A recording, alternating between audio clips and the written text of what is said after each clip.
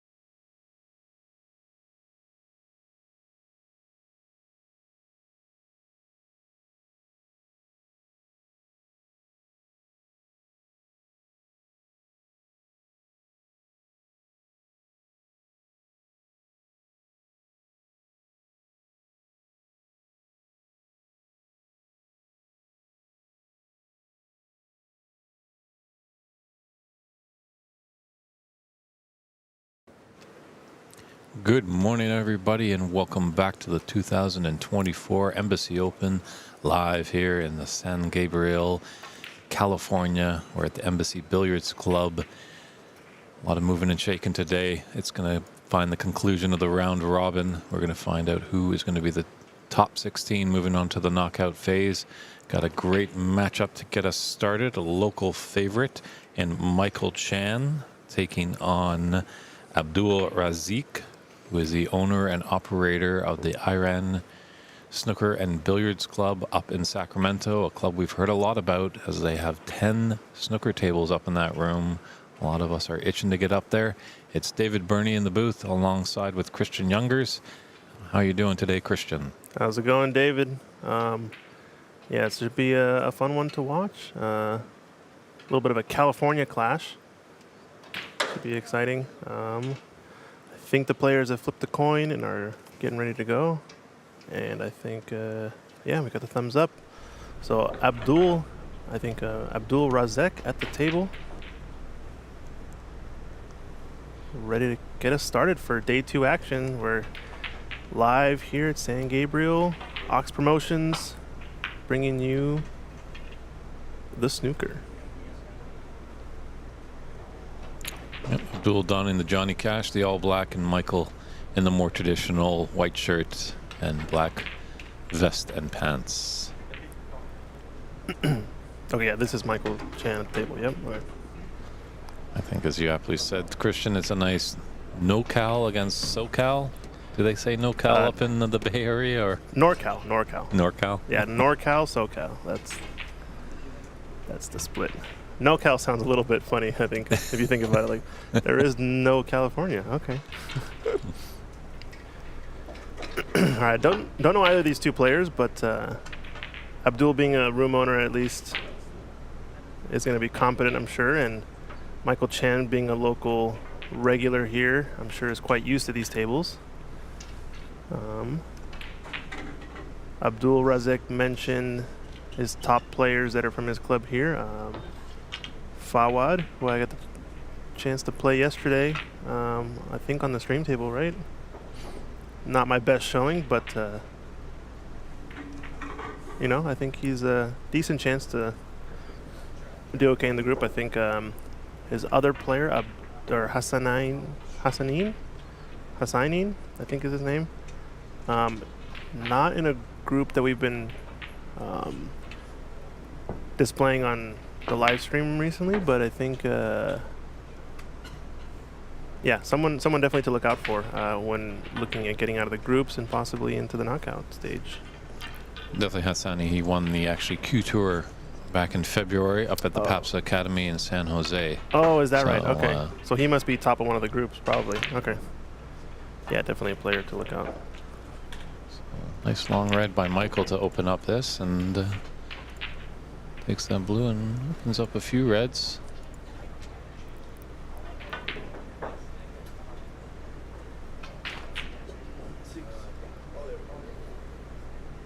And good morning to you, Peter, as well. Do let us know where you're tuning in from. If you have any comments or questions, we're under Ox Billiards on YouTube, Facebook, and Twitch TV. As well, if you look at the San Gabriel Embassy Snooker Club, you can find that they have a stream on additional tables, and as well, I believe our friends at the OBSA are streaming more Canadian content over there. Rob Richards is doing a great job remotely. He's all the way back in Ontario. So lots of action. Yesterday was a busy day, and today's going to even be busier. A lot of players are going to be playing for their livelihood. Everyone wants to get into the knockout phase. Yeah, we get to see who advances into the knockouts today.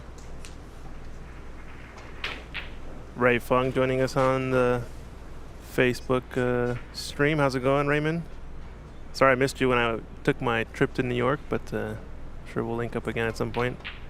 I hear you might be coming down for the Nationals, something like that, possibly. So, hope you're doing well. Oh, look at this safety from Abdul. Picture perfect speed.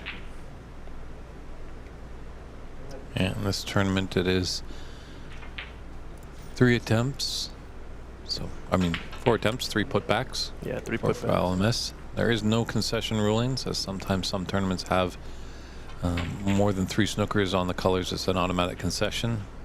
We started to use that in North America more as a teaching aid, as in America snooker is rather new, and in Canada it's just getting a resurgence. So just a lot of players sometimes, if they come from pool, it seems like when all the balls are down, that's when the game is over. But in snooker there's a bit of etiquette that once the frame is really out of your grasp, it's time to put down the cue and try yourself at the next frame. Yeah, definitely. It's always a little bit of a point of contention, but usually not the end of the world. Either way. Oh, hits the black here. Expensive foul. Hey, Aaron Moss, how's it going? Tuning in on Facebook, how's it going? We're gonna be up in Seattle in a few days to stream the World 9-Ball Tour.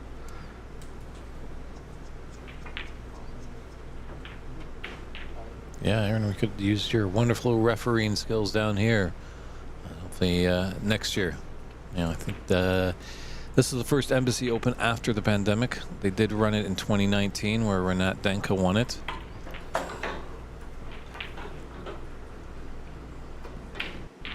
So we're yet to see Renat, but Renat, and I think, and Albert Kenny, who holds the high run so far at 100, right on the ton mark.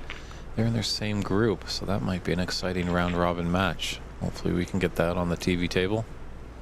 Yeah, I hope so too. I think likely that those 2 players are going to be advancing to the knockout stage either way, but not a match that we want to miss. Even though it's a best of 3, it makes it that much more exciting. We're going to see some tight play, I imagine. So this is his 2nd attempt, right, on this snooker? Or 3rd attempt, sorry. 2nd putback, so he's got at most 2 more attempts where you have to play the ball to lies. Obviously, this is with a well-effort attempt, or well-intentioned attempt, I guess you could say. None of this push-out type. Yeah, in a situation with that 4th attempt, you can really be kind of nasty. That's why most of the times when a 4th attempt does come, they'll wait to get one of their tournament directors to come over and just make sure that it's a worthwhile attempt. Yeah, I had a 4th attempt situation in my match yesterday against Carter. He ended up snookering himself while trying to escape from a snooker I laid. And he came up millimeter behind the black, dead to rights on the yellow to kick at it. So it was a situation where he got to the 4th attempt, and at that point I realized, you know, caliber of player, I'm sure he's going to be well intentioned in it, and he did, so I didn't see an issue with it. But yeah, that can come up where players just kind of like push the ball to a part of the table that's kind of an in-between shot where you can see a red or something, and that's usually a violation. The only problem, I think, big one with the amateur game with the foul and a miss is a foul and a miss is a judgment call by the referee.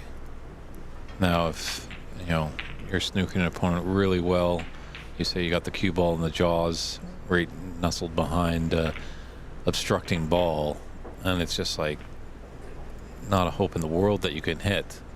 Yeah, it should be up to the referee to call that. It might just be a foul, but obviously in the amateur game we don't have a lot of referees at the table. Yeah, in this knockout stage, I don't think there's any referees, just because of the sheer number of matches and players playing. So yeah, there is a bit of it on the players, the referee themselves. But as well, you know, hey, if the game is called snooker, if you lay a very telling snooker, you should be rewarded. So yeah, it's always a bone of contention. You come into these rooms and there's conversations about it that go into great lengths, almost even spill over into the pub later in the evening, that people will still be talking about it.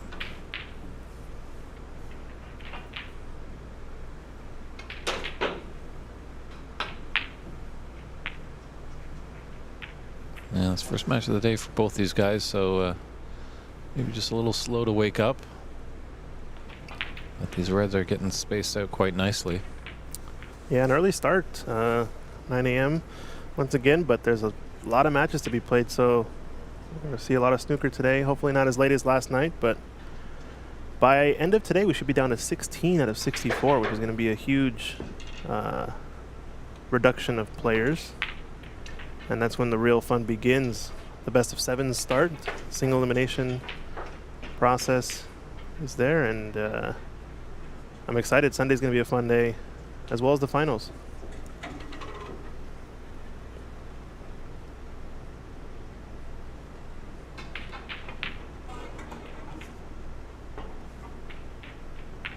Yeah, I know, Christian, you up there, well, you're now in Virginia, but when you were in Seattle, and myself up in Vancouver, we started a little bit with some of our qualifiers for the BC and the Seattle Open, that sometimes if you win a qualifier event, you immediately secure your spot in the knockout round. You don't have to play in the round robin. Yeah. Which can be a blessing, but can be a hindrance, because everyone's kind of just warming up, get on the tables. Exactly. Some players would have had 2 days of playing, whereas if you just got that advancement to the knockout phase, you're coming in tomorrow rather cool. You almost need to give those players like a dedicated time to just practice, I think. Mm-hmm. You know, like if you're a seeded player, you get to play or practice during the dedicated seeded player time before the tournament starts, or maybe the evening of the first group stage, or each group stage day you have a dedicated time just for those players to warm up a bit, to get their legs under them, because you're right, there is a bit of a disadvantage not being able to have essentially like a warm-up stage. But there's also an argument to be said that you're a top-seeded player for a reason. You don't necessarily need that warm-up. You know what I mean? Like, you should be able to perform and play at a top level with enough time to get there, etc. Yeah, how about this? If you've advanced through a qualifier to the knockout phase, just before your match, you get to warm up, but your round robin opponent doesn't. That would be interesting. I feel like that might be deemed as unfair a little bit, just because the like that localized like 2-minute warm up before you shoot in a match. Mm-hmm. I feel like that type of warm up is not what we're talking about, really, right? What we're talking about is match play warm up, right? And you really only get that from like playing a couple hours at a table, or playing, you know, a buddy in a sparring game or something like that, or an actual match. Those are the only ways you really can try to practice that. So I feel like warming up for 2 minutes, you know, before your frame, I don't know if that's enough to be like swinging the scales one way or the other, you know. Just my thoughts, though.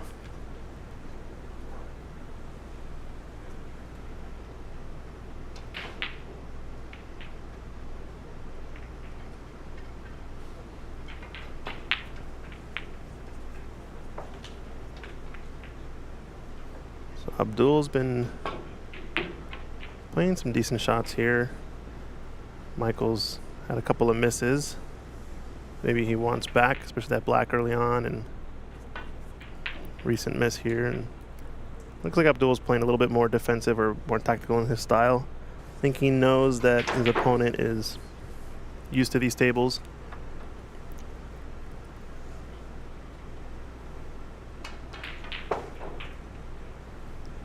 The way these reds are laying is awfully tough to get safe, especially from this position. All the colors lined up along this left cushion. It makes it difficult to escape down the left side. I think if this red doesn't pass, I'm talking about the red right below the black spot. If it doesn't go to the left corner pocket, you could just dump the cue ball anywhere in the lower right quadrant of the table along the top cushion. Might not be a bad choice, but getting there is a little bit tricky from this position. That's kind of what he's trying to put his cue ball. If you get some separation off the cushion, it does allow for a couple of offensive or attacking options to screw back to the top cushion. Based on the reaction, I don't know if this red goes. I don't think so. He's looking up table, so is he shooting this to right middle? This can go wrong for Abdul if he takes this on. It's a bit riskier of a shot, and I don't know if the reward is there personally. If he's going to be playing for something like brown. with all the colors on their spots. Yeah, this is a better option, I think. Dump the cue ball. Oh, the in off. That hurts. Even though he goes in off, the real unfortunate part is leaving this red over the left corner pocket. Unless there's no window to get on, but I think he has it, yeah. Because with the in off, with all the reds up table, you're still fairly safe. You just lose some points for the most part. And a 4-point difference is usually not that big of a swing in the early parts of the frame. Another miss from Michael, though. You never know, those points getting near the end of the frame could come back to haunt him. Yeah, especially more at the amateur level, every point counts more heavily. It's really funny when you see the pros attempt what is the two cushion snooker escape or whatever, when they come two cushions behind and try to clip off the edge of the pack and send the cue ball up table, the Cliff Thorburn shot, right? Correct. When you see that type of shot and they always miss it short and they just get it creep ever closer to the pack, they'll miss it 5, 6, 7, 8 times in a row, not caring about the 30 points that they're going to be accruing, because they know if they leave a shot on, that could be end of frame century clearance, right? Like, so it's more like less valuable to them at each point at the top stage usually. But here in the amateur level, yeah, and any foul can really swing the match, especially when you're getting down to it. But when it's early on in this frame, I think a 4-point difference is not the end of the world, especially when you don't leave your opponent a shot.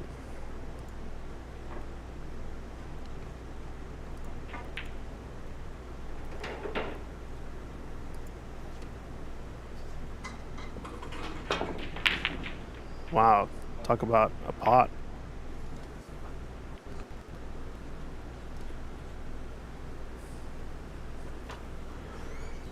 Yeah, no easy color to keep it going.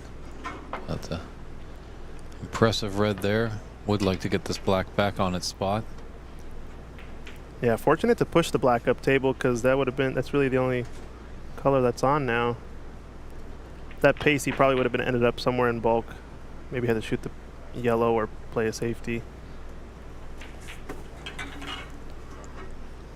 Looks like a rather scrappy frame to get us going here on day 2 of the 2004 Embassy Open. We'll just take a look at that after this shot by Michael, that great red by Abdul.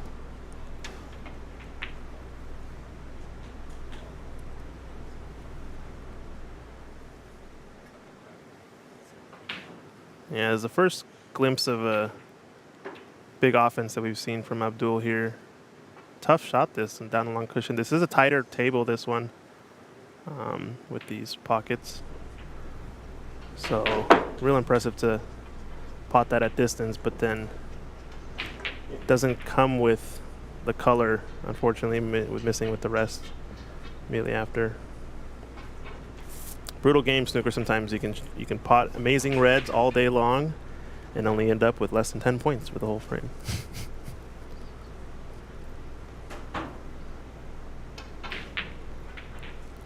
And this is part of the swinginess I was talking about earlier too, where Michael Chan didn't really have to work too hard to get that red-black situation. It was kind of like his opponent just leaving in the opportunity. And then let's say he misses here and doesn't leave a pot on, you could start to feel momentum shifting just because of how the balls are laid out. Now, that's not the case here, since Abdul does have a couple of reds to shoot at, but he's got to capitalize now. And it can almost be worse for you to miss easy shots over and over and over again than to take on some tough ones and miss those.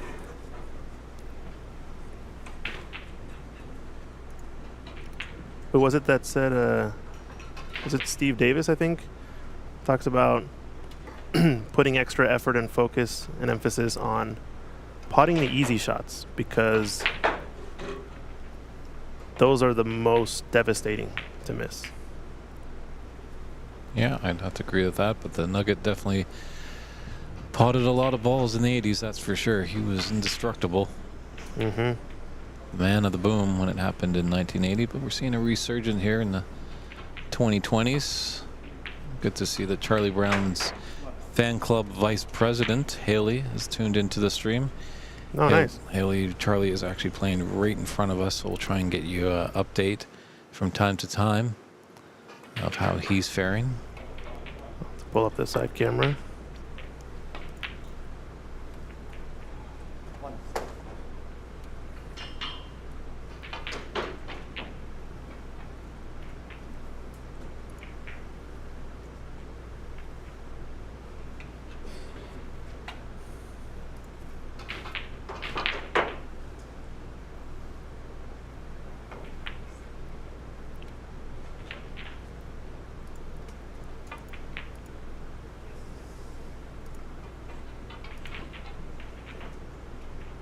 Yeah, this open frame just kind of a really sparring match. Both players taking their hits here and there.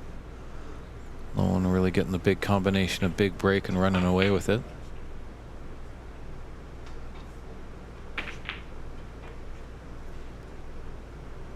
Yeah, a couple of misses from Michael Chen. He's had better opportunities in this frame. Just not closing out some of these colors.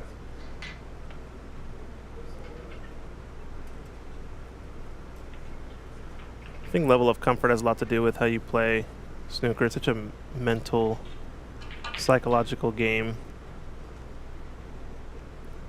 You can go from one match to playing your worst snooker ever to the next match.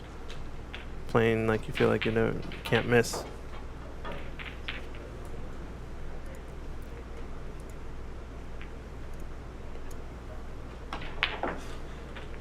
Yeah, good solid pot there. Should increase the confidence a bit for Abdul.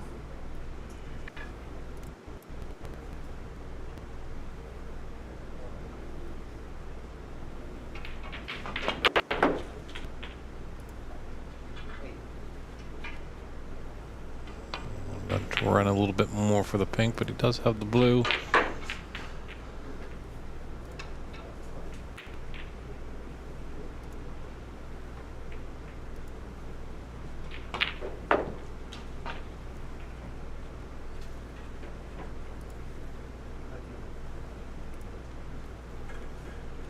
Is that a break of 14 so far from Abdul here? Picking off the easy colors and now just doing a bit more of a two-way shot, screwing back in the bulk on an offensive attempt. There's our side view. You can see Charlie Brown there at the table for those fans of his. This is the table closest to where we're seated. And you can see we're streaming the table in the far corner as the main match table. We're going to be doing some room swapping and changing as we get to the final day as well. We're going to be going down to a 2-table setup, right, for Monday semifinals and finals. So we're going to be right up against the action, a bit closer. And we're going to get access to all these fun camera angles for that event, so that should be a good time. Speaking of fun camera angles, if you guys want to see the other side tables going on, there's 3 or 4 tables being live streamed. 2 of them are on the Embassy YouTube channel. It's table 5 in the VIP room, if you know how Embassy is laid out. And Ontario Snooker Tournaments is running their own live stream remotely on table 4, which is the table right next to the one we're streaming here.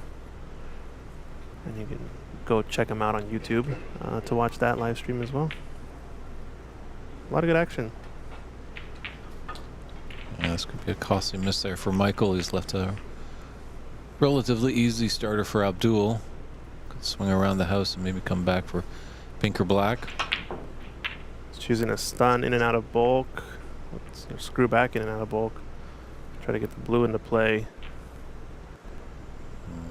He's left a red to the green pocket, so no one really taking this frame by the horns just yet. Yeah, I think it's a bit early, and I don't know where this group stands in terms of these 2 players, how likely they are to get out of the group. And apologies for those who want to keep track more on a live basis. I don't think we have access to the live scoring. I think he's using pen and paper, old school. So we'll just be able to update you with who advances into the top 16 as the day moves on. Hopefully we can get some updates there. We'll keep you guys informed. A lot of big players showed their stuff yesterday, and I think some might be pretty close to qualifying. I think Darren Taylor might be almost qualified into the knockout. A few basically undefeated players in this group stage. Nice. What a pot from blue. Michael. Very nice blue, Michael.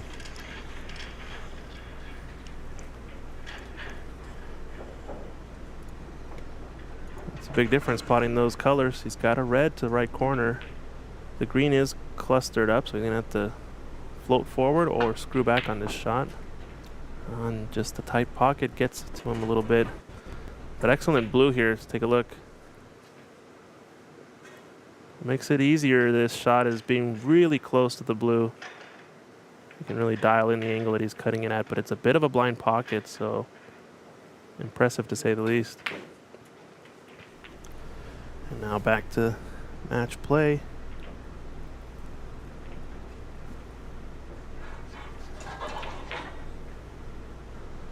So far, Abdul definitely playing a bit more defensive and executing his defense a bit better than his offense, I'd say. And kind of the opposite for Michael Chan. He's playing a little bit better offense in some cases. But he's also been getting a bit better run of the balls when his opponent misses.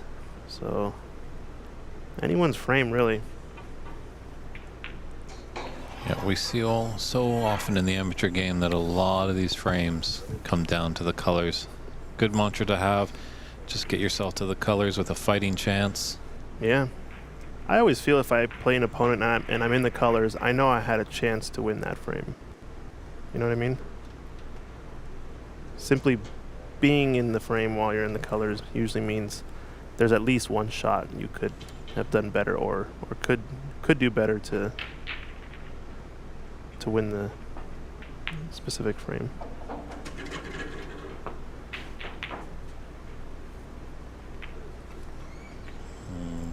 Cannon into that pink. It's left to red to the right middle.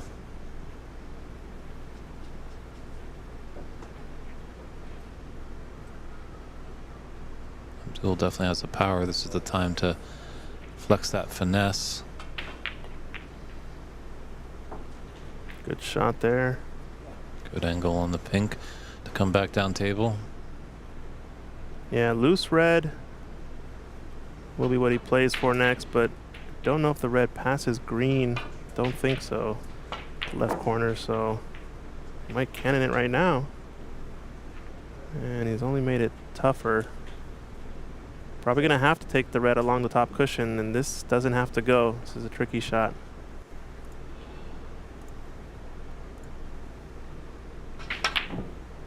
Yeah, especially at that pace. I think he's got to...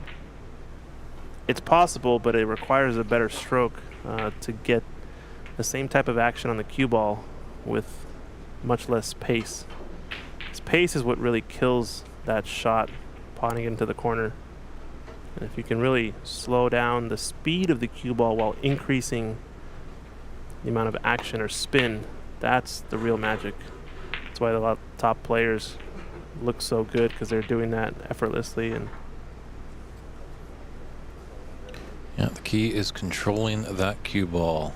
So often the pros are called that they have that cue ball on a string, and when you have that going, breaks are going to be pretty high.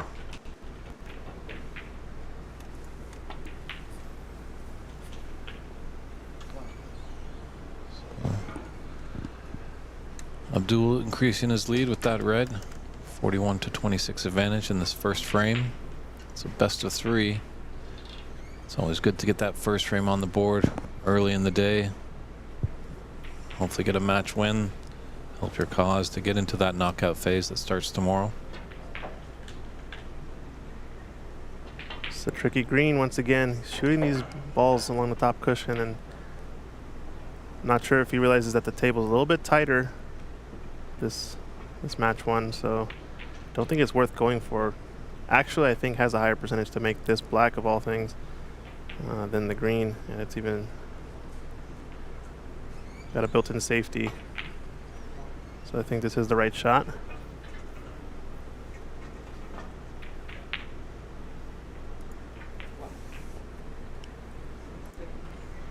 I believe he is leading as well in the frame, so.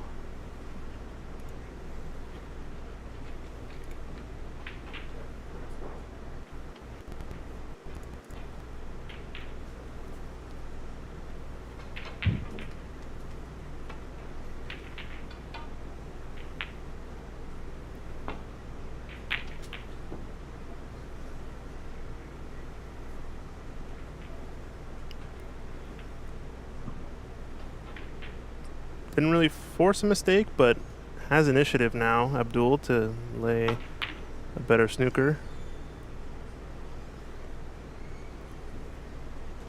Yeah, that target area, the brown and blue are, definitely looks quite appetizing for a snooker. This is interesting the way this has turned out. A bit more of an attacking snooker since he's left the red in an easy position, or more potable position if it's anywhere. If the white is left anywhere on this bottom half of the table. Oh, I got bumped it out. It's gonna get away with it, maybe? No, pot is definitely on. Abdul gonna be taking this one, I think. Did well to get rid of that red away from the middle pocket because it was just sitting over the bag. It was going to be an easy starter for Abdul. Yeah, pretty fortunate. I don't think that's what he was going for because he kind of cannoned into it after the fact. This is a decent safety as well. If he can, if there's no edge of this red with the black blocking. Now it looks like he can see a slice of it. If he was in behind it, it would have been pretty telling snooker, I think. There, he's gonna leave a shot, I think, now. Oh, is his red gonna come into play? Nope, so choice of reds. I think the one into the middle is a bit awkward in terms of cue ball position. If he can't strike down on the ball. Looks like he does have enough separation from the cushion, so might just stun over for black in the same pocket. It's a good shot. Good confidence boost. The balls are laying nice. Green and yellow are safe, as well as brown, maybe blue, so really just gonna play for a few points here. I don't think we're gonna see any clearances.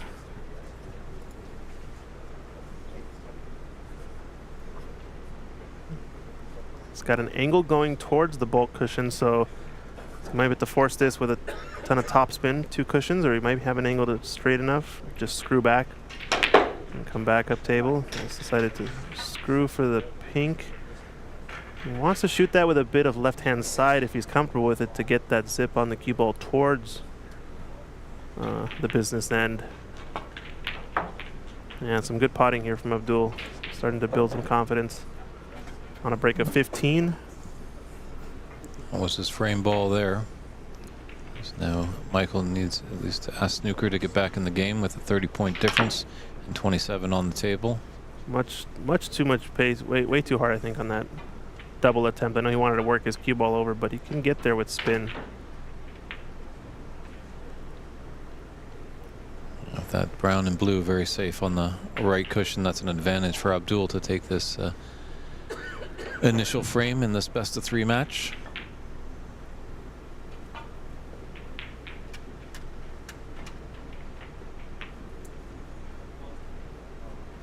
This is going in off. Yikes. So pretty disastrous for Michael.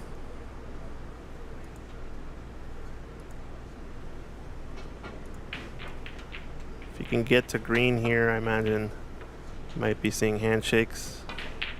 Oh, we're just in the first frame, no handshakes yet. Sorry, we might be seeing a concession. Sorry. Maybe handshake for a good job. Mini handshake for the frame. How about that? So it doesn't manage to pot the green, so Michael might come back. Nope. Oh, a concession there. So Duel Razik takes that first frame by a scoreline of 62-26. He needs one more frame to complete the whitewash and put one match to the good for him, but we'll step aside for a few moments and be back with frame 2.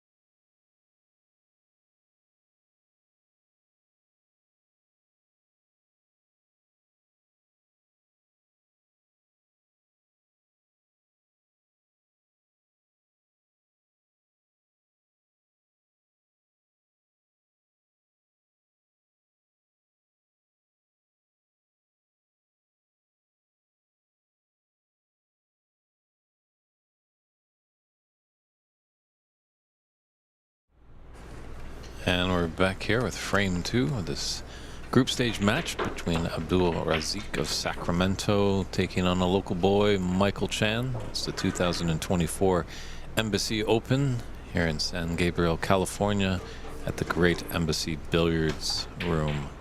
If you live in Southern California, it's definitely a spot to be if you're into cue sports. They've got 9 snooker tables, obviously 8 out in the open, 1 in a private room that you can book, and an assortment of Chinese 8-ball tables and the regular 8-ball tables. So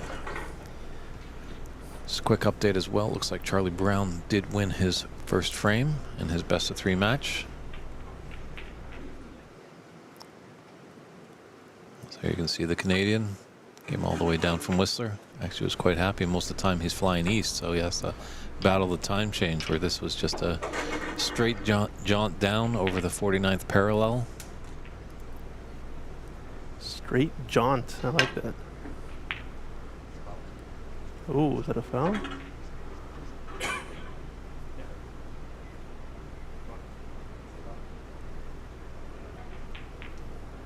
Wonder how many points the foul was. Players have not updated the score yet, so...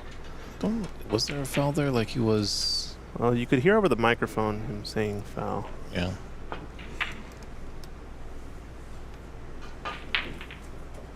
Okay, he's got hand signal from Abdul. Looks like he said a 5-point foul. I think he just nudged the blue. You know, just when he was coming through. Yeah.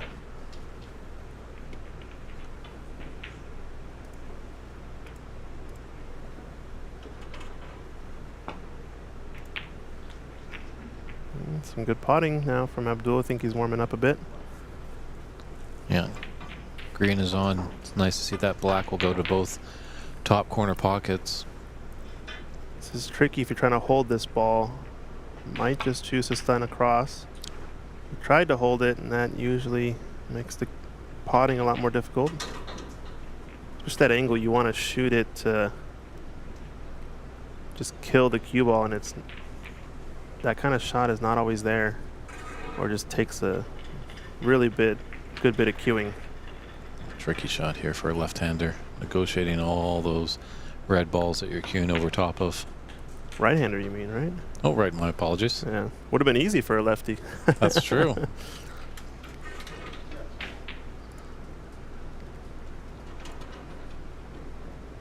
That was funny. Yesterday, I think one of the side tables that was being streamed was actually mirrored by mistake. So they were all left-handed players shooting on the screen, and somebody brought up, you know, that couch is on the other side of the room, and it's like, oh yeah, it's just mirrored. This guy's not actually left-handed; he's right-handed. Found that kind of funny. Yeah, got a good balance of right and left players here. Some are ambidextrous as well. I've seen that a lot more these days, that players are shooting both right and left. I know, talking to the great coach Nick Barrow, a player had mentioned that Nick has a cue action trainer, which really helps you develop your cue action. And this one player is going to start to use it to improve his left-handed stroke. And Nick, who invented the cue action trainer, was like, that's not a bad idea, but you know, with these 6x12 tables, eventually you're going to need to use the rest. Yeah. So. Yeah, I'm a fan of being a jack of all trades. I think definitely when your hand on the table close to your work, I feel like offhanded is a little bit more comfortable. Even for shots that are, quote, right-handed or left-handed, whatever your handedness is, you just can't reach them. So you have to use the rest for sure. So I think the argument is to be able to do everything, ideally. Yes, for a snooker player, the toolbox of shots is very vast. And if you have to go with only one, you have to go with the rest, because the rest actually lets you play every shot on the table. You can't not be a rest player at all and play the game of snooker effectively, in my opinion. A lot of pool players get away with it because the table's not as large. But you still see the pros using the rest every once in a while. More often they will be using their own cue extensions on the back of their cues to extend-o-matic their length of their shafts, but it's usually not an option on the snooker table. Interesting. Fern Loyer, great snooker player from Sudbury, Ontario, Canada, actually travels with his own rest. Travels with his own rest. Wow. MQ, so. That's fun. Yeah.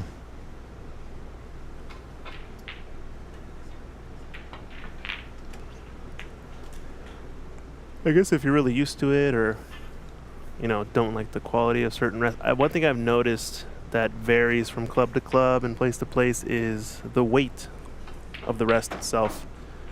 I know here at Embassy, looks like Steven has replaced a lot of his rests recently, and they're newer looking, and these rests I think are made of a different material. They're not wood.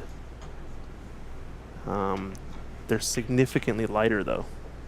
So it can be a little bit different when you're used to a certain weight behind it, holding it up on the table and then trying to, pick it up too quickly, or it might tilt on you, etc. It can be a little dangerous. Maybe put you in some foul points if you don't watch yourself on the sudden movements. But yeah, it's a good argument for having your own rest if you don't want to deal with the variance. Well, it's just like your cue. If you've been playing with your own cue for quite a while, let's say you were out somewhere and you didn't have it with you, you had to play with a house cue.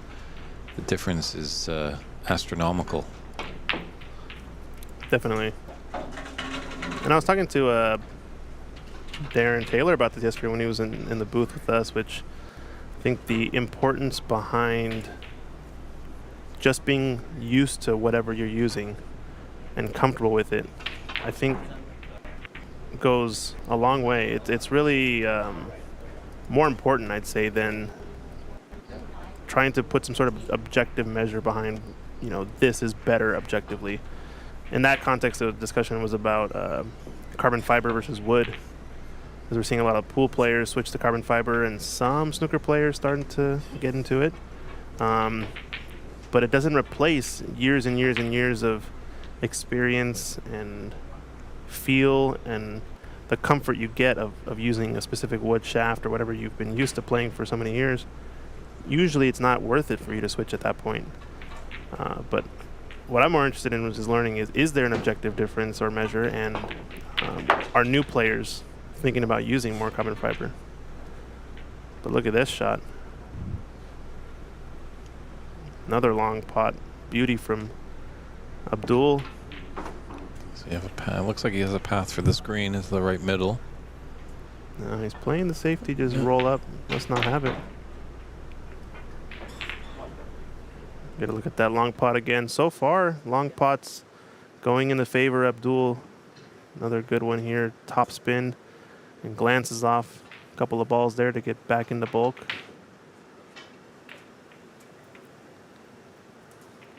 Not too shabby, but unfortunate not to get a bit of a better run of the balls and get his money's worth, so to speak. So Michael's got to hit a red and make sure he doesn't leave any red on here.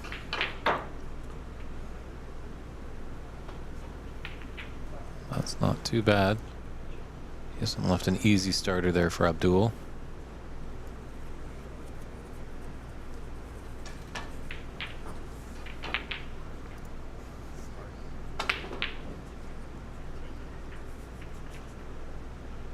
He's picking the leftmost red to clip off of, which I feel was a little bit risky if it was going to cannon into that second red, but all is good. Let's put Michael in a strange spot. I think there's a couple of escapes down the left side of the table still. The way the reds lay, there's not going to be many tough places to not leave a look at an easy red, but wow, look at this, flukes it in. Yeah, just a raise of the hand to apologize to Fluke. He wanted to just clip out those reds and come back. I thought we were going to be in for a little safety battle. A lot of reds be pushing to the right, but flukes are allowed in this game. It's not all call shots. He's pushed this black up against the red. I don't know if it passes anymore. Just might. I think one of the balls must go, or who knows. There is that strange scenario where if they're frozen in a certain angle, neither ball goes to either pocket. He might be close to that situation here. I think the black does go, if I had to guess.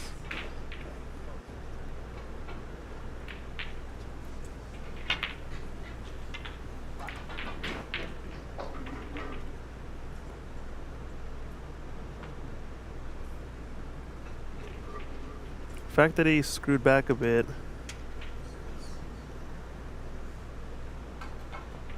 I wonder if he just over screwed his position, was really just trying to do a stop shot. And the black does go, but I'm not sure.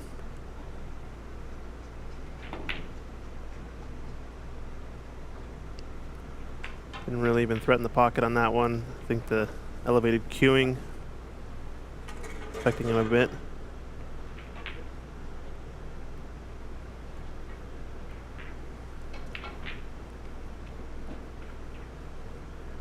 There's a shot to nothing on the red just above the black, to the right corner, I think. Abdul opting to take one of these reds down the right cushion. This can be fruitful if black does pot. Well, now it definitely pots somewhere. What's this? Oh, he almost had a fluke of his own. Yeah, he's left it though. Yeah, he's opened up the table. And a couple of options, 3 options probably here for Michael. Red to right middle. I think the black passes to both corners so he can send this 2 cushions around and come in behind black. So looks like that's what he's trying to do. No, just play the window between the 2 reds. It's gonna run on him though. It's not there anymore. Tricky shot that with this glassy, slick cloth. What I always think is with the new cloth, it's not usually the speed that gets you. It's the last little bit of roll that the balls have. You think they're about to stop, but they always roll that extra 6 to 8 inches across the distance of the table, so kind of have to just aim for a mark just short of where you want. I think on that shot too, he could have put a bit more top spin on the ball to hit a different part of the right cushion. But now probably yellow or a safety attempt here. Not bad. Yeah, a few hiding spots up there in the bulk area. If you can get in, the black is quite open down at the business end of the table. Does have a chance on this open red on the right side. Good pot.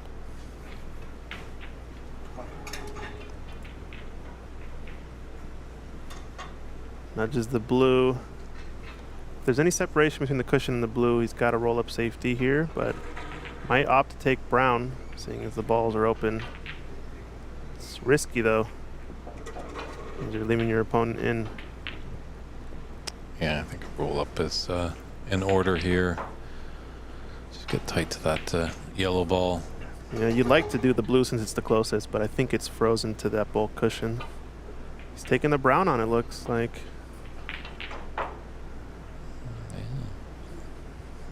Interesting. Didn't leave anything easy for Michael, so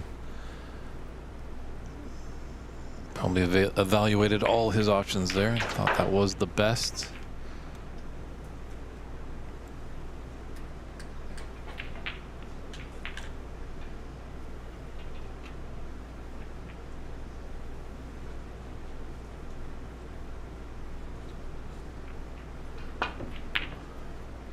Caught the wrong side of the ball.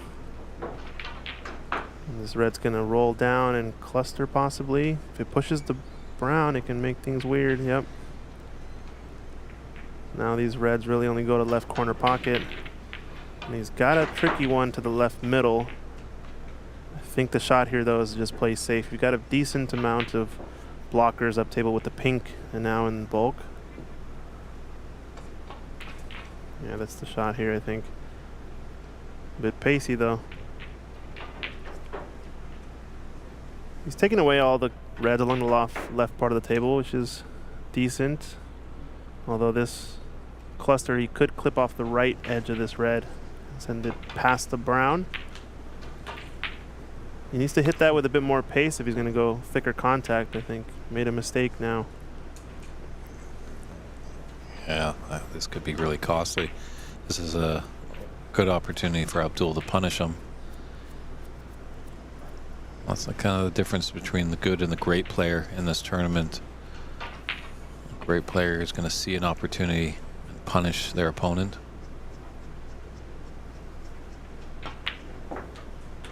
A little too much screw.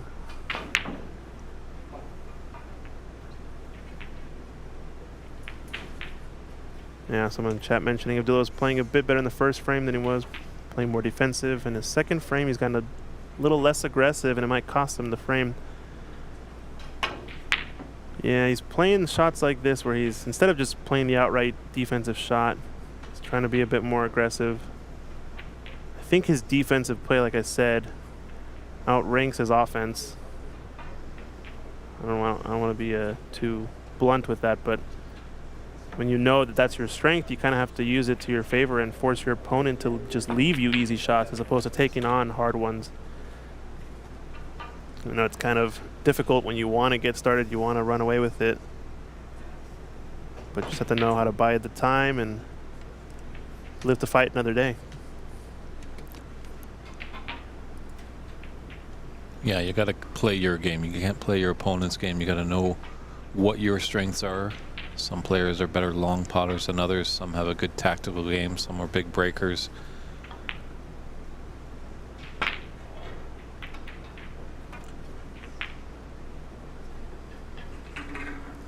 Oh, is he going to get fortunate with this? No, I think it's...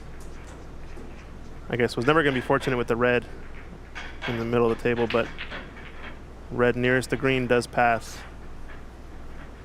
Going to play for pink here and maybe try to clear the red up table next. And a bit quick on the backswing on that shot. Maybe a little bit of nerves or a bit of a twitch. Knowing the importance of the shot, he had a good chance there to get some solid points on the board, but you can kind of tell when the backswing is a little bit jerky or quick.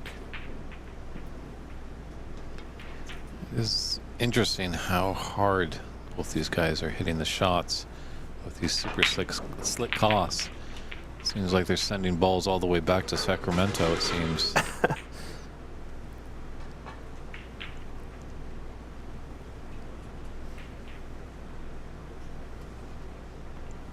18-10, second frame. It hasn't been a real high-scoring affair. Balls are in tough positions here. So I think it's really just going to be a battle of when we get down to the colors, who's going to get the driver's seat there. But that cannon with that red into the pink has an opportunity for Abdul. He's got choices: red in the green pocket, red in the middle bag. Yeah, and a lot of the game of snooker, I think, is about, especially at this amateur level, just force a mistake from your opponent to leave you a shot. Don't gotta overwork it usually. I'm sure once you get to the higher and higher level, you're gonna have to take a bit more chance offensively to create your own opportunities, but oftentimes it's just a better overall strategy to force the mistake. A nice pot from Abdul. Yeah, I thought he almost ran too far on that last red, that the pink wasn't available, but he's got a better eyesight than we do. He's down on the table. But yeah, it's correct, going back to that, Christian, like, there's a lot more missing that goes on into the amateur game. So you got to really pounce on those mistakes when your opponent does make them, because you will get them. Yeah. Obviously, I think when we get into the knockout phase, we might reach that stage where one mistake can be costly, because there is a lot of great talent in this tournament. A lot of players potentially can have one frame visit wins. And just knowing your own strengths and weaknesses, not trying to outperform yourself. You know, like, if you know that you can achieve certain break standard or certain whatever, stick to that and just take your medicine when you have it, etc. You'd be surprised how often, and I'm a bit of a numbers guy. It's interesting to see it more from a data perspective at times, but you'll get players that are playing like levels and levels above their standard, and their results just aren't there, so they're dissatisfied or not feeling good about how they're playing, not realizing that they're actually playing, 30-40% better than they normally do. But when you focus too much on the results, you don't really realize what your percentages are in the context of things, how much better you are playing or not playing. I feel like the real time to be upset is when you have a certain standard and you're nowhere near achieving that. Definitely agree there. Like a loss is a lot easier to stomach when you just come against a better player. Yeah. If you beat yourself, that's when you're sick to your stomach and just want to crawl into the center of the earth and not come out for years. It's a little bit intense, Dave. Well, this is an intense game.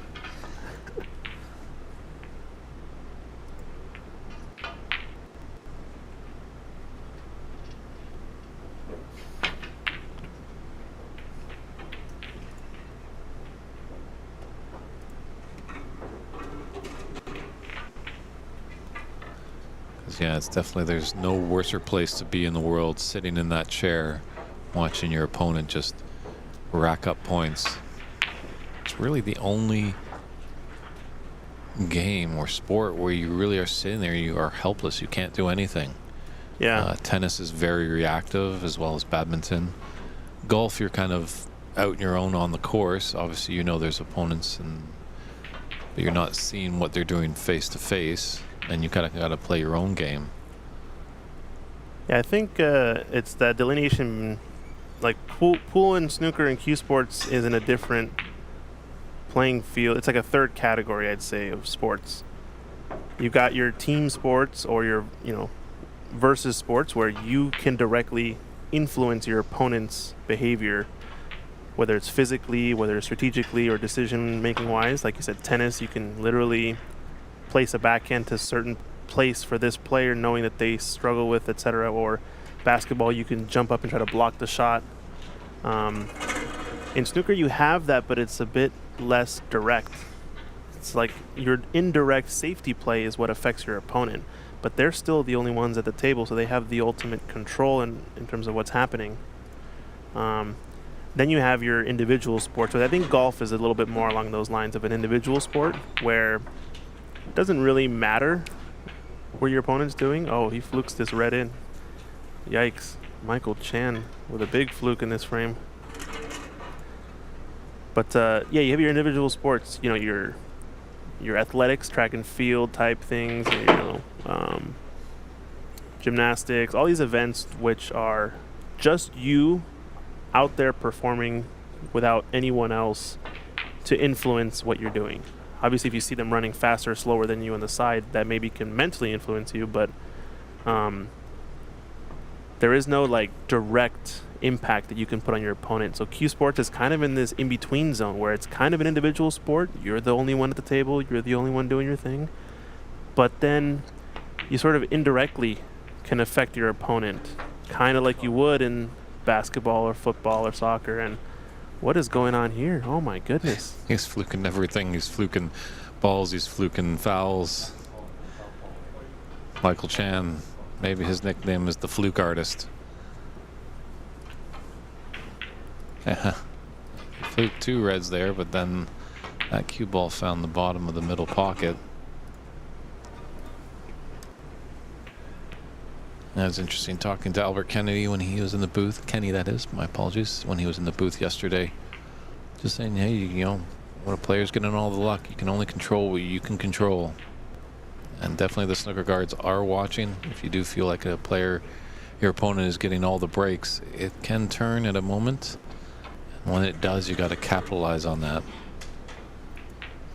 All right, score is correct. 24-22, so it's a tight one still in these colors. Yeah, just get to the colors. Duel wants to close this match out as quickly as he can. It's the first match of the day. A little bit nervy, a little bit jittery.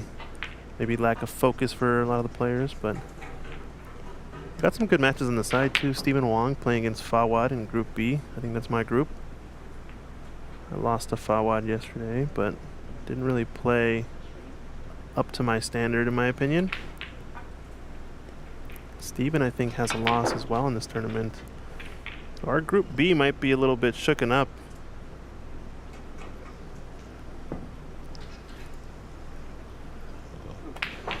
Very nice yellow at that pace.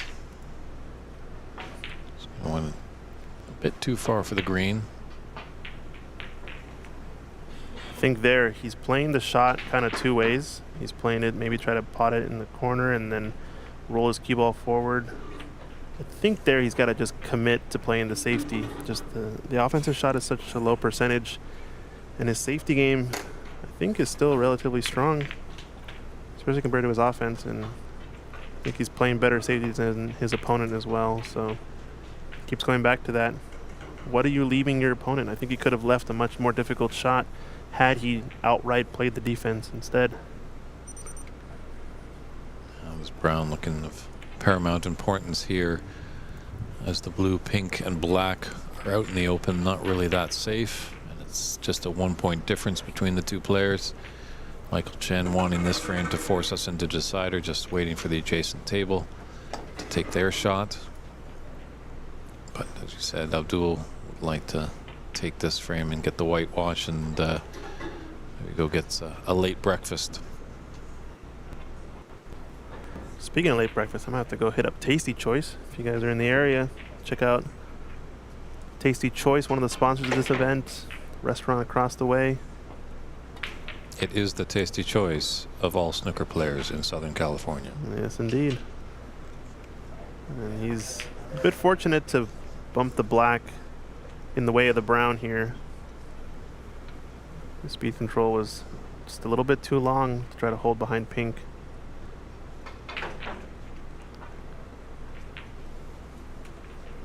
And it looks like we have a result that Charlie Brown has won his match.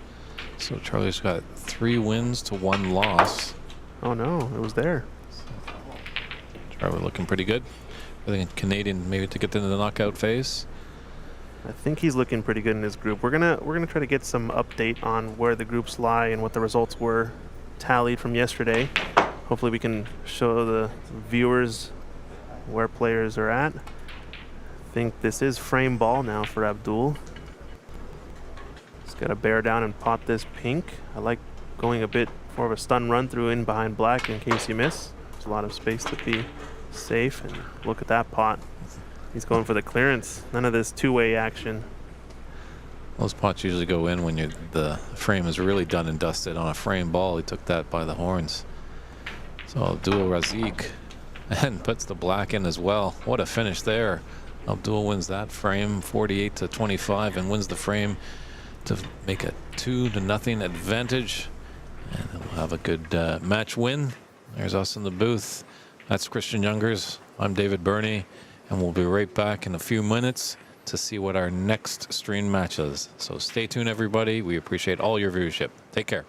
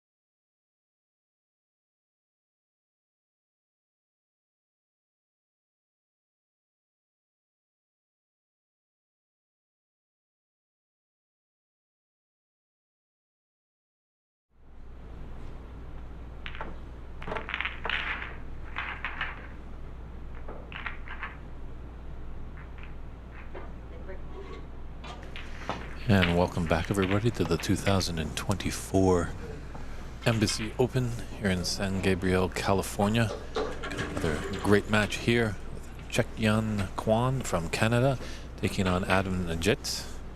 Adam, who had an impressive 85 break yesterday. Chekian has been a runner-up in the Richler Cup way back in 2015. He's definitely a dangerous player.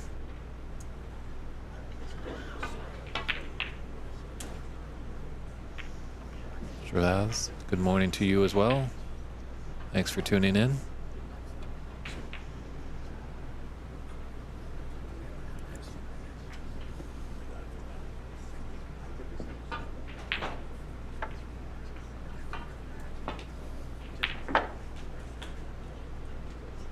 It's definitely trouble there. With Adam, it's just one long pot that he gets in and then he's off and running. He's got the black, he's got some open reds.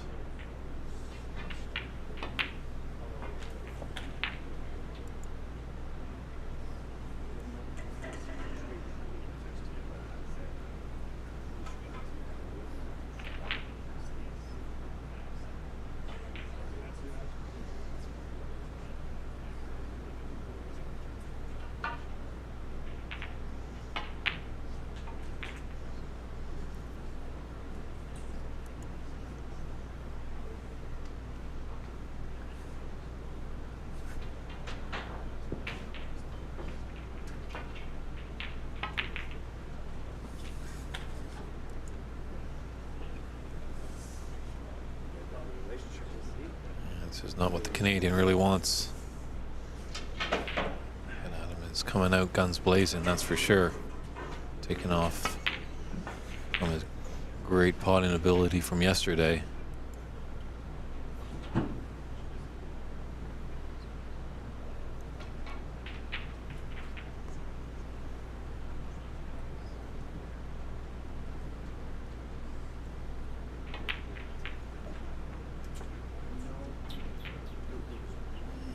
Thought about it a little bit, so it's just a little out of position. It's the saving grace of that long red by the green pocket.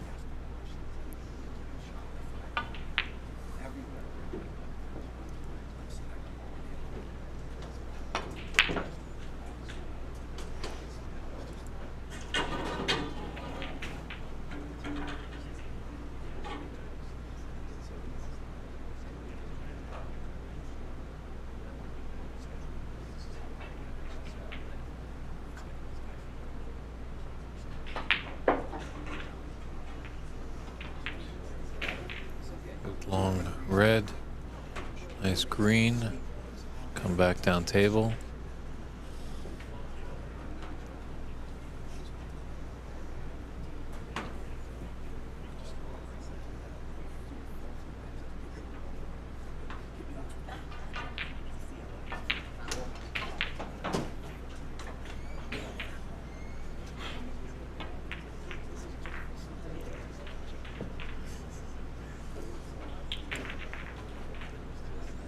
Nice little opening mark there of a 27 break there by Adam. Let's see if Chekian can respond. Maybe not right away, but looks like he's got a good path.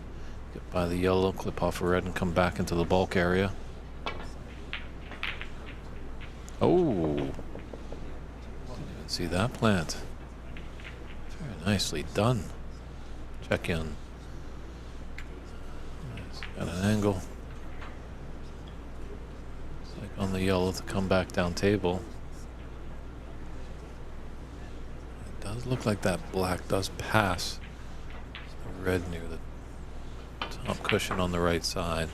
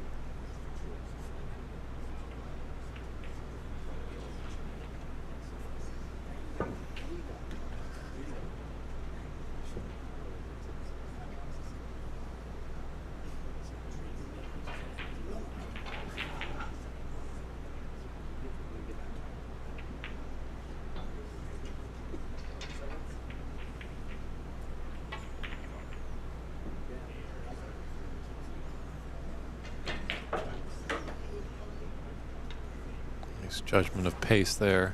Got it pretty close to the bolt cushion. Adam's going to have to do some work if he wants to get going on a break.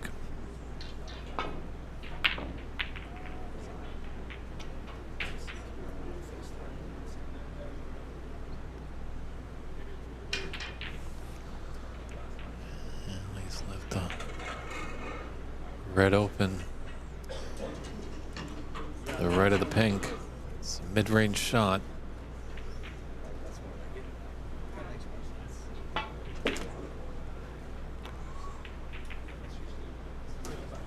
Ooh, that's gonna sting. Check in. He's got to be a little furious with himself there. That's a shot he usually makes. He's going to be in the driver's seat, so now he's given an opportunity for Adam to counterattack. You don't want to give Adam a sniff of anything. Real strong player.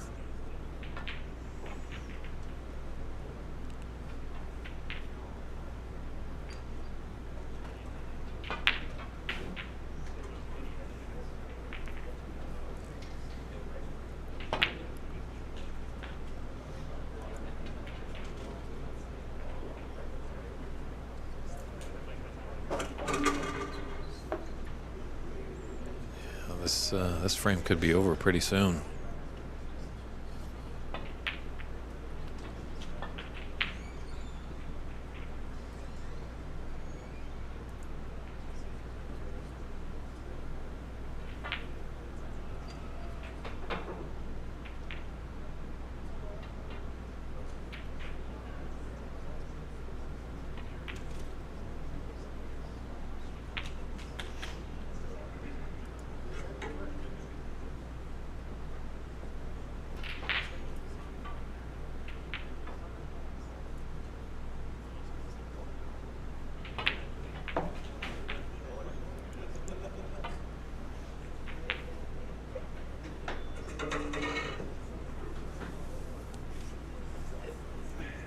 It's definitely, I have to say, looking at the spreadsheet, if there was, the quote-unquote group of death, shall we say, this probably is it.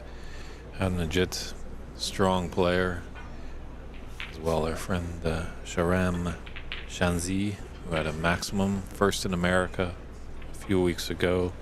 Also Karam Namek, strong player, and as well check in Quan. So it's a shame, 4 great players. Actually, I haven't seen anyone. Their other group, Jackie Wee as well, is in there. That's another strong player. So it's great to see that the list of talent is just increasing with every tournament we put on.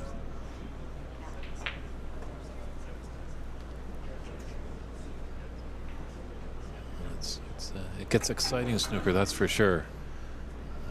A lot of these players are capable of making those high breaks, and those are fun to watch.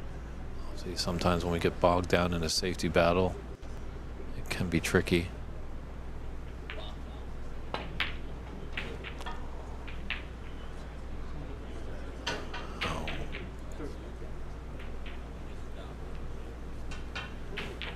Oh, 48 in it, and 75 left on the table.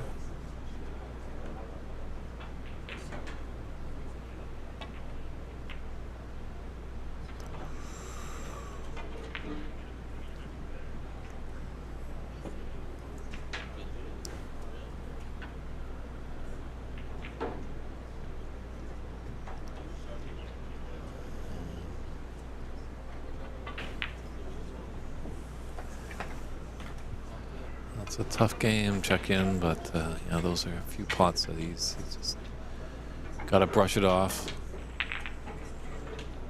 Got to tell himself he's going to have one more chance. But Adam definitely does not want to let his opponent come back to the table.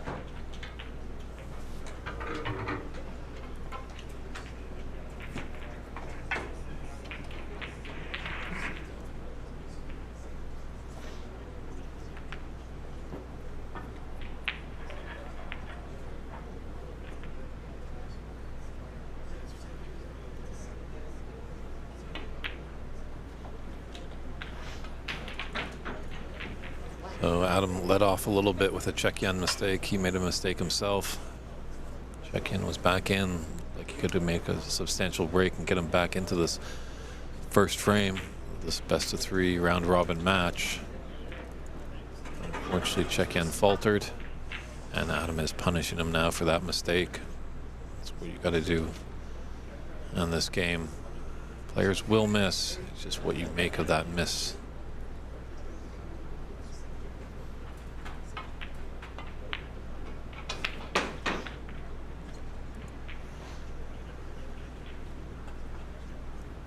That was his frame ball there, that black. Put us into the snooker's required stage.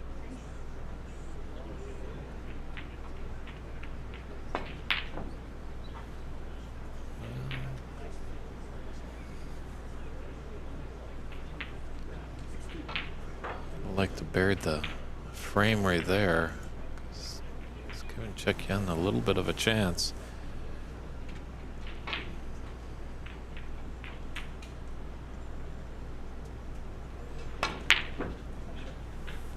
That's gonna make you feel good for the Canadian. Nice long, solid, right in the heart of the pocket.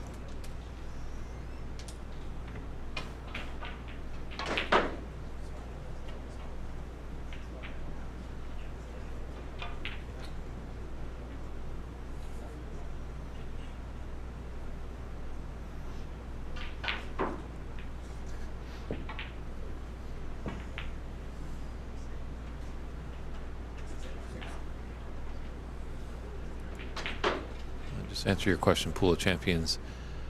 Obviously, if you're a professional, you carry a professional card. So once you submit and relinquish your pro card, you become an amateur. So that's how they decide how an amateur player it is.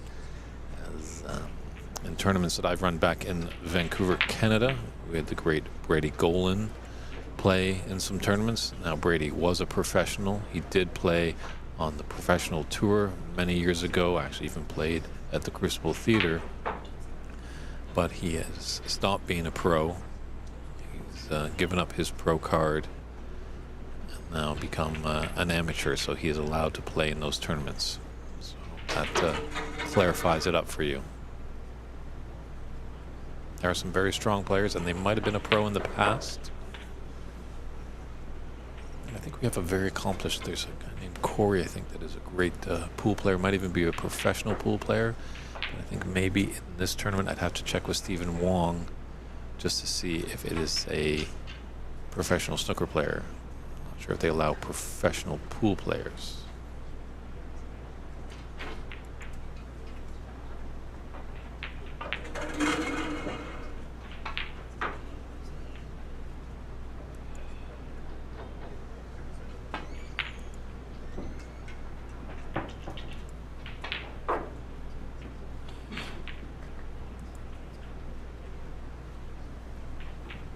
So obviously on that last foul that Adam had, he could not go back. So our snooker's required.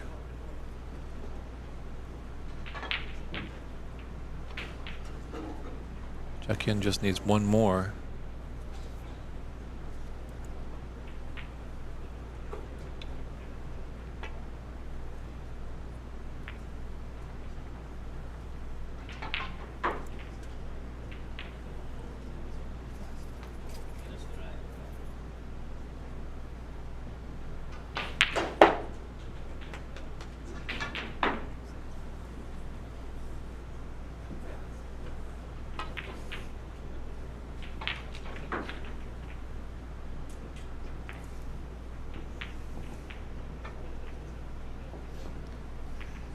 That's a concession there by check-in. So Adam and Najet takes this first frame of this best of 3 match. We'll just step aside for a few short moments while they set up frame 2 and come back to this exciting second frame. Take care, everybody.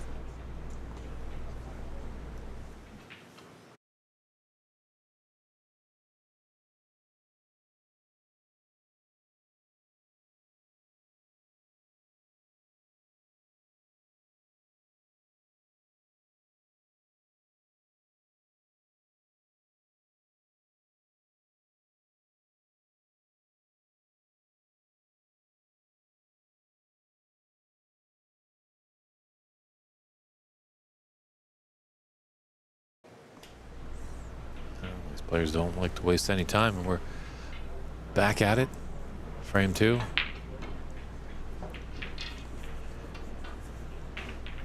Chekyan just missed a few gimme shots for him in that last frame. That might have been the difference. Both these players can put high runs together. And let's see what Adam starts up here.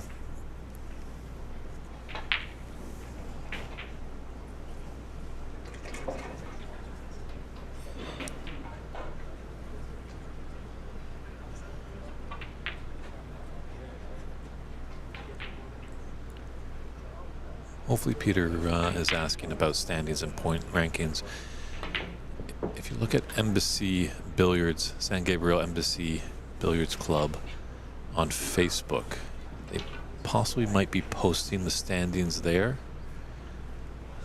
Unfortunately, they're not using any of the other sites that we've used in past tournaments like CompuSport and snookerscores.net.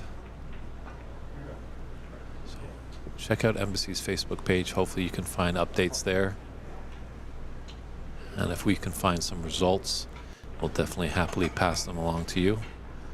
I know Peter is a good friend of Charlie Brown. Just let you know that Charlie's got 3 match wins to 1 match loss. So that's looking good for his cause. Obviously, he'd like to get 2 more to solidify himself into the knockout phase.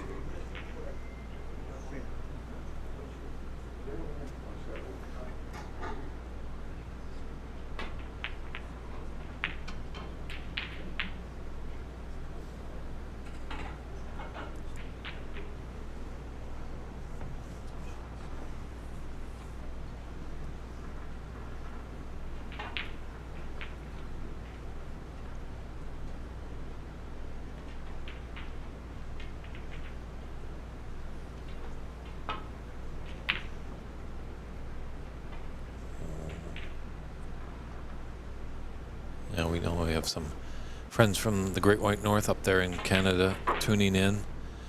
I believe if you search on YouTube on the OBSA channel, Rob Richards, our friend from Ontario, he's handling a lot of the stream for the Canadian side. So Rob doing a great job there. Not sure exactly what table, but he might be covering the Anita Jan match right now. She's in action. We're happy that you're with us here on the Ox Billiards page, whether it be Facebook, YouTube, or Twitch TV. And also, if you do go to the San Gabriel Embassy Billiards Club YouTube page, you should be able to find some other streams of other tables here, as they've got streaming set up in their private room and 2 other tables. So lots of action to take in. Lots of action today. A lot of matches round robin. We're going to find out from this illustrious group of 61 great players. It's going to be narrowed down to a small Sweet 16.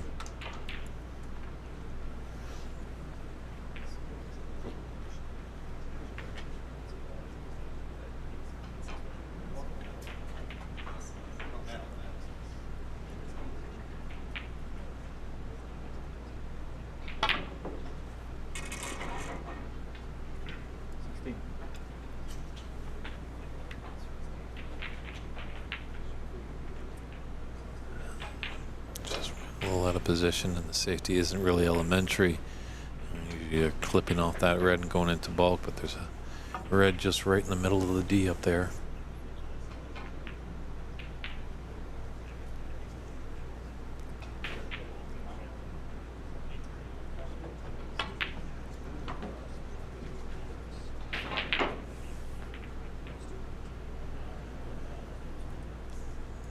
That double with element of safe, but it's going to make Chekyan just feel a little bit better, putting a few balls together.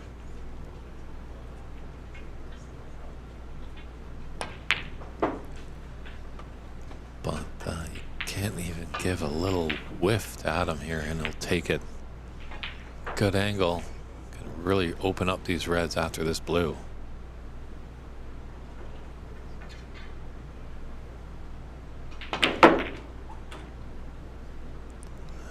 How's your luck, Adam?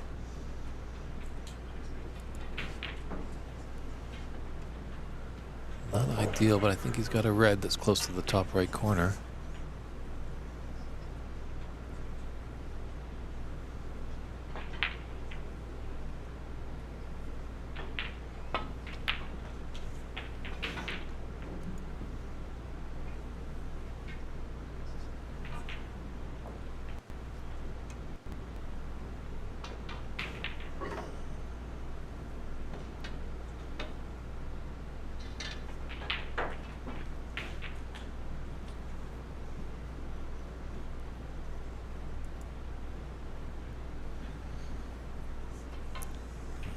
His body language after that shot, a little disgusted, didn't roll enough. Brown is blocking that red, it looks like. Yes.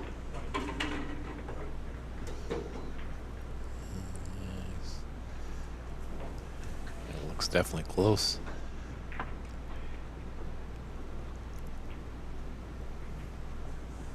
He's trying to just will it there, but it's not happening.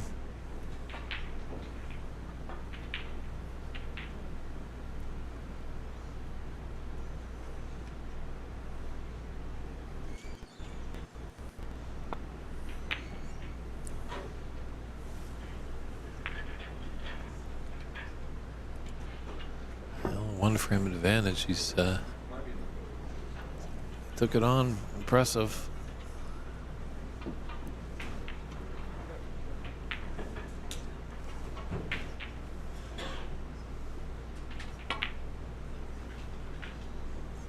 Could be dangerous. You don't want to warm up the Quan machine.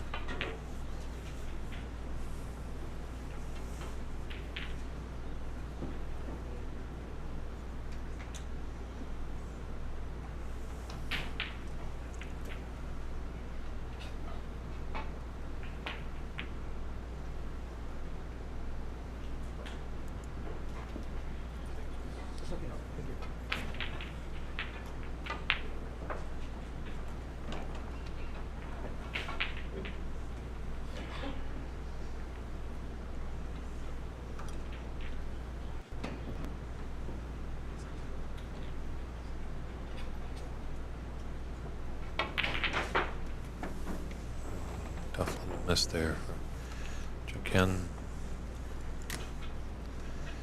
He's gifted an opportunity to Adam.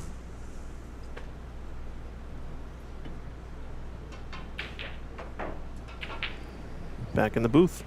Sorry, just took a little quick break there. Looks like this match is on its way. Adam Nijiat playing against Quan, our first Canadian on the stream. Yeah, two heavyweights right here, that's for sure. Chekian in the first frame just faltered a little bit, and Adam pounced on the opportunities. Chekian just missed a blind cut just as you jumped into the booth, Christian, and Adam's doing his best work here to punish him and maybe even take this frame. I think Adam so far is undefeated in his group, if I'm not mistaken. I'm going to get the update later, obviously. Stephen Wong's playing a really tight match over here on table 10. He's got a little bit of an update. I think he's playing for Snookers. He might be down in the frame, or it's a decider. It's a 9 a.m. match they started, so it's got to be at least a decider, I would assume. And he's one snooker required on the pink, so that's a tight one. But we're going to find out from him later on how the groups are laying out, and he just laid a nice snooker over there. Yikes. Sorry, I might have to pan over to that table just to catch the tail end of it. Big mistake there by Adam. Letting Chekian back in.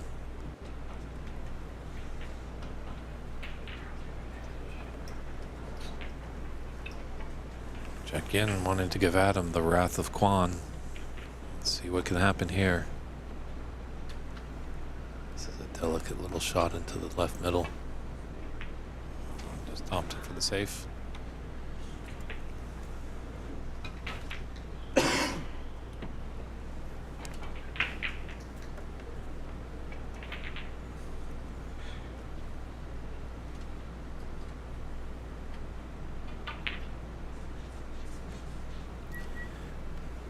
For those of you wondering what I'm talking about, the side table here. We've got a match here between Fawad and Stephen Wong, owner-operator here at Embassy. I think this is a decider.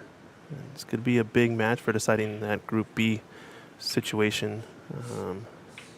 It's in a close one. Stephen needs one snooker, I believe, in the pink-black situation. I have to keep an eye on that one and give you an update on how it ends.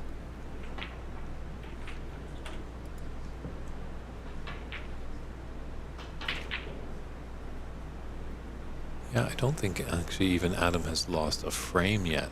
Yeah. In this tournament, so... Sorry, I got to pan over. This could be for the match, ladies and gentlemen. Yep, there it is, handshakes. So Fawad takes down to the man, the room owner, Stephen Wong. Group B action. It's going to shake up the group for sure. Sorry for the interruption, but back to the match you were saying. Adam, undefeated so far in frames? I don't think he's dropped a frame in this tournament. He's channeling On Yi of the WineCellars.com U.S. Women's Open Championship up there in Seattle. Yeah, hers was a full or a clean sheet, I guess you would call it. It's more of a soccer term, I guess. I think we also to snooker. Yeah, we also had a couple of clean sheets over in our Ox tournaments. I think the inaugural Seattle Open, CC won it in a clean sheet fashion as well. But we'll see if he manages to win all of his group stage matches. He's got a chance to run the clean sheet for the tournament if he wins it. Unlikely, I would think, in this field with this caliber of players. But we'll stay tuned. Ooh. Yeah, I think Albert Kenny is getting ready to play too on the side table. Sorry, Dave. See if Check-In can, knock out a brick of the building of Adam and maybe get him to crumble a little bit. Maybe get him to start thinking a bit. He's leading in this one. Got a nice angle on this red left corner pocket. Haven't seen much from Check-In Quan, but heard his name around a lot and know he's a pretty good player. And he's got a decent lead in this frame with a couple of open reds still, so this is a real big opportunity for him to dirty up Adam's resume in this tournament. It was a really good match we saw yesterday between him and Sharam. At the time, Adam, I think, had set the high break of the tournament at 85 in the first frame of their matchup and managed to claw back and get a respotted black, right? And win with the respot black against Sharam, really good player. So back and forth action. One thing I wanted to mention about that match in particular, and for example, this one that's on the main TV table, the way the tables are laid out, I believe these far two tables, table 3 and 4, this one and the one next to it, have slightly tighter pockets than the rest of the tables in the room. These are going to be the tables that they play semifinals and final on, so I wonder how much that has to do with the high break situation, the sort of strategic match play, decision making, momentum. Some players just really like to play on bigger pockets because it means they can really let their stroke out and let their offense out. But Adam making that one look easy. This would be quite a steal if he can take this frame. He would take the match with it. And it is there for him for the taking. Everything's nicely laid out. Pink is a little bit awkward, but it's not terrible. And I don't know if he actually needs the pink. My math brain doesn't work quickly enough yet for this. Yeah, 42 would put him in the colors. I think he might not need pink. Meaning blue would probably be his frame ball. I don't know, we'll find out. Depends what color he takes here, I guess.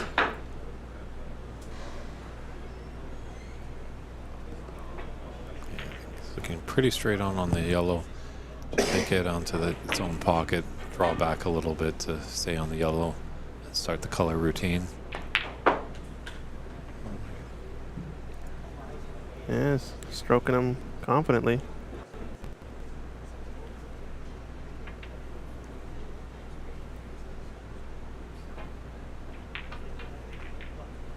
Just gonna have to kind of float up a bit on this shot. Slight screw. Might be able to just stun if he's straight enough. Yeah, trailing by 14, he's actually going to need them all. He's gonna need them all, okay. My math brain doesn't work that well. Pink, not terrible. Like I said, it's a little bit awkward, but definitely pots in to the right corner. Plenty of space to drop in behind it as well. So the angle in the blue is going to be pretty important here. It's going to have to think about that on this green. It's always that sort of 3 shots ahead mentality, or 3 angles ahead, you could say.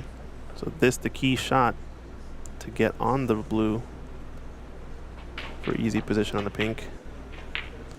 Don't think he's done what he wants there. I wonder what the decision was there.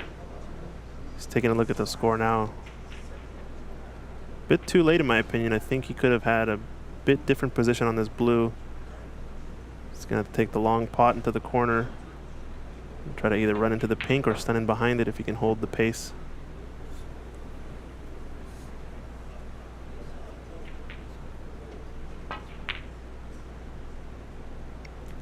Not the shot that he probably would have wanted if he could run it back. I think the clutch moment there was the brown. But really the green to lay up a nice angle on brown to make blue easy. But check in these blue and pink. Take this frame, force us into a decider. This is potable. This angle going into the face of the pocket is the biggest possible perspective that the pocket has. It only gets tighter as you get closer to the rails, but if he's going into this yellow pocket, top left corner, it is the way that the pocket is the widest. Striking kind of middle ball, so he's going to probably come across one cushion and play for pink to right corner next. Oh no, he decided to stun. Bit jerky as well on the cue action. Not as smooth as his previous shots. Maybe just the pressure of the situation getting to him.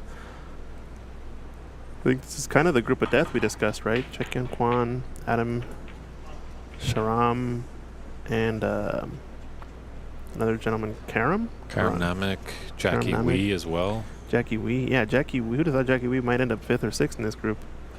You know, I didn't think about that possibility. It's just great to see that the standard is just so high. It's nice. Yeah, we were also talking about, you know, possible feedback for future iterations of this and how a lot of the, at least the higher level players, you know, Albert Kenny was talking about this, was playing a bit longer races, or in order to get to those longer races, sort of having top seeds auto-qualify to the knockout rounds. I'm sure if they, you know, if they know that the tournament life is up to stake if they're starting with a best of 5 as opposed to a bunch of knockout or a bunch of group stage best of 3s in a random group, most top players might take the former as opposed to the latter.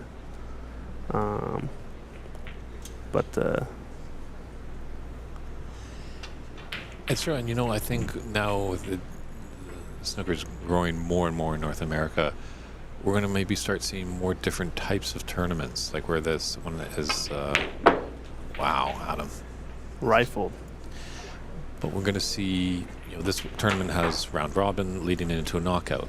You know, there might be another tournament in America, maybe even here at Embassy, the Embassy Invitational, where it's just a straight single elimination. So, you know, when you sign up, read those rules and know what you're getting involved in. Yeah, and it's kind of also on the tournament directors to really have a strong vision also of what they want the tournament to be, because once you know what your vision is, you know, you want this tournament to be the biggest tournament, have the most people. Well, and in that case, you've got your answers to most of your questions in terms of how you want to do the knockout stages, how you want the players to qualify, etc. You want to maximize the players' time at the table, all these things. If you want your tournament to be the deciding who is the best player in this area, you know, the highest caliber player wins at the highest quality and standard, then maybe you do want to have stuff like qualification. Holy, what a shot. Check in. That pink is really inconsequential. It's going down to this black. Gosh, I'm just sitting here rambling, and he just slices the pink down. So sad because pink is kind of insignificant to the overall score, although he does get first he buys himself first initiative on playing safe on this black. Yeah, I agree, Simone. Sometimes it is difficult with such the vast area that we have to travel in North America. A single knockout can be tough. Here's that replay again, slicing the pink down into the green pocket. Almost had to play it at that pace.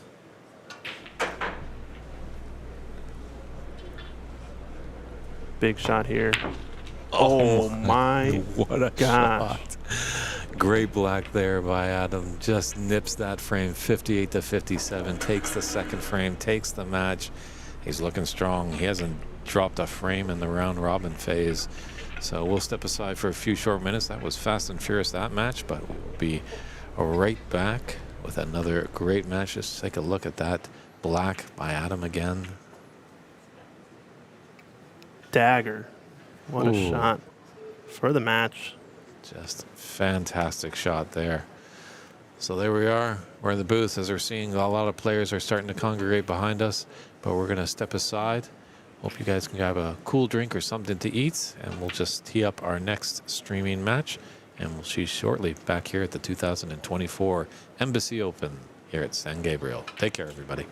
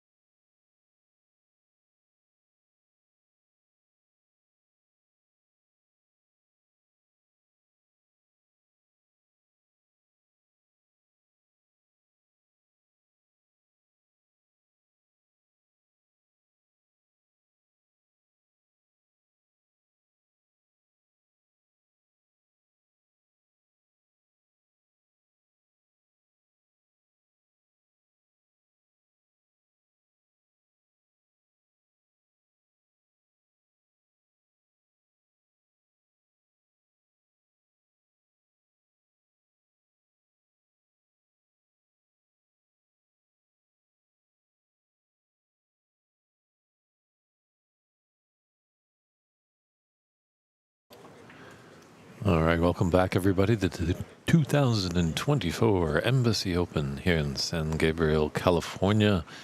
It's at the Embassy Billiards Club. Lovely room here. 8 great snooker tables in the main room, 1 private room that you can get your snooker fix on, and they also have 8-ball and Chinese 8-ball. So we're glad you're tuning in wherever you find us, whether it be on Facebook, YouTube, or Twitch TV. It's the Ox Billiards page. That's what we're on. We're going to have an exciting match here with, well, he's originally from Ireland, but now lives in Canada, Albert Kenny, the reigner of the high break prize right now, as he has a ton in his back pockets, and he'll be taking on Embassy Billiards' own David Xiao. And it's David Burney in the booth along Christian Youngers, and we're glad that you're tuning in, and we're set to get this one going. Howdy.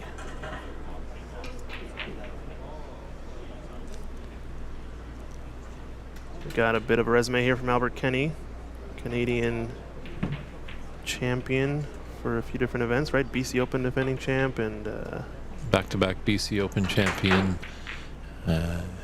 He hasn't won the Nationals, right? Yeah. He cannot play in the Nationals because he's actually an Irish citizen. He is not a full Canadian citizen. That is the one issue. Got it. And that's probably why we're seeing a lot of great standard here. You know, not to just the American players, but some Canadians have come down to really spice up the pot. Mm-hmm. Yeah. It's the biggest difference I think I've noticed amongst this and the U.S. Nationals, which is kind of like been sort of the highest standard American snooker tournament in the past, while. I think the simple fact that, the Nationals has a citizenship, I think, or green card holder requirement now means that a lot of players can't play in it. But you're right, this tournament getting spiced up from 2 big groups, one being the Canadians coming down from over the border, as well as a lot of U.S.-based players that aren't necessarily U.S. nationals. Those kind of being the 2 big groups that are bolstering the standard here in this one.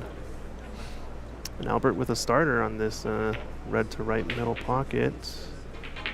Tight pockets there.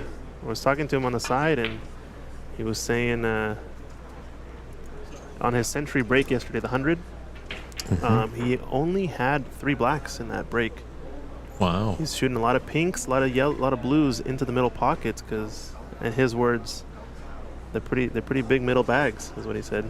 So the fact that, middle pockets are playing a little bit bigger on the side tables, I think makes for higher chance for high breaks. But yeah, this table definitely is tighter. This table and table 4 purposely are matched tables, made tighter pockets. So maybe an instance of that being displayed there into that right middle pocket attempt from Albert Kenny. Yeah, maybe we'll have to talk to tournament director Stephen Wong, and maybe next year for all pinks that go down, $1 can be donated to breast cancer research for every pink. Yeah, that's a clever idea. We did instigate that idea way back in 2018. We had the lovely and talented Michaela Tabb come out to Vancouver to put on a referee clinic, and then we had a 16-player shootout tournament that evening, which she refereed, and some of her pupils jumped in. Lots of fun, lots of laughter. Michaela, definitely a professional, and at that event I enstewed any pink balls that went in, $5 for breast cancer, and any blacks, $5 for prostate cancer, and got some good donations from fellow players and even outside entities. Definitely, I'm still paying it. Thank you very much, Ross Bratson.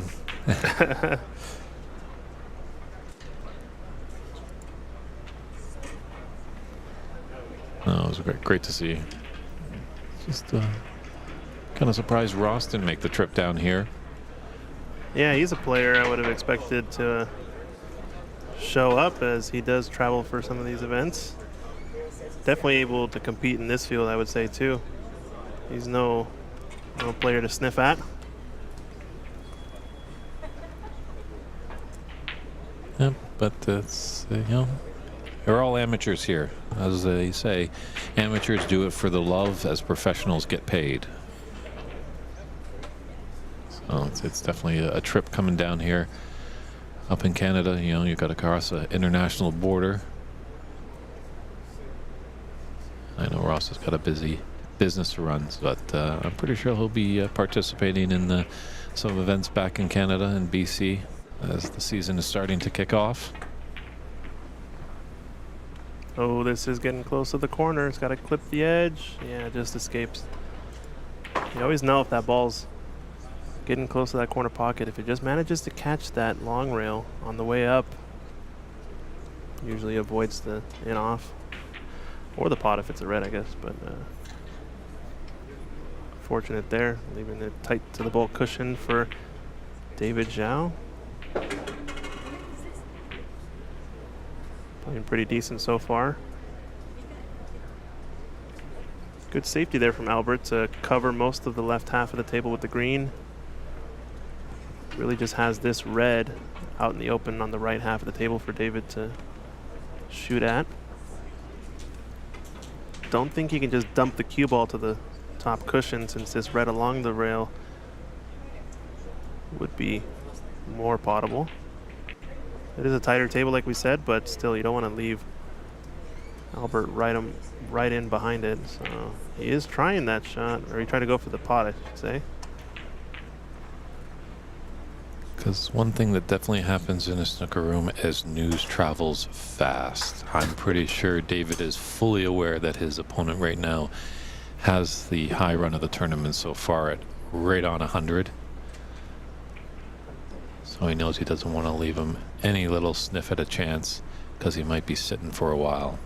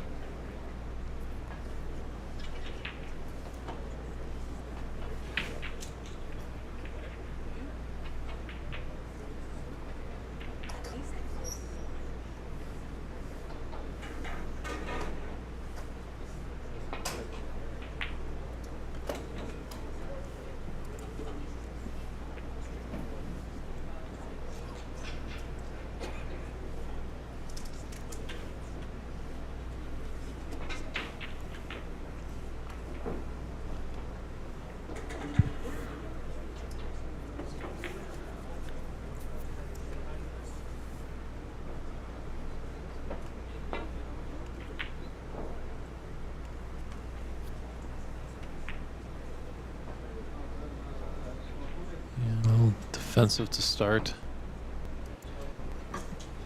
See, both players haven't played on this table, and Christian was alluding to it is a pretty tricky table.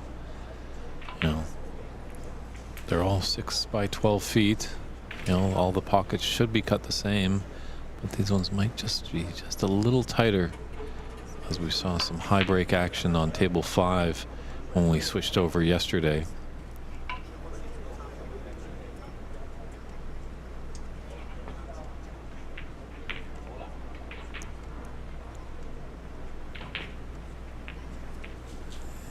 He's giving Albert a little chance.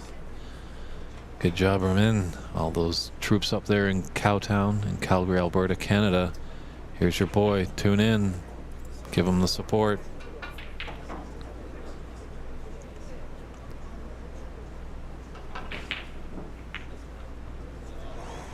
Ooh, jingles it.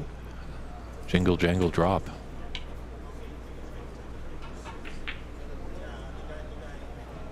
Well, Mickey, hopefully we can get you into some snooker tournaments. Mickey Singh is expressing his concern on Facebook that he's missing playing in snooker tournaments. Not sure about where you live, Mickey. If you want to let me know, I can maybe point you in the right direction of how you can find great tournaments to play in.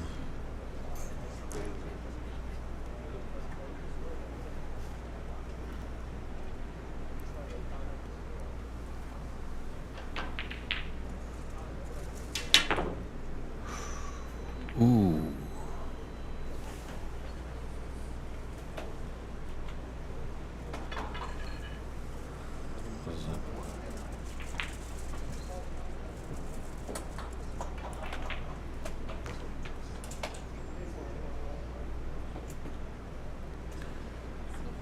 Yes, hopefully, Mickey, I do see you in Montreal. That is the site of this year's PAPSA Senior and Open Championship. Just working out the final details, and hopefully when I get that ironed out, I'll be seeing all you lovely people in the Belle de Provence of Quebec.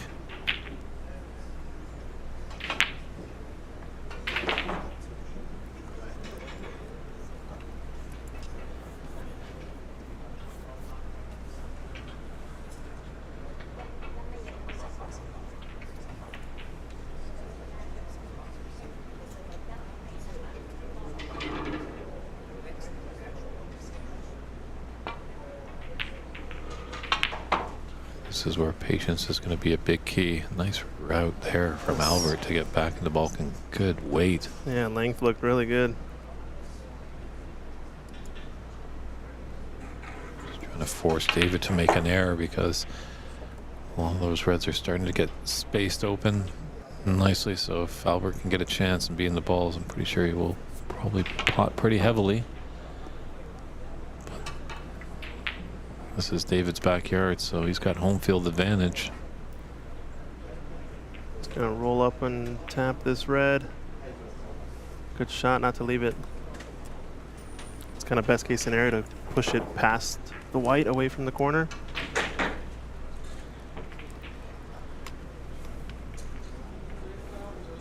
Mickey Singh, thanks for the comment. We're just trying to do our best and enhance the game. Grow the sport.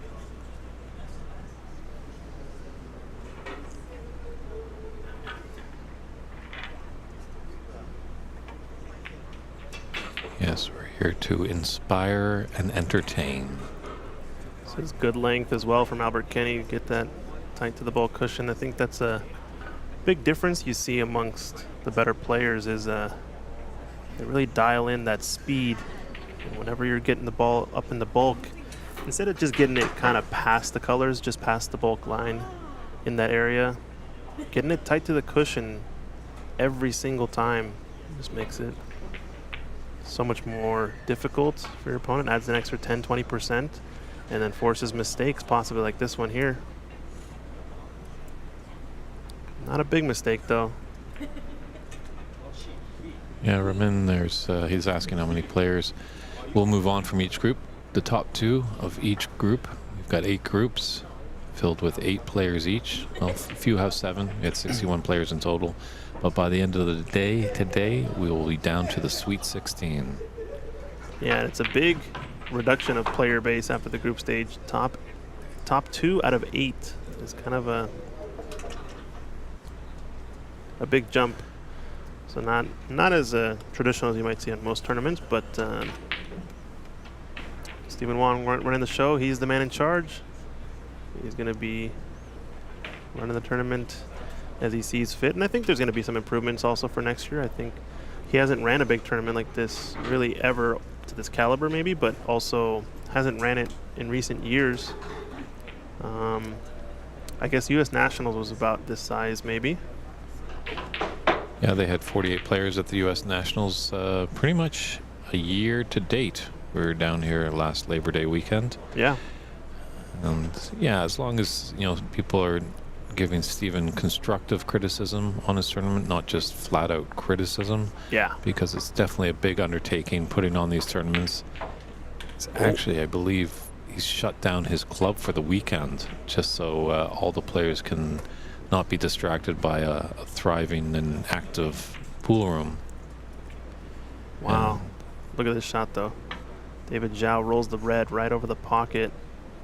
And I think the window is there for Albert Kenny. He's going to have to play for blue most likely here unless he wants to risk this tough black. And lost the white there a bit.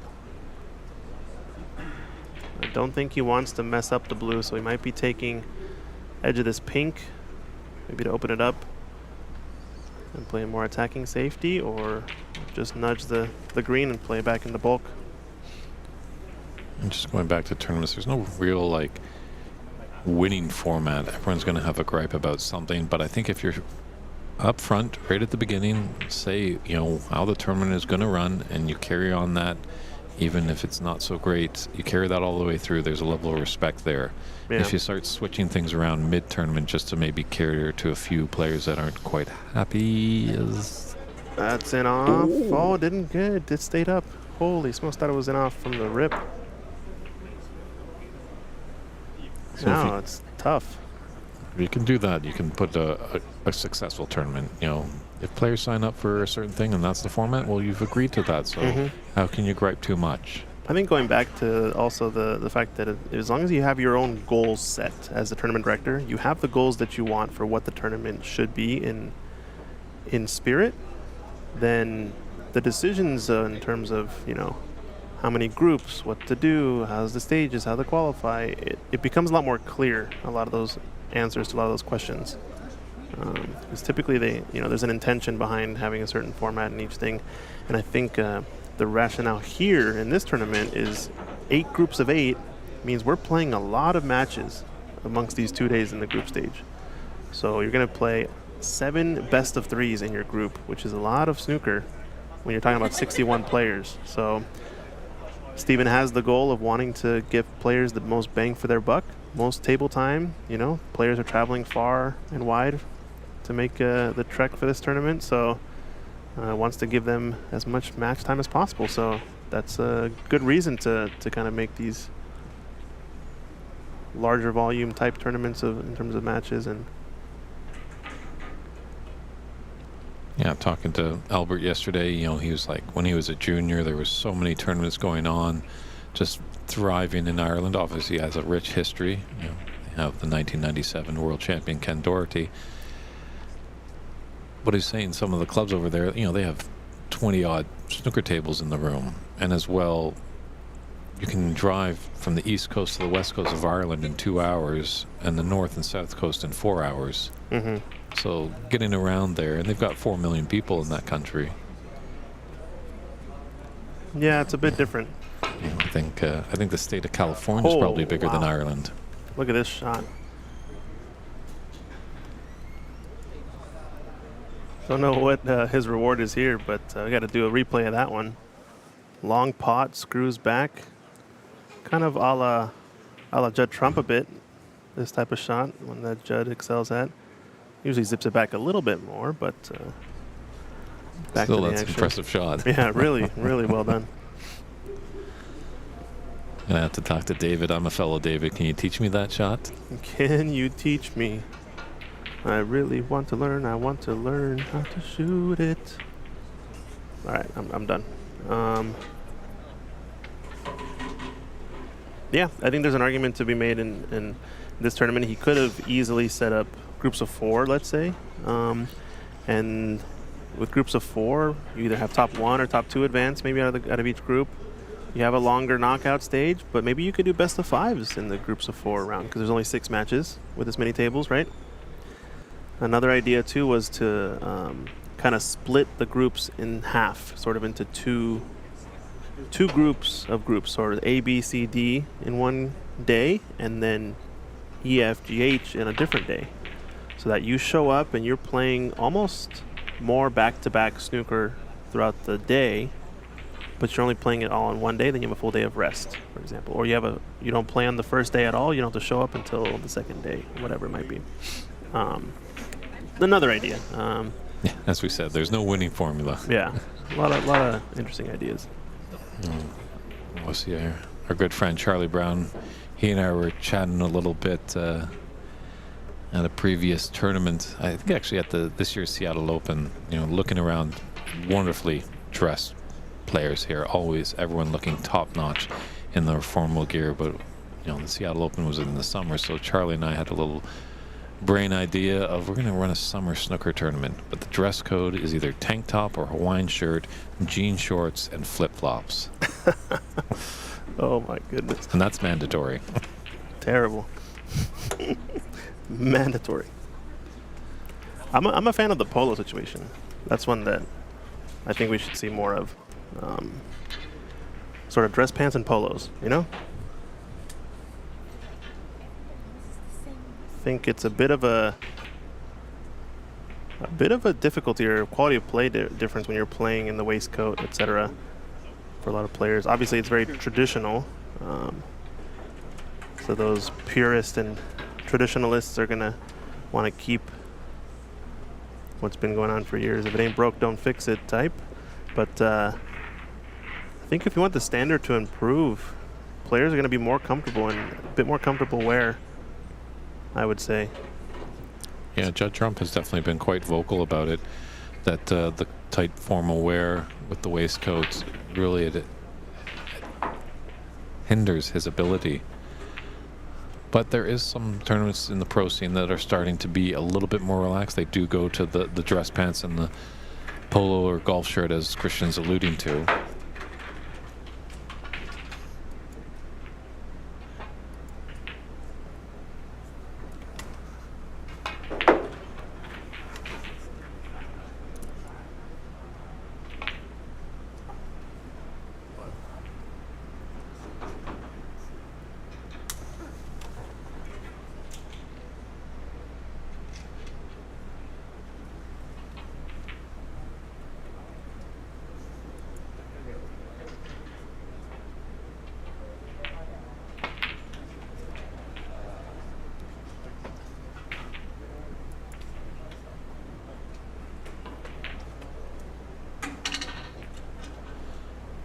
True, Phil. That is agreeable. You know, saying the waistcoat keeps the shirt off the table, and it is smart. There is the old adjective, you know, What's the look smart, play smart. But what's the need for keeping the shirt off the table? I don't know. If it's a shirt foul, it's a shirt foul, regardless. I think it still happens with a waistcoat, even, right?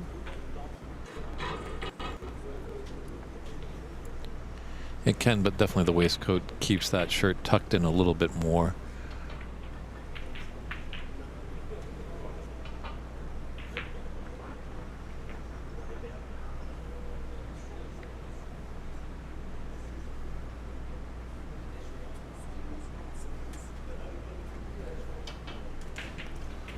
So, David Xiao doing a good job to keep the Canadian at bay. The Irish Canadian, shall we say. Albert, originally from Ireland, makes his residence up in Calgary, Alberta.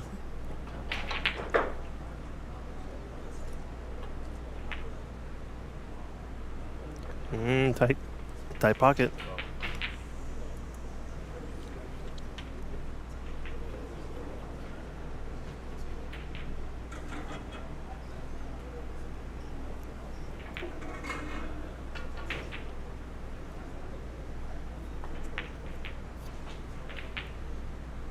Got to take great care into these middles. They definitely do play tight once the tables are fitted a little bit closer together. The jaws of the pocket. I find the biggest thing is when the tables are big or the pockets are big, the side pockets are usually extra big, and vice versa. Pink, I think it's on its spot as of right now. I don't think there's anything obstructing it, so it's going to replay there, and it's got a couple of choice of reds here. Just one to right corner, probably going to be next. Soft screw back into the same position on the white, roughly along the line that it is now for pink once again. Black's pretty much out of commission, and these two reds along the top cushion, so he's going to want to just try to pick off all the open ones first, as well as the red along the right long rail. I mean, he's not going to be seeing a massive break here. Needs a couple of good shots to open up these reds to the right corner, unless they just go.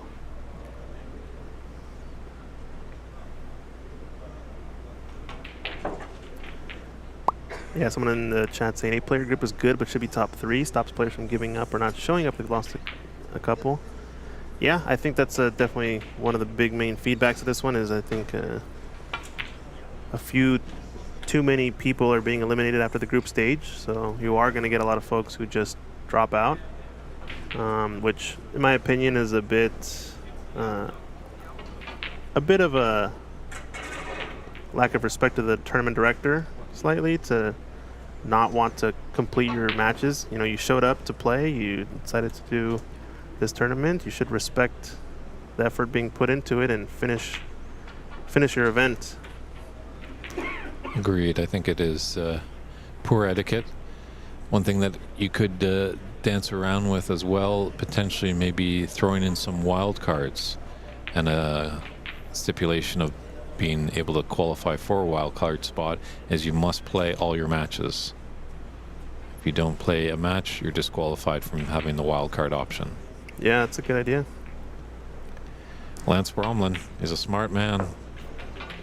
He does a lot of pool, helps me out with the snooker events back in Vancouver. I don't know if you're watching, Lance, but thanks for all the great work. Looking forward to working with you again at the BC Open. Someone asking, you paid your entry fee? Yeah, they've all paid their entry fee, I believe. Oh, nice shot from Albert there. Close to his work. It's on a break of 22.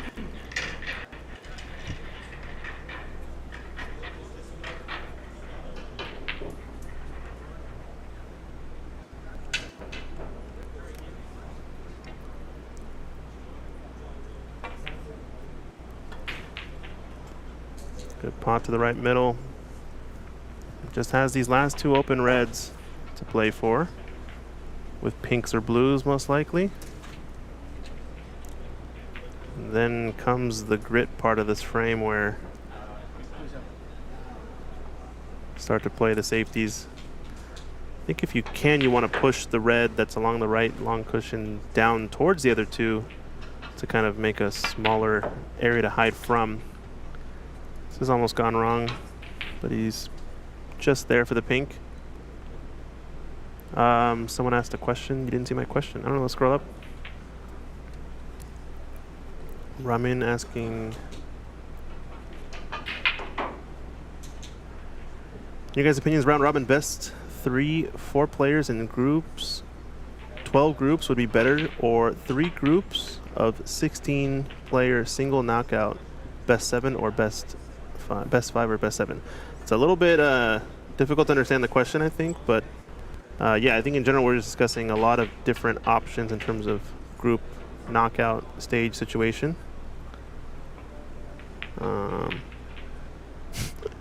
Phil saying Albert's benefiting from his smart attire, giving him that fine margin. I don't think there's a functional need for the waistcoat. Sorry, I'm not convinced. Like, they're always tinkering things. Look at the last year. They introduced a gold ball for, you know, what was it, a maximum of 160, was it? Feel free to correct me if I'm wrong, and everyone in the chat room. But that, yeah, event that they had in Dubai, yeah, that they put a gold ball at the top, and there would be, I think, $1 million, something like that, if a player is to make, you know, 147 plus that gold ball that was going to be 160 break, 167. Thank you. Yeah, 167. I think I heard the origins of it, and I think it's actually a way they play snooker in Saudi Arabia. It's actually a game to play with the 20 ball, gold ball. And I think it's a big gambler's game, is what I heard, but I'm not sure the truth of that or if it's just misinfo, but take it for whatever you will. This is it. Is asking about making the tourney longer. Is a possibility, but you got to take a lot of account. You know, people are stepping away from their actual job. No one's making a living here off the game of snooker. It would be nice if we all could in the future, but for right now, people have to take time away from work. They do have to travel far away at times, and as well, the room owners are, you know, sacrificing their club. They're not really generating a lot of income because these tables usually do for them. And so they're doing a little bit of sacrifice. So there's a lot of things to juggle. I think, you know, we're just happy that we're able to get on and make these events. And obviously there's always going to be gripes. You know, you look at professionals, they're never happy with their performance. There's always something that needs to be tweaked. Well said. Nice try, Phil. I'm just giving you a hard time. So Albert with a chance here to get a couple more points, or sorry, a few more points. Maybe try to play another safety and force a mistake. Where the brown lives now, you don't really want to disturb this cluster on the right half of the table. It's probably going to be the last red that's left. So going to be trying to really just play safe, because as long as you get cue ball up into bulk, that red is not available. So just get this one safe and see what you can do from there. This is a good shot. Undervalued, like I said, just a straight up double. When the balls lie this way, the black, blue, pink, brown, all in one vertical line, using that vertical line to kind of get in the way of things is a nice little wall to hide behind. You know, this area about maybe hands width away from the center line of the table, getting cue ball and object ball along that. Usually a bigger wall than it might seem at first.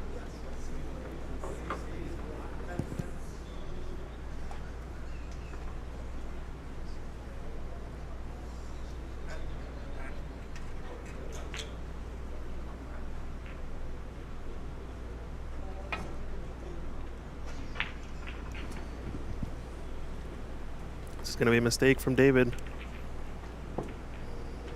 Leaves the red in an easier position. Almost laid it up near the corner, but not quite potable. He's going to try the cross double here. Just go straight into the top left corner. Great pot. Sorry, I say not quite potable. I meant not quite an easy pot. Potable, definitely the word. And now he's looking at this last red, and I think he's going to be looking for where can he put his opponent that he's going to really force him to push 2 cushions or more to get contact on this red. I like leaving the cue ball in the jaws of the green pocket up there in the top right corner of the screen, because if you can take away the 1 cushion escape sort of down the middle of the table, it's gonna make things a lot more difficult with sort of 2 cushions. And I think he's gone too far here. He wanted to glue it along this right cushion if he could, because with that the 1 cushion escape doesn't work. But here I think we're just gonna see him slow roll 1 cushion, getting close to this lower right corner and nudging up against the red.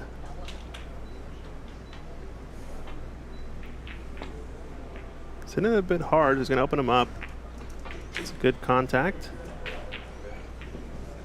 And now it's game on. A lot of reds out in the open, or a lot of pockets out in the open to hide behind. Blue, pink, green, brown. Black's really the only ball out of commission. Could see some attempts at some really tight snookers in behind one of these bulk colors. 27 in it, and there's 35 points on the table. So Albert just needs a red and a colored ball to get us into the snooker's required stage of this first frame of a best-of-3 match.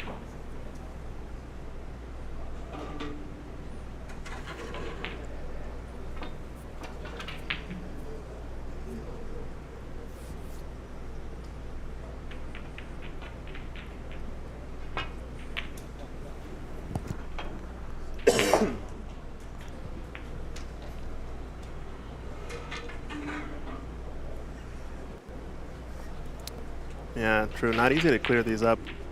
They're kind of all in like kind of these weird little positions, but they are all roughly close to each pocket, or sorry, each rail, which makes them nice places to hide behind. Went for that pot. And it's going to leave an opportunity to both corners. Yeah, all the colors disturbed and kind of awkward. I don't think we're going to see an easy clearance, so a bit of a grind left in this one.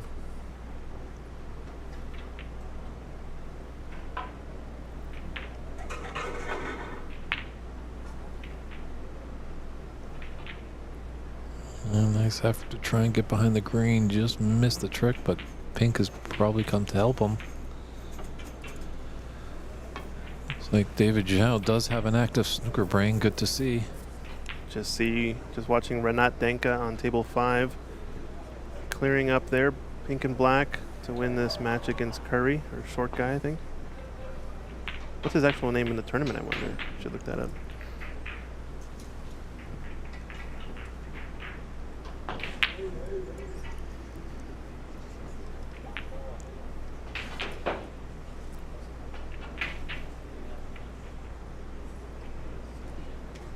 Another attempt at this red.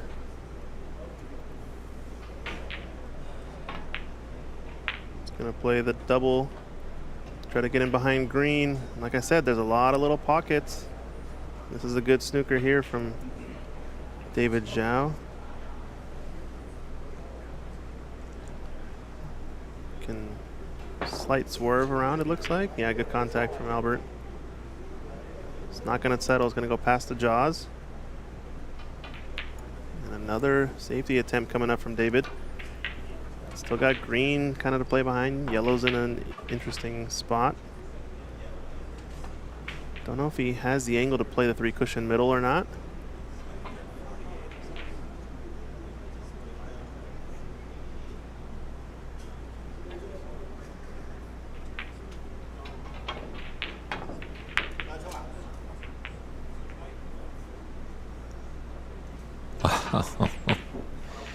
Sometimes you see it all on a snooker table. Wow. What do you do here, though? Yellow's over the pocket. And it's not really potable. Yeah, just trailing by 26. All Albert needs is that yellow to leaving David needing at least one snooker if he wants to achieve victory in this first frame.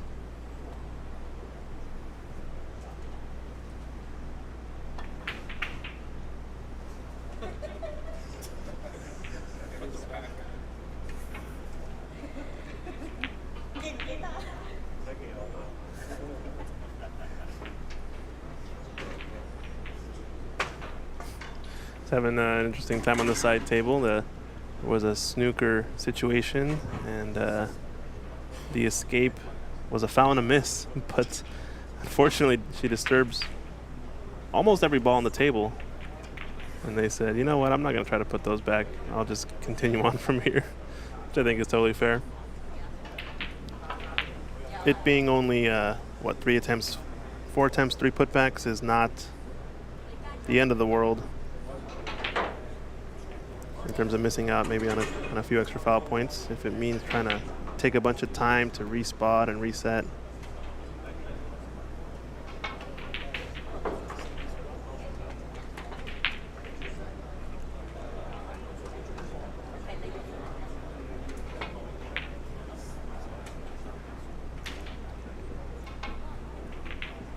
Yeah, spirit of the game is right.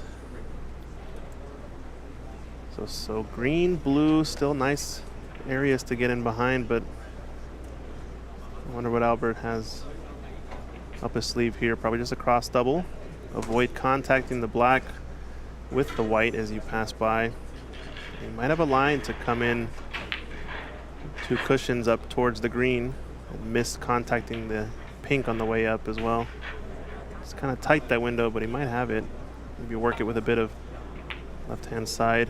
Although that brings in the double kiss. I think that's what he was aiming for. Yeah, the one pitfall of that shot. Yeah, when you're at that angle, you kind of have to avoid it the other direction and use the right-hand side to avoid the double kiss. But the way he wanted to work his cue ball right in the path of that.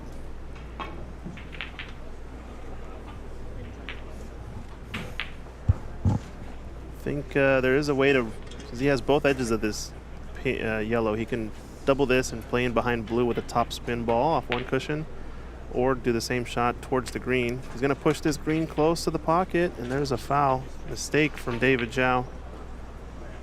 Not as costly as it might seem, though, since yellow is pushed safe.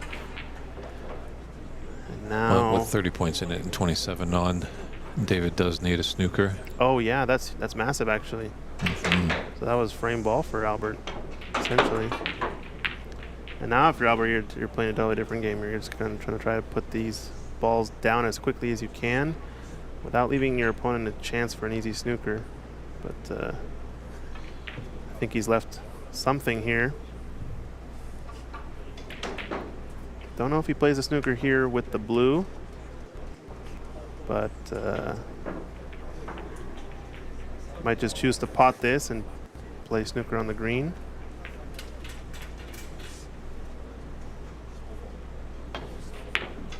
Yeah, a good shot there from David. At what point do you choose to play the snooker, though? He needs one. And it's all fine and dandy because you still have to make these balls eventually. But no clear obvious choice for which ball to play for. Maybe there's an attempt for a 3-cushion middle here. Send the green around 3 cushions to the right middle pocket and play a stun run through in behind brown, as the green would end up down table. So he's playing to open up the brown. I hope he realizes that he does need one snooker now from that foul, if our score is correct.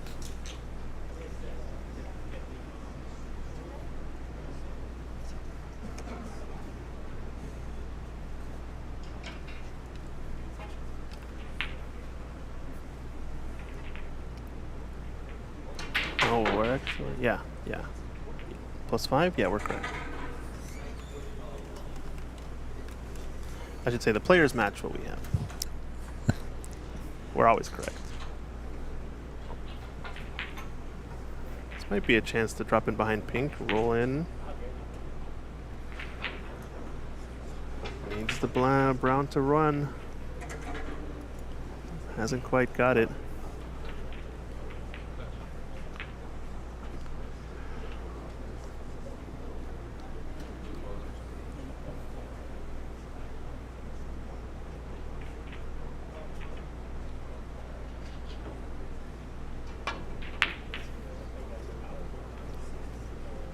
Four cushions down to the business end. This is the grindy part of the game. Albert Kenny just wants to get this one over with. I think what he wants is really just to get a frame that's nice and wide open he can really try to score heavily with. Like we said, though, I don't think we're going to be seeing too many high breaks just yet on this table until we get to the knockout round, since pockets are tighter here. Well, a win is a win, however you slice it. Remember the great Stephen Hendry once was playing in the World Championships and had a fantastic maximum in the match, but he ended up losing the match and was more disturbed that he lost the match rather than happy that he got the 147. Yeah. Often happens, actually. I wonder what the stats are in terms of if you get the 147 and still lose the match. My feeling or intuition, my gut tells me that it's actually more often than most might think, or even the majority of the time. True. But just ask Mark Selby. Yeah. He's the only player to have a maximum in the final of the World Championship, but unfortunately lost to the Belgian, Luca Bracel. And the year before that, too, Neil Robertson, I think, had a maximum in Correct. what do you call it, in the match against Jack Lazowski. Yeah, Lazowski, and ended up losing as well. That's a concession there by David Xiao. So Albert Kenny takes that first frame at 64-24. We're going to step aside for a few short moments while the players set up the table, and we'll be back with frame 2 before you know it.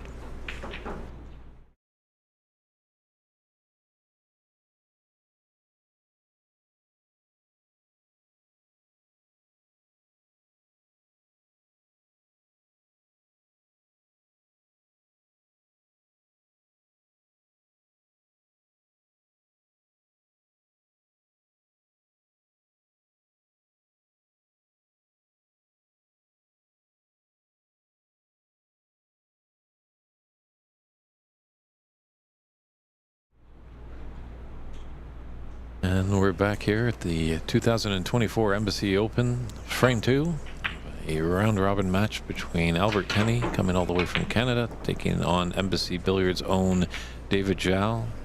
David Burney's in the booth alongside Christian Youngers. We're happy that you're tuning in wherever you're finding us, whether it be on Facebook, YouTube, or Twitch TV. It's under the Ox Billiards handle. We also have other great streams going, our friends at Embassy Billiards Snooker Club on YouTube has some tables at play. However, there is no commentary or score on there. But as well, if you search out on YouTube at the OBSA, our good friend Rob Richards, Double R up there in Canada, is streaming a lot more Canadian content. And we're happy that everyone's pitching in and helping grow this great game. Yeah, Ontario Snooker Tournaments, right? That's the YouTube channel? I think it's under the OBSA. I'd have to check with I think it's some like of our fellow Canadians. the handle is like at OBSA, but I think the title, I forget, is something like Ontario Snooker Tournament, something like that. But anyway, yeah, drop us all a like and a subscribe if you guys are enjoying the content so far in the tournament. Drop us a share, like, subscribe. It's free to do and it helps us a ton as we're trying to grow the viewership in the channel and get more and more big events here in America and beyond. You never know.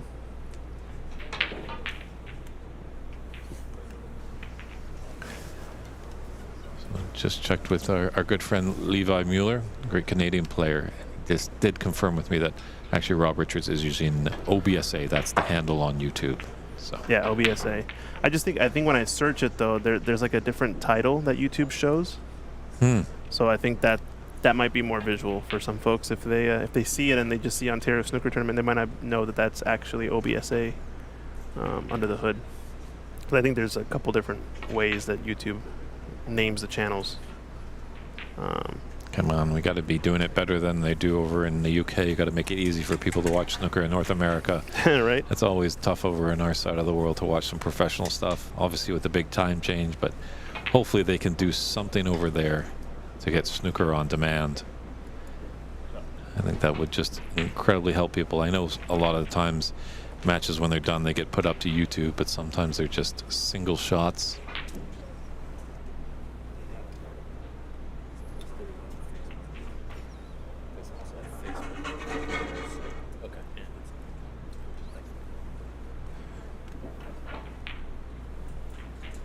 But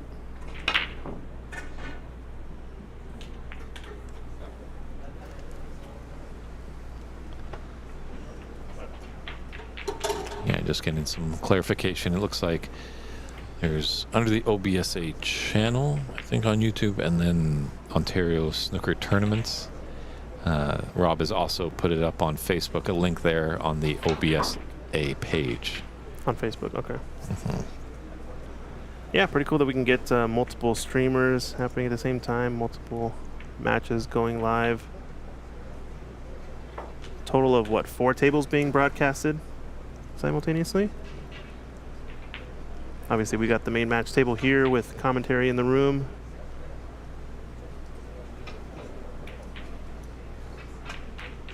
Yeah, we got the so far high break runner right here, Albert Kenny at the table at 1-0-0, a century right on the nose. It was pretty funny watching it. He knocks in the century, and then it's what, about 10 or 11 o'clock or so. With the century, wins the match, shakes the hand, packs up his cues, and says, "Hey, I play tomorrow around 11. All right, I'll see you later." And just pieces out. Pretty good mic drop moment, if you ask me.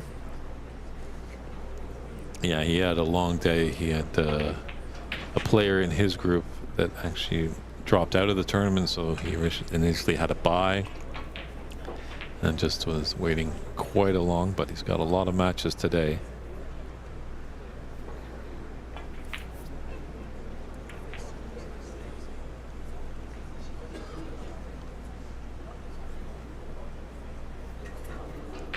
Definitely a mouth-watering match. Renat Denka, 2019 Embassy champion, is in a group stage match with Albert Kenny.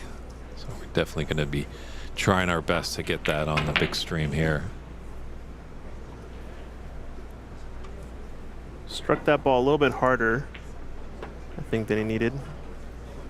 Fortunate thing is that it does roll up and down the table 1.5 times and still doesn't leave a shot on. I think just got confirmation. Table 5, if you guys were watching over there, Renat Denka has taken down local manager here at Embassy. I think goes by Curry, or Short Guy is what we call him. Just a joke because he's actually pretty tall.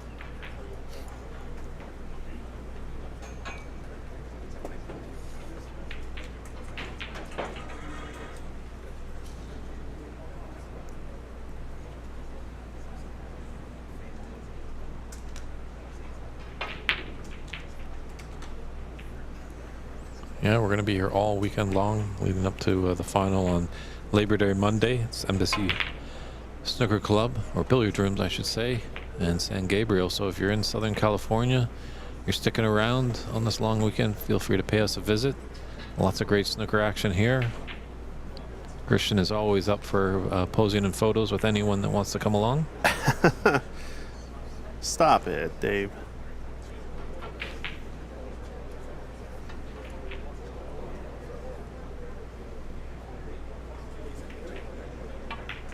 All right, we're going to see a bit of a safety battle now, pushing these reds up table. It's going to come down to who can glue this cue ball tight to this top cushion and leave a lot of distance between the reds. Yeah, you got that one red in the ball carry up there. About another 4 reds just on the bulk side of the blue spot. But safety is a little perplexing here for Mr. Xiao.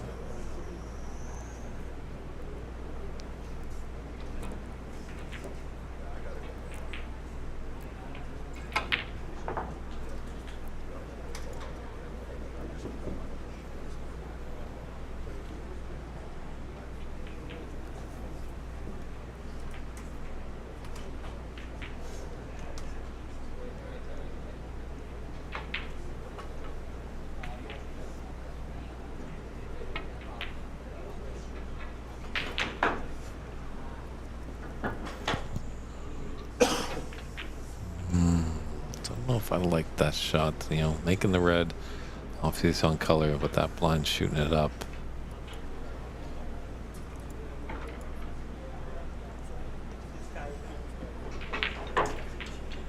So with Renat Denka winning that match, it's going to set up, I think, a barn burner of a match between Albert Kenny at the table here and Renat, set to be played later on today. I think if both players are expected to win the matches they're expected to win, then that's going to be the one to decide the group in terms of the top spot, most likely. Decent opening here for Albert if he can get some of these high value colors back on their spots. Probably pink we're going to be trying to see next if he can. Although he has an angle going away from it now. Went a bit too far, as this table's playing a little bit quicker. Might just have to take another brown here since red is on. Afterwards. It's a messy little table, that's for sure.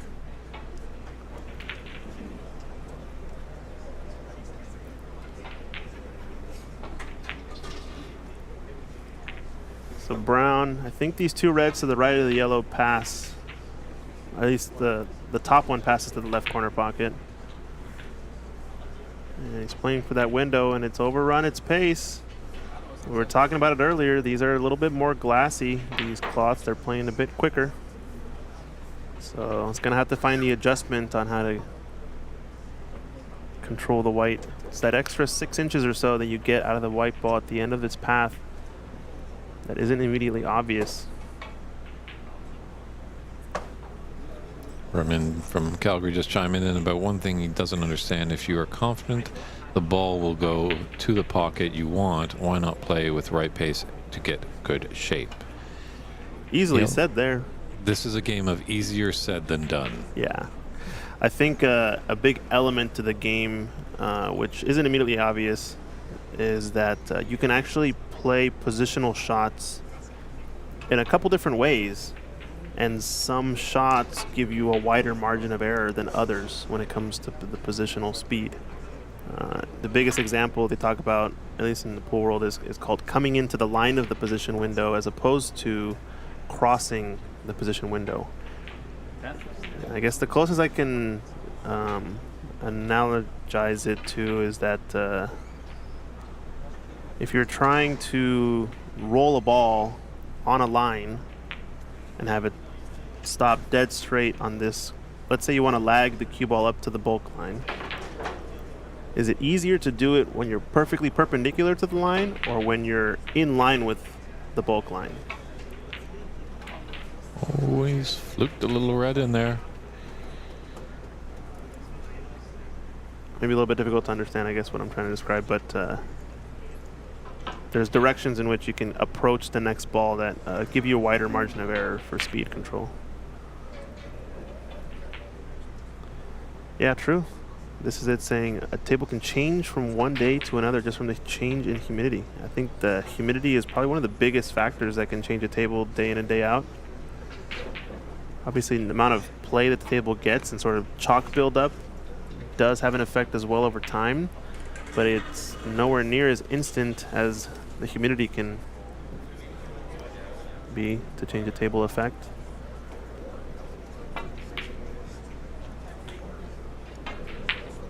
Decent starter. I don't know if the yellow passes. It does. Yeah, we can see from here.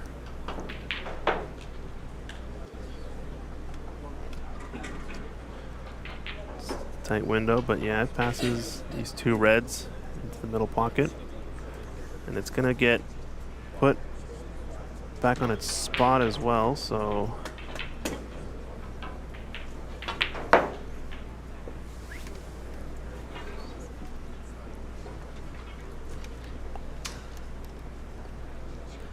I don't know where everybody, someone was just putting their cue down on the table where our camera was, so no big earthquake.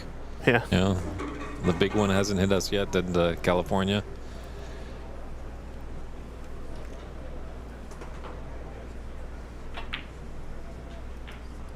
There's a smooth shot by Albert and smooth camera work by Christian. Well done.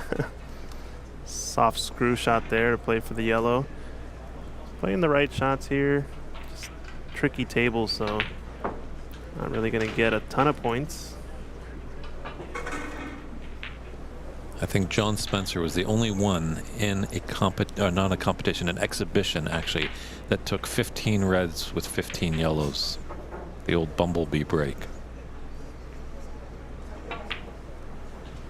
Here he's playing for black along the top cushion.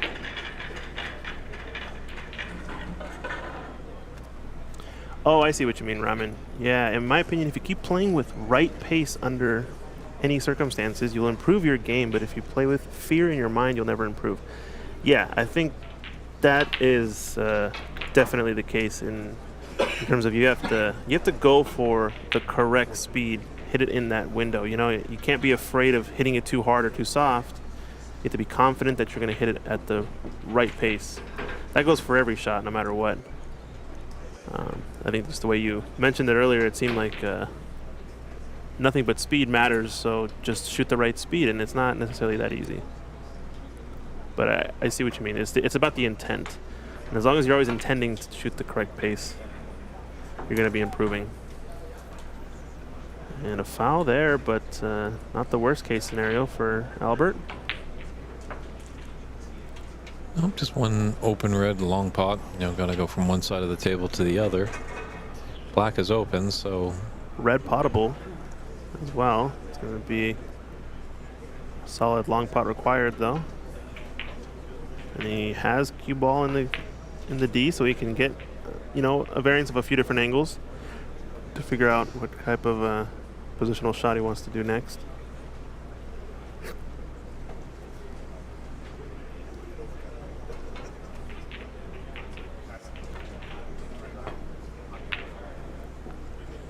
that way. Interesting. I gave it a shot. I think TV Table 2 just ended their match.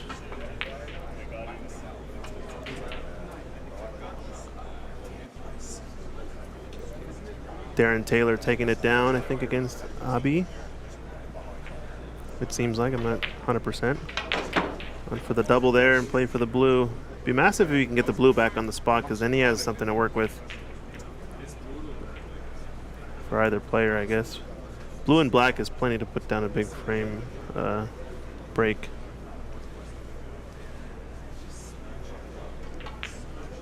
Now David's going to be opening up these reds possibly, or is he playing the red closest to the left cushion? Oh, this red actually potted maybe.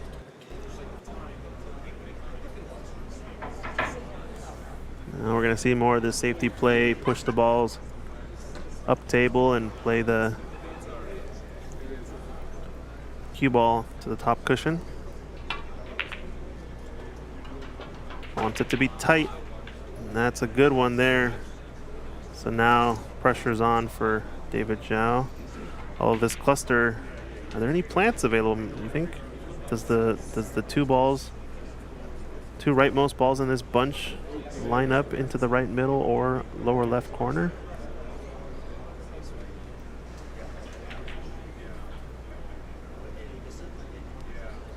Yeah, Ramen saying if you want to become a better break builder, you need to have only one certain decision. I mean, don't play two-minded.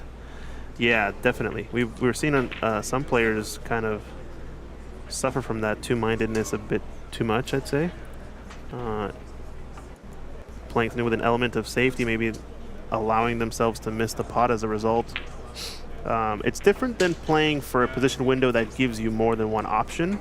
You know, that's always the choice, or a preference, but you still are playing for that position window specifically when you do that. So it's about, you know, being confident on the intent and actually sticking with your decision, and not being wishy-washy on it. That's probably about the worst thing you could do. A nice pot here into the middle pocket for Albert, leaving the black fairly straight.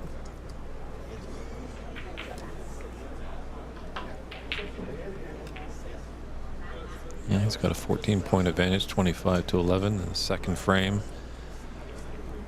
There's still a lot of points on that table. Ooh, but misses the black. Yep.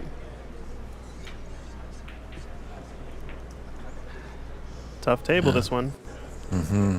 Yeah, 75 points on the table with that black's coming into a position. That's a deadly little landing area in there. If a player can get there, you're going to have a snooker, and you can be quite profitable with the points you can make from it.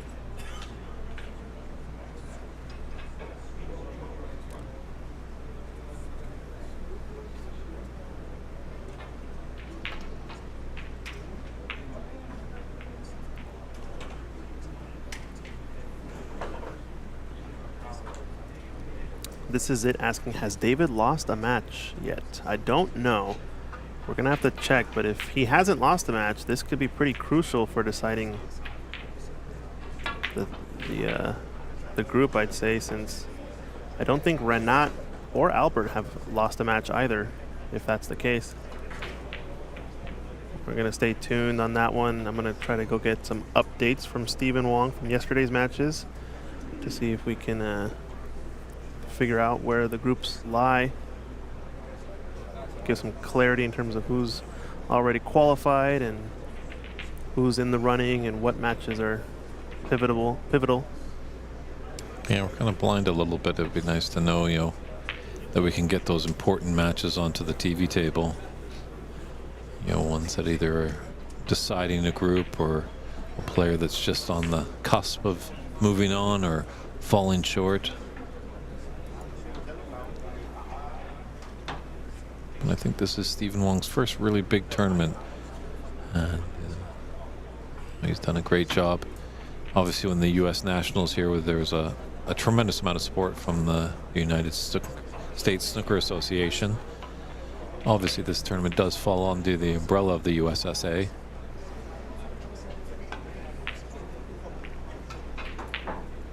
There might have been a window there to go cushion first off of the brown, or maybe he's just playing to open up the balls.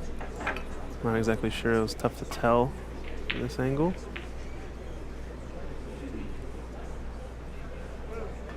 Left this one between the brown and pink into that green pocket, and he's gonna have to play maybe for cannoning into the green. Don't know if he can get enough screw to hold it for brown. Yeah, I needed a bit more angle there. Probably would have sent his cue ball farther to the left. And he could be in a little bit of trouble here. This is a good starter for Albert. Get brown back on its spot. Blue and black are a little tricky. I think black does pot though. So might have to use this loose red down near the right corner to get on it. One that he's kind of hampered with in his queuing, I think does drop into the middle.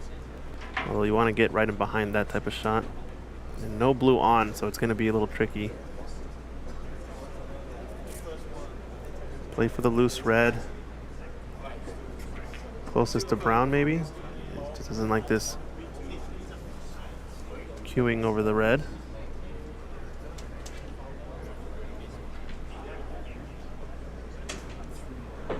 Yeah, just deciding to take the rest shot instead.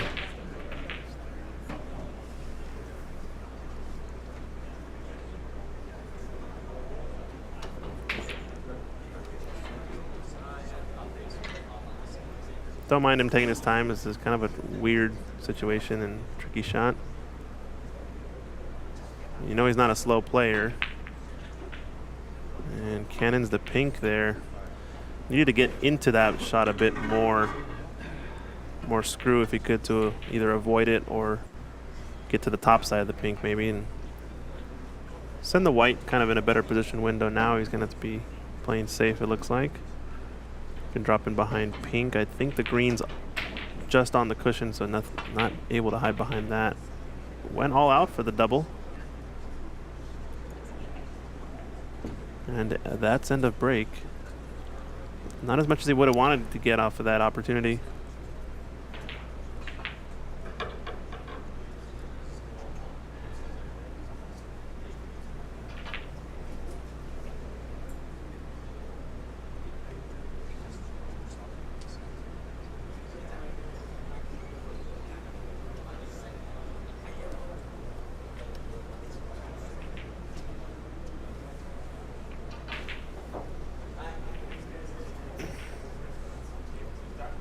I think Corey is doing all right. Callum, oh, nice little cut there. That was definitely thin for David, but yeah, I'm not sure exactly how Corey is a professional pool player, correct? Christian, you know more of the pool scene than I do. Yeah, he's a longtime pro pool player. I think he won 2 and lost 2 in his group, which puts him pretty far behind Bob Hemnani and Andy McCloskey, who are both undefeated so far in their groups, I believe. I don't know if he's going to show up today or not. Last I was overhearing a discussion between him and tournament director. He was saying, so am I going to be out of this tournament now, or what's the situation? So I don't know if we're going to be seeing him today. We'll see.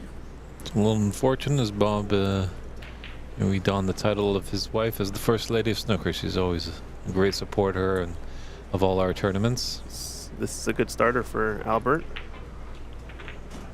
Black is over the middle pocket. If he can respot it, just has to deal with this cluster of 2 reds. Can actually open him up here, I think. This looks a little bit tricky.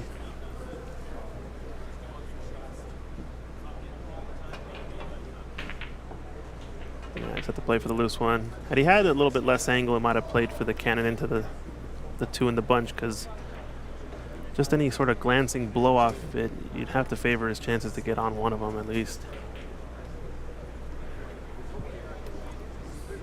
Now a chance to stack some more points on this board.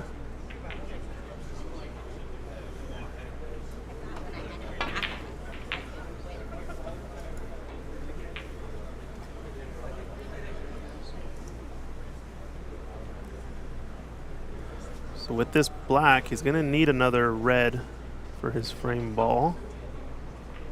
I guess another red to get to a tie. So red and a color after this black will be his frame ball.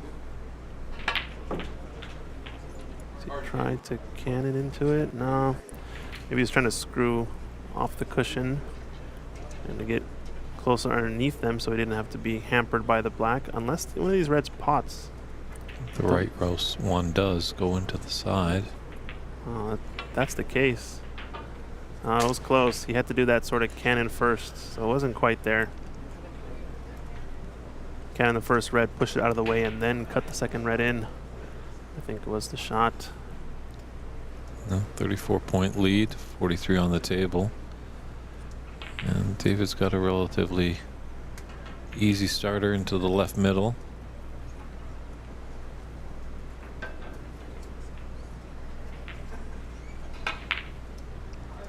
Oh, let's take it down to the yellow pocket. Great shot. Doesn't quite control his cue ball well on that though, and has a tough black if he wants it. Looks like he's going to take it on. Yep. This has a chance to go in off the right middle pocket, so got to be careful with that. Just a bit of screw on the shot to avoid the scratch, but also overcut it. So.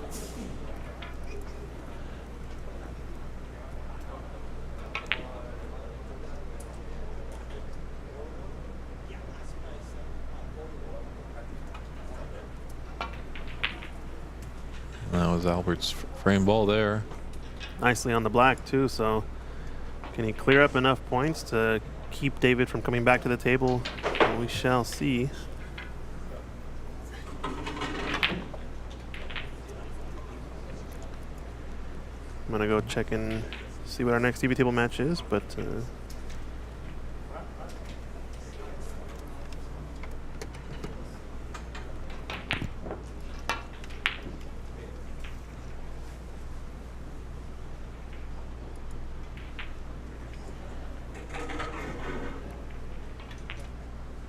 yeah, 41 points in there.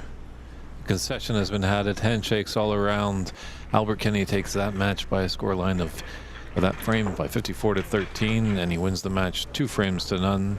So as Christian said, we will step aside for a few short moments here at the 2024 Embassy Open in San Gabriel, California. It's been a pleasure being in the booth and looking forward to some more fun with all of you guys out there. It's David Burney. Stay tuned. We'll have another great match coming up momentarily.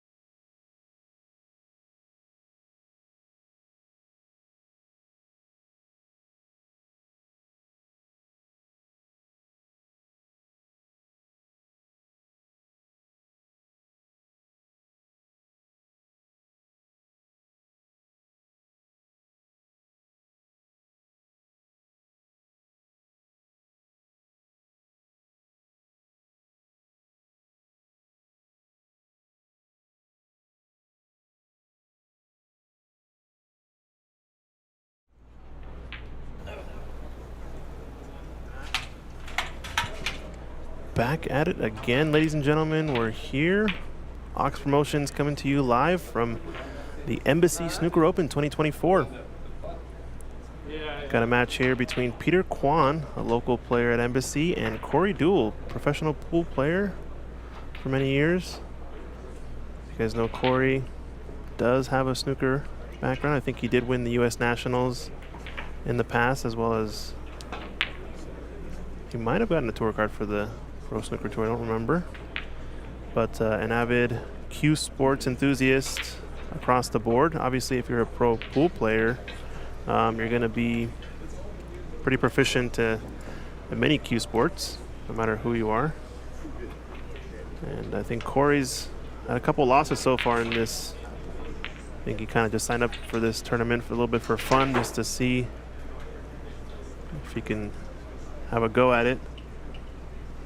You got David Burney back. How's it going, Dave? Doing quite well, monsieur. Yeah, I think it's nice to see that Corey, in the pool world, just trying his arm over here. That snooker is usually, in America, the snooker table will be in the back of a pool room. Not sure. Maybe a couple British people are playing it. So, but that's the past. This is the now, and everyone's enjoying the great game of snooker. So Peter Quan, I believe, is an avid player here at Embassy. Decent might in his game. I know he made a pretty decent run. Almost got out of the groups in the Embassy Open. Or I think he did get out of the group, sorry, in the U.S. Nationals last year. But I think lost in the first round, if I'm not mistaken. Like we said, Corey Duel, I think, is a previous U.S. National champion, but it was a while back. I don't think he's quite up to snuff on his snooker game as of late. But missed there from Peter.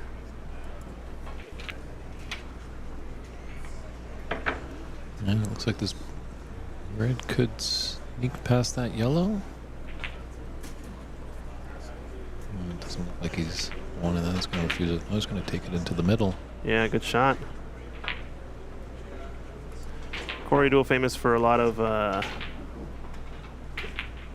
cheekiness around the pool table. He's well known for breaking the rule, not breaking the rules, rewriting some rules essentially, or forcing the admins to rewrite some rules on his behalf.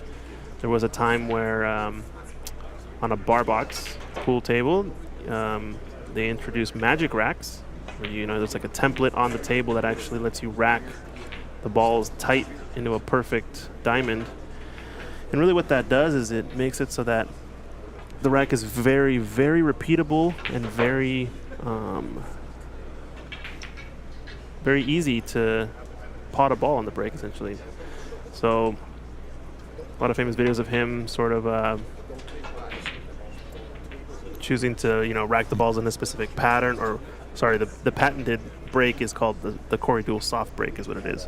So he's well known for essentially racking the balls of the magic rack template in 9-ball and just rolling up and tapping the rack almost like you're doing a lag, essentially, like that slow a pace, and just tap the rack to the point where the ball on the corner goes straight into the corner pocket and the one lays up dead straight into the middle pocket to start the rack. And you would see countless videos of him just soft break. The balls would be the exact same position on the table every time, and he essentially had the same run out every single chance at the table. So he'd break, pot that ball straight on the yellow into the middle or the corner, and then just play the run out that he'd been practicing for a while, right? And there's nothing against the rules. At the time, magic racks were very new, so nothing against the rules in terms of what you're allowed to do or not.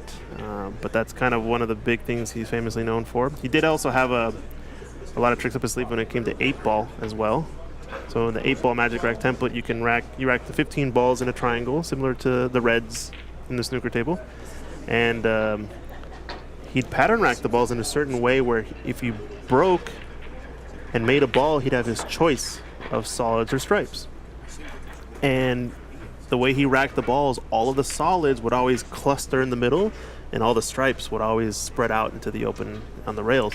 So he'd do this in order to just make a ball, get the choice of the better set, and just free the 8-ball essentially to get an easier chance at a break and run. So a lot of little racking situation that that he's well known for here in the pool world. So it's a pretty cool bit of trivia. If you go back and watch a lot of these like CSI pool videos on the Bar Box, US Bar Table Championships on YouTube, stuff like that, you'll see a lot of what I'm talking about. And it's kind of a funny thing. A lot of folks are like, well, if they got to write a rule because of you, that's a good argument to, like Hall of Fame worthy, or, you did put a big impact or stamp on the game if they're writing rules in response to how you play. But an avid snooker player he is, it seems. And like any other pool player, he's going to be pretty strong in the potting department. Don't think he's been playing with his snooker cue for a while now, so maybe not used to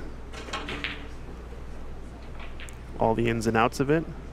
But I was watching him play earlier, and he seemed to be playing some pretty strong shots. I just didn't want to cannon into that brown. But I think that his snooker brain will develop in time if he keeps at it.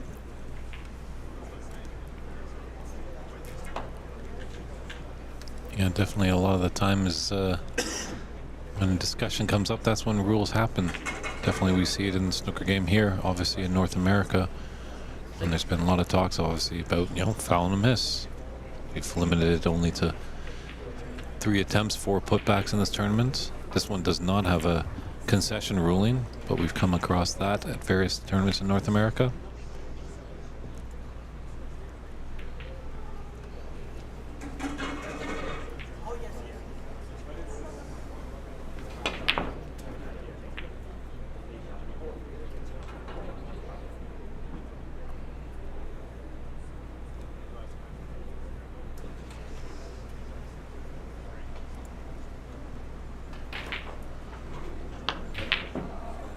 Nice little open table, some open reds. Corey does have a chance here. So get one in and get going.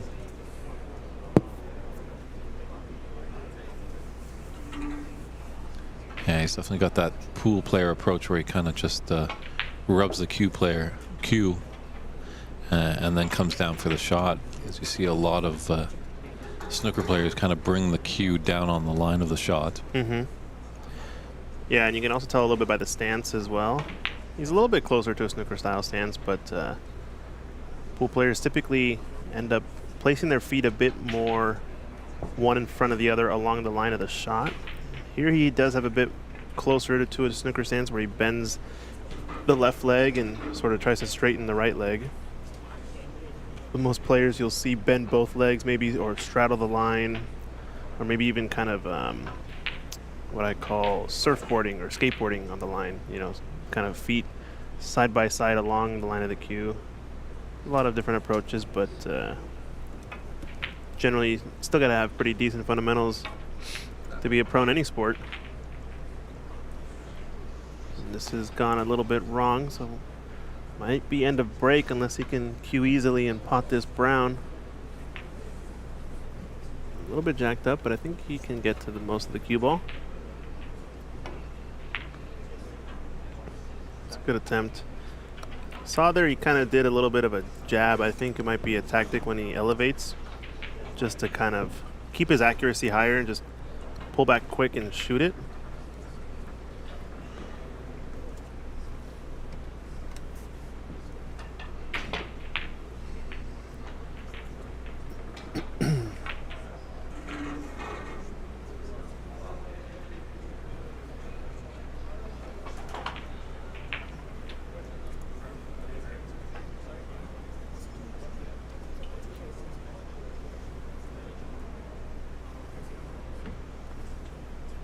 So I guess Charlie Brown's opponent never came back into the building. He was kind of itching to get on the table, and his opponent just left. Oh, really? Maybe he's just taking a break then, or might be conceding. I think that means we're gonna have an earlier end of today in the group stage. I still got to get over to Steven and figure out what the current standings are in the groups.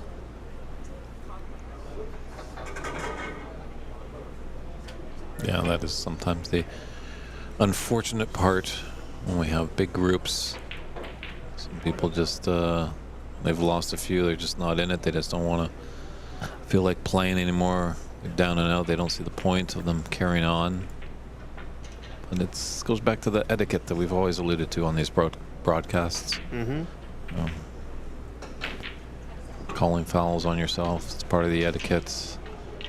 You know, while a player's on a break, you don't concede the frame. Even if they're on a break, you don't, you know, crack your cue as a concession for the match. Don't stand in the line of their shot.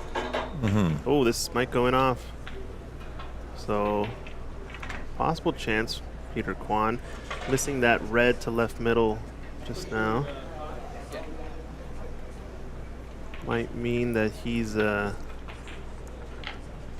just settling in a bit. This does cut to the right middle pocket.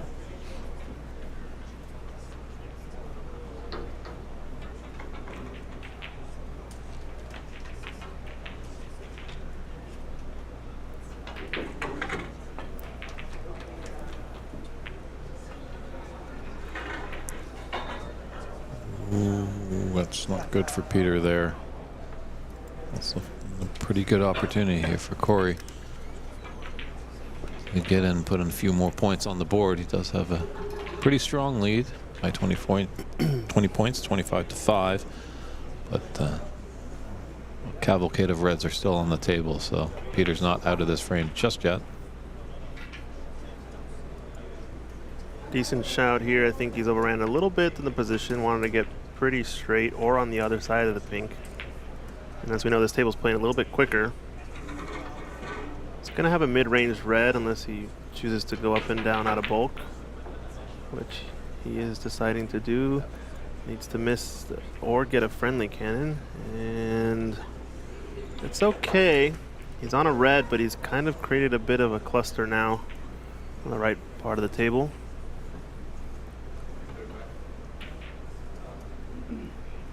Might have to send this 2 rails into the line of the pink into the right middle pocket. Sort of a stun shot. Go to the bottom, or the top cushion, I mean. Bottom rail on your screen. Don't think he can hold for the black. Might actually cannon it if he wants to hold for the black. Yep, 2 cushions there, and trying to get an angle on the pink that he can maybe try to open up some more of these reds on the right half of the table. Can roll this in and might be in line to cannon the blue and open it up, maybe get on a red, dropping behind it. It's a little bit tricky. I don't quite see the angle. He overcut it, I think, trying to get at that blue maybe.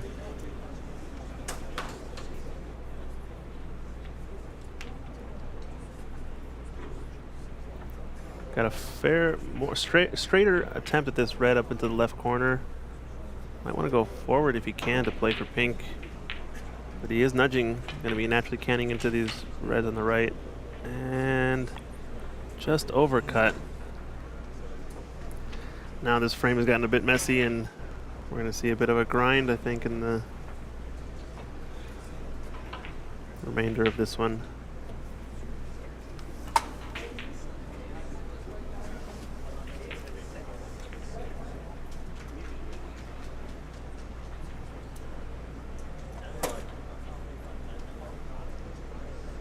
He's got a thin cut on this red into the blue, and I'd be surprised if he tries to take it on.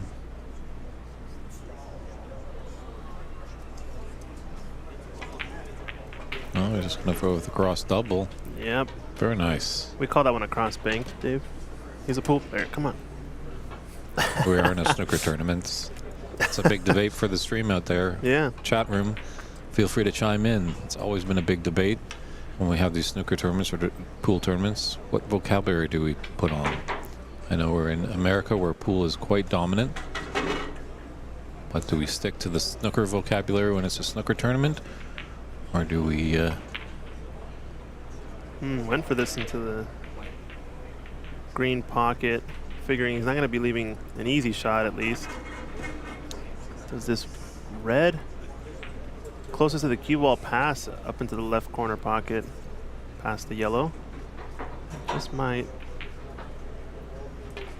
Yeah, Peter gearing up to go for it and overcut it once again. So not really getting good starters. Really just had that one opportunity on the red to left middle early on in the frame. So far it hasn't been kind to him this table. Just needs to get started meanwhile Corey Duel's just chipping away at his lead, increasing his lead little by little. Color here, color there. Easy way to get deep into a frame, especially if you're not leaving your opponent anything and they're getting frustrated from not getting opportunities. Is this red pass? Can you see it? Punch into him and open up the pink, or sorry, the yellow and green. Yikes. Oh, Javier dropping us the share for all the pool player buddies. Thank you for that. Yeah, share the stream out if you guys are a Corey Duel fan. If you know a Corey Duel fan, getting to watch him play some snooker today. Don't know what his contention is in the groups.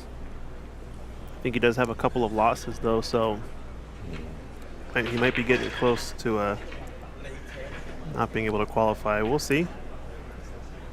And that's been a gift there that Peter has given Corey. A little blind cut, but this should shoot up nicely for the pink. Yeah, pretty natural position. Just roll out into the open area. Wanted it to get a little bit straighter. Might be able to drop in behind this red or cannon it out into the open.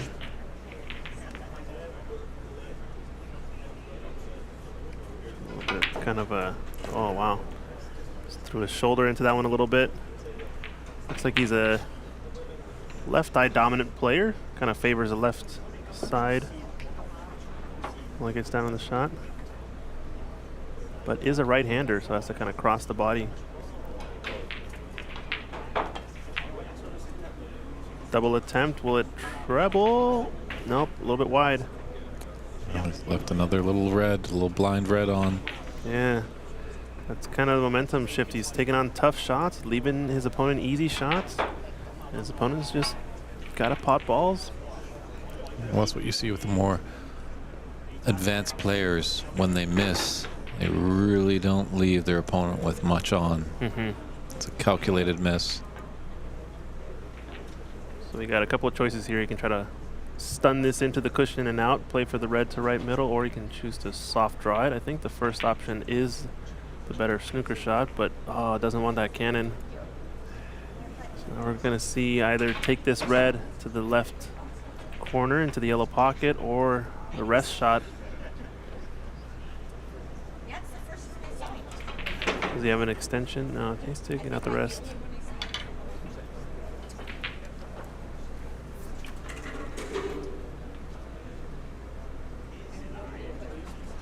Just a soft draw here. Play for brown to left corner next. Past the yellow. Sounded like a strange contact there on the It certainly impact. did, yeah. That was just, that horribly went wrong. So I think you're correct in your assertion of that it was a bad contact, Mr. Youngers. Oh yeah, don't know if it was a bit of a weird miscue or something. Yeah, I'm not sure Peter's history in the game. Looks like he definitely loves the game coming out there, and he's just missing just by fractions. I think a little tune-up. TK is wondering, yes, Corey Duel is a professional pool player, and this tournament was advertised as amateurs only, but I believe that's, you know, if you're a professional snooker player, you can't enter.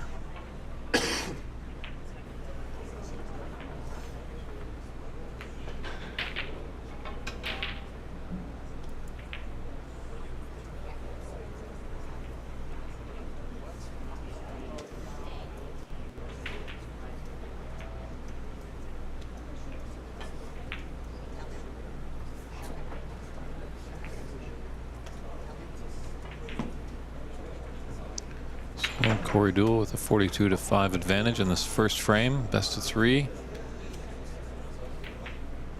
38 points ahead. Well, there's 59 on the table, so Peter Quan definitely not out of it just yet. Oh, I like this from Javier. This is an interesting idea. Oh, look at this pot. Almost got it. Yeah, Javier is saying, perhaps we can gather enough pool players to play a snooker tournament at Ox. Everyone has to use a pool cue. No snooker cues allowed. That's interesting. Kind of like a tip diameter minimum width, I guess you could say. Must be this tall to ride this ride, kind of thing. 11 millimeters or higher tip diameter. Well, actually, we've got a player up in the Vancouver area, Alan Emma. Very strong and well-accomplished pool player. Has played in snooker tournaments that I've run and played it quite well, getting well deep into the tournament. And he actually plays with a pool cue, more like a 13-inch diameter tip. Mm-hmm. That's interesting. Oh, there's a miscue there. Second, I think he was trying to really screw that cue ball back off of the red. Go for the pot down into the left corner and screw back, kind of a la Judd Trump, like we said before.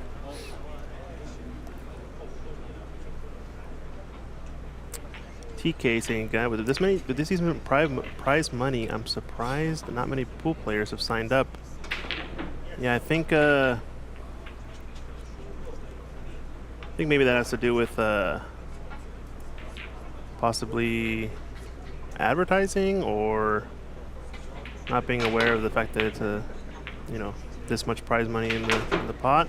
I do know that there is a big pro tournament happening right now. There's a lot of players that are down in New Zealand for the World 8-Ball Championships, and there's also a lot of pro players playing in the Texas Open this weekend. So I think those two events obviously probably has a lot of pool players playing in them.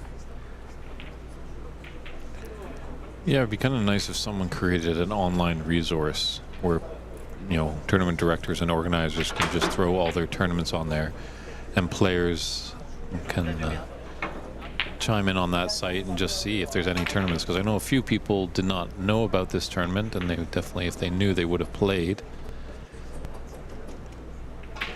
Yeah, but I think that's part of our goal here is to, at least if you see on the live stream this year, you subscribe to the channel, wink, wink, hint, hint, and you'll get notified of when stuff is coming up.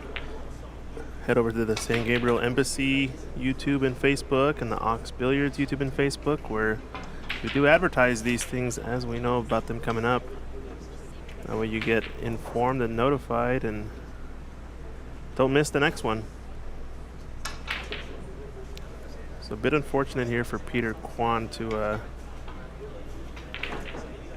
yeah, this is kind of the tournament that's starting the season. Most of the time on the West Coast, a lot of people like to go outside and enjoy the outdoors and the beautiful summer months.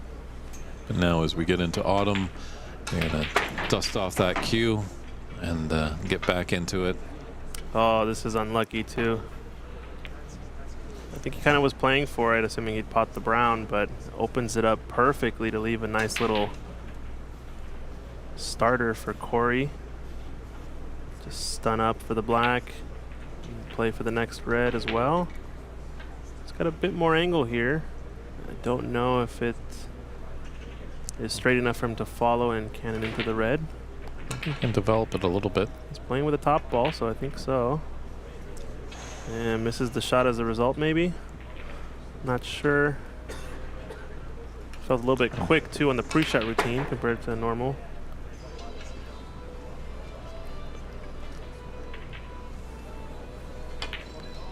Ooh, very nice cut there by Peter.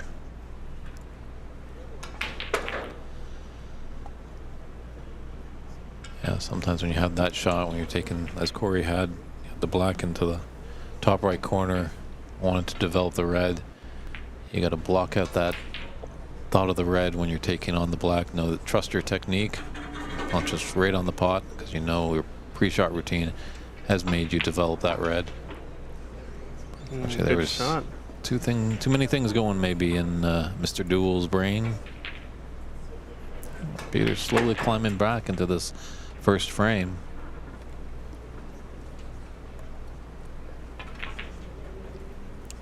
The attempt here looks pretty good. Dynamite.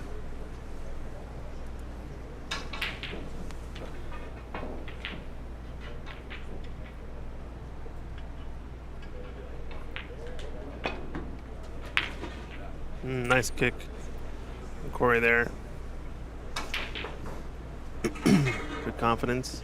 He's left the red on, but there is hampered queuing over the yellow, so don't think Peter can really work his cue ball too much here. Might just float this in and play for pink. Might cannon into the pink, actually, depending on how much topspin he has. This is a little bit slidey, this cloth. Overcuts it, and it's going to leave a shot on. Definitely a shot to nothing, so Corey's going to be going for this. Can play this 2 cushions naturally, or 1 cushion up for the brown. Don't think he holds for black or pink.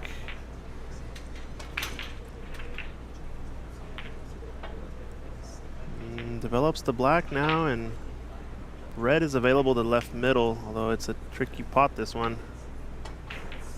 Awfully risky too, because you can jaw the pockets and leave it. Looks decent. Nope, gonna come short. That's the side you want to miss on if you're gonna miss that shot, though. Pushes that red up table, and it's got a partial snooker, so time to grind out this frame. This last red gonna be really pivotal. I think it's only a 20-point game. Corey going for it.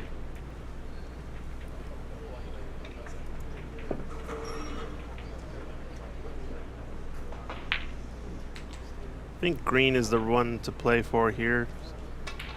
Focus and stun across this. 2 cushions in behind green. Just overruns his position, and an edge of the red is available.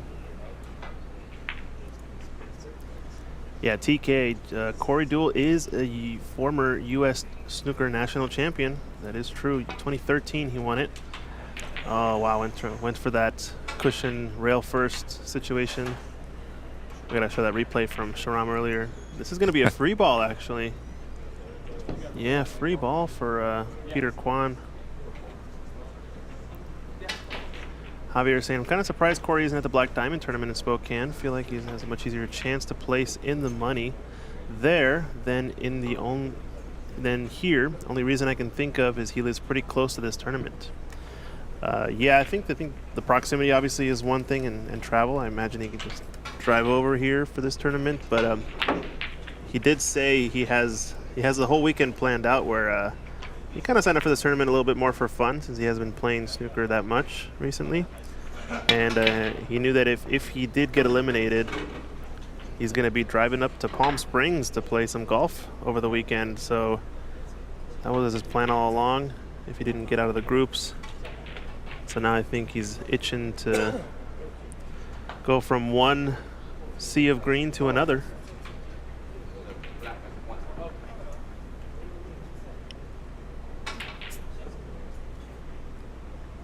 Spokane Open is this weekend, from what I understand, right? It is happening this weekend. Don't know if they're live streaming it or not. Tough miss there for Peter. Left an easy starter there for Corey. Yeah, see if Corey can take the frame on that mistake. Could be enough of a chance. I think he was really trying to hold for black, but that cloth just ever so slippery. Can drop the yellow into the right middle, but wants to get close to it. This is perfect. He has an angle to just float forward off of 1 cushion towards the middle of the table.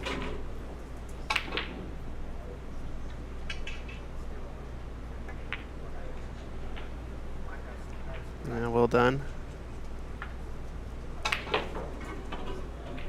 Oh, sweet. Okay, yeah, thanks, Javier. Yeah, Spokane Open is happening right now. Good stuff. A lot of pool, a lot of action. Got World 9-Ball Tour next weekend at Ox. I'm excited for that as well. It's going to be a good one. But we still got a lot of snooker to play here in Southern California. This is going to be safe as well. That is Peter. He's going to come back to the table. Just 18 points in it and 25 on the table. Oh, so yeah, still in it. No snookers required yet. Sorry, my apologies. 2 cushions, I think, on this. Try to get in behind the green and stop it. It's not too bad, but he's caught it a bit thinner. Caused the cue ball to float along this cushion, but Brown to the rescue.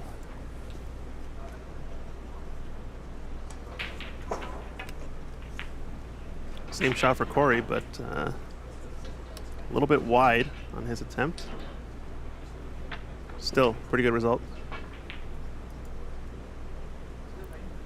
I think the shot here is just a cross double and try to get the brown, sorry, the green in between brown and blue up table. That's the cross double. And that mistake has opened the door for Corey to the very telling snooker. Just stun the ball, cue ball into the green, gets behind the black. Yeah, avoid the jaws and he's going to be good to go. Nice shot there. You heard a little bit different sound too with stroke, or sorry, to the contact on the cue. But that's that stroke, that nice, sweet, smooth acceleration. You don't have to hit it very hard, and you can still affect path nicely. So it goes in off, and this is going to leave an opportunity since it does give a chance for Corey. I think he is going to take it on since the 2 cushion escape would be fairly routine after a couple of tries. And this is an opening to clear up here. I think the hardest situation is going to be blue to pink, but I don't think he needs pink. Oh, that was his frame ball there.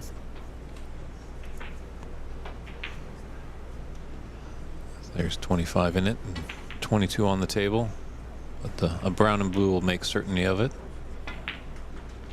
Oh, it's not going to fluke either, so I think Peter's coming back to the table here. I think if Corey managed to get down to the blue and pot it, it wouldn't have left a chance for Peter to come back, but pink and black are decent to hide in behind. And blue is kind of that 1.5 balls away from the cushion in that space where if you can get in behind it and glue him, it's a real tough escape. This is going to be a little too far. Yeah, nice effort there by Peter. Definitely has the idea. It's one thing having the idea, the other thing executing it. Mm-hmm. Which makes this game so difficult.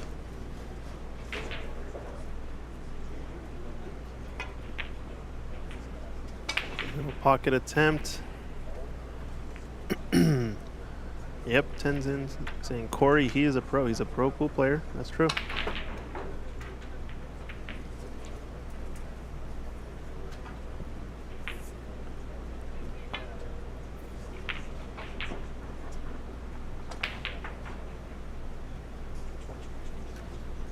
Good speed there, not to push it all the way to the pocket, so stays fairly safe.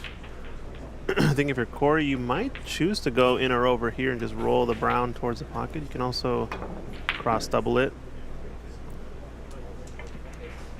I think he was going for the pot there. With this angle, has a decent chance to cross double this off of the short rail up towards the blue and play cue ball in behind black. Or can cross double it the other way towards the lower right corner. Either one is a shout. This looks okay. How's the speed?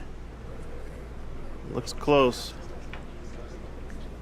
Yeah, really close. If not direct, he's got a fairly routine escape off of one cushion or a small swerve. Yeah, it was there.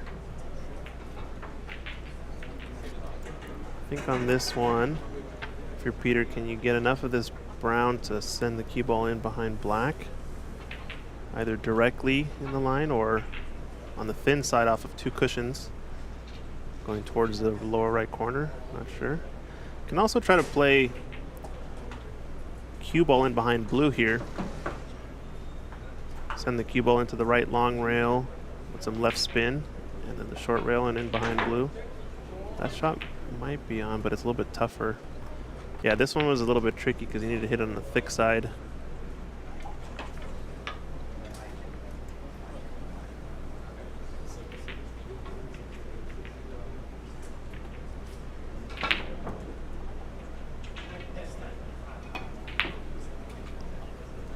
So is this treble on? Ooh. Oh, wow, flukes it. So if this blue goes down, likely it's going to be end of frame. Just wants to push it over the pocket. And this is going to snooker, I think.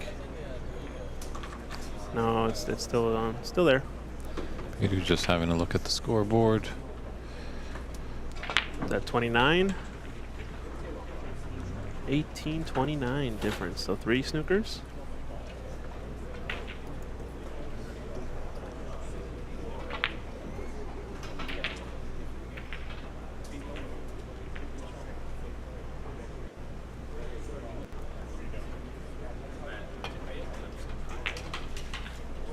Guess it's actually 2 snookers if you're talking pink snookers in this case. And he's gonna roll too far and glue himself to the bulk top cushion, and this is not looking good for Mr. Quan. Wanted to get at least some space so he could screw off of the pink, send it up table. Now Corey's just gotta drop this over the pocket, in or over, to end the match, or sorry, the frame. I keep saying that, with the first frame. End the match. Just want to get it over with. He might choose to still shoot this at pace since he's maybe more comfortable with potting it. And flukes it as well. How many flukes do you got there, Corey? Yowza. Playing it like a pool table, running around all the house. So Corey Duel takes that first frame 69-39 to take a 1-frame advantage in this best of 3 match. And we'll step aside for a few short moments and return with frame 2 between these great competitors. Talk to you soon, everybody.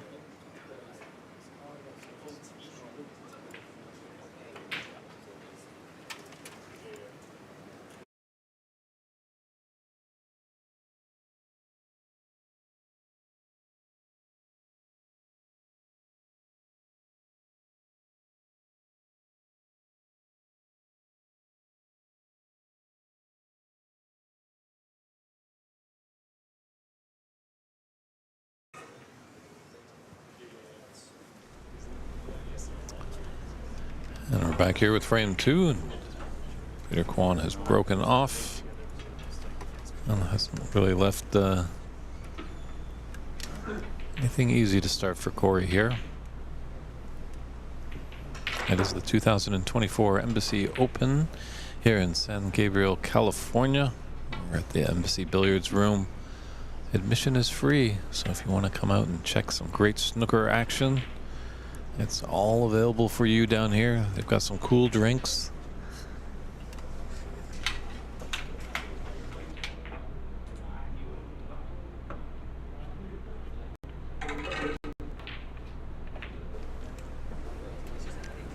And it's David Burney in the booth with you, and I'm pleased to bring into the booth the ton man himself, Albert Kenny.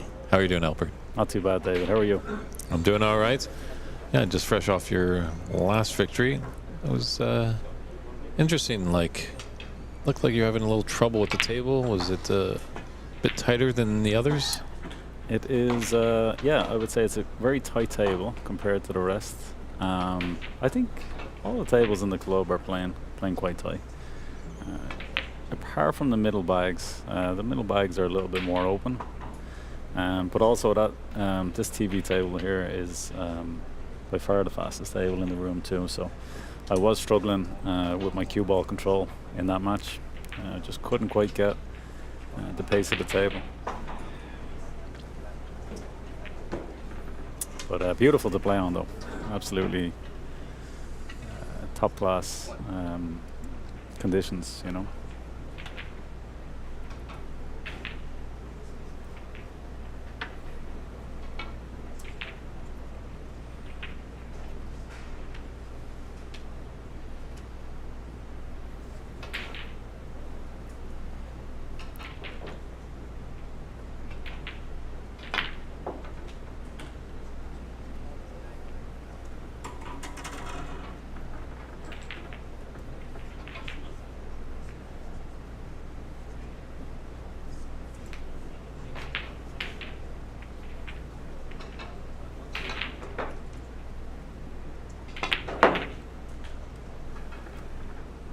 a solid shot right there. Red's all opened up nicely. Black a little bit tied up, so it's going to be tough to construct a high break here. He's going to have to be playing for blues at the moment, unless he chooses to play position on the pink in the right center.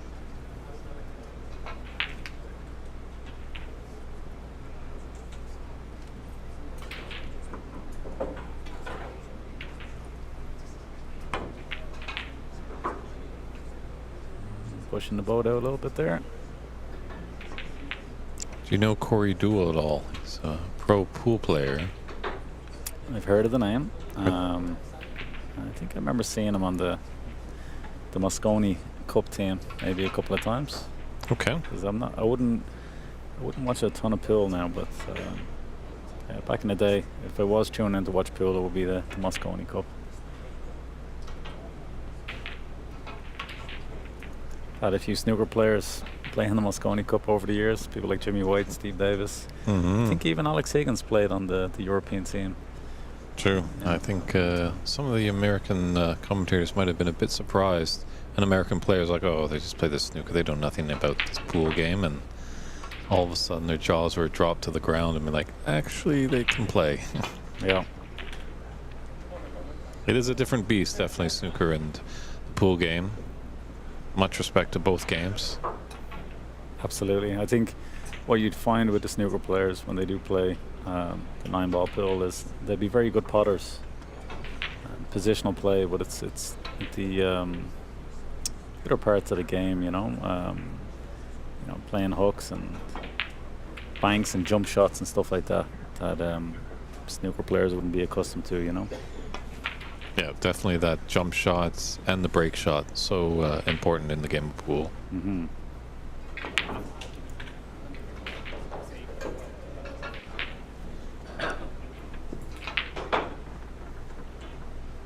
Yeah, how's Corey Duel doing so far in his tournament? Any idea? I think he's won some, lost some. Okay. It's tough to say because I know they're going a little bit old-fashioned and putting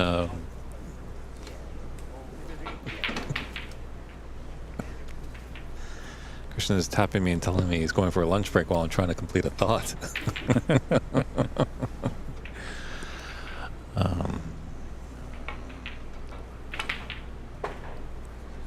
Where were we? I think we're talking about Corey Duel and Corey Duel. yeah, what his results have been so far. And I do think it's a tougher. It's definitely a tougher adjustment. I would think for pool players coming to a snooker table than in reverse. You know. Mm-hmm. Yeah, I think going back to that thought that I had, they don't have, they haven't reached out to CompuSport or SnookerScores.net to put up the results. So they've been doing it a little bit old-fashioned, pen and paper. Right. Haven't jumped into the digital world. But I think this is the first time that Stephen has run the Embassy Open. It has had a history. Bernat Danka, I think, is the defending champion, but that was back in 2019. Okay, I didn't realize it didn't run the last 5 years or 4 years, should I say?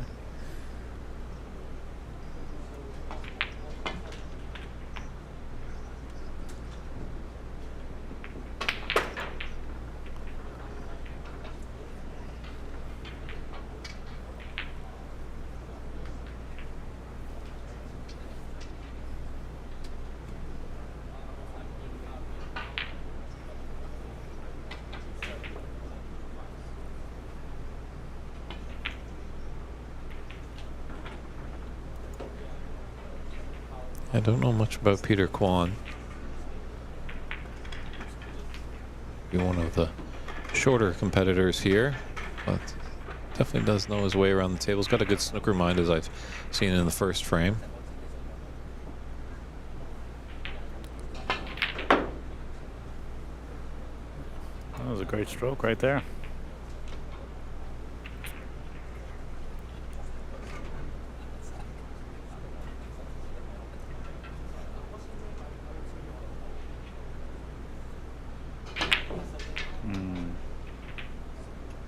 Just not quite delivering that cue and the intended line.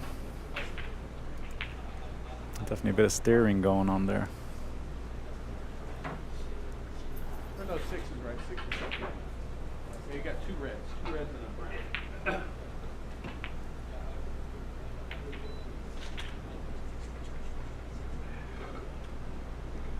Yes, well, I didn't realize some of our viewers piped in that Corey was a U.S.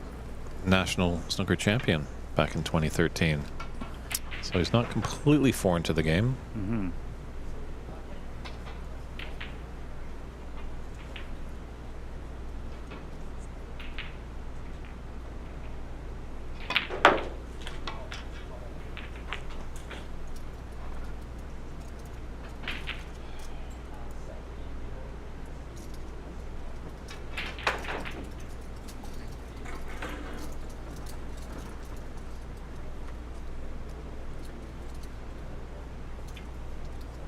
So are you undefeated so far? Can we let the fans know the Albert Kenny fan club?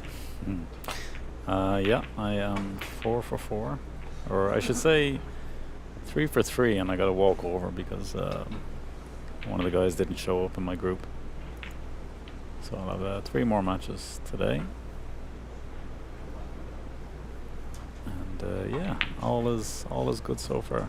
Still adjusting to the tables. They're not quite what I'm accustomed to back in Calgary. These steel back cushions react a lot differently than the Burrows and Watts that I would play in my local club. And the cloths, I mean, it's kind of like playing on glass out there. They're very, very slick. I mean, beautiful to play on, but just a big adjustment for me, you know. Well, a great snooker player can adjust to any environment. They do want ideal, but yeah. Ask me that at the end of the tournament. well, you still have 3 more matches to really get yourself acclimatized. Yeah. 3 wins, that's pretty good. You know, a couple more, you should be able to punch your card because you only have a 7-player group. Mm-hmm. So yeah, I think if I win 2 of the next 3 matches, that'll secure my spot. So, but obviously I want to win every match. I'm seeing the ball pretty well. Just yeah, just still adjusting.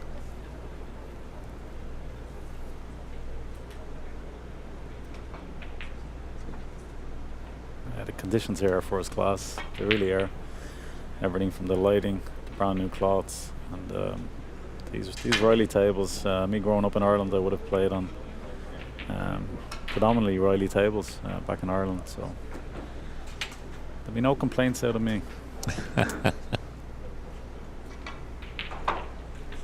you get back to Ireland much?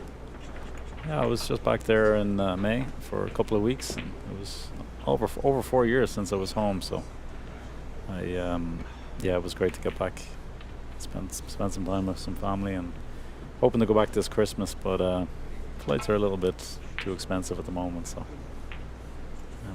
might not be going. Yeah, in excess of $2,000. That's news to everybody's ears. If you go back, you know, you won't be able to participate in the Calgary Snooker Tournament. Yeah. Okay, I guess I'm not going back to Ireland this Christmas. Yeah, it's an interesting time of the year for that tournament. I wonder why Ramin chose those dates. Hope it doesn't affect the outcome of how many players he gets, you know. I believe it's, correct me if I'm wrong, is it the 27th, 28th, 29th, something like that? And 30th, yeah. And so 30th. Just after Christmas and just before New Year's. Right. Javier Valenzuela is asking, Albert, have you played at Ox Billiards yet down in Seattle? I have not played down on Ox Billiards yet, but the next tournament that's run down in Seattle, I'm going down, because I've been saying it for a couple of years now that I'll be going to the next tournament. But whatever the next tournament is, Mr. Dominguez, if you're listening, register for me for that tournament, and I'll be down at the next tournament. Well, you said it on record. It's on the stream. Right. Yeah, I heard the facilities down there at Ox are are world class as well. All-star tables, I believe. All-star David? tables, yep. Great little atmosphere too. Very industrial. You know, good wood and steel decor down there.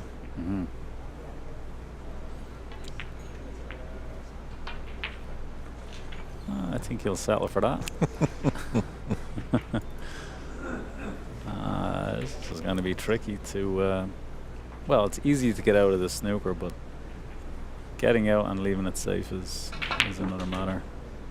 I might be able to flick the bottom red on the right hand side as we look. Yep.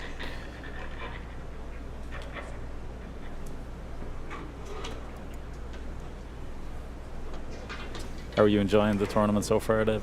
It's been fantastic. Lots of great matches here. You know, some big breaks that have happened, some nail-biting affairs, black ball respots, some good comebacks. And we're only halfway through day 2, so I think when we run into the knockout phase, it's going to give an even more exciting. There's a lot at stake to play for. Hoisting that trophy, a little bit of cash. Yeah, I'm really looking forward. If I make it to the knockout stages, those longer formats. I thought the last 16 was best of 5, but Christian was telling me they're best of 7s all the way up to the final. You are correct, yep. Sweet 16, quarterfinals, semifinals, best of 7, and the finals is a best of 9. Excellent.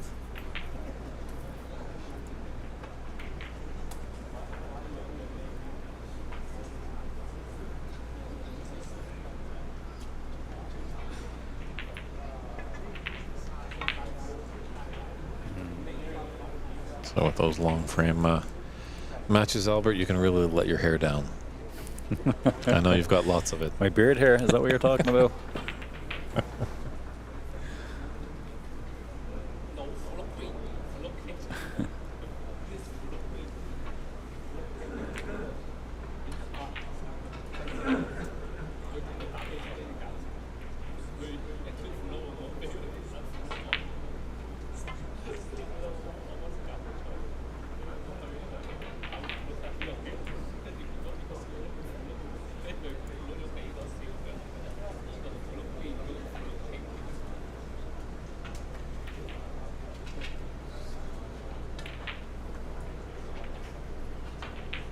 Who have you played so far in the tournament, Albert? That's a good question, David. Sorry, put you on the spot there. I thought you might remember a little bit after the introductions, but maybe it's a. Was anyone stick out that was a bit of a challenge? My first match was quite a challenge. Yesterday I was waiting quite some time to play my first match, and yeah, I don't think I ran a break over 20 in the match, and it was quite the grind, and I just scraped over the line on 1-2-1, and the last frame went down to the blue ball. So there was definitely a little bit of drama in that match. Second match I won convincingly, and yeah, just played my first match, my third match today, and yeah, the guy I played in the last match had a beautiful stroke, but I found him very aggressive. Xiao? He was going for everything. Which all the power to him, but you know, there was a few situations there where he could have tucked up behind the green, or I remember even in the last frame, he could have tucked up behind the pink and went for a long black, and I was kind of happy when he lined it up. I was like, oh, have at her, you know, if you get it, all the power to you. But I would have been just yeah, putting me up behind the pink. Because now Javier is going one step further. Who's your toughest opponent in your snooker career? Toughest opponent played so far in my snooker career. I would think about that. All right. Well, I was on the circuit when I was younger, between 17 and 19. My very first professional match was against Tony Knowles. Okay. I played Speaking of hair. Right. I played him in the qualifiers for the Benson and Hedges, and I I was quite impressed by him because he was away from the game for a long time. And I think he got some sort of a wild card back onto the tour, and in my first match he beat me 5-4. But I wouldn't say he was my toughest opponent. I would say Mark Allen, probably. I played Mark Allen a couple of times in some junior events, and I think I played him 3 times, and I've never got the better of him. He was very very strong in his junior days too. Very high scoring. So I'd probably say Mark Allen.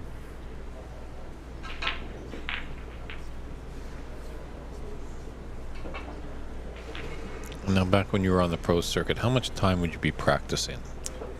5 days a week. I basically treated it like a full-time job. Okay. So I was getting up in the morning, getting I think it was the 68 bus to Sauber Snooker Club, and I would start playing maybe 3-4 hours on my own, take a break for lunch, and if there was someone in the club that I played out of had a lot of top amateurs, and I'd have maybe a session in the afternoon and rinse and repeat for the week. So it was 30 to 40 hours a week, and I've seen, like, with interviews with some of the top pros these days, they're very much most of them will talk about quality over quantity, and I think if you look at like Ronnie O'Sullivan, he's not playing crazy 8-hour shifts every day. You might play for just an hour or two. So good. You definitely can overtrain. So and it's going to be different for everybody. But yeah, if you can get as much time on the table as possible, it's going to be good. Ooh, where's the cue ball going? That's going to be FL7.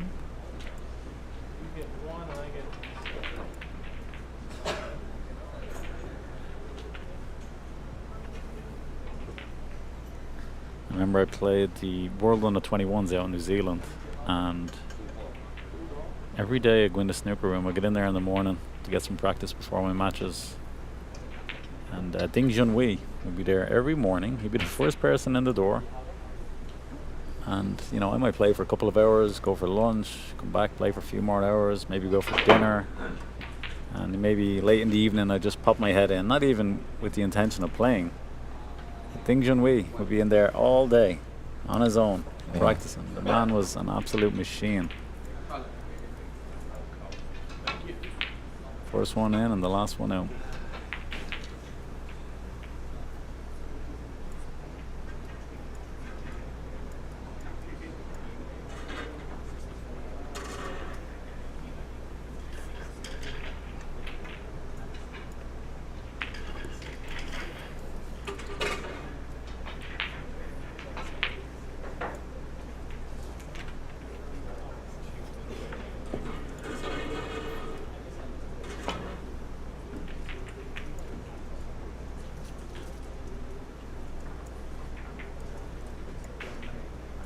Here, I can put you back.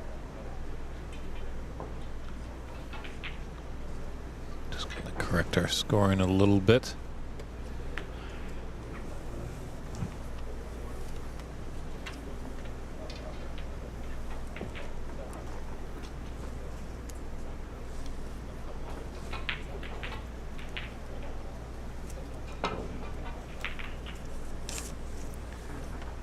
It's going to be tough to put them balls back. Hit the blue, the black, and one of the reds.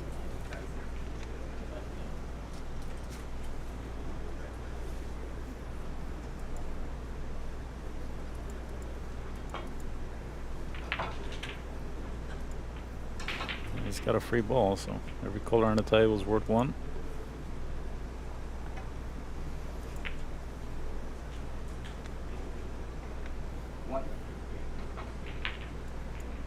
One good shot here on the black, and Corey might be able to finish off this match.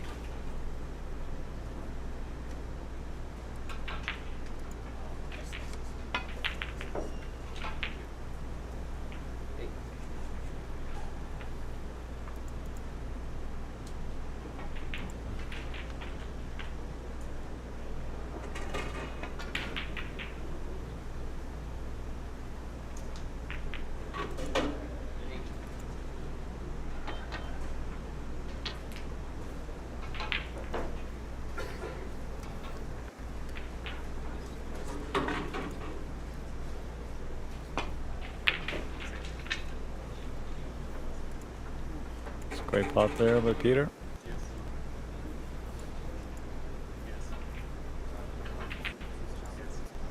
Not a ton of angle off this pink, but with how quick this table is playing, he's going for the tougher black. There'll be pressure on this one.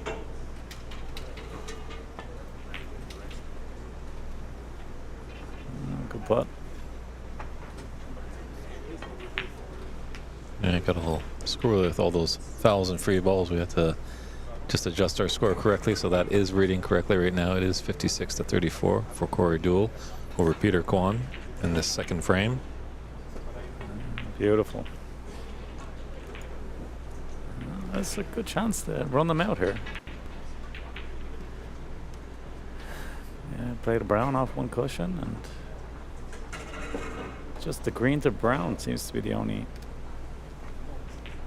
tough positional shot. Doesn't want to be straight on the yellow here.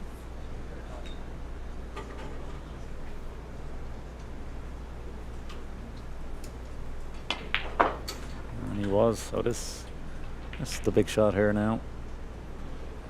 One good positional shot here on the brown, and yeah, might be able to run these out.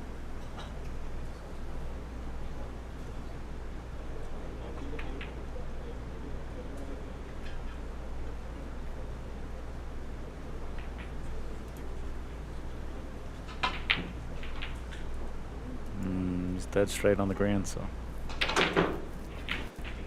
most likely he won't be running this table out. Yeah, brown to blue, blue to pink, pink to black. It's not the traditional way. Those high valued colors have been spotted.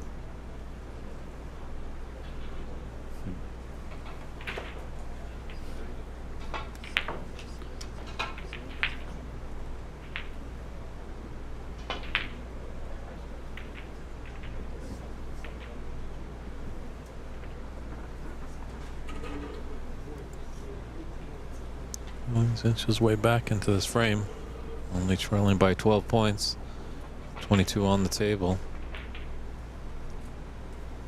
Corey needs brown and blue to put us in the snooker's required stage.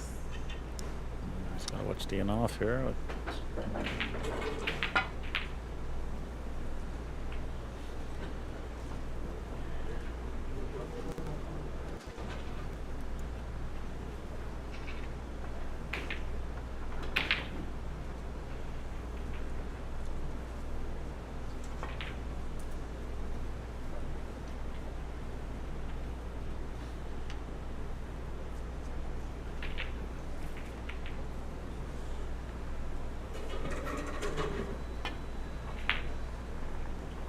Where's the cue ball?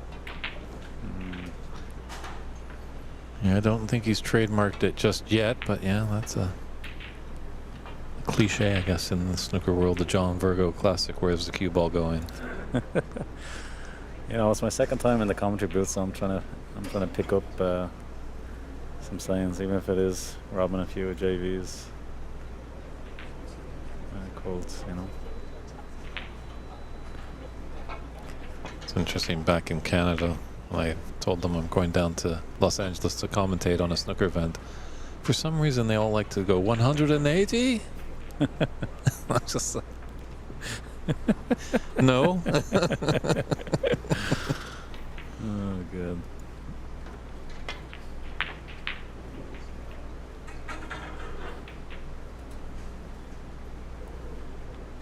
So Corey's 16 points ahead. Just needs the brown. Definitely be taking a shot at this. And trying to put the white behind the blue, just in case he misses the brown.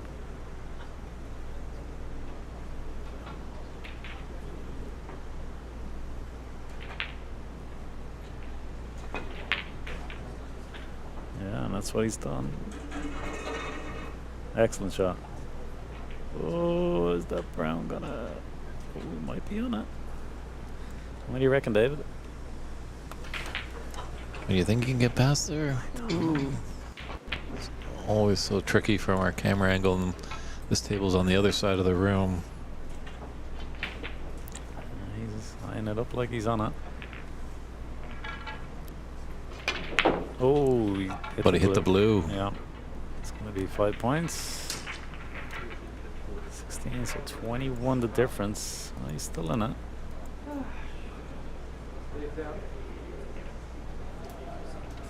Corey's looking at maybe having a put back, but I mean, there couldn't have been a whole lot in it if it just takes a slight swerve. Corey's asking, does the brown stay down and come back up?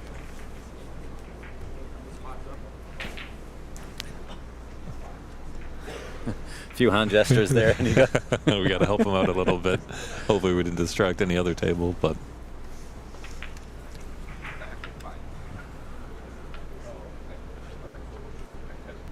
it's been in the pool game too long. I think for an U.S. national champion, he would know that rule. Right. Oof. Yeah, these pockets are tight. It's funny how some players just completely forget the rules when they're playing. Not insinuating to the person beside me. Right, you're giving me a funny look there, David. Only because your beard's longer than mine. Oh, I see. Is that what it is? It's okay, you'll get there one day. Yeah, so will puberty.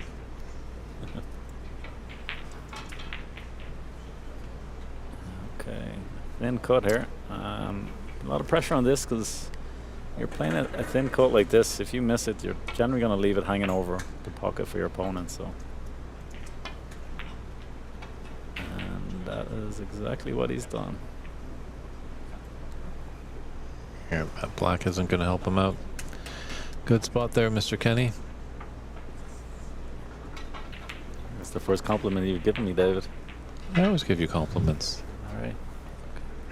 He's got a century in this tournament, ladies and gentlemen. He's a two-time PC Open champion, Central Canadian champion. And that's just in Canada. I don't know what you did in Ireland, but I'm pretty sure it was something special.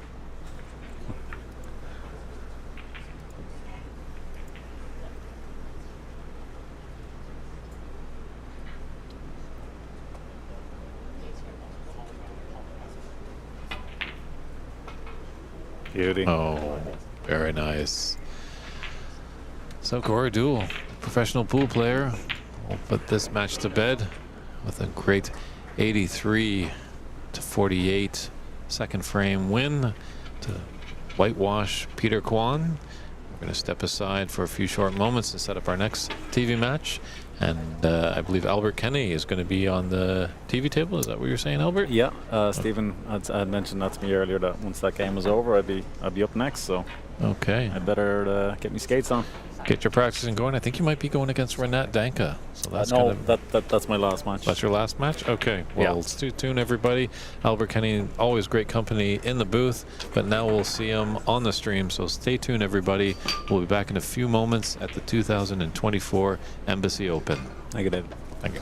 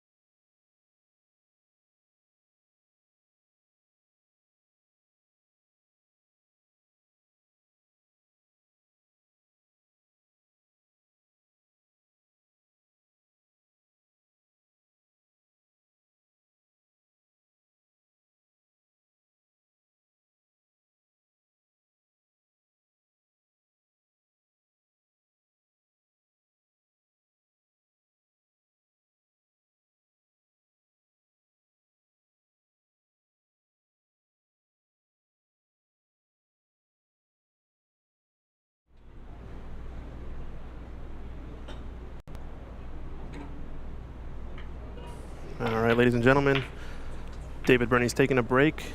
We're back here live. The Embassy Snooker Open 2024 edition. Coming to you live from Ox Promotions here at Embassy Billiards Club in San Gabriel, California. Albert Kenny at the table playing a match against Chris Lee here in the group stage. Starting to get down to the wire here today in our second day of group play. We've got a few good matches in the books, in store as well. I think we're going to be seeing a lot of Albert Kenny here on the TV table. He's going to be playing against, believe it is later on today, the big match of that group's going to be him versus Renat Denka. That's the big match to watch coming up. So should be exciting stuff. See, Andy McCloskey's playing right now. Karam is playing against Adam. A lot of good matches.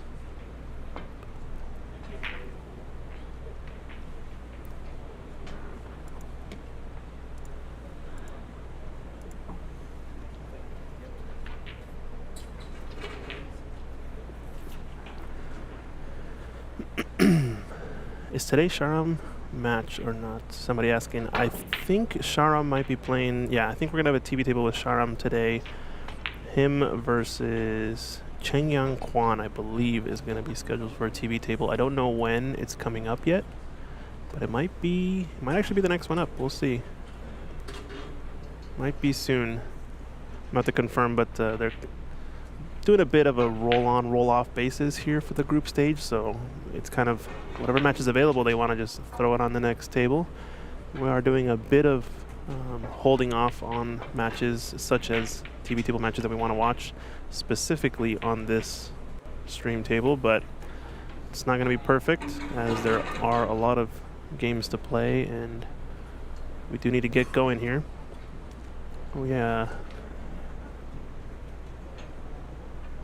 Got 8 groups of 8, so 28 matches in total for each group. Puts us at around 220 plus matches for the event. Just stay tuned if you want to see, but likely we'll see Sharam again today. And if not, hopefully he qualifies into the knockout stage, which, based on all the comments we've seen, it's a pretty good chance.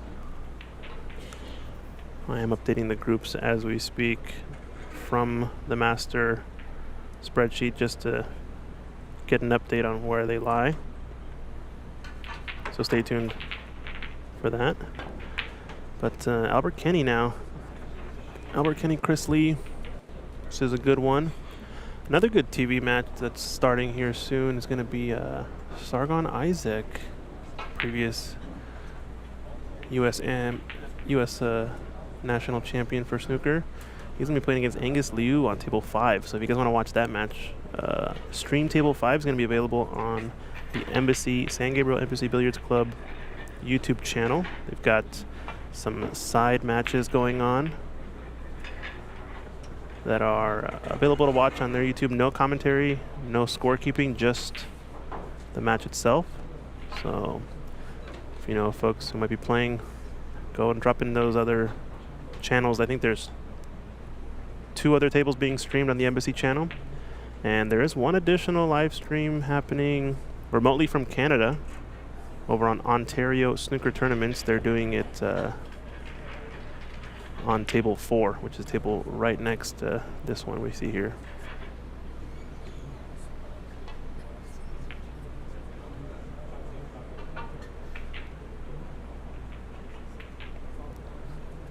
So back and forth in this one.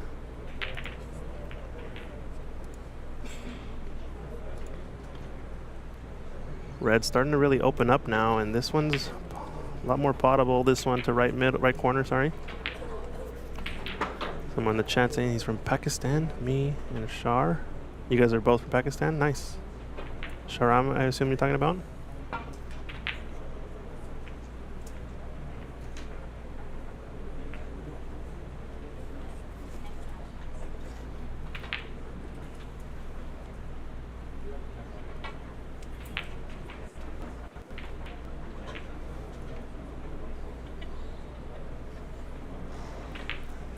See what we got going. Tight to the bulk cushion here for Chris Lee. Good safety from Albert. We talked about before that keeping that cue ball tight to the bulk cushion making a huge difference for these safeties. Chris is going to be going for this.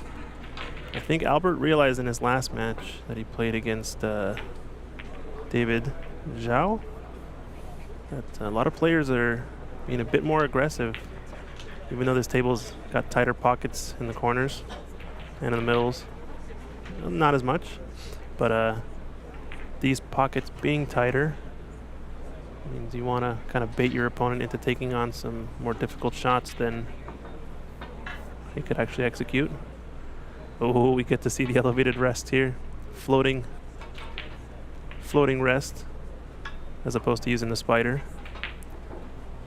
Can be somewhat achievable as long as you kind of, what you kind of want to do is make a mini, like a bridge with your fingers and pinch it, but he's opting to take the spider instead.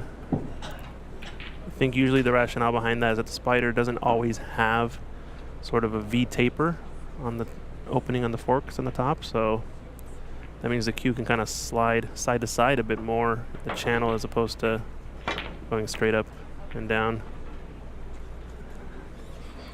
Whereas the cross that you see in the traditional snooker rest definitely has a V taper, so there's only one place for it to slide in and out.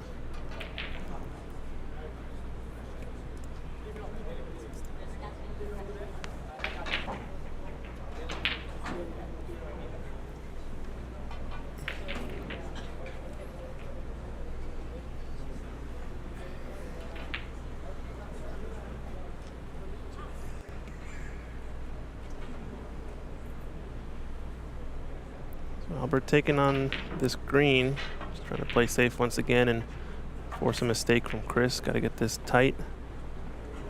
He's been doing a good job at that. I think he's making the adjustment little by little. At least on the safety plays, he's adjusting to the speed.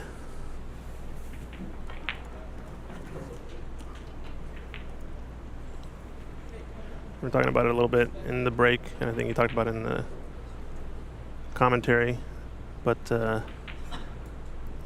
this cloth is playing very much like glass, very slippery on the main match tables. Slightly different conditions than the rest of the tables in the room. So just got to make the adjustment.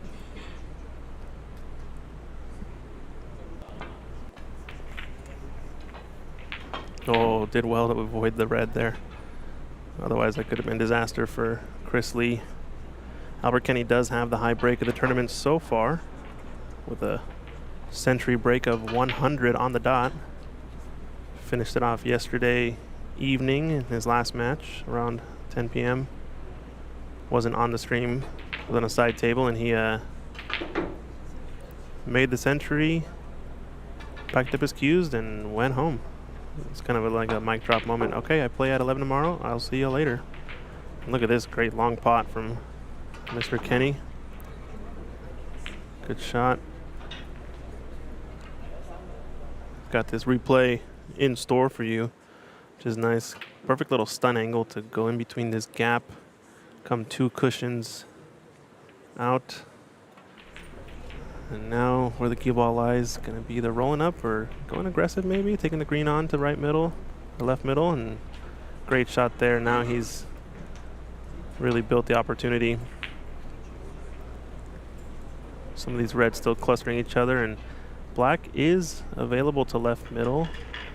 Pink clustered up.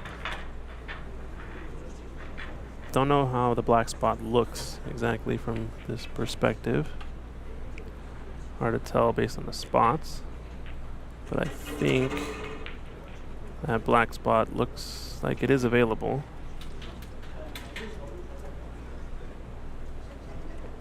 Yep, I think it's spots.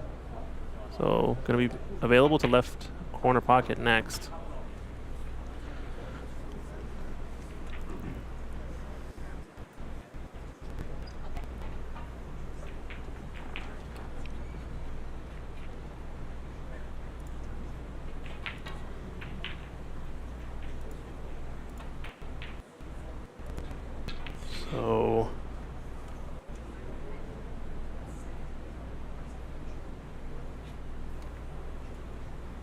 on a break of 12.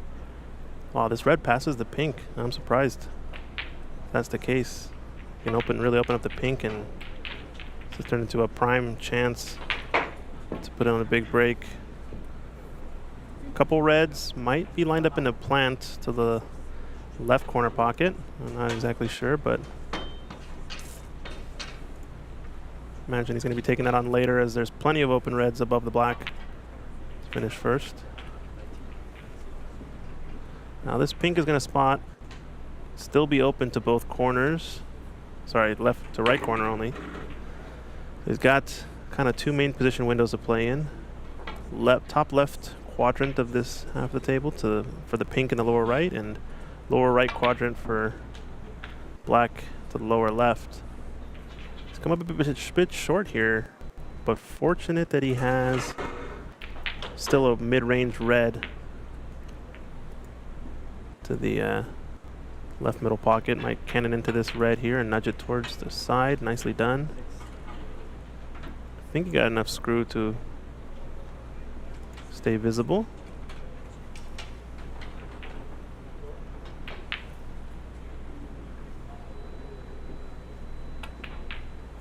Sure, no problem, we can zoom out.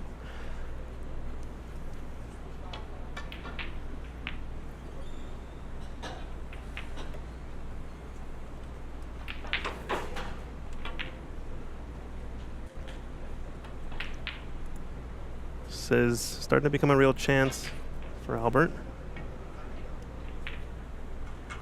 I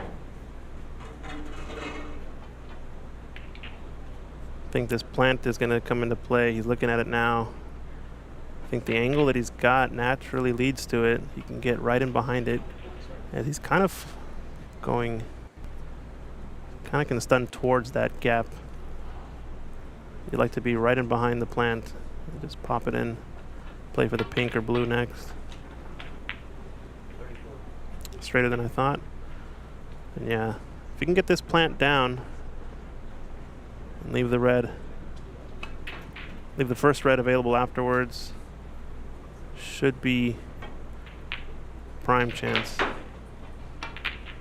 Big opportunity. How's your luck? Pretty good.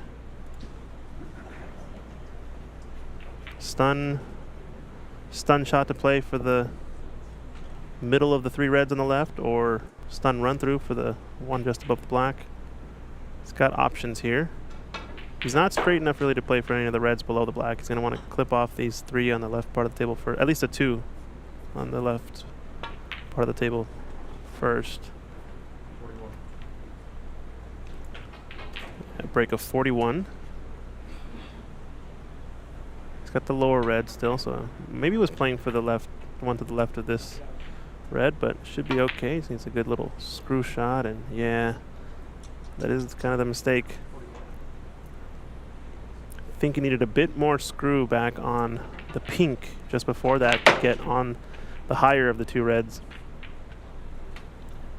since it would have left naturally for pink to right middle and a lot more options. So now Chris with an opportunity. He's taking on this red next to the black. Figures he can screw off of it after cannoning into the red next to it. Pretty good. Opens that one up. Now he's got a good chance for a counter. Can stun up for the red to left middle, or the one that he just bumped up. Don't know if I want to play for the red left of the yellow quite yet. He is kind of playing for that. Cannons the pink, and that's no good. Pardon me, left of the pink. If he's on this red into middle pocket, he might be pretty fortunate, because that was kind of a mistake.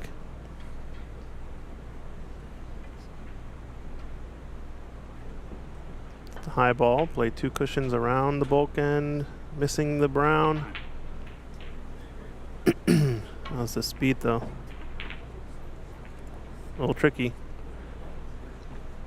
Might almost want to take this red down to the right corner, as crazy as it sounds, and roll forward, because you're going to be kind of leaving a lot of in-between shots other than the one you're shooting. Oh, excuse me, he's playing the color. Sorry, so he's playing black here with the high ball. Trying to hold for the red next to pink. It's gone wrong though.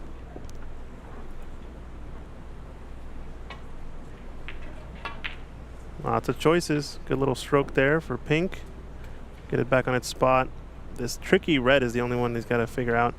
Last time he underscrewed this stun shot and ended up not getting on it. So I think here he's got to make sure he stays high. He should be good. Pink's not quite on its spot, so it helps. Yeah, he's perfect. It's a 40-point difference. Starting to get into the weeds here. It's getting close.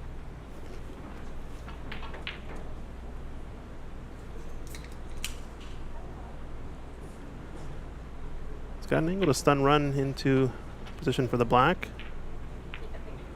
Pretty good. He's got a nice angle. If he can get his cue ball back to where it is exactly right now, it'd be ideal to play the red to right corner next. Tricky though, because you can end up snookering yourself with where the black ball respots.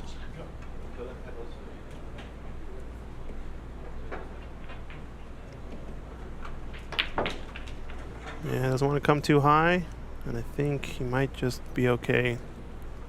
Yeah, perfect actually.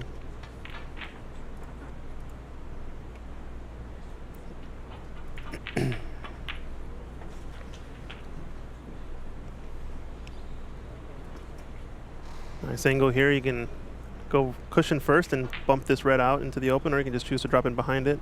I think he's going to try to open it. No, he's just playing for the position to pot into the corner. I like it. 23 break.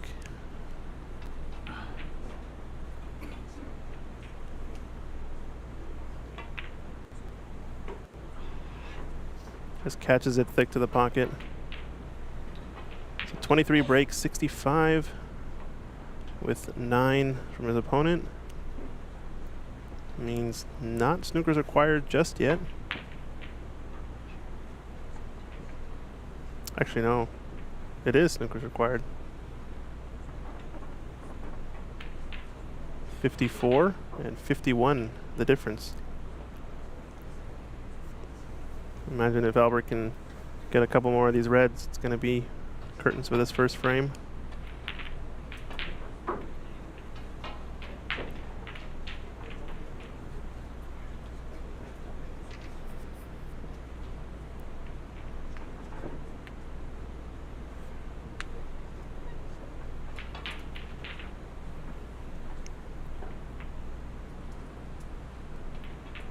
This is cuttable. I think I still like playing the safety off the right edge myself, or left edge from our perspective.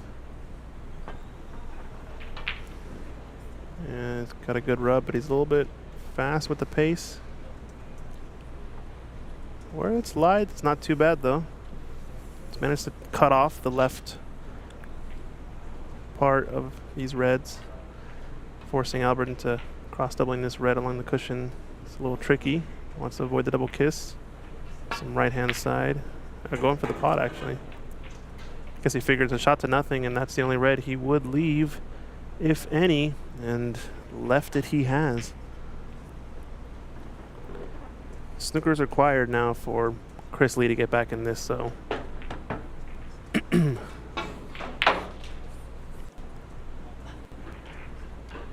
think Albert is fine with him taking this for the moment.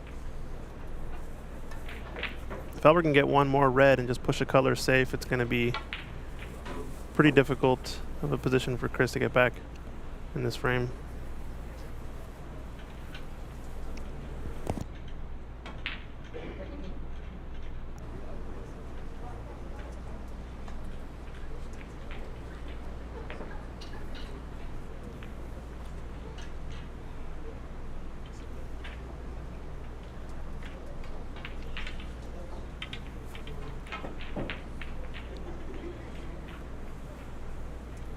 A little bit long on this.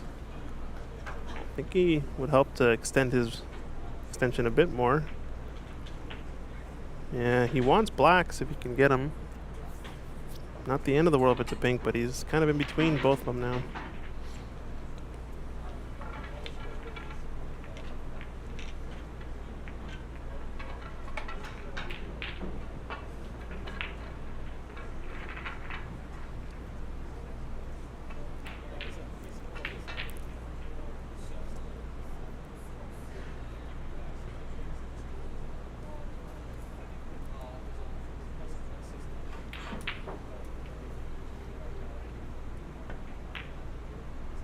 He's overcut it, so that's going to be a concession on that frame for Chris Lee.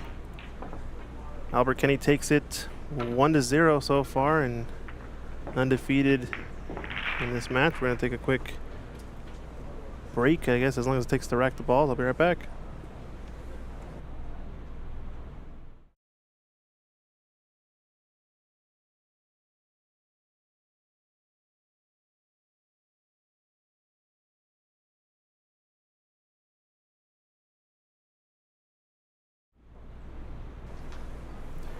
Albert Kenny to break off in frame number 2.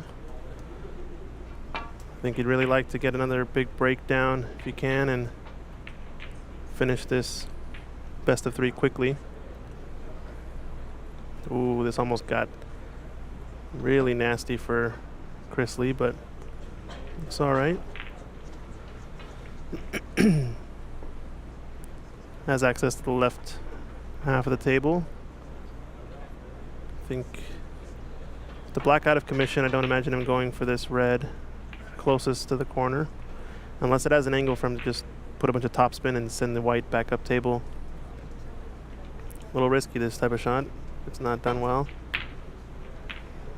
Yeah, it's gonna bump a red over the middle pocket. This is a good starter for Albert. He's got black available to the left corner if he can get just under this red to the right of the black.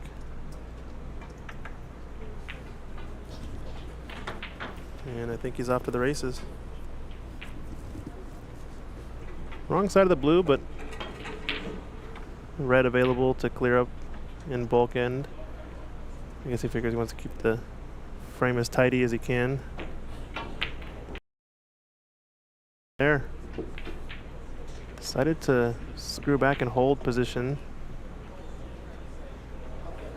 My initial instinct was to roll forward and just play the red to right corner, but requires a different kind of touch. I think in general, snooker players want to or prefer to prioritize stun shots over rolling cue ball shots, just to improve the accuracy on everything.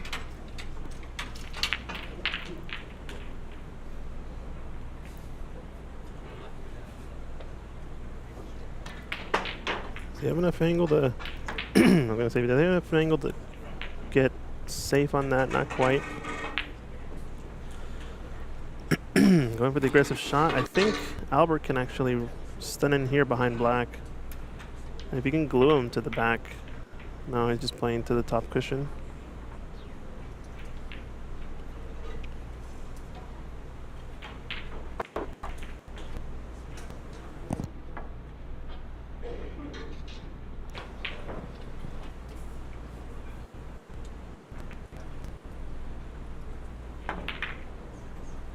Soft stun shot to further yet try to glue him.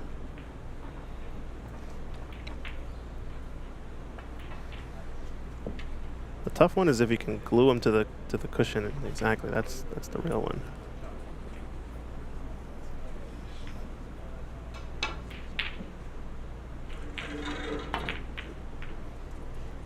Let's try to play that with a bunch of left-hand side to use the left rail to bring it back.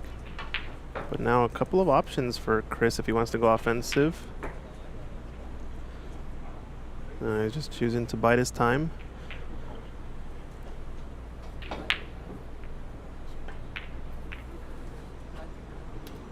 This looks pretty good. Yeah, that's tight to the cushion. Not bad. Fortunate that he didn't leave a red to left middle. So Albert's in a bit of a pickle. Might be forced into a shot here. Maybe attempt this red to right middle pocket, just to the right of the 2 in the bunch, or the cluster of 2. Don't know what else you're taking on here. It's that red closest to the left middle pocket means it's pretty risky to lag the cue ball up to the green pocket area of the bulk end. So, although there is a lot of blockers there with the blue in the way, he's got a decent position window to play the white if he wants to go for the more attacking, risky safety. Well, pink and black are out in the open, so it is a chance to put on a break.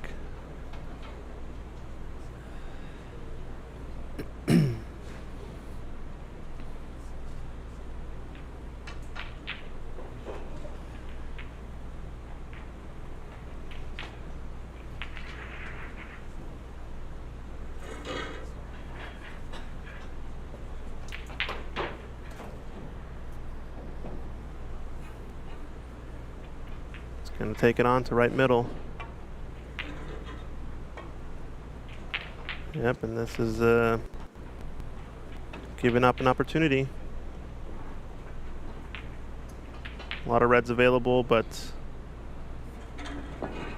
difficult thing here is going to be playing for a color. If you get the blue spotted, pink's going to be difficult to deal with later.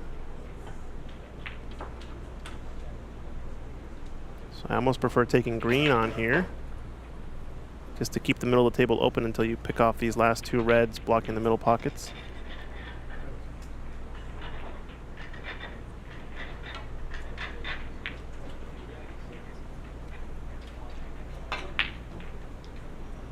No, not quite.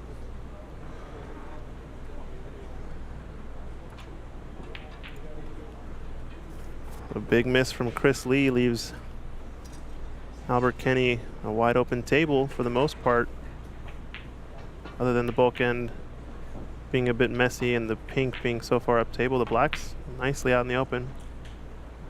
No 1-4-7s here though, sorry.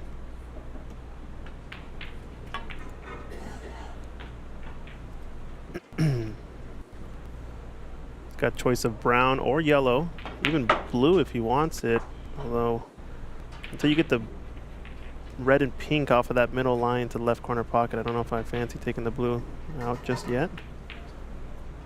It's got plenty of options to play for here. Red to the same pocket next, maybe. Oh, kind of quick stroked it. Don't know what he was playing for next there either. He picked it up on the mic and said, all right. So, don't know what happened there. Maybe just a misclick.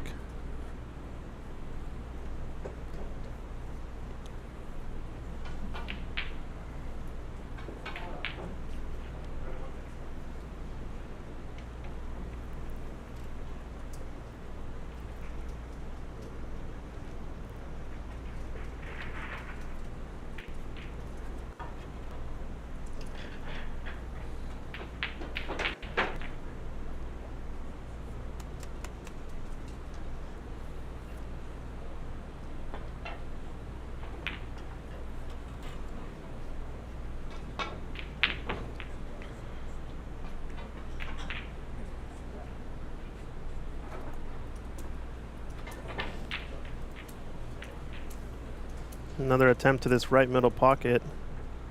Brown still open over to the left part of the table. I wonder if there's a bit of frustration maybe settling in for Albert Kenny after that miss on the brown. He has quickened his pace a bit on the pre-shot routine, so it's all about the little things, I guess, trying to observe what's going on, why, and how people are looking, and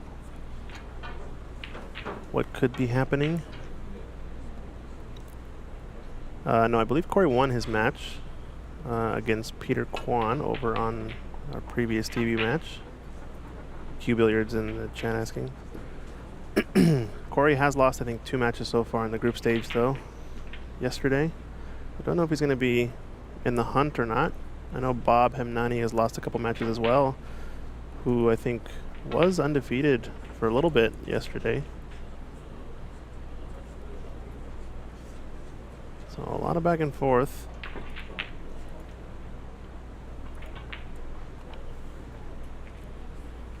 Don't really have a good snapshot of the groups yet. It's going to take some time for me to enter in the scores if I do, but I might just take a snapshot picture of what they have on the spreadsheet. Albert with an uncharacteristic miss. Not sure what's going on, but maybe we have him psyched out on this table. He hasn't been playing as much as the other players. Like I said, I think he had a walkover on one player who didn't show up, and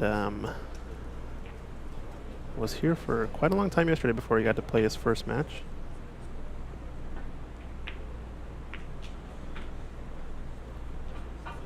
Decent starter here for Chris Lee.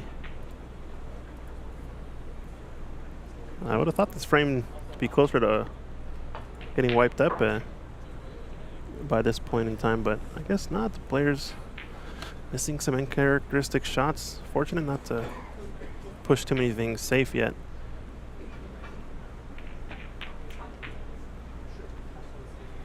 So overcut it. These corners are playing pretty tight.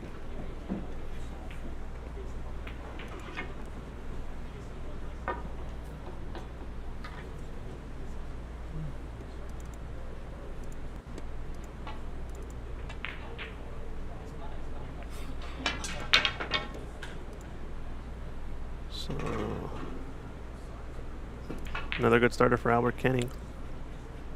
Can he get out of first gear, as he says. Got to get the engine going in this frame. Wants to put this match away if he can quickly. Although table time is nice.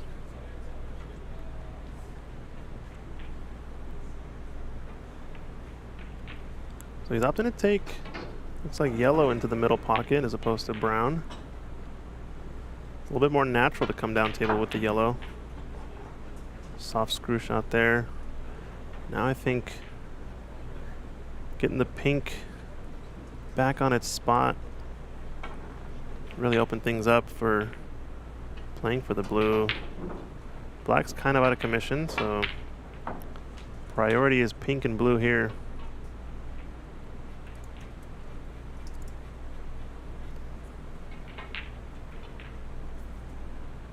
Can he cannon into this blue to hold for the red to the right corner past the green?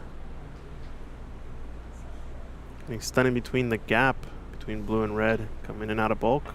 It's tricky.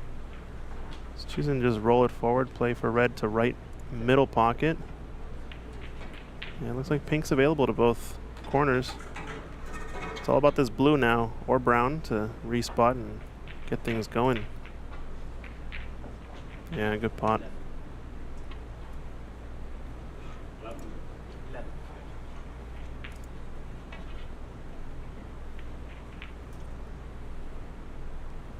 Slight correction on the score there. Break of 11 so far.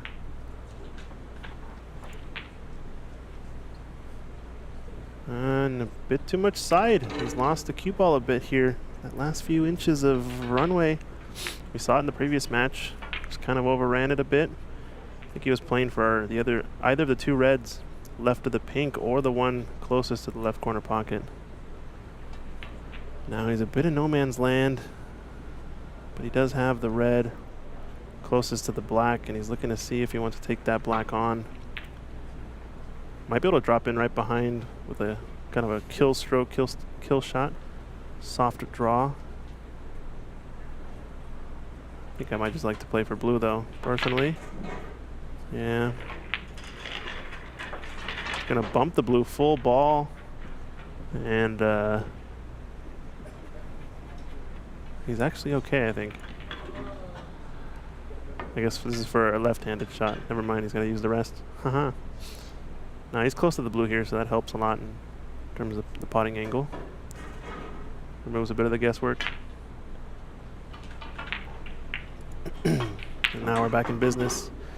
One good mid-range pot, I think, to get position onto this pink. It does pass, I think, to left corner pocket. And if that's the case, I think. No, he's going towards the pink in this case, so he's got to screw back, play for pink in the same pocket, I think.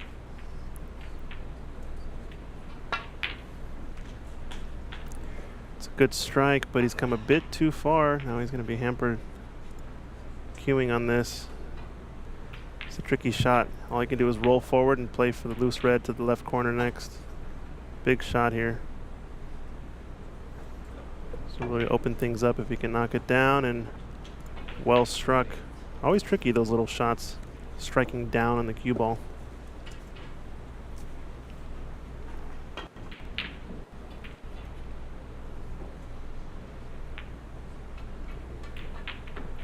I think I play for blue, high blue here.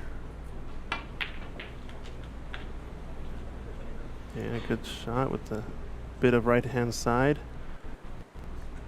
So priority is to pick off either of the cluster of two reds. I think with a straighter blue like this, the ones closest to the blue are going to be coming up first.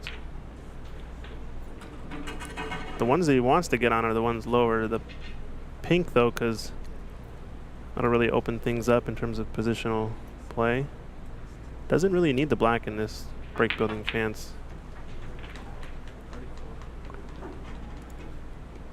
So break of 34. All right, so pink to right corner next. Then play for one of the loose reds below the pink. He's chosen to stun run to get pretty straight, but he's going to be elevated a bit. Definitely not as difficult as the previous shot, so tiny little stun run through here. Yeah, perfect. Perfect touch. 41. I guess not quite perfect. He'd like to be a bit more below this ball, but oh, he can get to the left one. Never mind. He's okay. I figured he wanted to have an angle to come back up table if he could, whether it's for blue or pink to right corner, but it's going to be a little bit of a soft draw shot. Oh, pink goes to right middle. Ah, he fooled me. Same pocket. So 42, and all the reds out and available. Black's out of commission, so probably just going to be seeing pinks and blues for the most part. On a break of 48. So whatever the score is, -1, that's his break. This is a good chance. At least for a red clearance. I don't know if that's a thing or not, but if you can clear up the reds, surely to end the match.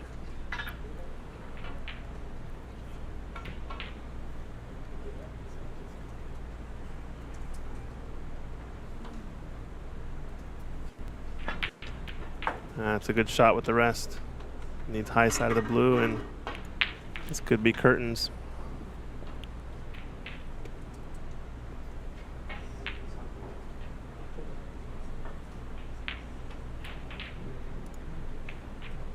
Yeah, I think he knows that he's taking a quick break there to wipe down the cue and sort of reset mentally. So now it's just a matter of potting a few of these balls in consistent fashion. It's come a little bit short.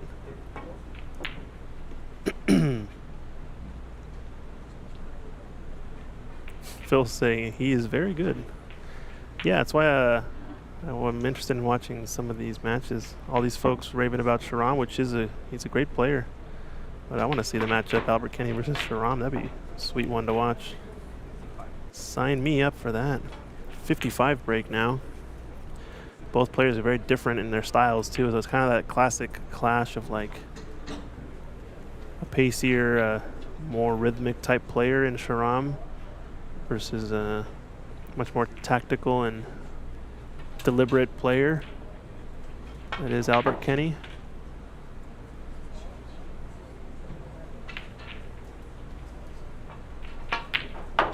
Yeah, good stroke there. You kind of saw the zip on the cue ball there.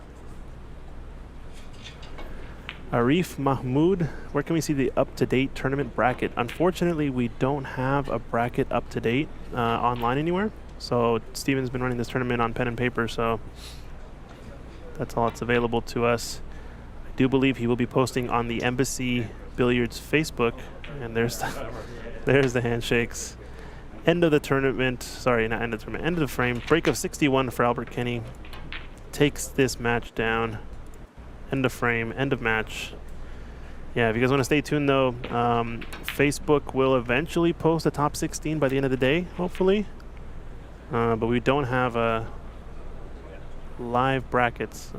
Something to improve upon for the future. So we're going to take a quick break and get our next TV table match going, and I'll be back in a jiffy.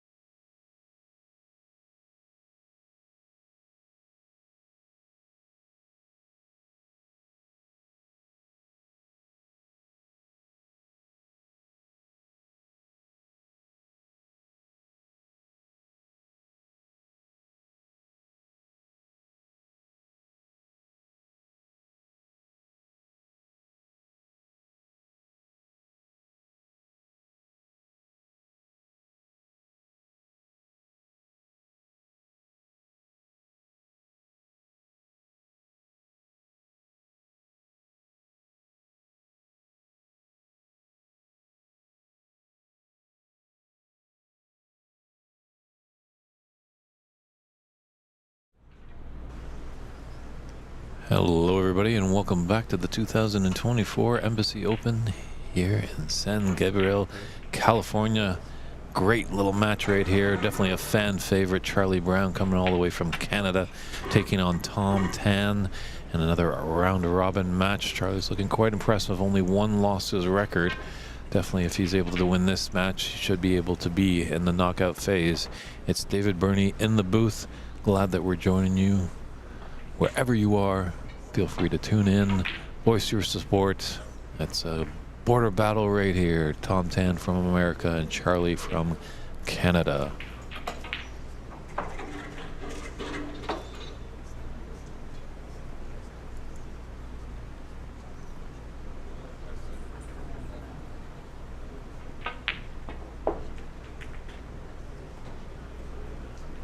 This is the first time Charlie's has been on this table. Same with Tom. So I think pretty quickly these guys are going to find out that this is quite a pacey table.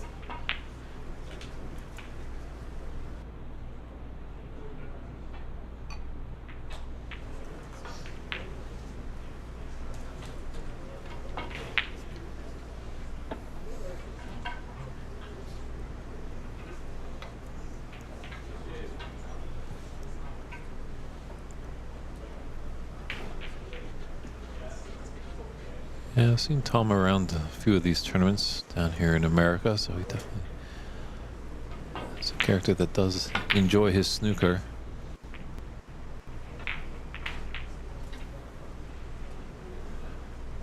He's left in a mid-range red. That miss, but don't harm him for going for it early on.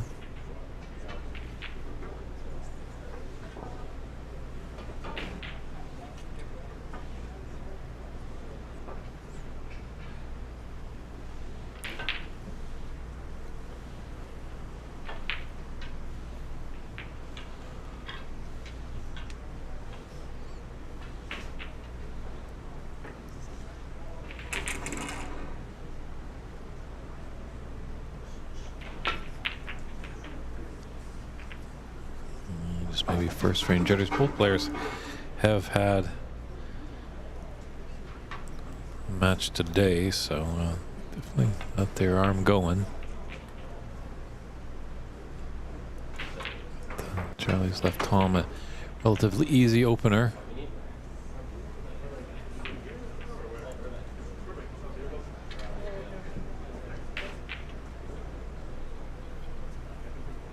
Good to hear AJ's in the booth cheering on his fellow Canadian. Definitely, it's a cross-border matchup. It's a little too thin there for Tom.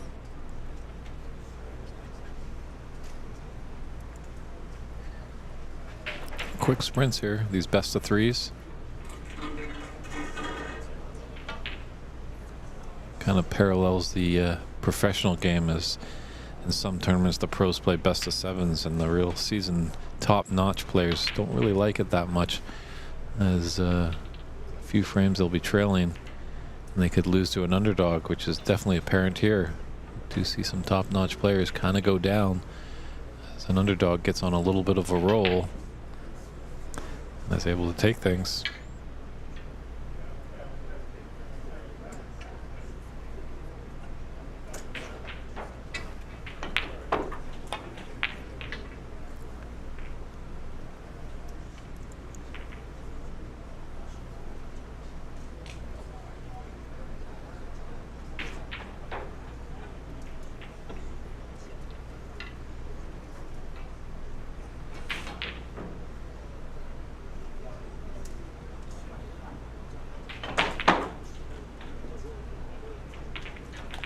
Nice long red there by Tom Tan. He's got a nice angle on the screen to come down table. Doesn't have to come a lot, doesn't have to disrupt the cluster of reds, as he's got a red open to the right corner.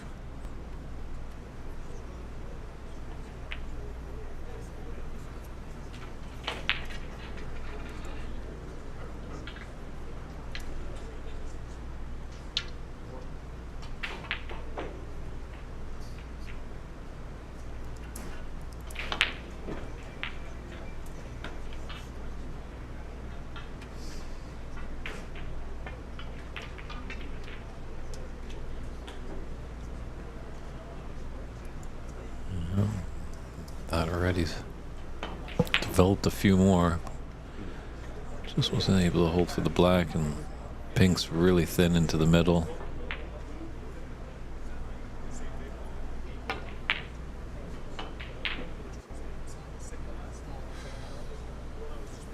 Nice try on the blue.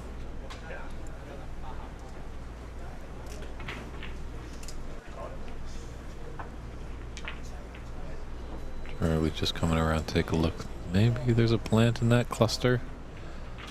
Doesn't look like to my eyesight. They have the best view there, these players. Right down on the table.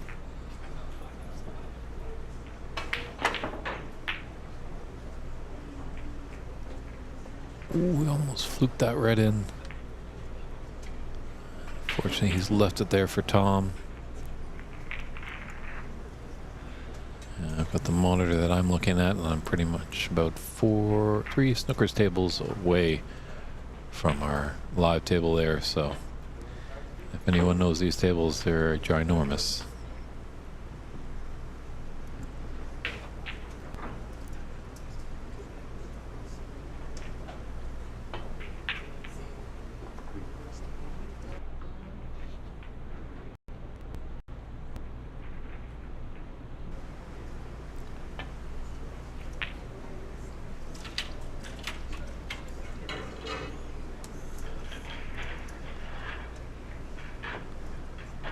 Tom, a very methodical player here. He's not slamming them in, letting the table really take that ball into the bottom of the pocket.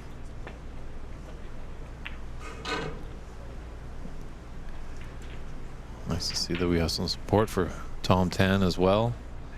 Ray Fung tuning in. 2022 runner-up in the United States National Snooker Championship.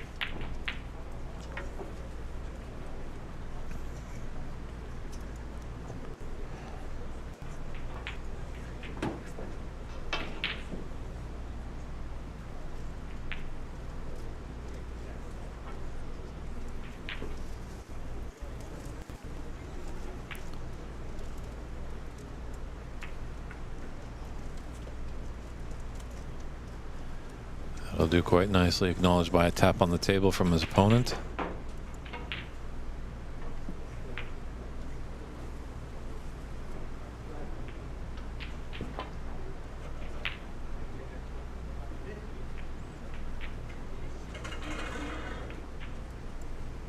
I could retort there.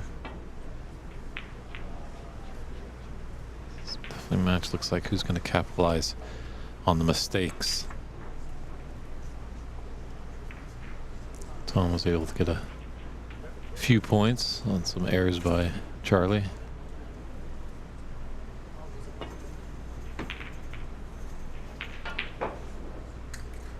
This could be something. Almost got behind that brown.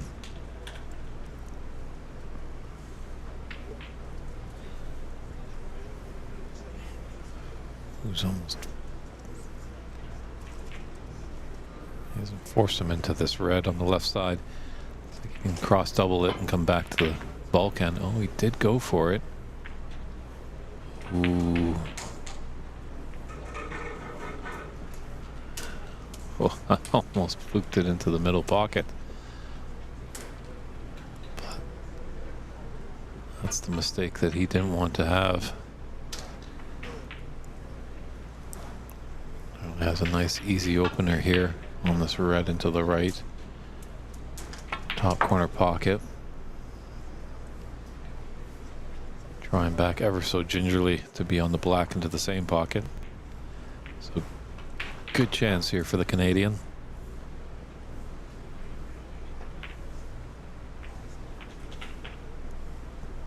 It's nice to push that pink out into the open area now.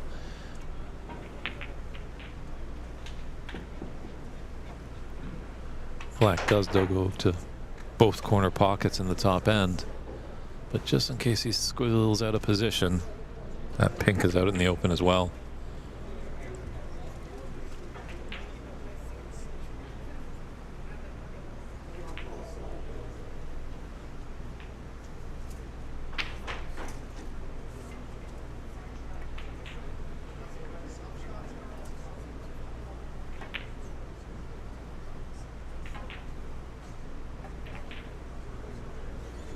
just playing that with a little bit of safe. Just after that black just didn't have another for sure shot afterwards.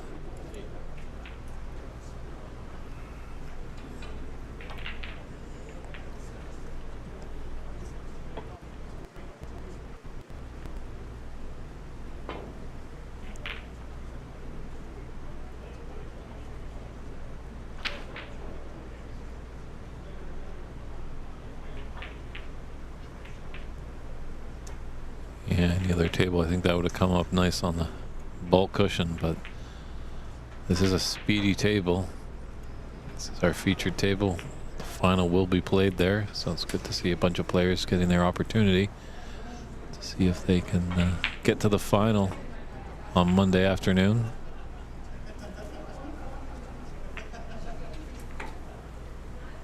But there's a lot of great talent in this tournament. Definitely two players right here at the table. Been around the game for many years.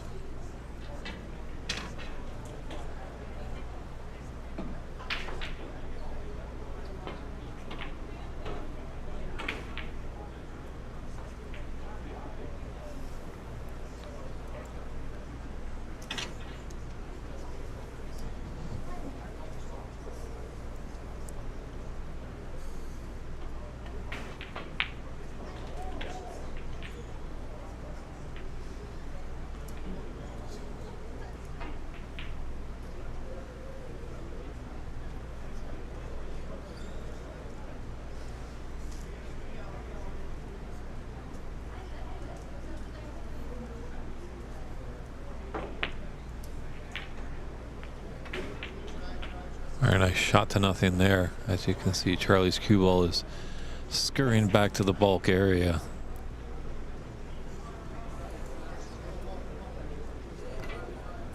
When we talk about a shot to nothing, obviously the intent, safety is in mind.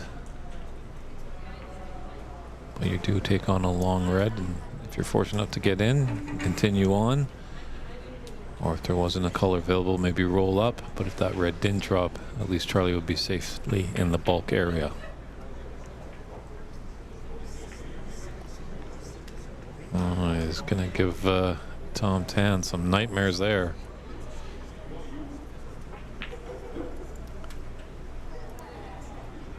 This looks really dangerous. This could be a lot of points here.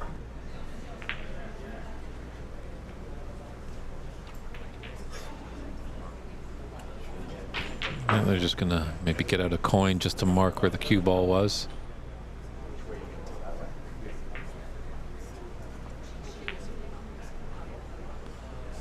Be a little path on this long cushion by the blue. Definitely looks on the camera angle that he's tight to the blue.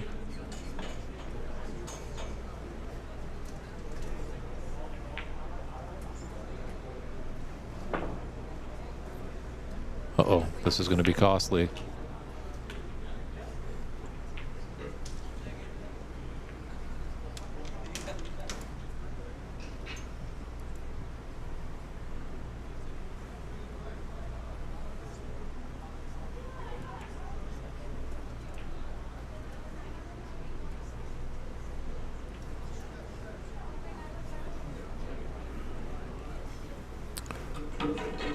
Yeah, looks like Charlie's going to put him back.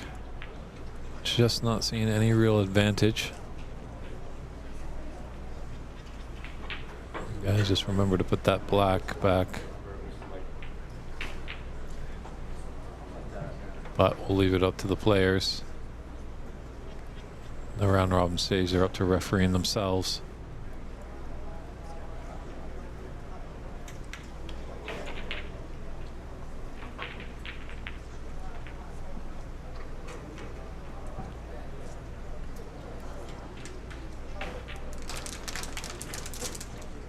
Yeah, as we move into the knockout phase, probably going to get a few more referees and more eyes at the table.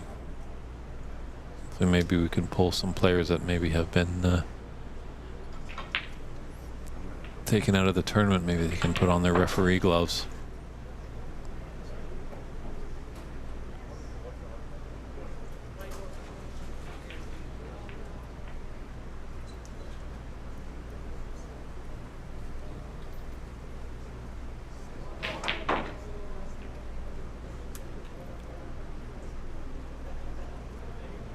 I'm just waiting for the adjacent table to take their action. I think they've just completely forgotten about the black ball. I'm quite a distance away, and in these round robin matches,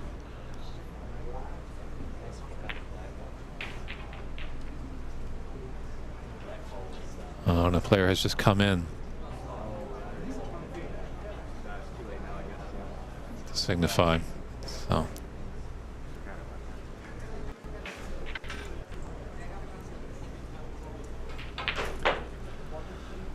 that's why we need some great people behind the scenes as well.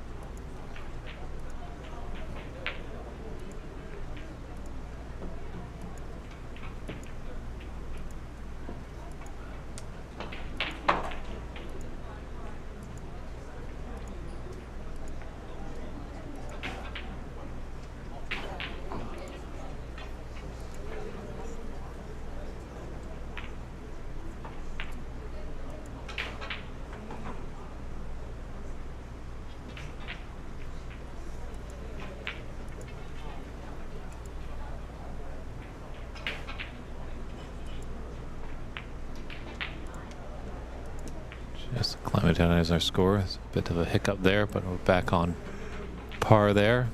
So correct score, Charlie Brown is up 20-10.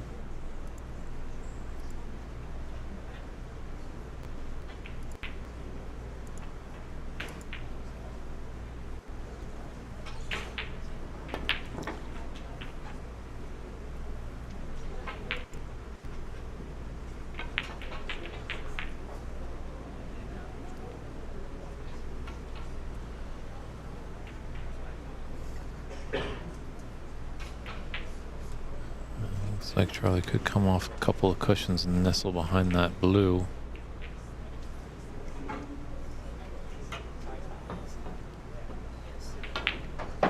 Or just glance ever so gently off the brown. In either case, it looks like Tom Tan is going to be in a heap of trouble.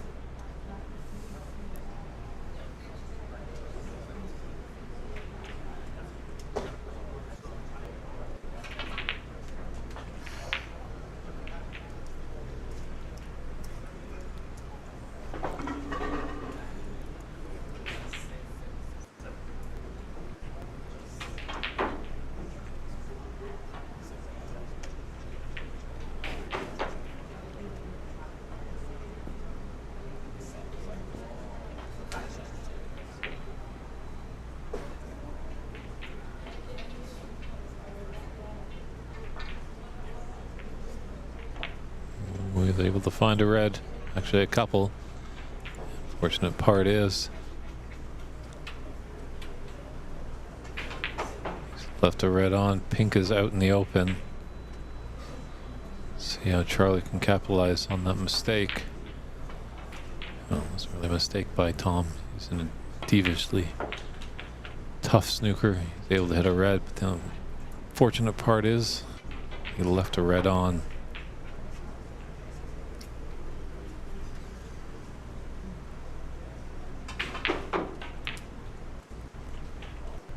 I think on this black gets respotted, he's going to have to be high on that red near the black spot if he wants to take it into the right corner.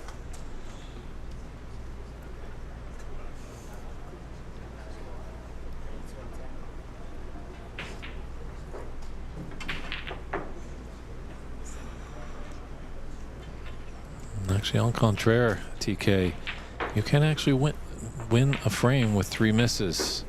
Obviously, if there's a red on and you miss it once, you miss it twice, the referee will inform you if you do not hit a red that you can hit both sides, and you fail to miss a 3rd time, it's a frame victory for your opponent.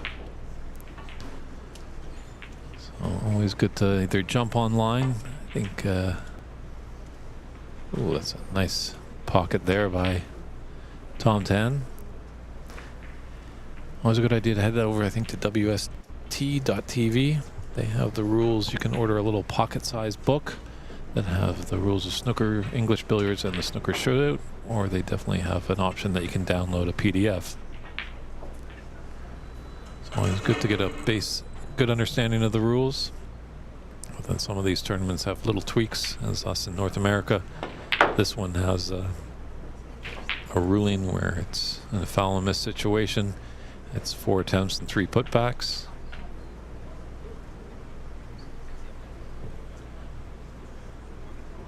But they're not playing the concession rule in this tournament. We've seen a few in North America where when a match gets onto the colors, if there's more than 3 snookers required to win, then it's a concession.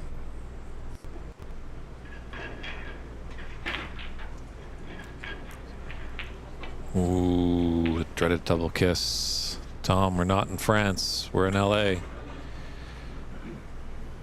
double kiss might not help you there.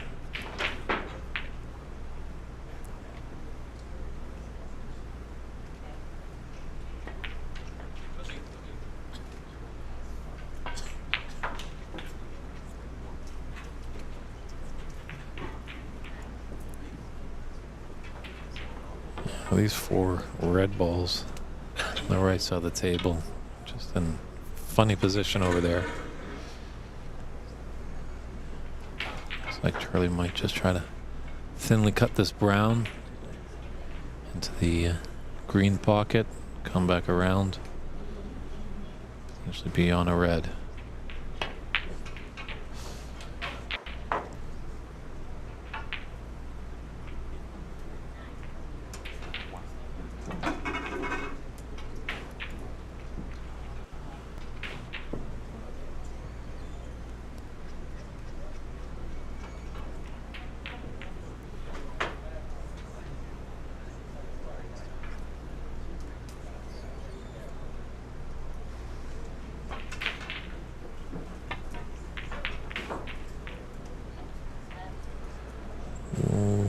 We might be lucky. I think the brown has come to his rescue. Really having a good long look at that. Looks like he's going to try and swerve it around that brown. Possibly pot that red that's closest to the top right corner.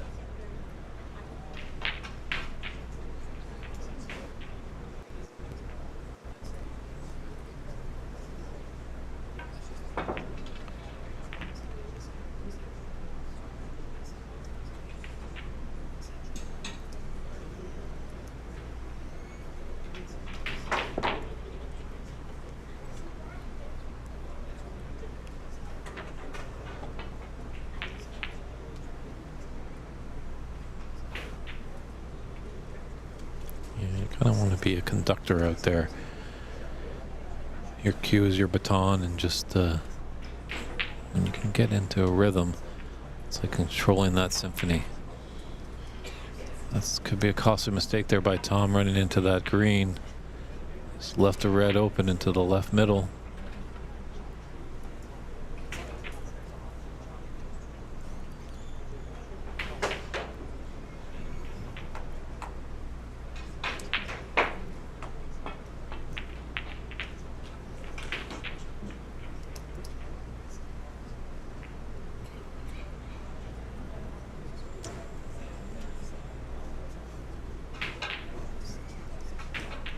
Looks like that blue is in the way of this pink going into that green pocket.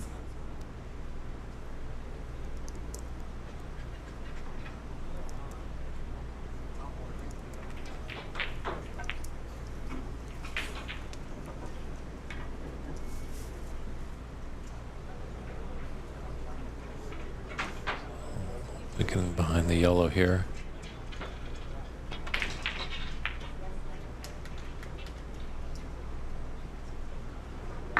Yellow and brown have helped him out.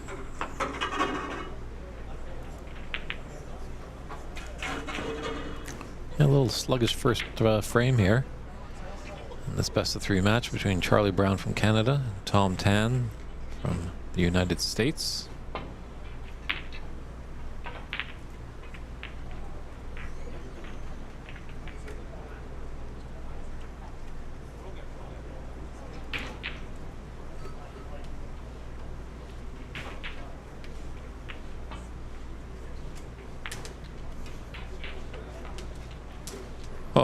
Oh, what a shot there. Just nestled up quite tight to that blue. Could have done with a few more. And just looking, Tom's looking for a coin just to mark it just in case there's a respot, as he is in the snooker. And as we've seen before, Tom can get out of these snookers. He's quite versed in it. The only issue is he doesn't want to leave anything easy.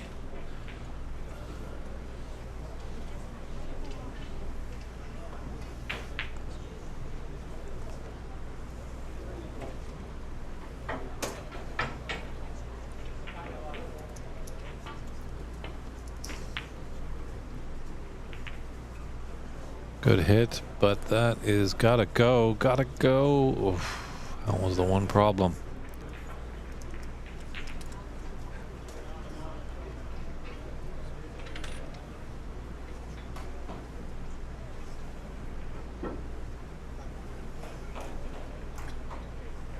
Well, Charlie has choices here.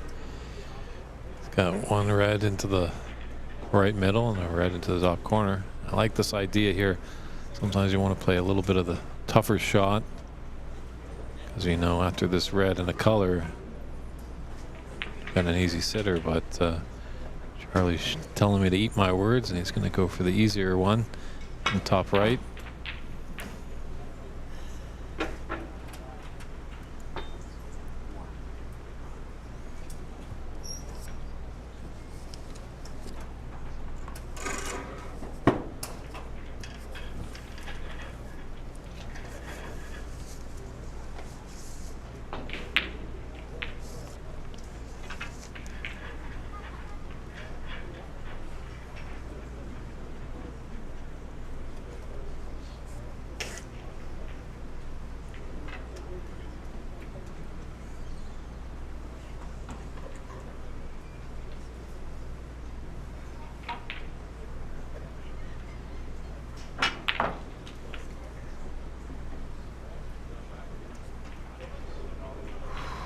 This table is quick. I don't think Charlie was expecting that much reaction there. They got into the cue ball lovely.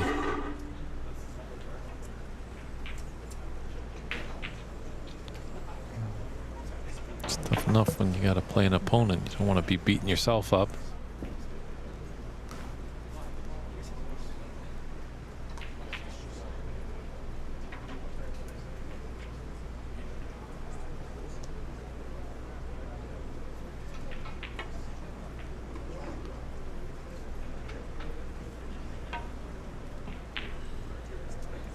He's hoping to continue the break there. It's unfortunate that this table's playing extra slick.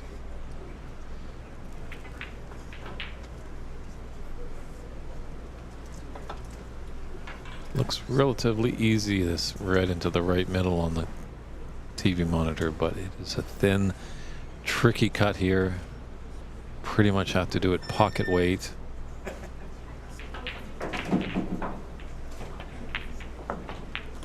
Okay, gave it a little bit of pace. Hit the nice side of the horn there. I think we might have a nice angle on this pink to just run through gently and take the red into the opposite middle pocket.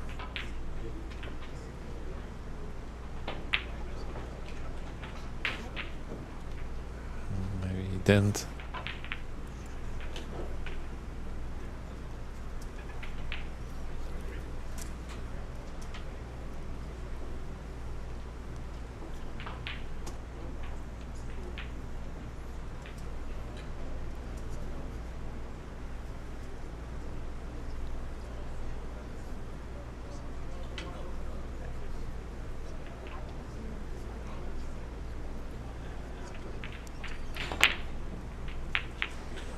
Nice pot there by Tom.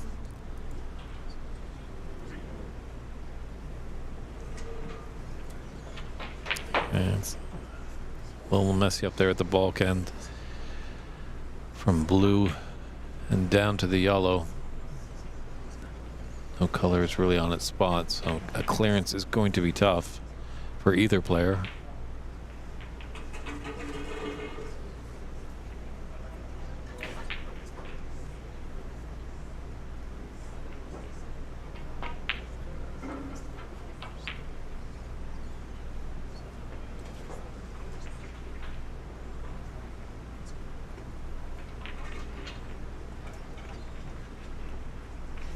Conservative shot there by Tom.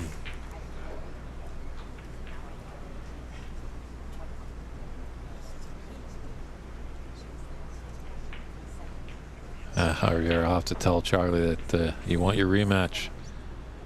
That was back at the ooh, this could be a free ball as well.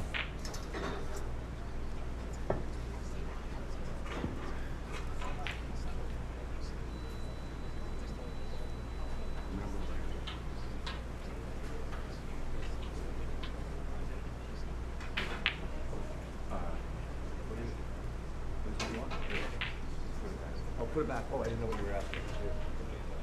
Oh, yes, sorry, yeah. It's like, I'll have to see a little bit of the yellow. It's something like, can't remember what the cue ball was.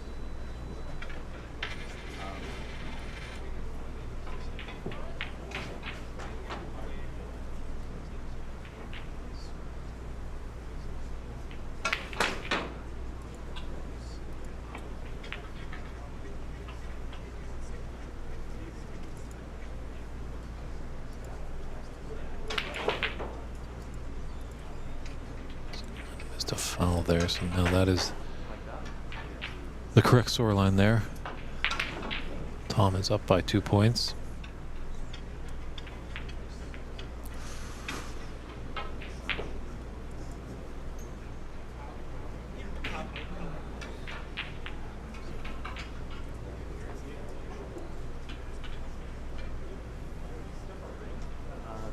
It's probably over a bit more.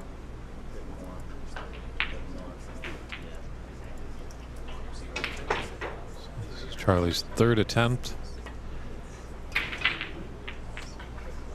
Third time's a charm. He's got an okay cue ball. So, a few points sacrificed there, but still just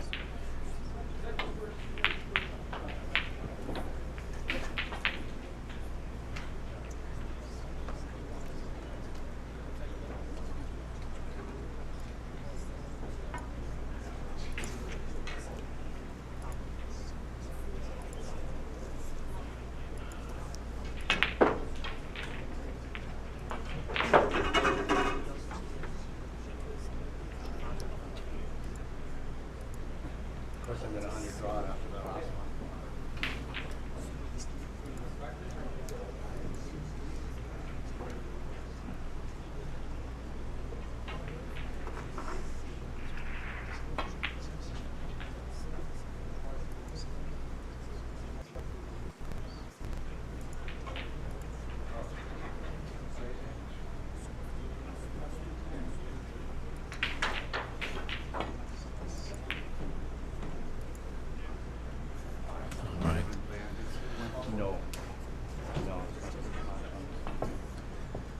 they delayed their score reactions a little bit.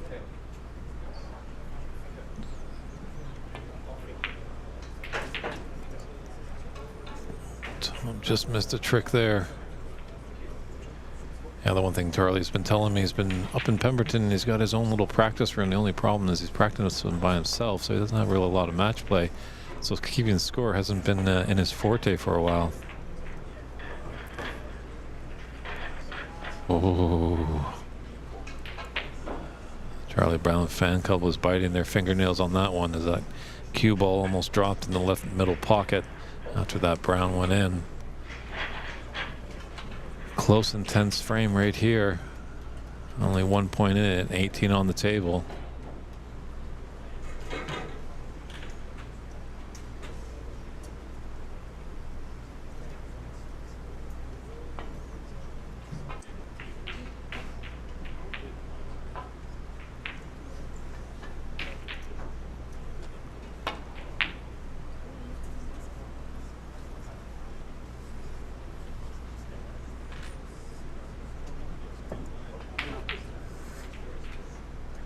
Good safe shot there. Acknowledged by Tom, tapping the table.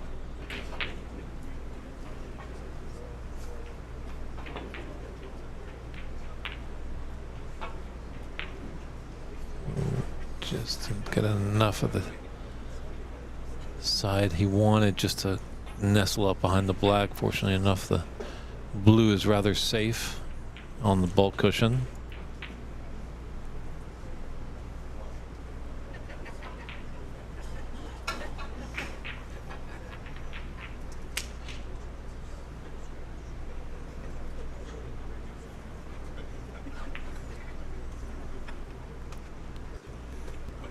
Nice touch right there by Charlie.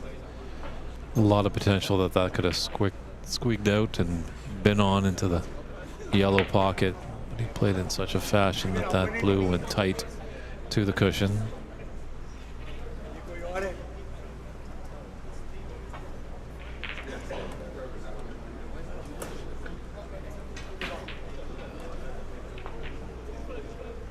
So, interesting little drama here. It's tight. It's only frame number one, and it's best of three.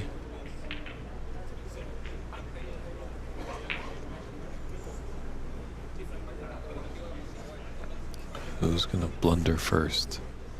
That's the question. Blue really big here now as the pink is out in the open. Either player just can take blue and pink to take the frame.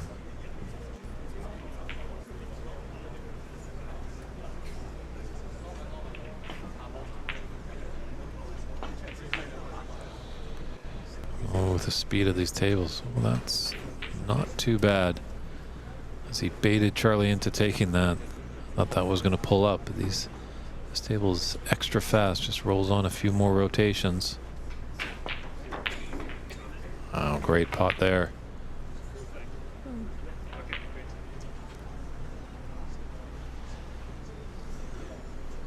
He's not thrilled with it, but he's got to be happy that he's at the table. He's got a chance.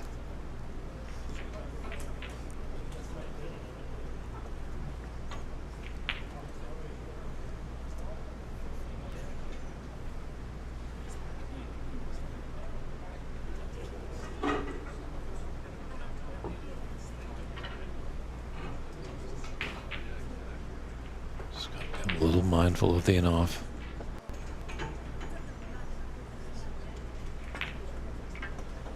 Took that out. I think he was a little bit worried about the in-off, so decided to leave his opponent in a tough snooker.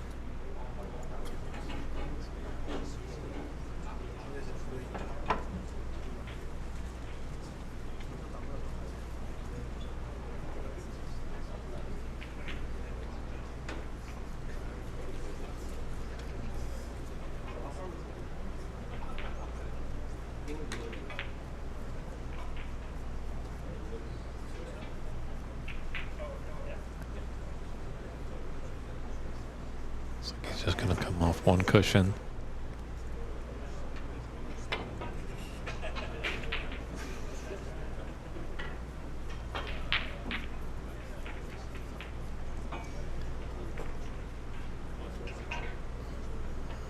Charlie's going to put him back.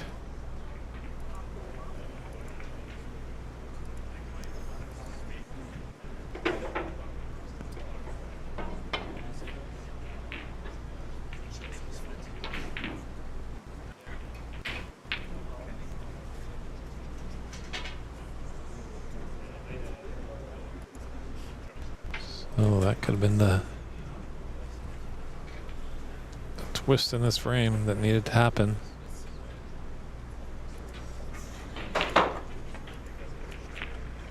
Probably just trying to roll it over that pocket.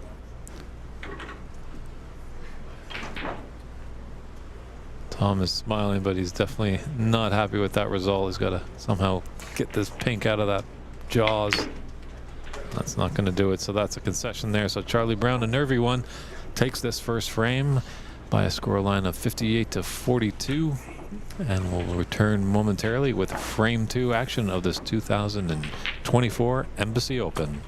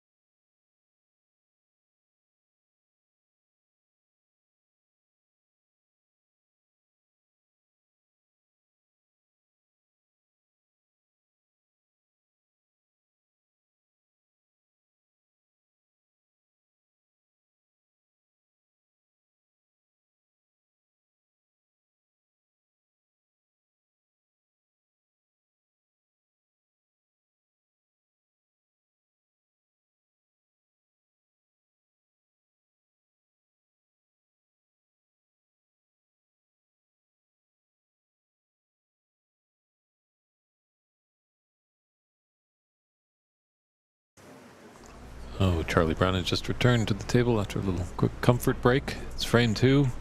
Charlie Brown took the first one.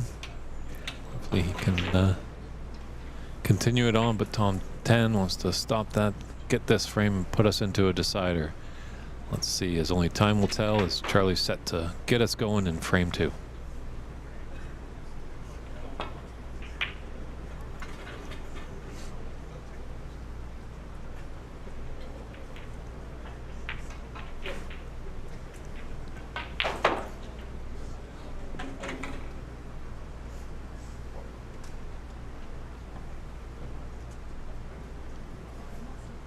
Yeah, a lot of ups and downs in that first frame. Both players had their chances. It just was that final snooker that Charlie had laid at the latter stage of the frame, getting behind the black with only the pink left to hit. And unfortunately, Tom missed a couple of times.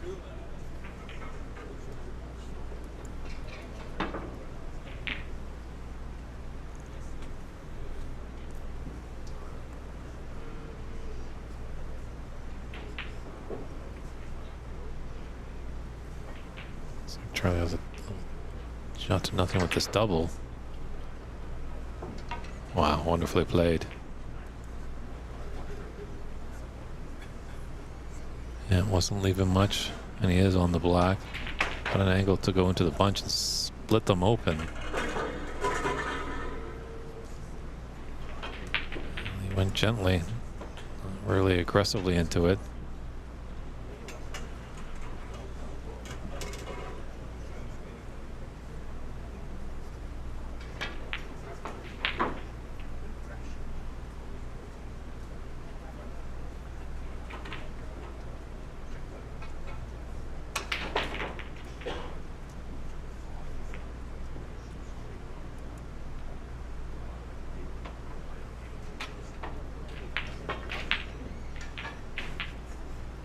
Red went down. I don't.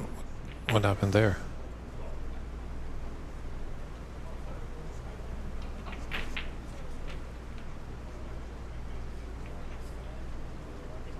I don't know if these guys are really paying attention. Maybe the Southern California heat's getting to them, but are my eyes deceiving me? Is anyone else out there seeing that the red did go down?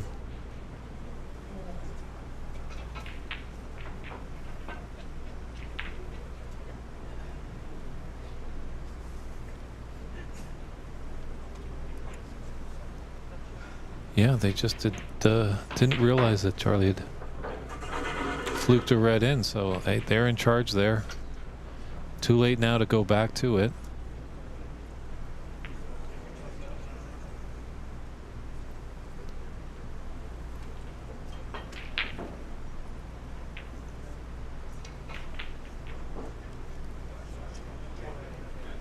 We'll see if this one goes down to the wire. Might be a big sign right there.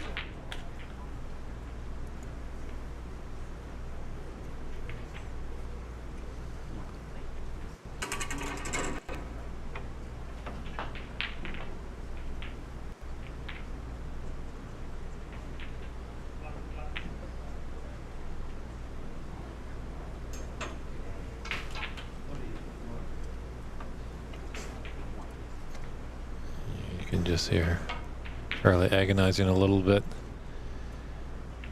It's tough bridging for Tom. Yeah. Definitely have to talk to these two fellows after this match and let them know about that red that went in, as I'm pretty sure they'll start the sponsorship for a referee program. Well, at least Charlie will.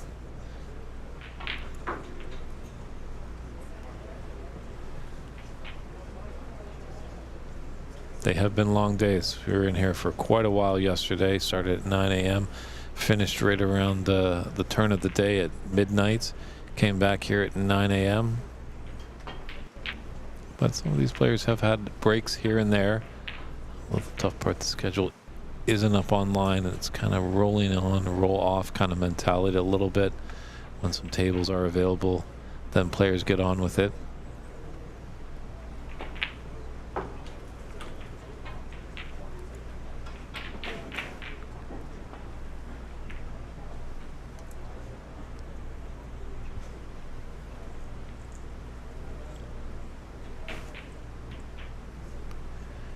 Now Charlie can just dance around a little bit with the family members up here in bulk.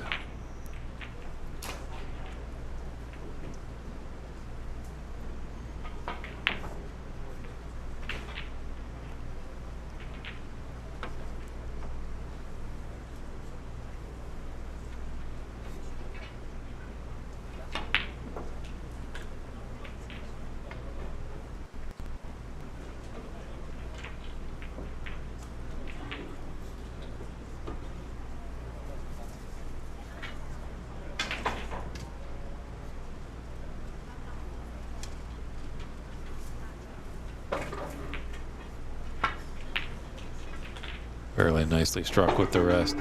Just makes it that much more difficult.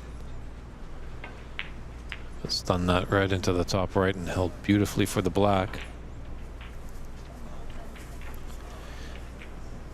Just don't know if that red passes just on the left side of the cluster in that pack. I don't think the red goes, yeah. Drawing it back tells me it doesn't.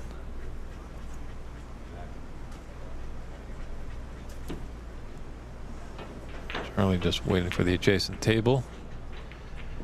It's great that we have 8 tables, but time to time there's going to be a few delays, but usually not too long.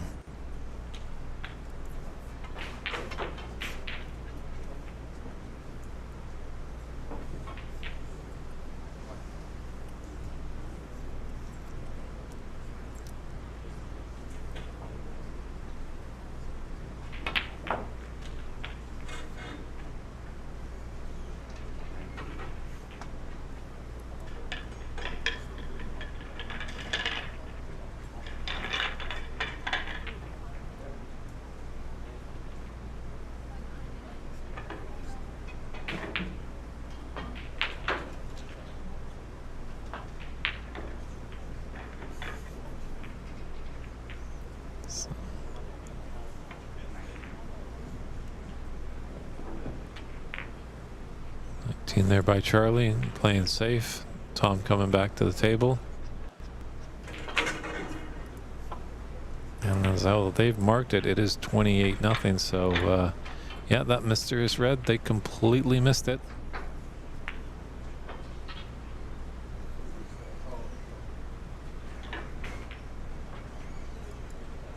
You really hope that doesn't come back and make a difference in the outcome of this frame end match.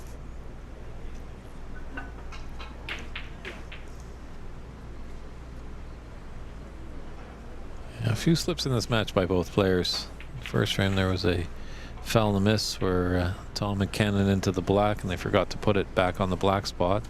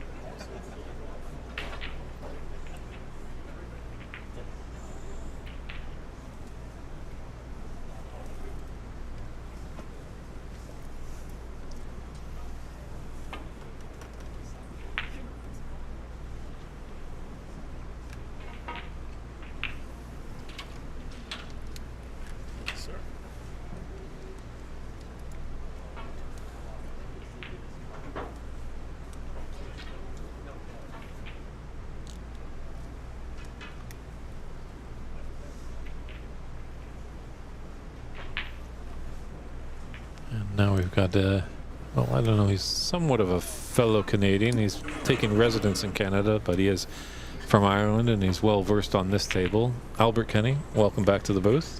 How's it going, David? It's going all right. It's definitely interesting to see both these players are struggling a little bit with the excessive speed of this table. It is. I was just thinking about it there. I was texting my brother from back home, and he was telling me, you know, that the table is lightning fast. I think it's the fastest table I've played on in North America. I don't know if I've played on something quicker. It's absolutely flying.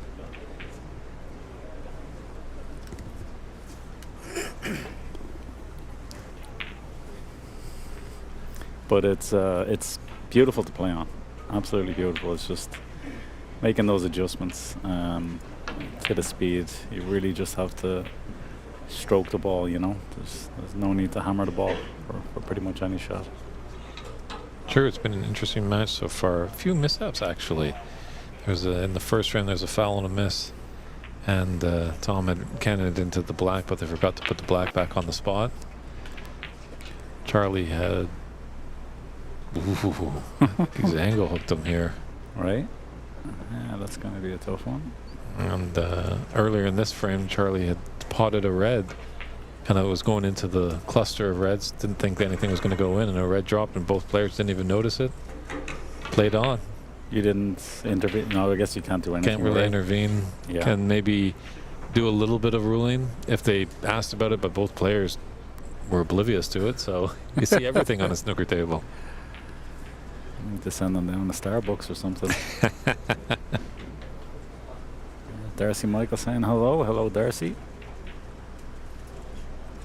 And Darcy, who's an active member in the Manitoba scene. He's doing some good things out there.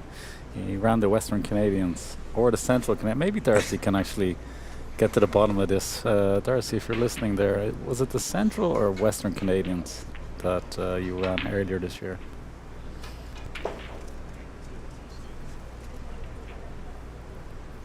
And Arsalan, we're not too sure what the next table for Albert is going to play on. But I know you have a round robin match against the 2019 Embassy Open champion Renat Danka, so yeah, we're definitely wanting to put that up on the stream because I think that's going to be a beauty. Oh, Central Canadian. Yeah, Stephen had told me that will be the TV table for sure, and that is my last remaining match. I was supposed to play someone out of the group, but I think he lost too many matches yesterday and didn't show up today, so it'll be a couple of hours before I'm back on the green bays.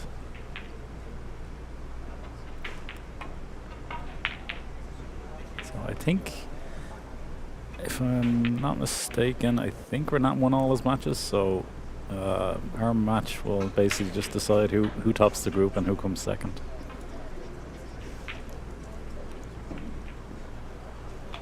Sounds like a fun match. Too bad it's the best of three. Yeah, I'm looking forward to it.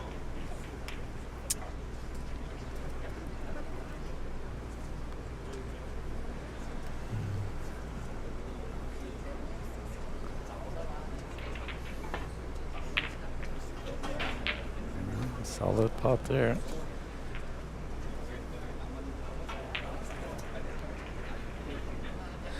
I had a black off the spot similar to this earlier today, and yeah, this TV table is playing very, very tight. I think all the tables in here are playing tight, but this one is. I won't go in on any table with that shot, but yeah, it's definitely intimidating playing on these tables. You got to be bang on stroke. It definitely seems, looking at this table all weekend long, it's quite a lively cushions. Yeah, I can't. These steel back cushions definitely play a lot different than your regular house snooker tables. Very responsive, and yeah, the cloth as well. I mean, you just have to stroke the ball, nice and easy, which I love. You know what I mean? It's almost like like playing on the greens in Augusta. It's the table. The cloth is absolutely lightning fast. Yeah, you don't want to be in the fescue of St. Andrews, which we've seen some tables be like.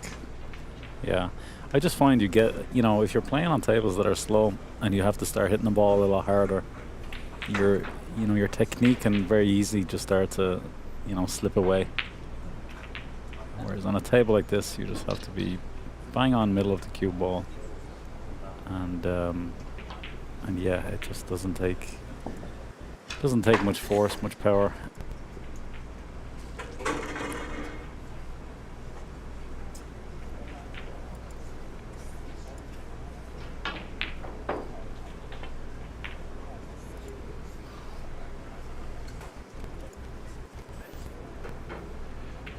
kind of table did you learn on when you were starting out? Was it a skating rink or all different shapes and sizes. I'd Yeah. say. You know, we. Funny enough, the Riley tables that they have here, we would have played on them predominantly in Ireland. Yeah, mainly the Riley tables. In my junior career, we would have played on all sorts of different cloths. Because of the humidity in Ireland, it's very hard to get tables that are running quite quickly unless you use heaters underneath the slates. So I remember in my younger years playing in some of the local clubs, you'd find that they'd be a lot slower than the tables you see here today.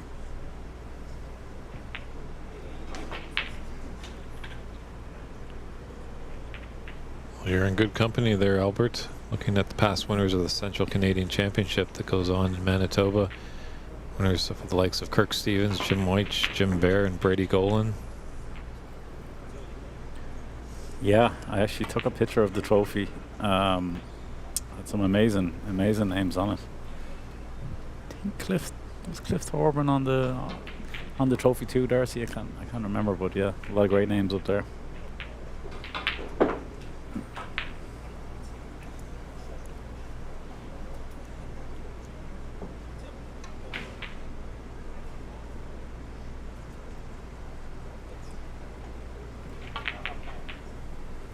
How was the World Championships this year, David? I believe you were over there in Sheffield. It was earlier good. this year. I really enjoyed my time over there. A lot of people are like, well, it's not so great, but talk to Kyron Wilson. I think he'd have a different opinion of it. I think maybe because the usual suspects didn't go deep, and that maybe was people like, well, we didn't get to see them, but maybe a new fold is coming in, which needs to continue happening. Absolutely. As I know, a lot of people want to, get a lot more youth into the game over here in America and Canada, and that's just going to help it to continue to grow. Yeah, I believe it was 2 qualifiers in the last 4. Mm-hmm. Correct me if I'm wrong there, but it was just Kyron Wilson, I think Zach Jones. Who else was in the last 4? Jack Jones had a great run last year, and then this previous year he's in the final. And then for the rest of the year he doesn't even show up. Those Welsh are funny. All right, they're a funny bunch.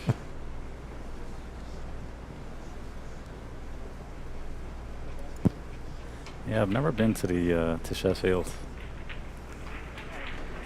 it's definitely on my radar. I'm actually hoping next year if I can do well in the seniors open in the Pan Am Americas, the winner gets to play in the Senior World Championships in Sheffield. So that would be You are correct. That would be a dream come true to play at the Crucible. Yeah, Igor Figueiredo won that PAPSA event down in Rio last year and went on to win the Seniors World Championship. So it's got to help out the Brazilian scene. Really great community down there when I was in Rio. Yeah. They had probably about 7 tables in the Royal Rio de Janeiro Yacht Club. Every table had a referee, and the referee was keeping score on the digital scoreboard. So just a nice professional environment. Nice to be in, kind of like not in a room. Although this is a great room here, but it just gives that level of professionalism when you're not in a pool or snooker room. Right. And they treated us well and made some great friends. So I probably can avoid jail next time I'm down there.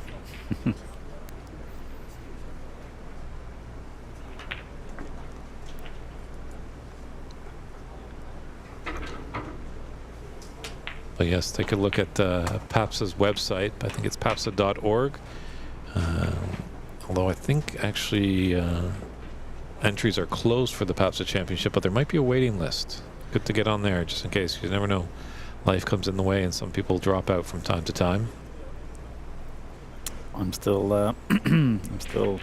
trying to gain residency in Canada, so I'll hopefully be playing those tournaments next year. And I turned 40 later this year, so I think if I ever had a chance of winning the seniors, next year will be that time, So that's my long-term goal, I guess.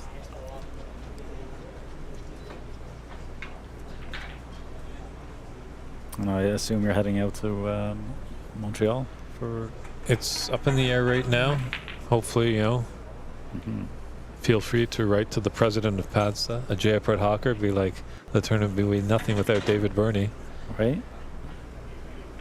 You gotta get that voice in there, I won't be tuning in if you're not commentating, David. All right, here's $20. Thank you. Thank you. I thought we said 50. Oh. It's 20 American, so it's 50 Canadian.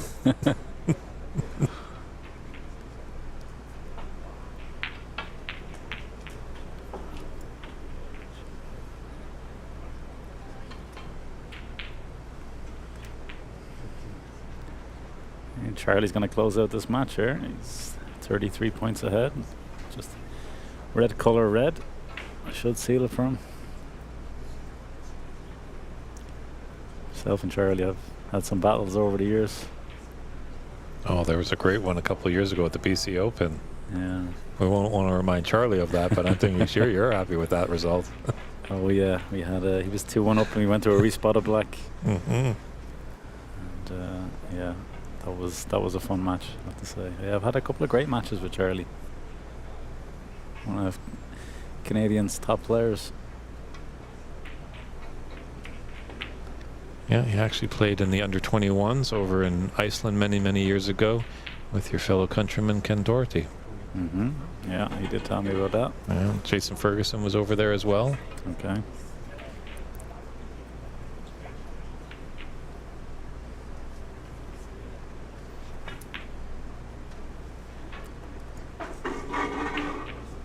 So it looks like that mysterious red that neither player saw go down is going to be a problem here.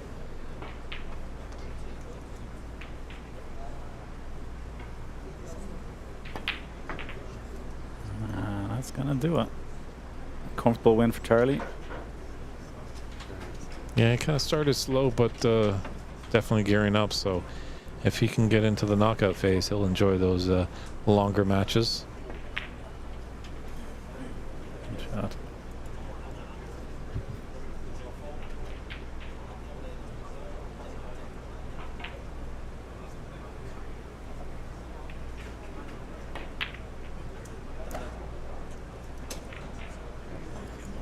There's the handshake there, the concession there by Tom's hands. So Charlie Brown takes this one. He's only got one loss, so he's looking pretty good to move on. Albert Kenny, thank you very much for popping in for a quick little visit in the booth. We're going to step aside for a few moments and see what our next TV stream table is. So don't touch that dial, everybody. We'll be back at the 2024 Embassy Open in the San Gabriel, California.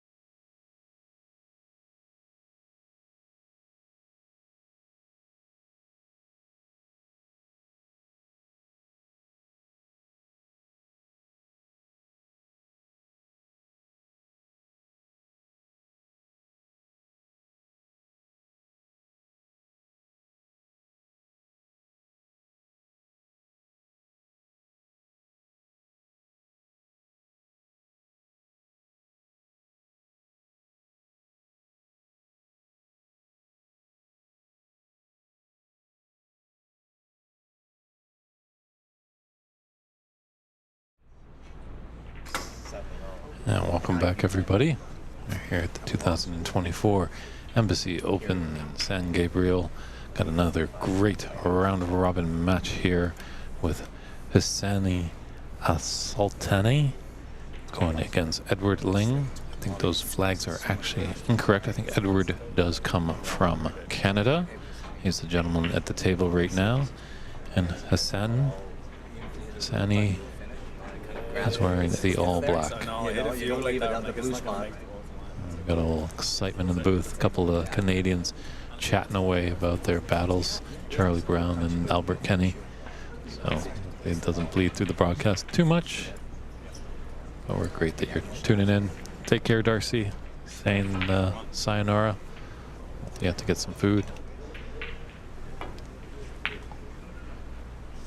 think we're going to bring our good friend Albert Kenny back into the booth for some in-depth analysis. Yeah, I got some time on my hands, so I'll join you for an hour or so. Heard this William, is that his name? Oh no, Edward is quite the player. Hassani isn't too bad either. He actually won the Q Tour stop in San Jose earlier this year and made his way over to the final stage in Bosnia. That's a tournament where players can, if they win that tournament, they get a tour card. Right. It's nice to see that there are more options now starting up in the Americas and Oceania, that you don't always have to travel over to England and play in the big qualifying tournament over there. So two heavyweights here. Mm-hmm.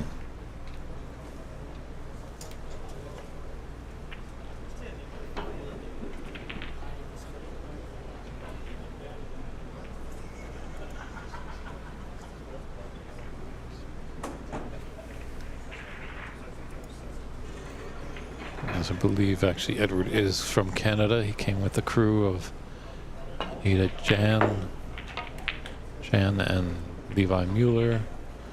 Who else is in that Canadian house almost? They're all coming from Ontario. Great opener. You struck that in beautifully. They've kind of eased up a little bit here on moving day Saturday. A lot of players were really, well, most of them were well dressed yesterday. There's a few stragglers that thought it was an AC/DC concert, but I think they got cleaned up pretty quickly.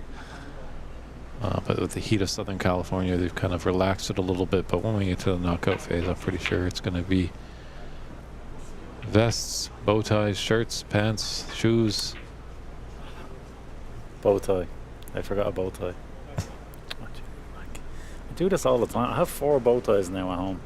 Because every time I come to an event, I forget my bow tie and I go out and buy another one. Jamie Mac. You got a spare? I got a spare tie. Oh, a tie. You know what? I'm staying at my uncle's place and he has quite a collection of ties. So I think it is. I'll have to check a look at the ruling. I think it's either ties or bow ties. Okay. But that might be for semifinals and finals. Mm-hmm. So better call your uncle pretty quick.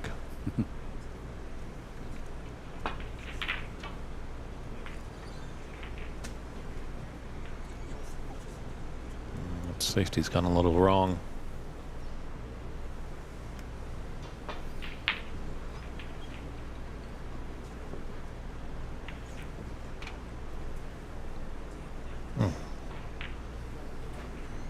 Thank you, Q Billiards. My apologies. I think they got ill-informed.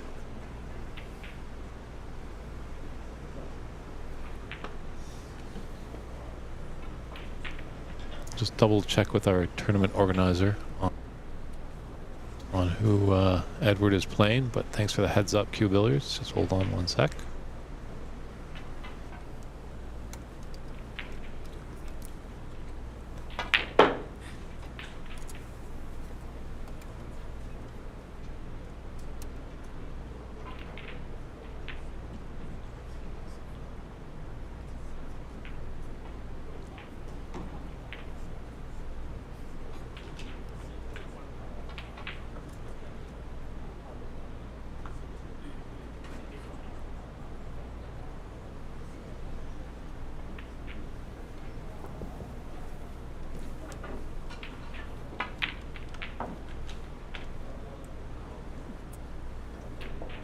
Yes, my apologies. I was ill-informed of the wrong player, so I'm just going to adjust the scoreboard. So it'll just take a little minute, everybody. But I'll leave you in the hands of Albert Kenny just to give you a little play-by-play here. Yeah, he's good opportunity here to score a few points. A couple of loose reds.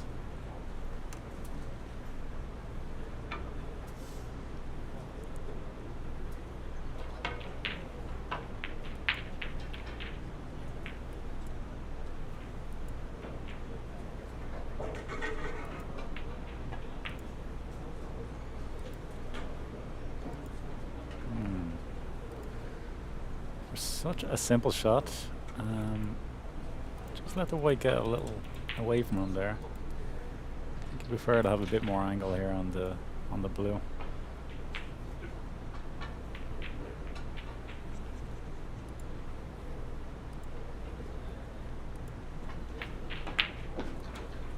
Yeah, now he's leaving himself a bit of a tricky one here. He's either going to be bridging over the blue or he's going to have to get the rest out. So even the simplest of shots still require like 100% focus. Just a little careless there on the previous red.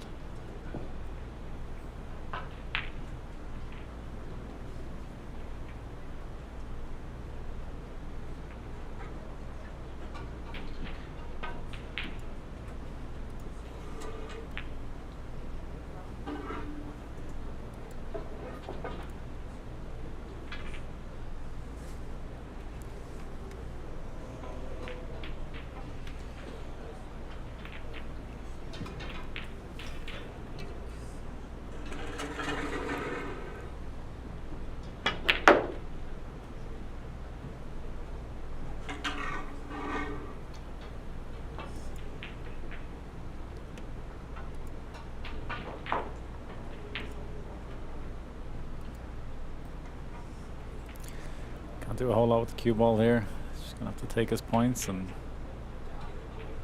he's most likely looking at a safety after this.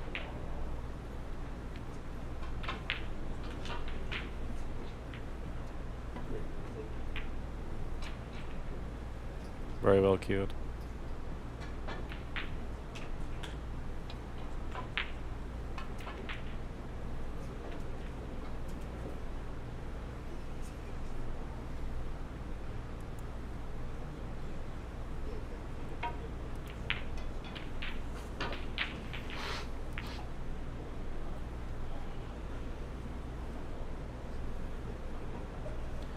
I don't think he can get to the putting angle of this unless he has to play a little swerve. Probably just brush off the right hand side of the pack here and try to get the white behind the green.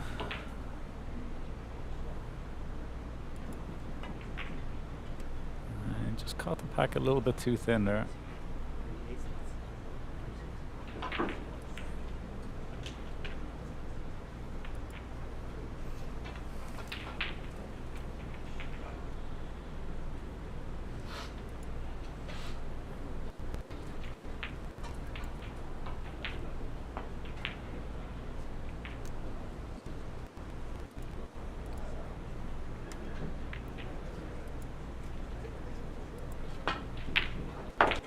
Excellent.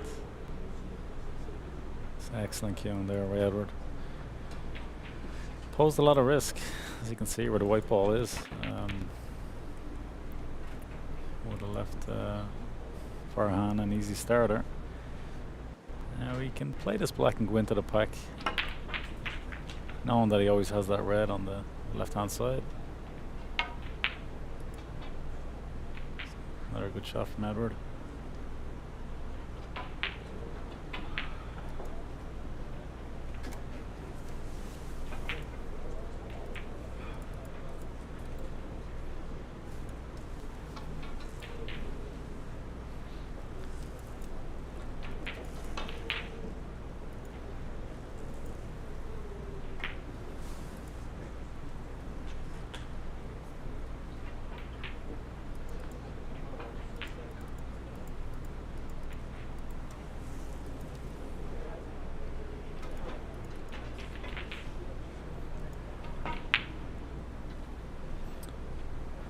He's just going around to see where he wants to leave the weight. Can't do a whole lot with the cue ball. Just put 100% focus into the pot here and just try to control the pace. Very difficult shot.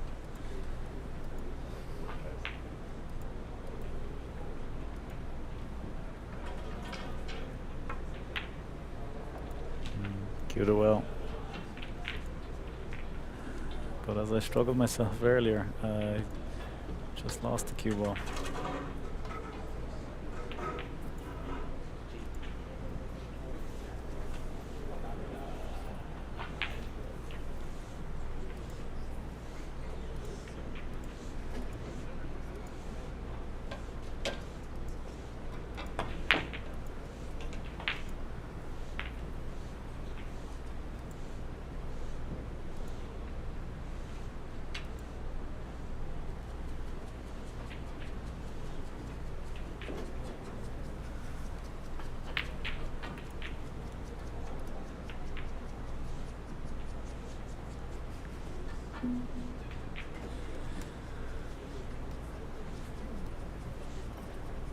Just having one or two minor technical difficulties here with the scoreboard. I'll have it adjusted for you in just a moment.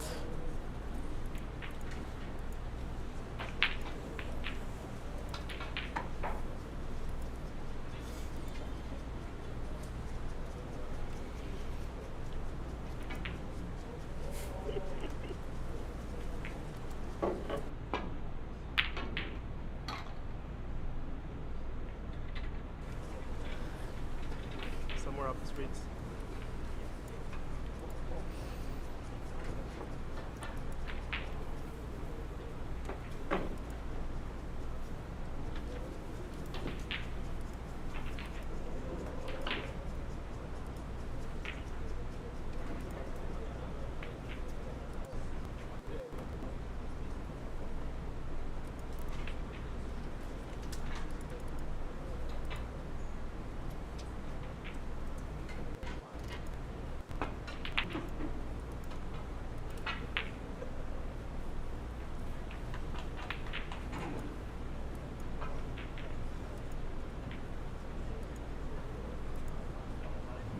Have a shot to nothing here. Second red from the right hand side. And just find that gap between the black and the two reds on the bottom left hand corner. Oh, I think he's going with a safety.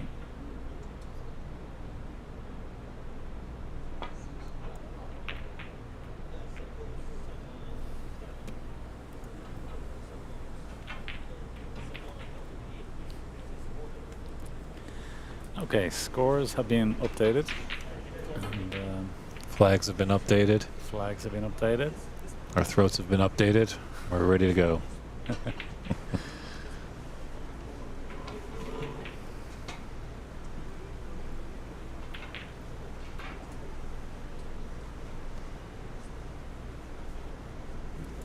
think Edward's taking this on.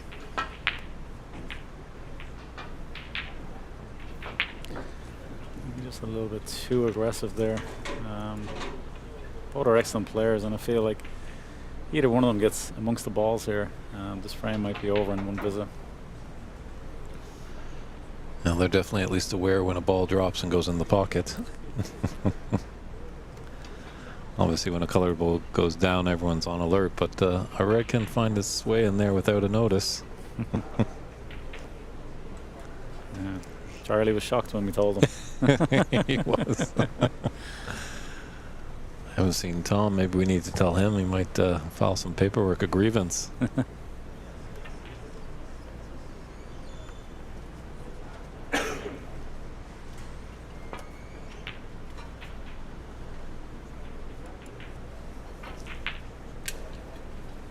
That's pretty good. I feel like if Edward even gets a sniff at a pot here, he'll be taking it on, and he might be able to play this red on the bottom right hand corner. Play it in such a way that he can maneuver that weight behind the reds on the left hand side.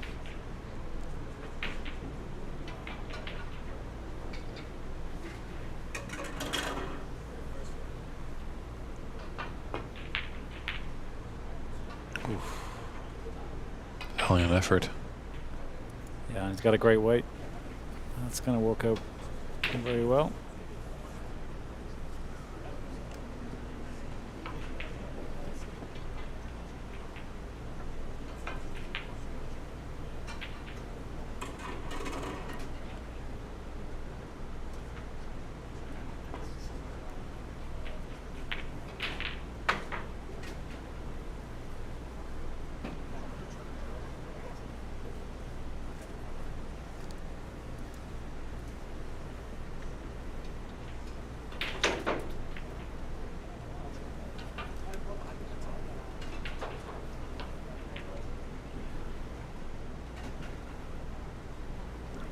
I've heard things about Edward. Have you ever seen him play?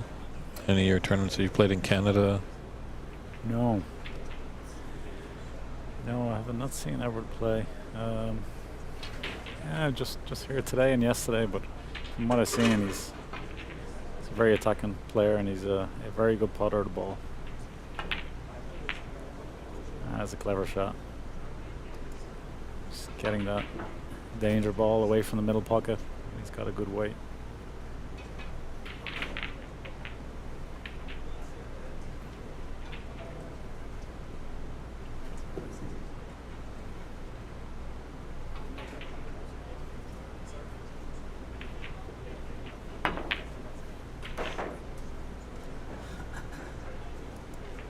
That's going to create a little opening here for Edward. He's going to take this red on in the middle. And if he can knock this down, he's definitely going to be favored to take this first frame.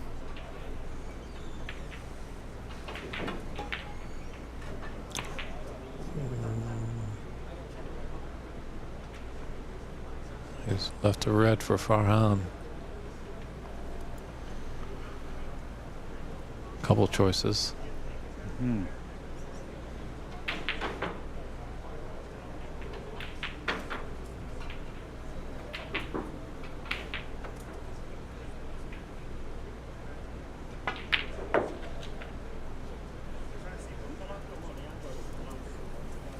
Yeah, it's a little messy up the top end of the table. Don't really see him being able to get on a red after this pink, but unless he can screw the pink into these two reds just to develop them. Yeah, it was always a little tricky there. I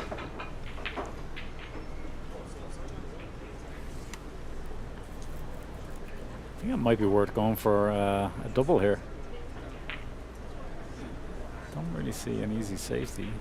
He could just brush off one of these reds, but if he plays this red in the middle, cross double, such a way, he's not going to leave a whole lot on other than the red that he's playing. So if it was me, I'd be taking this double on and trying to get the white somewhere in the middle of the table, somewhere between the pink and the blue. He might be going for it.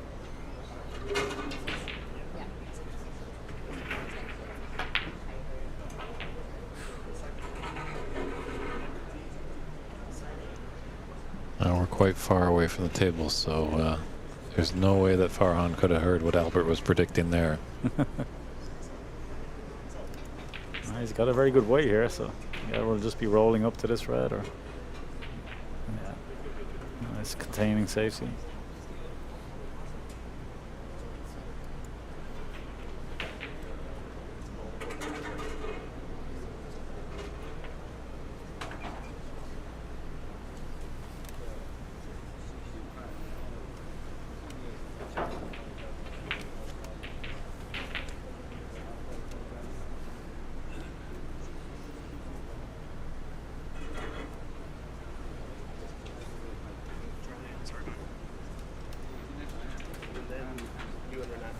So after this match comes to a conclusion, we are going to have another match, and it's going to be going against Charlie Brown and Sargon Isaac, just so you're aware.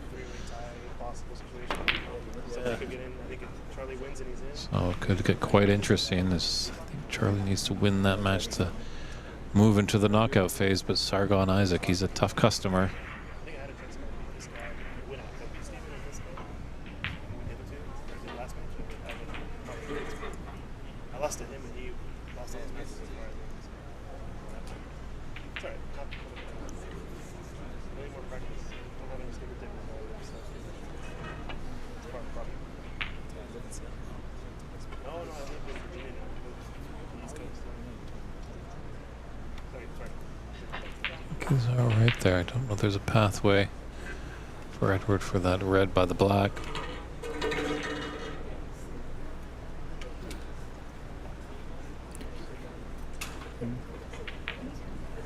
Edward might be lining up a pot here. He's very aggressive. It's not necessarily a bad thing, you know. Good to be confident. Don't want to be overconfident or overzealous, you know.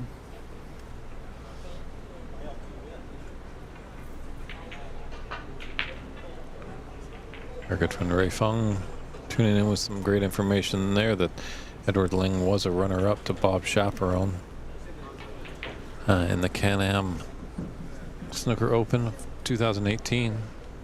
First prize was $6,000 US. First prize for this is 7,400. It's a lot of Benjamins to take back to Canada for you, Albert, maybe. All right, it's about 60,000 Canadian, I think, if my my math was working out. Yeah, this is the biggest tournament I've played in the 10 years I've been in North America. So very well run event.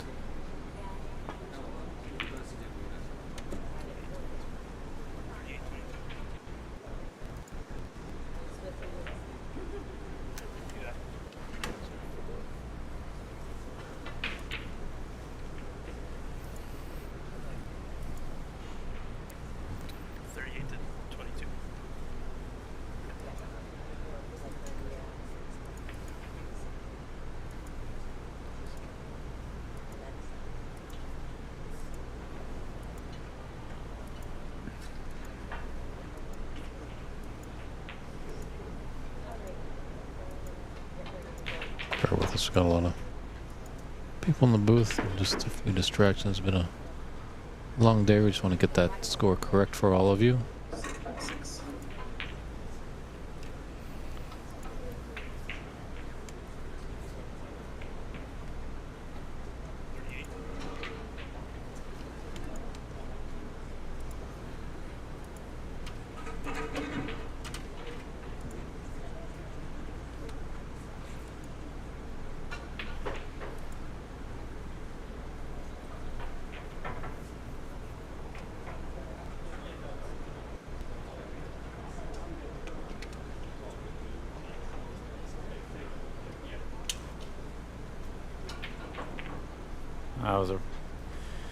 That was a dangerous shot there that from Edward. A little surprised with that. He had a very small margin for error. He's given Farhan an opportunity here.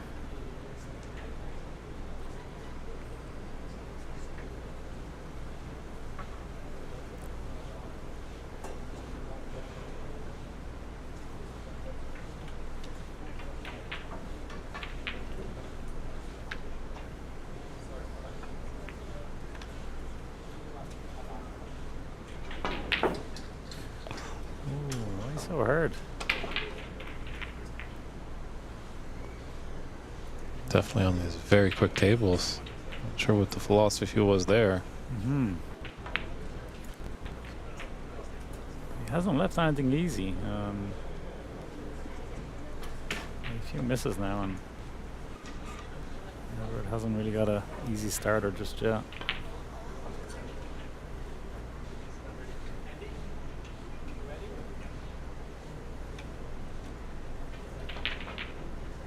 Yeah, it's interesting. We're starting to get more and more top-level players coming over from overseas to do exhibitions. And it's very interesting to watch how slow they shoot. It's all timing, especially on these super fast cloths. You know, there's generally no need to hit the ball too hard. You know, if you had a scale from 1 to 10, I don't think I've played a shot over 8 the whole weekend so far. You know, there's just no need, and you know, the harder you hit the ball, the more inclined that your technique is going to go out of whack. You know. Oh, nice little treble there. No trouble, yeah. Don't think it was fully intended. If you ever intend a treble, I know probably a double you do, but Yeah, trebles are. On some occasions, you can play a double where you know if you miss it on the low side, that there's a chance it can go across to make that treble.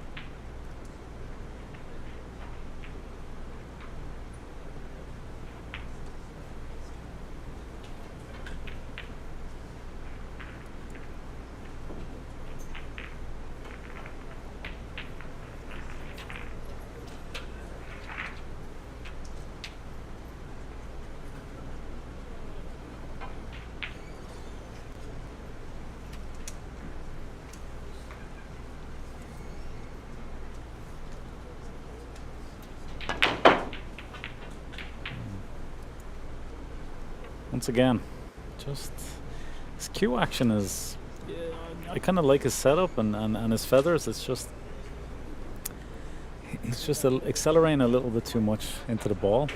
It's just a little too fast for my liking. I just think you lose control of the cue ball if it doesn't have smooth tempo.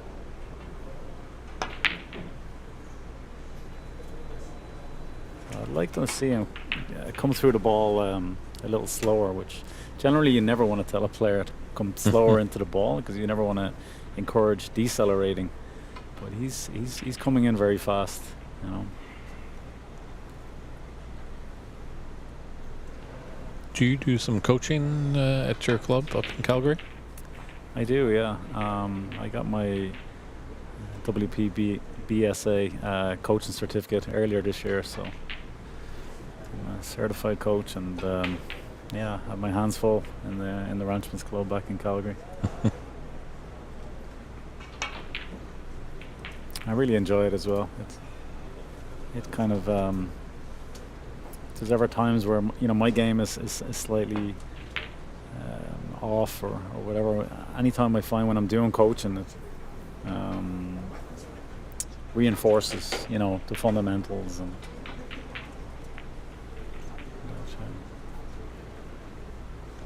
Do you have many juniors that you coach?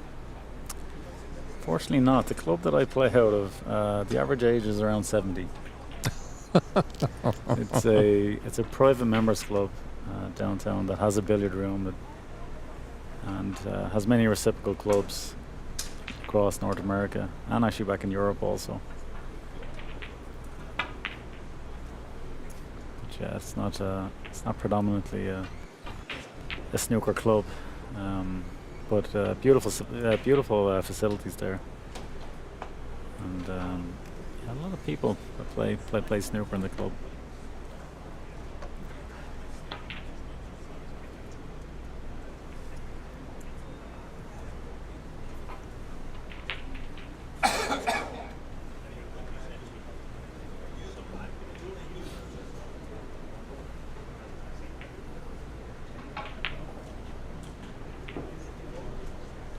Contain and safety there from Edward.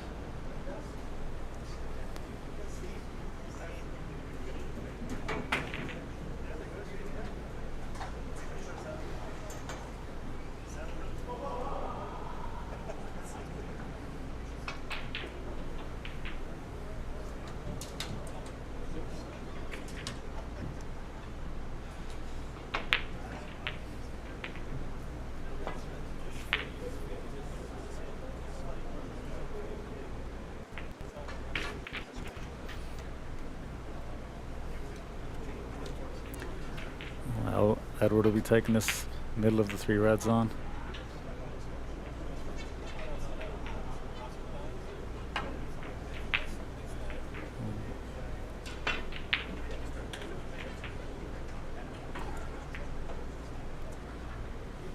The game is just starting to get a little bit scrappy now. Yep, 42-22 in this first frame of a best-of-3 match.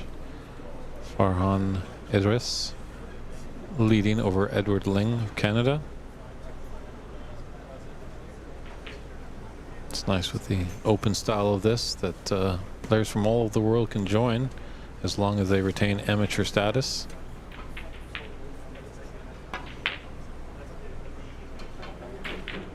Oh.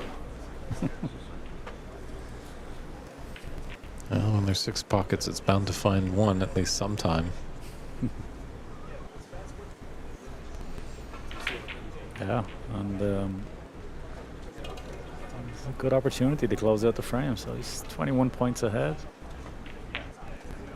Yeah, he's gonna need one of the tough 2 reds that is on either cushion. If he goes with low scoring balls here.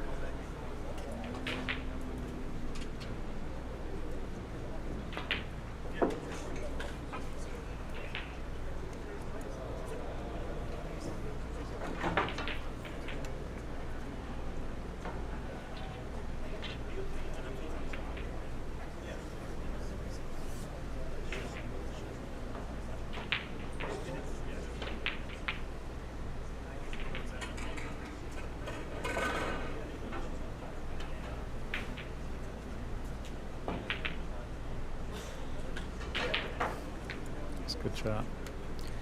Somebody was asking me yesterday, what's the strongest part of my game? If you were to go the other way and ask me what the weakest part of my game is, it's bridging over balls.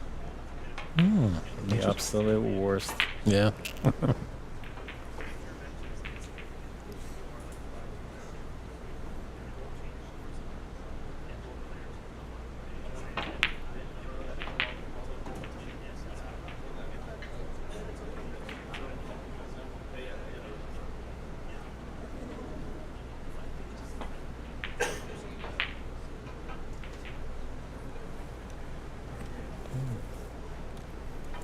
Are you surprised you took that pink instead of the brown? Yeah, although I would say one thing I've noticed with all these tables down here is the middle pockets are definitely a little bit more open than the corner. So you may have felt that the pink was just as easy as the brown, you know? Mm-hmm.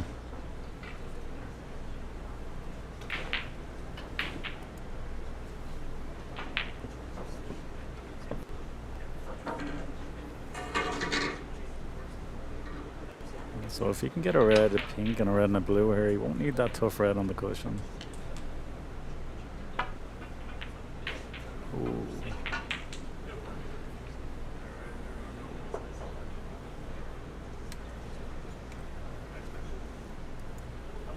I find it very tough as well on these tables, playing shots with side. Okay. The weight is definitely deflecting. A lot differently than the club tables that I would play on back home. So I remember even the break-off shot I played in my first match, I'd always hit the last red of the pack, and with a touch of left-hand side, and I hit the third red down. And so the white will actually veer in towards the reds. So it's quite tough. I'm trying to hit center ball as much as possible. When would you introduce a new player to side? Like my whole philosophy with the game is if you're playing center ball, it doesn't matter what table you play on, whether you're playing on a table such as this where it's very slippery conditions, you could say, or the deflection is going to be very different when you start playing side. If you're playing center ball on this table or club table, the putting angle will never change. But if you're a player that has built up bad habits and you're playing every shot with side, you'll find it very difficult from tournament to tournament playing on different table conditions, because the putting angles will start to change. So I'm a big proponent of center ball striking, but I talked to Sean Murphy, who's a former world champion and number 7th in the world, if I'm right there, and he said he plays almost every shot with side. So it's an interesting one, and you know, who am I to disagree with a former world champion? But I almost think it's like the way Sean explained it to me was, he basically he can be in a frame, or it could be a decide and frame situation where he needs to play a shot with side. So he likes that he has all the shots. But you know, I feel I play the game to a decent level, and I'm very much just trying to hit center ball all the time.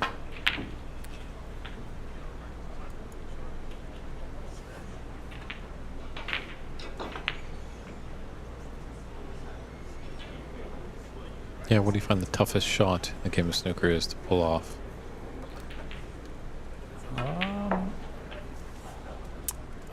I would say just straight shots, like long straight shots.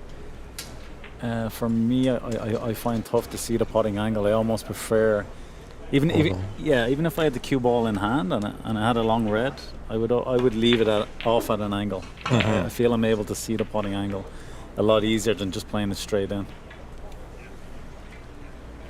Shots off the cushion as well, they're a nightmare. Because your bridge hand is so close to the cue ball, you can't fully kind of see the whole cue, or you see less of it. So for me, they're and of course bridging over balls. Yeah, the long straight ones are quite tough.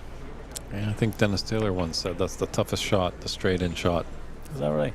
Mm-hmm. There you go. Just because your mind probably plays tricks with you. It's like, it's straight in. How difficult is it? Yeah.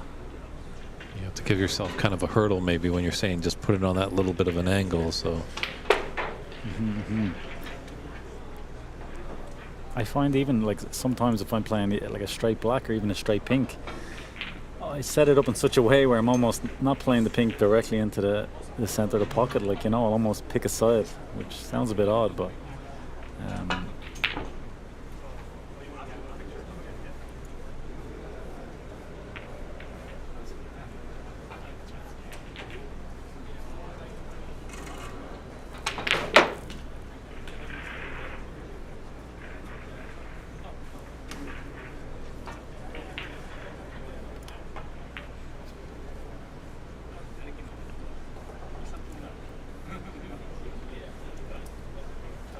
lots of frame left here.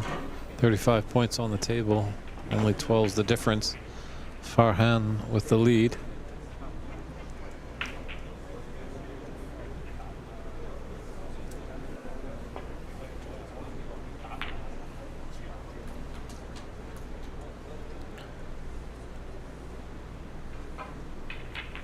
Oh, that's going to work out. He's going to make sure he makes contact with the red here. Otherwise, he's going to leave a free ball. So.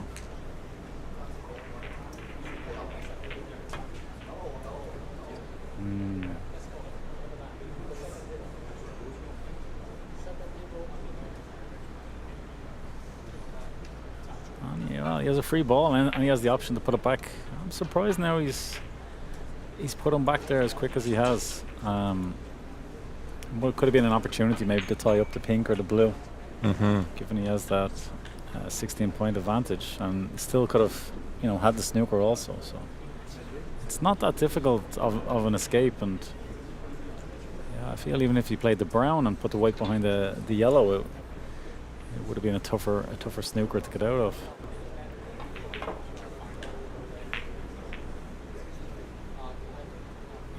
Now all the balls are open. Black is out in play. So a little mistake there from Farhan. It's one thing I've noticed as well in a lot of the tournaments that I've played in North America. Players are very quick to just put the ball back, you know, when they see a foul. Even if there's an opportunity to get in and score like 20 or 30 points, they're very quick to put the cue ball back, you know.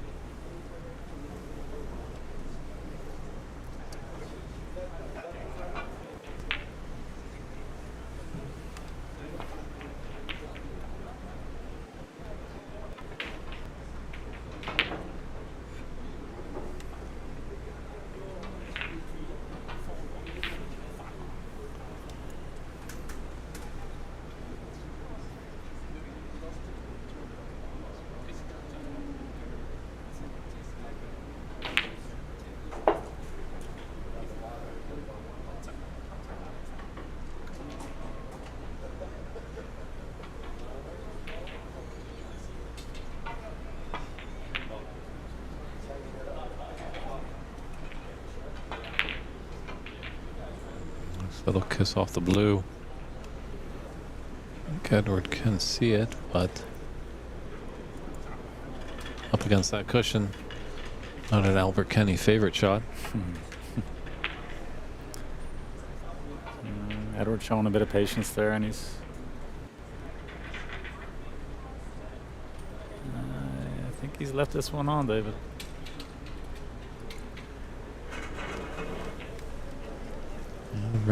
Rather lengthy, scrappy first frame here in this best of 3 match.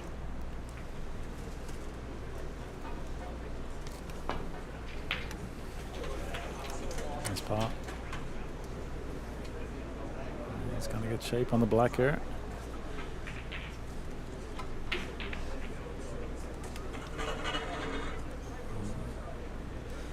Or the brown. Kind of whatever he fancies. The thing is, the green is not in a great puttable position, so 17 points ahead. You only need the yellow if he goes for the black here, so I'd definitely be eyeing up the black here. That's whatever he's comfortable with.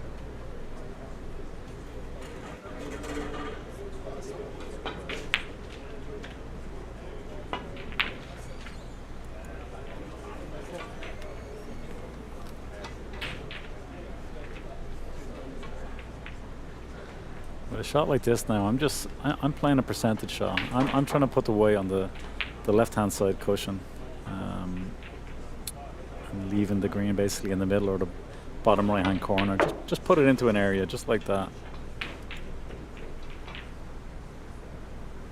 And he only needs the green, so just put 100% here into the pot.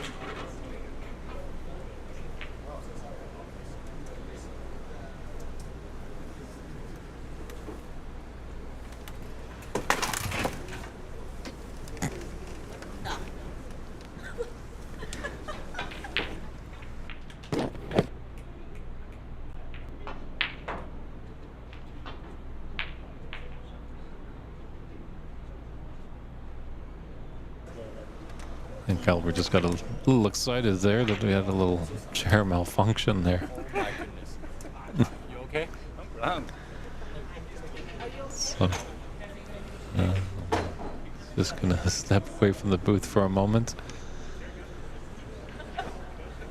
Got excited by our viewing numbers. The chair broke on him. So a lot's happening here on day 2 at the Embassy Open. Someone went to the toilet. Or just slipped up to the bathroom. So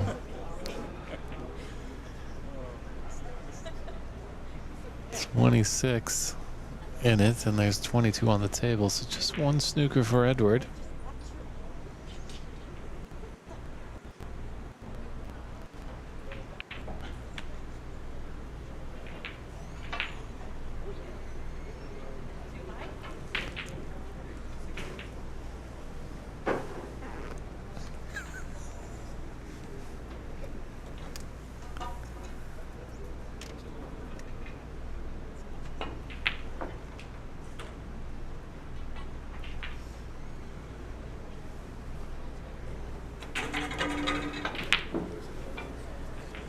Now Albert's back. He's a tall guy, and now he's got a stool, so he's just towering over me right now. I feel like David sitting beside Goliath. Where's my slingshot? Yeah. You ever had that happen to you at a snooker event? I haven't, no. I nearly did my back end there. Good thing you didn't twist your ankle. Right. You got a match coming up. I think you're betting against me in this competition, and you're trying to hospitalize me here, David. Hey, I stick with the Canadians. You know, that might have been Christian's share. He's an American. No, Christian did warn me about you. I should have known better.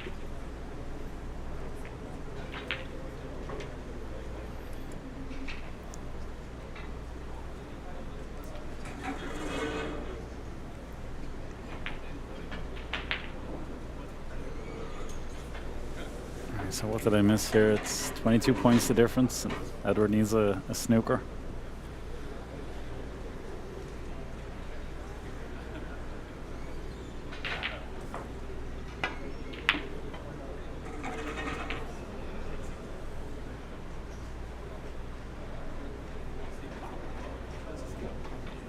He's great. A good opportunity. Yeah.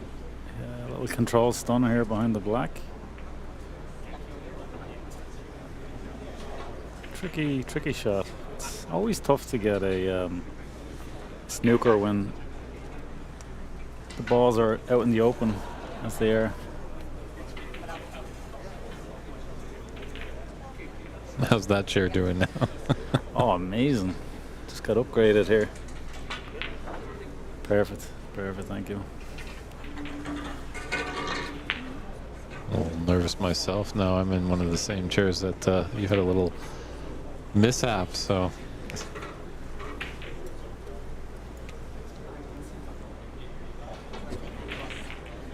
Don't lean too far back.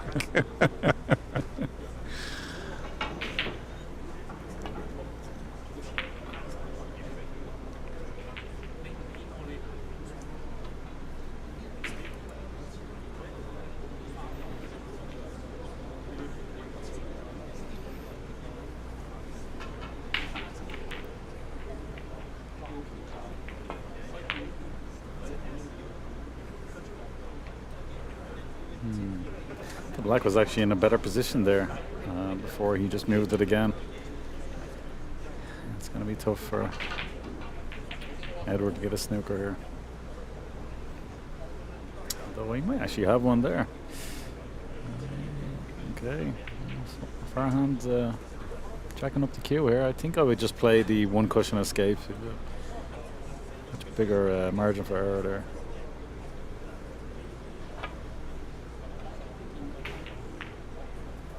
Good hit.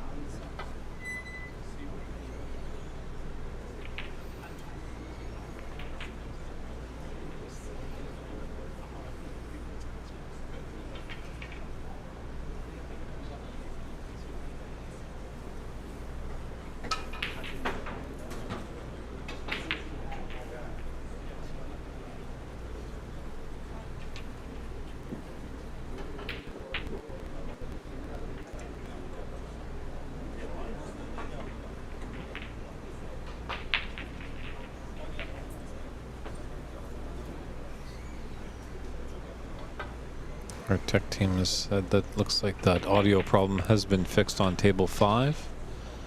Not sure if that's our friends at OBSA that are streaming that, or at the San Gabriel Embassy Billiards Club YouTube page.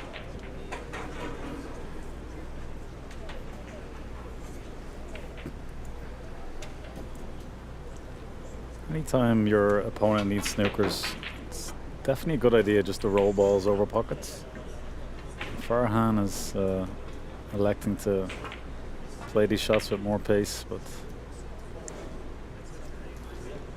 Edward's going to get a hook out of this, or snooker. Yeah, I've heard some people, they teeter back and forth with that. Some say, yeah, just roll it over the pocket. Some say that's kind of just a little negative shot playing.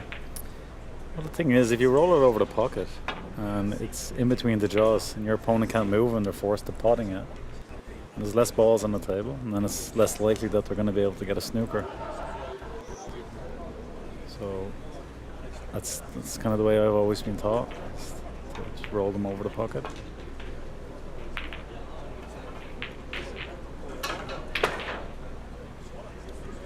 They're going to be punished for this double kiss. Yeah, so just roll this red over the green pocket, and even if it doesn't jangle and it's over the pocket, it's going to leave Edward a tough, tough opportunity to make a snooker. So you had the line there, just kind of spit it back out. Yeah, just drop it over.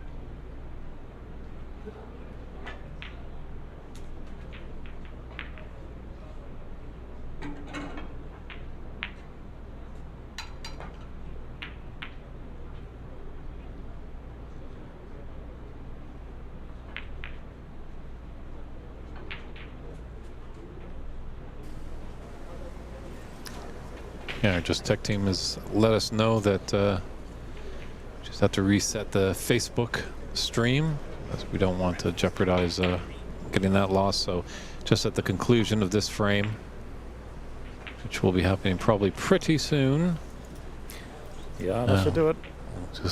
just refresh your Facebook page if you're following us out on Facebook. We really appreciate that.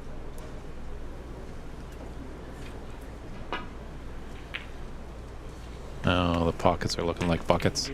So that's a concession there by Edward Ling. So Farhan Idris, it was a rather scrappy, little slow-moving initial frame, but we're just going to refresh the Facebook stream. So if you're on Facebook, just refresh your page, and you should see the new link up there to watch the second frame of this match, and we'll be back shortly to get on with that.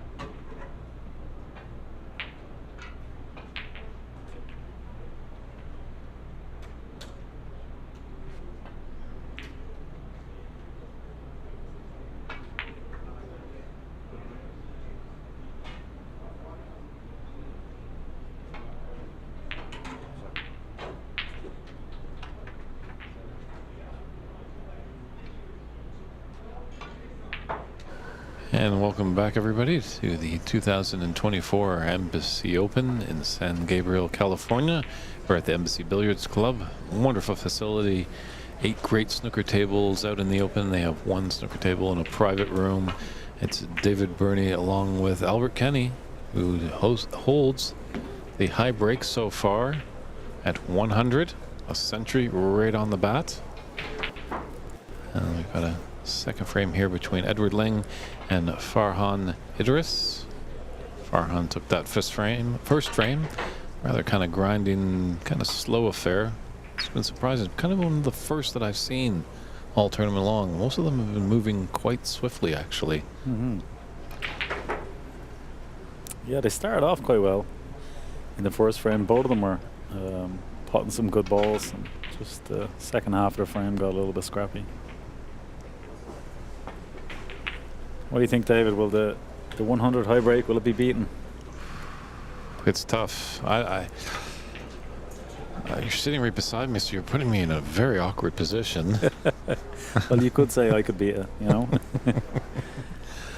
But I don't know. Coming into the knockout phases, the matches are a little bit longer. Like, you know, you can really kind of go at it early on because you can always rebound a little bit. But as you've alluded to, I think yesterday in the broadcast, these best of threes are just tough, you know, for a strong player like yourself. If you get down 1 frame, you're really going to start to clam up because you don't want to lose that next frame and lose a match, because one little loss could send you packing earlier than you wanted. yeah, like these best of 3 format can definitely like tighten up your technique a little bit. There's like almost more pressure in the early stages. I find with myself early in tournaments, I'm generally more nervous than the latter parts of the tournament, you know, because I seem to, like, you know, if I'm playing in a best of 7, which is what the last 16 will be leading up to the final, you have a lot of time to find your stroke and get into a nice rhythm. And I just, for whatever reason, I'm more relaxed in the later stages of a tournament.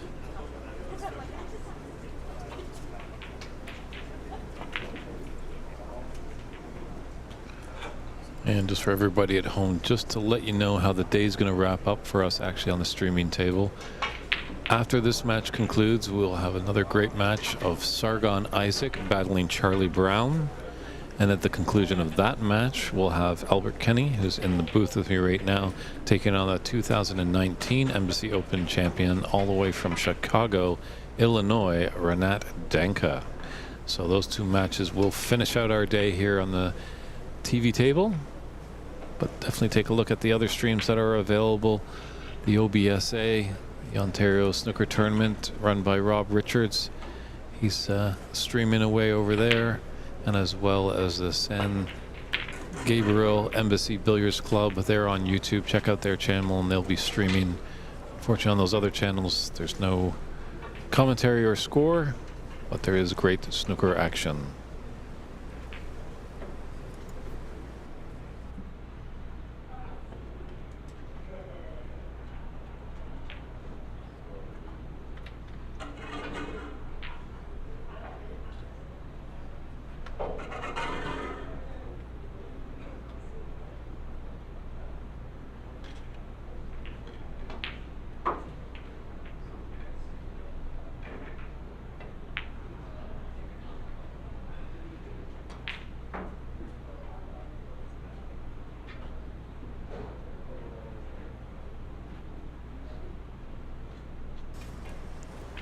So just getting a little heads up. If our other TV table, number 5, comes to a conclusion before this match ends, we'll go over there because that will be Sargon Isaac and Charlie Brown.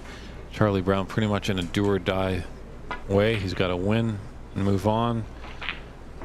If he loses, well, he can enjoy the LA life. Yeah, big match for Charlie. Looking forward to watching that one.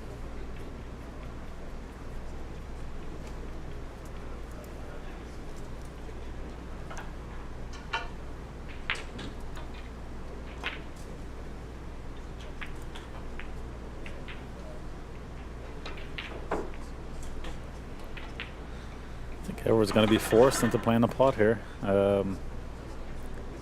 It's kind of looking like a long blue. This is really going to test his cue.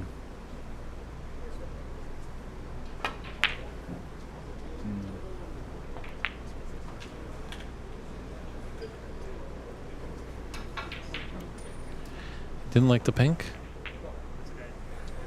Can't remember the shot now. Yeah, the pink as an option. Yeah, that pink was probably an easier ball. Good test. Snooker player must have the mind of a goldfish. Forget that last shot. Yep. Good chance here for Farhan.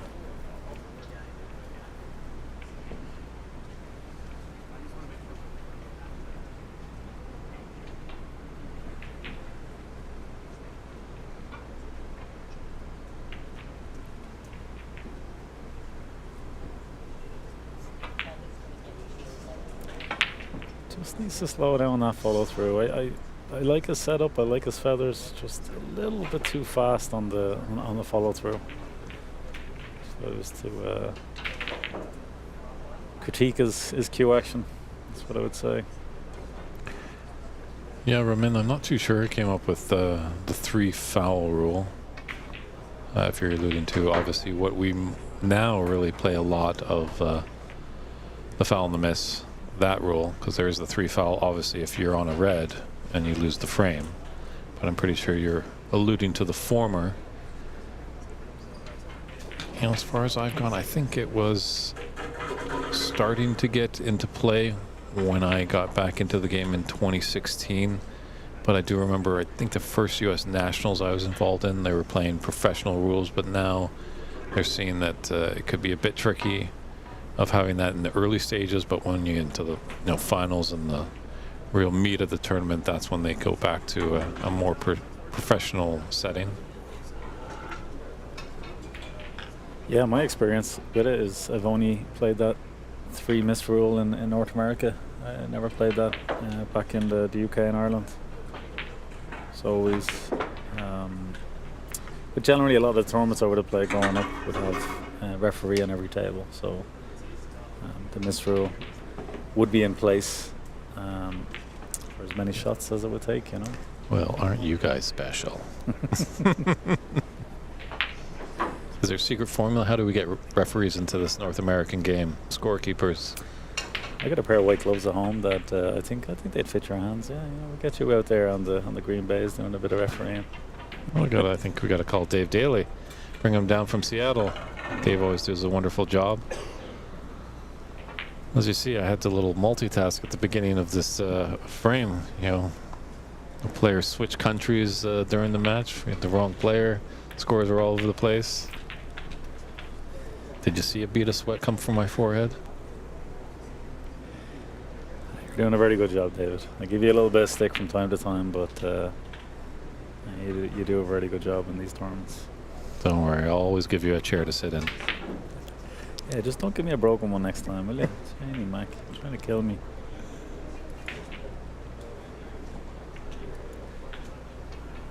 Once again, he's just...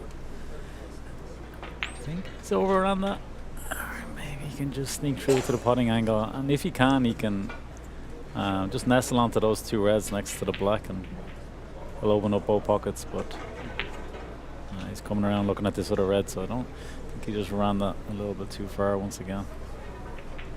But it's tricky out there. I mean, the table is lightning fast, so.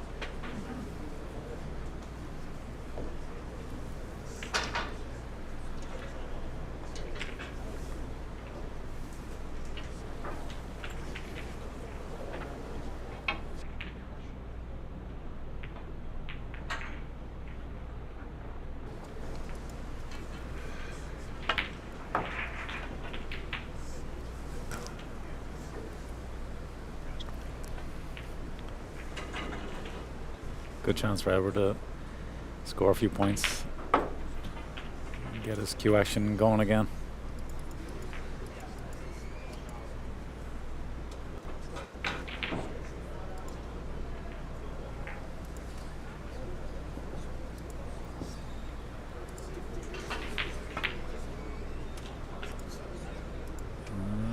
Just lost the cue ball there again.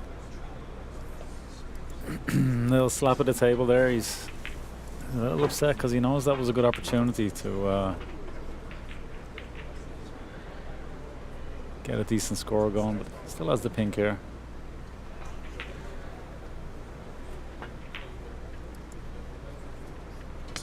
Yeah.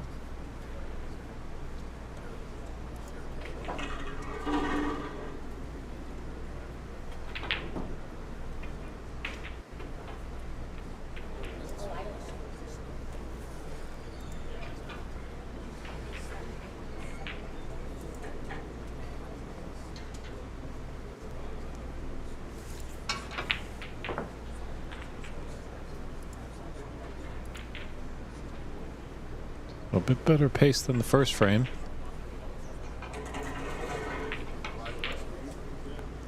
Yeah, not as scrappy.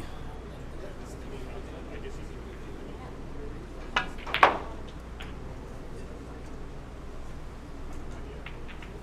wonder will Farhan elect to maybe move this red out on the left side cushion. 'Cause it looks like he has a nice angle just to kick it from behind, and most likely still be on the pink.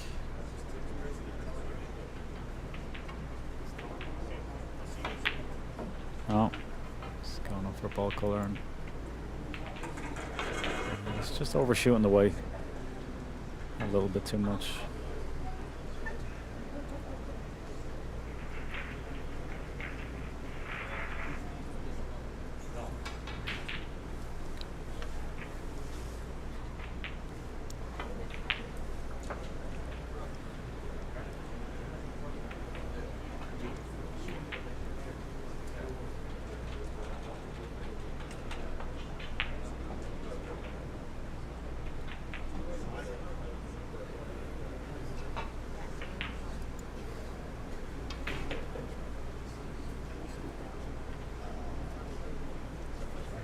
Just a 12-point advantage with 59 points on the table, so don't know who the victor of this frame is just yet. There's no clear runaway.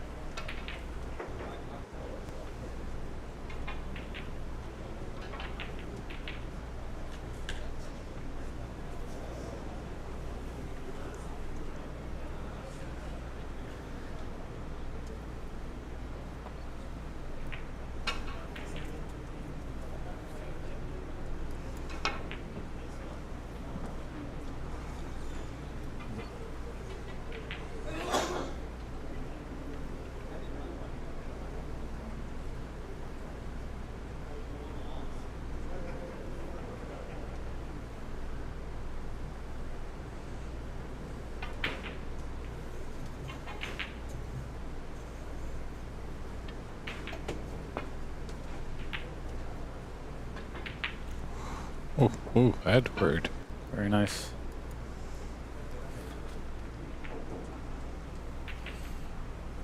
Still playing aggressive. You're going to try and put this blue into the right middle, Albert?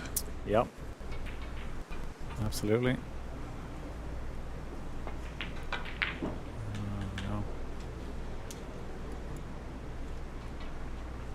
He's just not firing on all cylinders.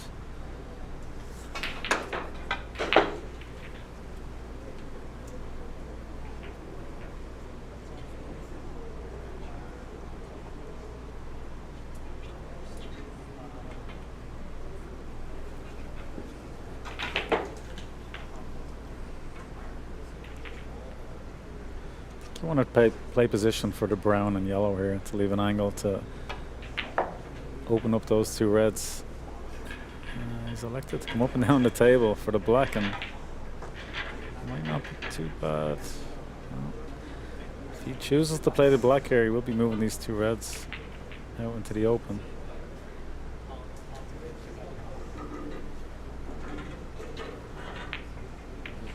He's taking a conservative approach.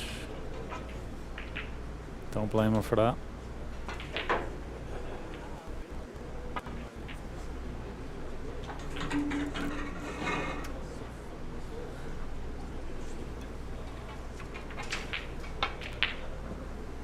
He might have snookered himself here, David.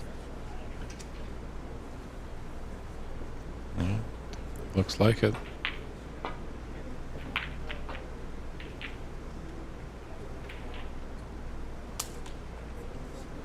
Yeah, he's left Edward a long red into the yellow pocket.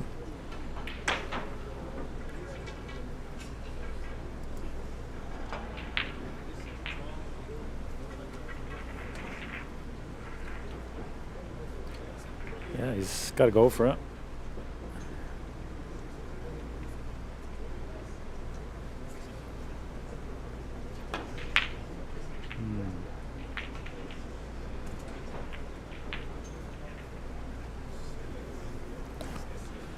Yeah, you can just tell by his body language he's just not feeling it right now. Slowly, just sluggishly walked away from the table after that miss. Edward was.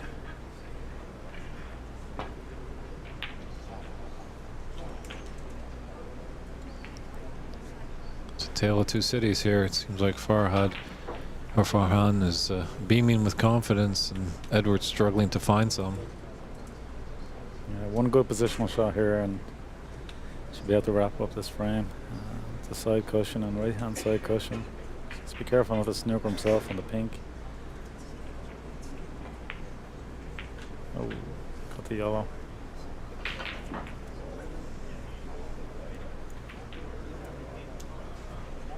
So when you're down on the shot, are you looking at cue ball or object ball or what? The age-old question. The $1 million question. Exactly. I try not to think about it because it'll drive you crazy.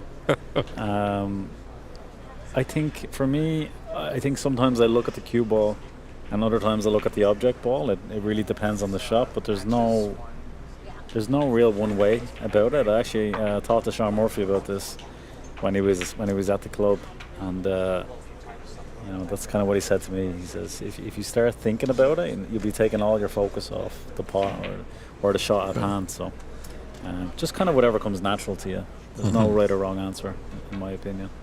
That's a great answer. Nice pot there from William. This is an excellent opportunity here.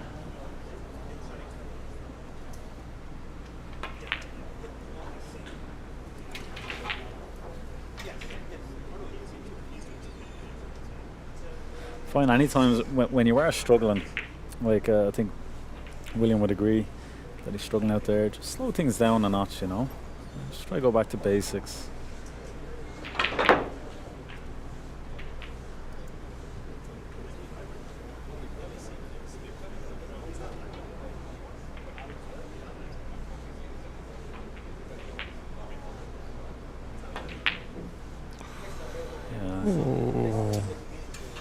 Looking like potentially a great steal there for Edward from Canada.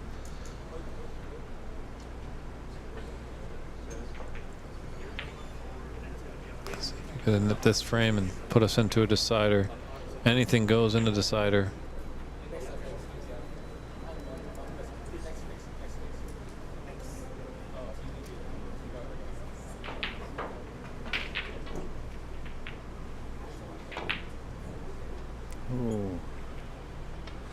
Getting a little twitchy out there.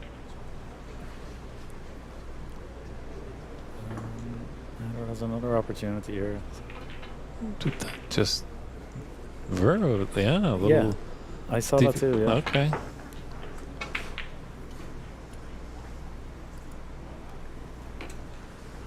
A flashy positional shot there. He's landed very nicely here on the brown. So just the one cushion off the top cushion. Come down for the blue.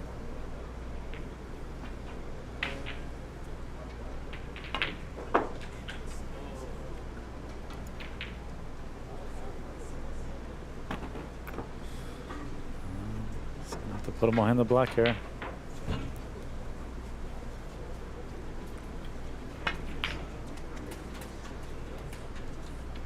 Nice shot. So 8 points in it, 18 on the table. Edward Ling from Canada definitely needs this frame to force us into decider. Farhan would like to get this match done and dusted.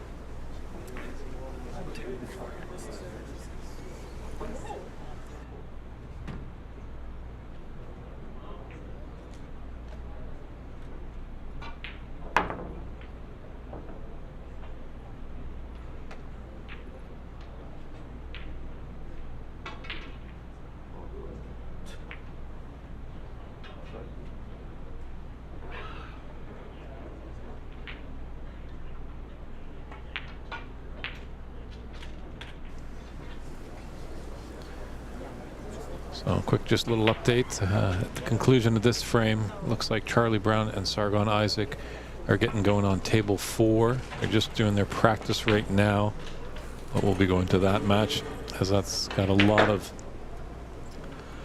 importance in it, definitely for the Charlie Brown fan club. As I'm not sure where the standings are, and I'm pretty sure all our team behind the scenes is aware that the Sargon Isaac Charlie Brown matchup has maybe a little bit more on the line than this Edward Ling and Farhan Idris match.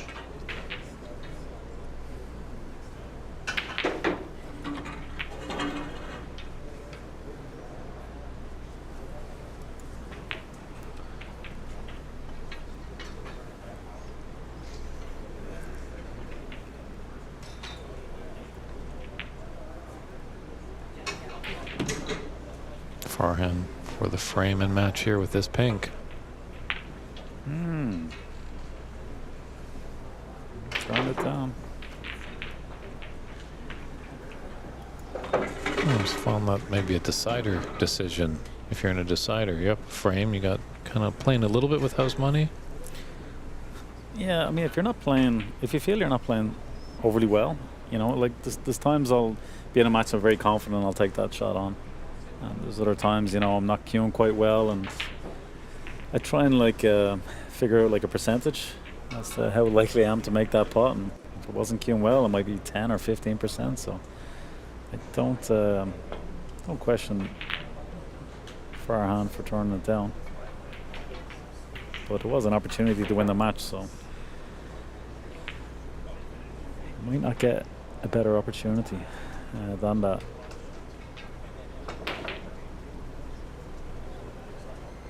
He's going to play left-hand side of the pink. He's queuing up where he's playing right-hand side. He's going to run this cue ball off 3 cushions and behind the black.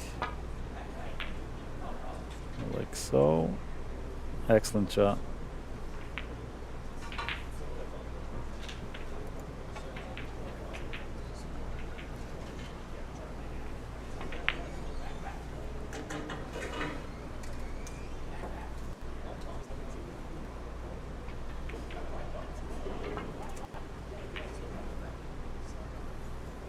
Good shot from Everett also.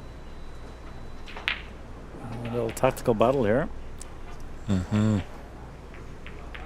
Farhan just needs the pink. Edward needs pink and black.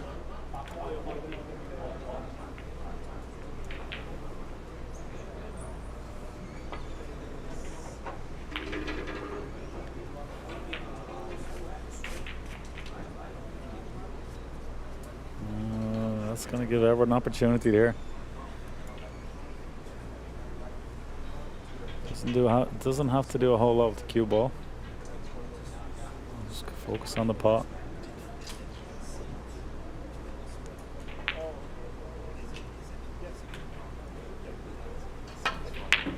Oh.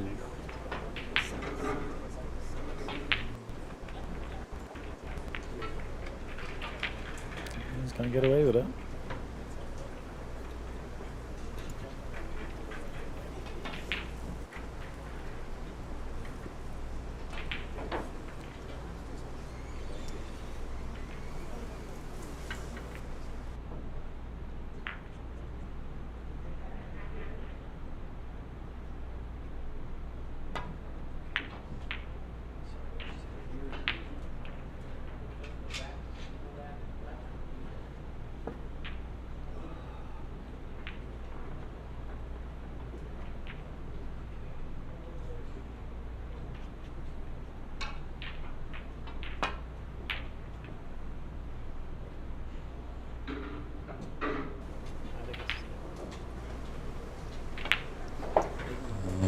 missed there by Edward. He's given Farhan a chance.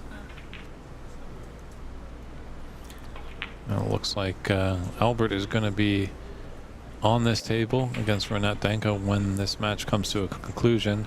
And it looks like we might do a little dual action screen. Albert, we're going to have your match and Charlie's match on the stream. Oh, very exciting. Very exciting. And so there it is there. That pink solidifies it for Farhan Idis, who takes this match 2-0. Albert Kenny, it's been fantastic having you in the booth. Sorry about that chair again. We'll do our best to get you some better seating, but hopefully you're standing for a long time in the next few hours, potting balls. Yeah. Thank you very much, David. Take care, and good luck to you against Renat. Thank you. Okay. And we're just going to step aside for a few moments while our tech team just gets everything dialed in so we can get the Sargon Isaac and Charlie Brown match up and then get the dual screen with Albert Kenny and Renat Danka. So stand by, everybody. We'll be right back at the 2024 Embassy Open.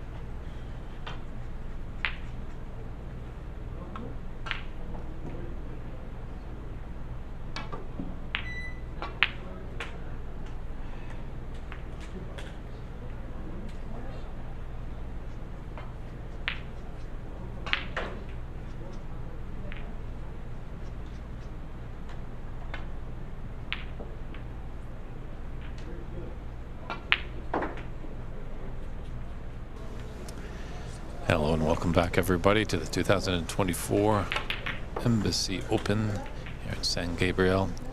So it's going to be a little fun here. We're going to try and give you great footage here. We've got the Sargon Isaac and Charlie Brown match, but when the Renat Danka and Albert Kenny start, we're going to jump over that match, but we're going to put Albert. And we're going to put Sargon and Charlie just in the corner, so you'll be able to see that match. Unfortunately, you're not going to be able to see much score from that, as we're going to be keeping score for the Renat and Albert match. So.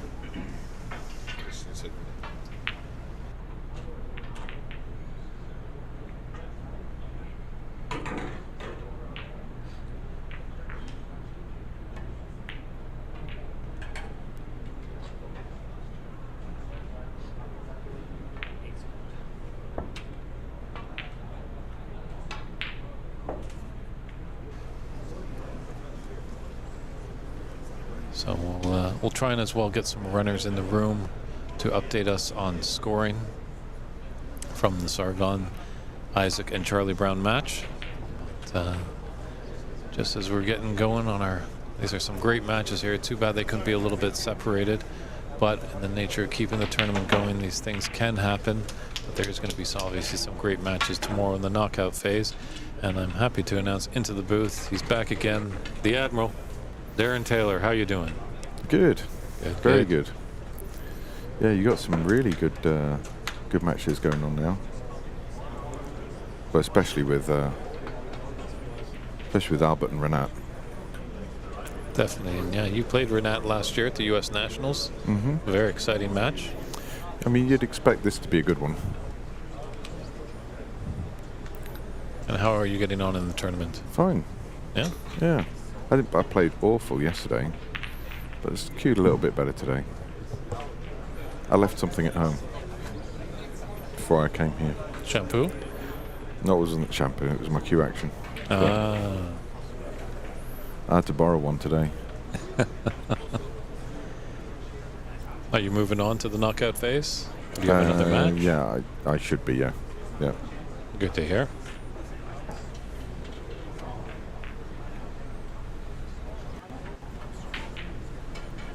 Take it Dave Brock's not in the chat. He's been dancing around here and there. Has he? He was in yesterday. Mm-hmm. Haven't really seen him today.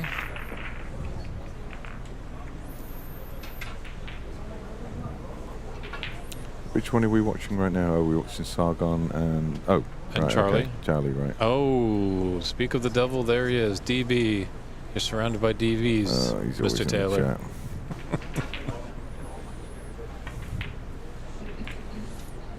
So now we're going to switch to our side-by-side action, our featured match right here with Albert Kenny and Renat Danka. But a great one up there in your corner. You won't be able to see the score, but you'll be able to see the action between Charlie Brown and Sargon Isaac. But here's Albert Kenny set to break off to start this best-of-3 rather blockbuster match in Group G. Winner of this is in first place in the group. Loser gets second place. So both will be moving on, just jockeying for position in that knockout phase. And the highest break so far in the tournament is a century, 1-0-0, done by this man breaking off frame 1, Albert Kenny. It's a tough group. Who else was in the group?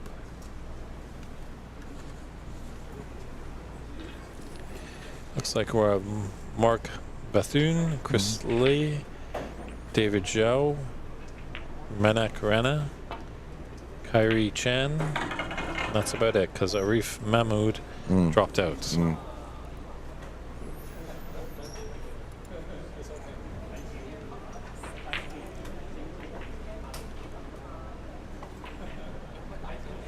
I think Both players have done their history there, so they're not going to give an easy chance to either opponent.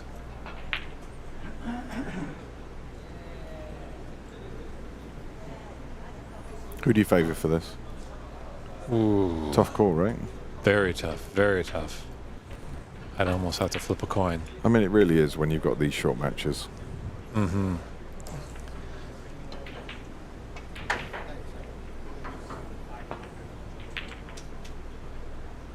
It's just if one of these players does make a few unforced errors, I think that's going to be the problem. But with their caliber, they usually don't.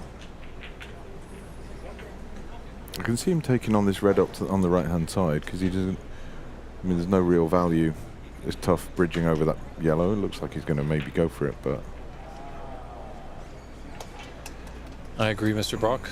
If the Snooker Scores website could be updated, it's just the amount of people behind the scenes. We're running a little thin this weekend, but hopefully as we can continue to grow, we'll get more people helping out.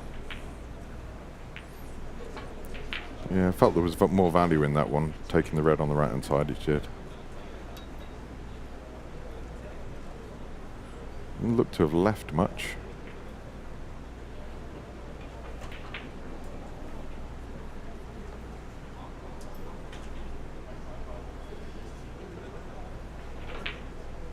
Right now, it's a good table for both of these guys. The black's on nice and open into both pockets.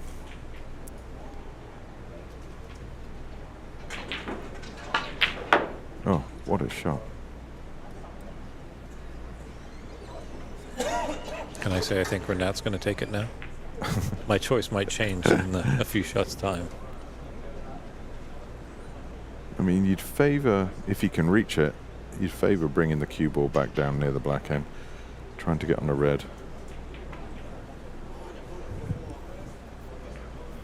I mean, he's guaranteed, if he screws it, he's guaranteed to be on the one at the bottom of the black. And he has played that shot. And there you go. It's the only way he could guarantee position.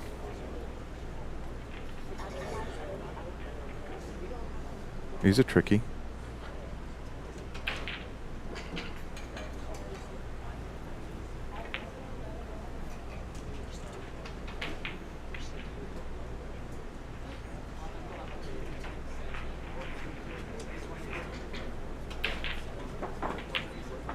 Yeah, good shot.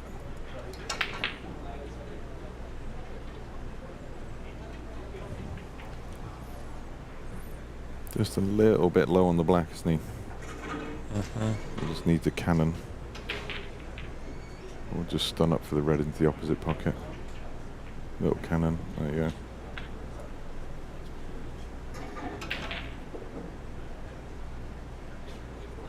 go. Early chance.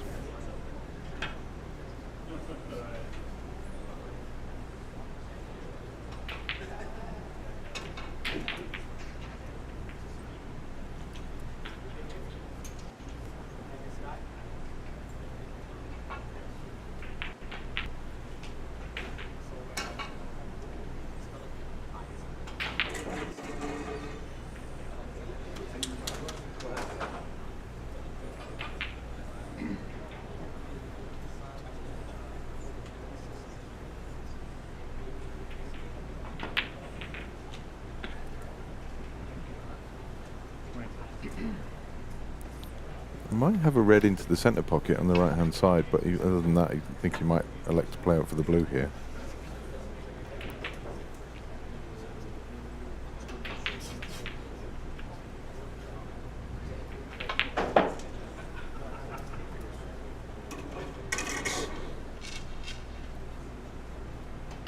This is looking good so far.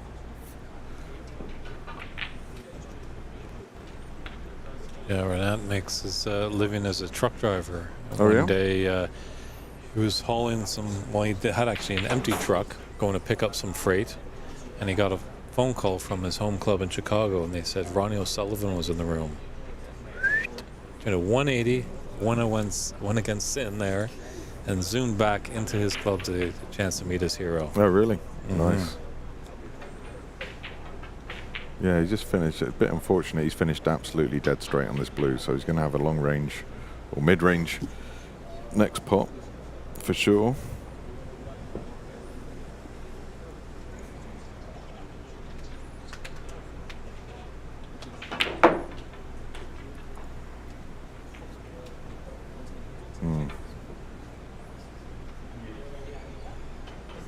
The tester. We'll cue this one well. Yeah, that's a tough shot. I just can't really see. I'm just wondering if he's that red to the right hand side of the bottom of the pack. Is available into the corner, into the center pocket.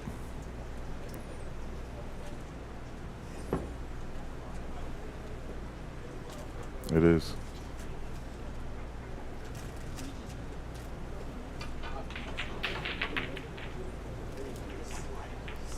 It was a bit of a nervy one, but left anything.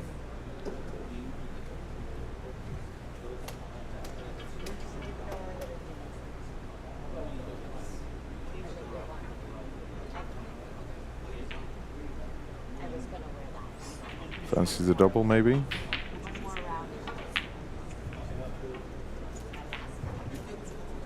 You like a double, don't you? Anytime. Yeah. I haven't seen you pouring anything of lately, so you know, after this, you better get on that.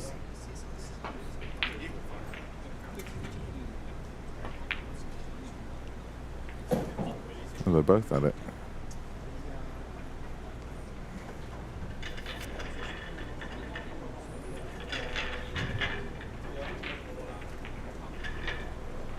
As always with this tournament, is the spirit in the room is just amazing.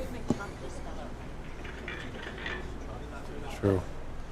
A lot of fierce determination on all the players' faces, but once the yeah, match is done, great right, smiles, hugs, absolutely. Everybody handshakes. plays hard and gives it their best, but everybody's friends afterwards. Mm-hmm.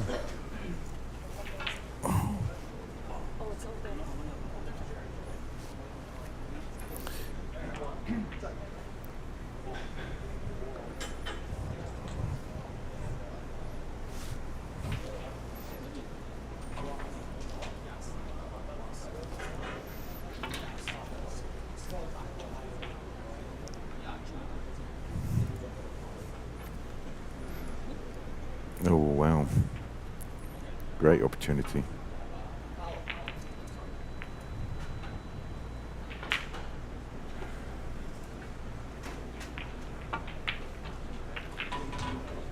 Yeah, these two players are not going to be making mistakes. I can see why you came into the booth. You're doing a little homework over here. It's nice to watch, these guys. They play the game the right way, they attack the game.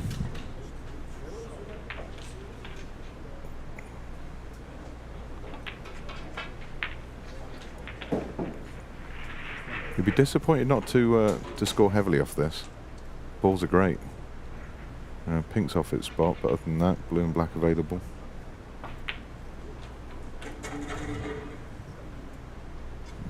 That's perfect.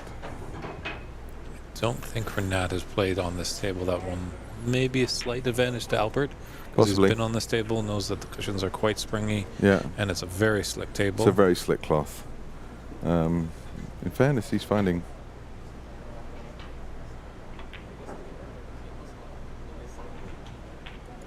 controlling the ball well. But he's dominating this right now.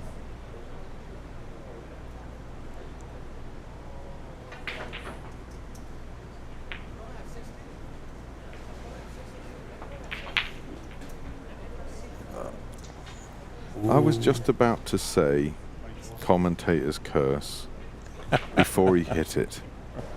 But I'm like, no. This is a situation where Albert should be jumping all over this. He's got plenty of points available.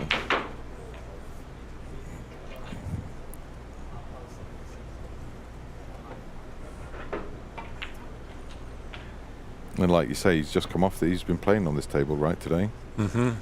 So he's got the measure of it for sure.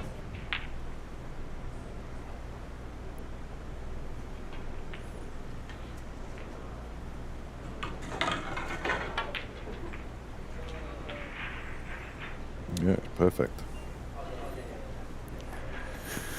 Yeah, so we tend to play on in club tables. It's playing on 6-8, 6-8-11 or number 10 cloth. This is a different kind of cloth. So a lot of these players, including myself, are not really used to the speed of it, and it is very, very, very quick indeed.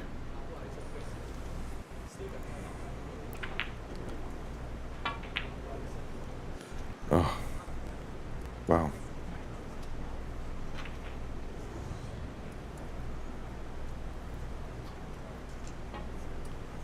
Just having a little hiccup with our scoring software here.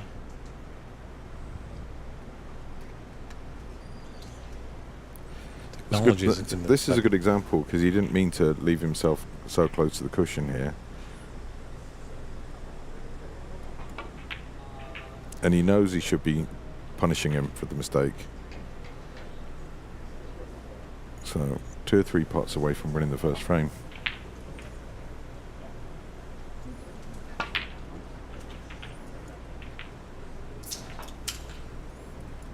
It's a quick frame.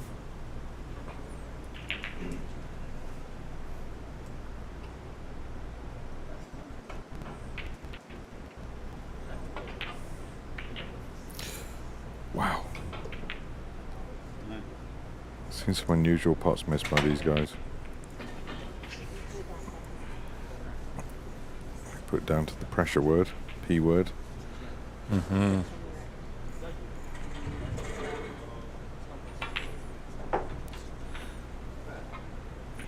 Are you feeling fatigued, Dave? No, I'm feeling better than our computer that's kind of feeling a little fatigued. Right. Trying to get this scoring going, but it's been a little funny. You know, when you come from the film industry, you learn to work long hours. Right, yeah. Kind of like the military, probably like what you were into. Yeah, but I was so tired yesterday. I was drained. I think there was still a match going on at... Yeah, I think there was still a match going on at midnight last night.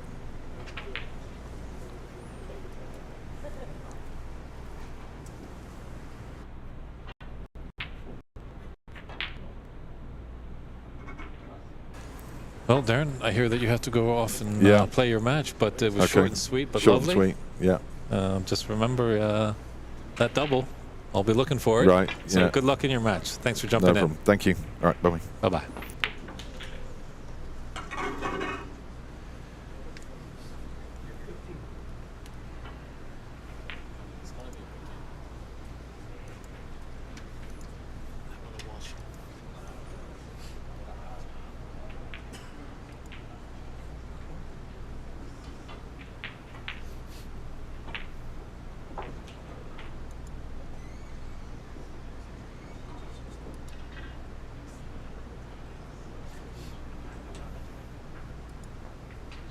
We just had a glitch with our scoring right there, and Albert's just taking a look at the scoreboard right now, doing some arithmetic.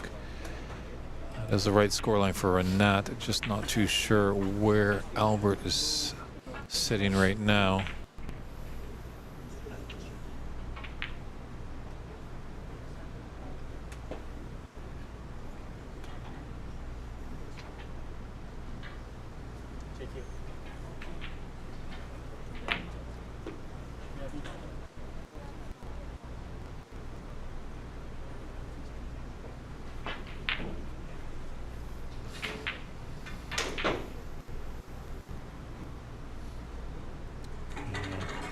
Renat had his chances in this frame to kill it off. So that little break in the action there, Albert should be able to mark up his score, and we'll just get an updated score sheet there.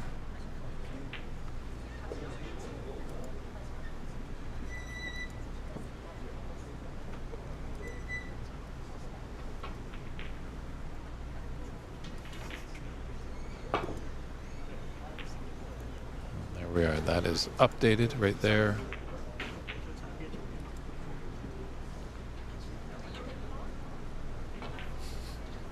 So 34 in it with 35 on the table. This is a great opportunity for Albert to steal the frame. Brown is a bit tricky, but it's all out there for him. I knew it was going to be high level between these two. This could be a carbon copy of a final, actually, come Labor Day Monday.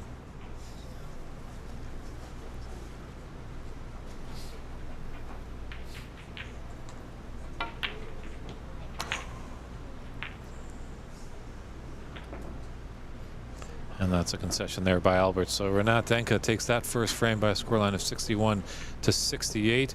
We're just going to pop over to our other table.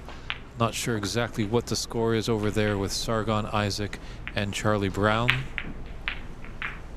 Maybe if we had a runner in a room, we might be able to get an update on the score on table 4.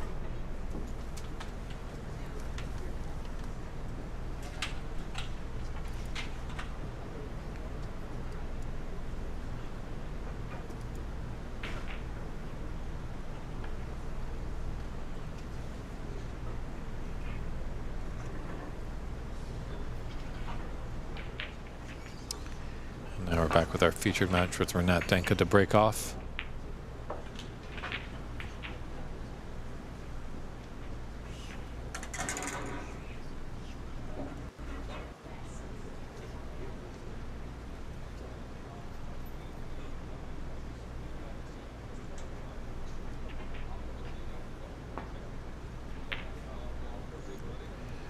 Let's see how Albert can respond.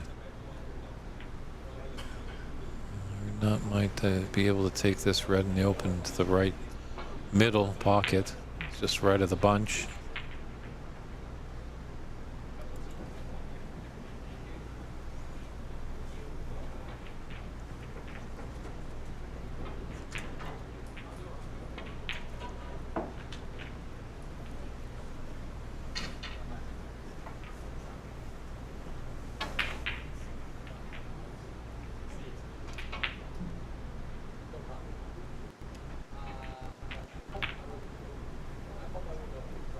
Oh, a very lovely shot there by Renat.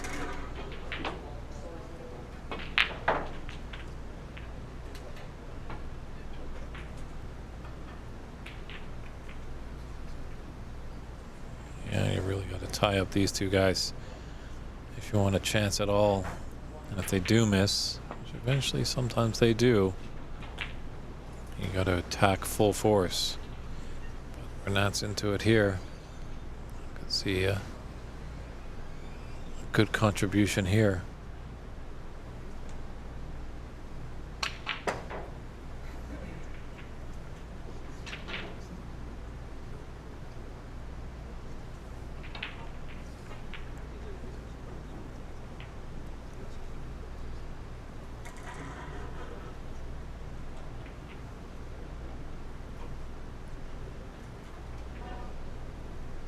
DK, both of these guys are top of their group, so no spoilers are going to happen here. Both players are going to move on, but it's just who's going to be the first and who's going to be the second seed. It's just got a little wrong there for Renat.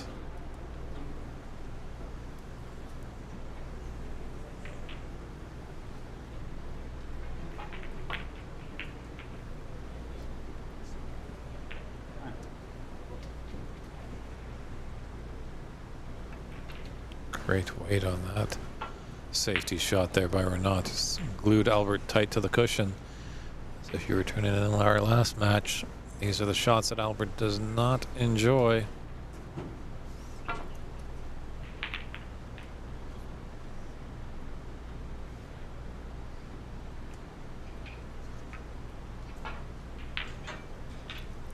right, great to hear our good friend Rob Richards has been doing the stream on table 4. He says he'll be coming back a little later. Not sure when that will be, but we do have a great match. It's in our top right corner there of Sargon Isaac and Charlie Brown.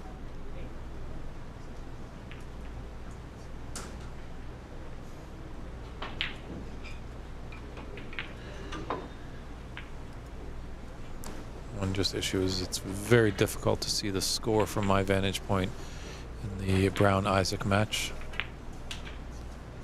Nick H, if you check out Embassy Billiards Facebook page, there should be a players list there. And 61 players in this great tournament. And at the end of today, we're going to find out who's in the Sweet 16. That round of the knockout phase will start tomorrow at 9 a.m. Pacific time. All those matches follow at 2 p.m. approximately for the quarterfinals leading up to Championship Monday on the Labor Day Monday with semifinals and final matches.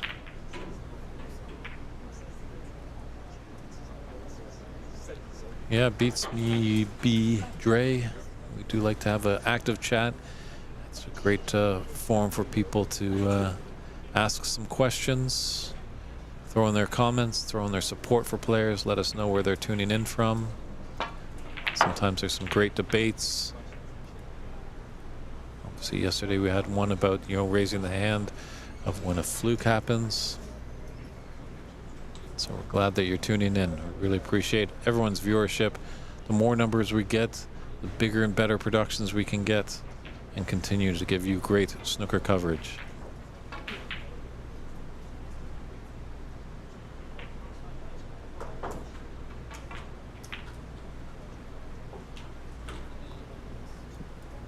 You all have definitely tuned in at the right time. Albert Kenny, definitely a player that was very successful over in Ireland. Things changed with life, so he moved to Canada. And he's been adding to his trophy case in the Great White North. And Renat Danka doesn't need any introduction if you're a follower of American snooker. This guy is top drawer, that's for sure.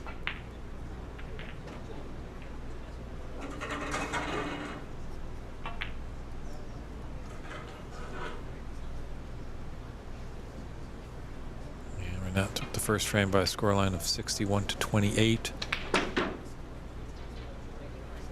Hopefully Albert can force us into a decider. They're quick sprints here. Best of 3 in the round robin, as there's a lot of players in the tournament, a lot of matches to get through.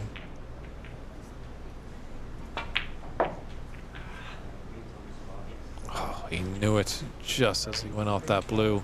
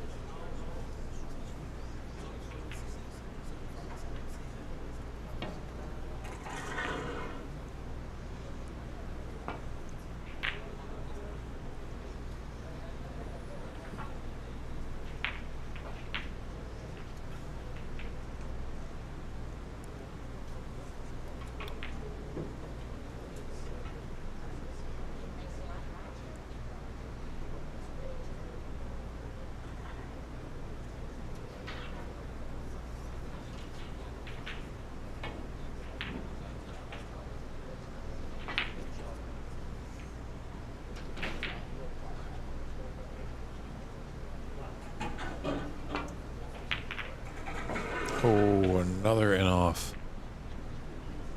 It's one characteristic of Albert.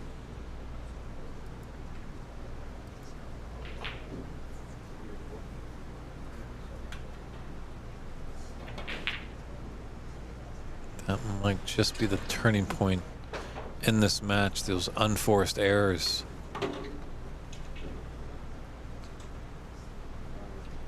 It's always a tougher to defeat when you beat yourself.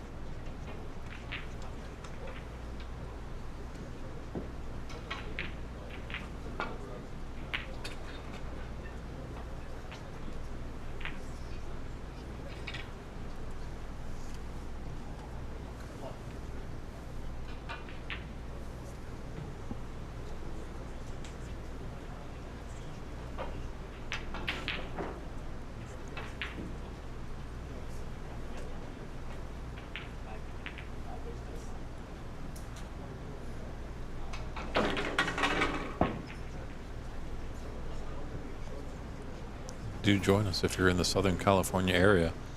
Admission is free here at Embassy Billiards.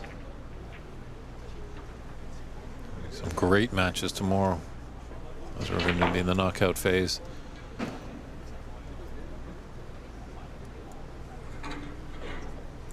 Probably be seeing these two players in the Sweet 16 round. Be a bit worried if I'm playing either of these competitors.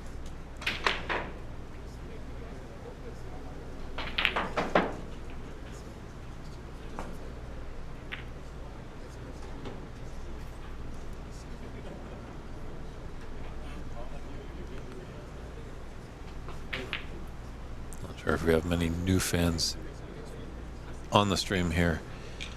Some people might come in and be like, there's 6 pockets. Why are these guys not putting balls in the pockets? You know, why are they just clipping off the reds and running back to that top area where that red or that green, brown, and yellow ball are? Well, these are two phenomenal players, so there's a lot of respect between each other. So you'll see sometimes they'll be engaged in a safety battle because one little faulty mistake taking on a low percentage shot and they miss and they let their opponent in, they'll probably be sitting for quite a while. So safety is just as important as potting in the game of snooker. It is called snooker, and that is a defensive term.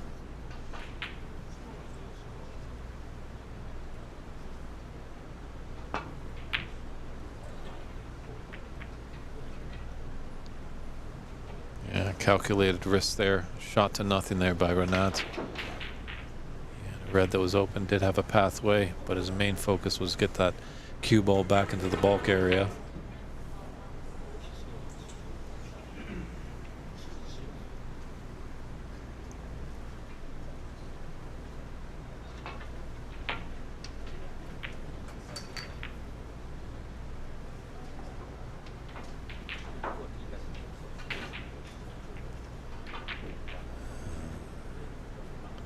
Couple long pots here for Nat. Has Albert baited him into them.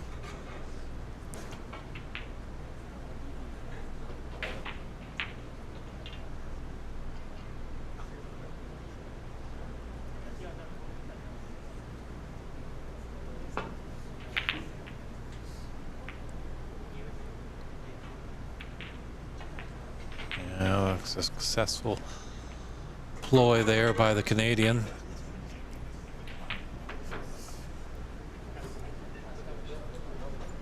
Yeah.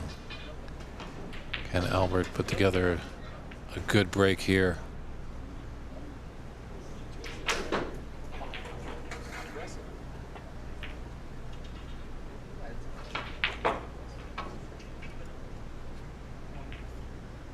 Black's kind of out of commission, so is blue, so we could be seeing a lot of pink balls in Albert's future.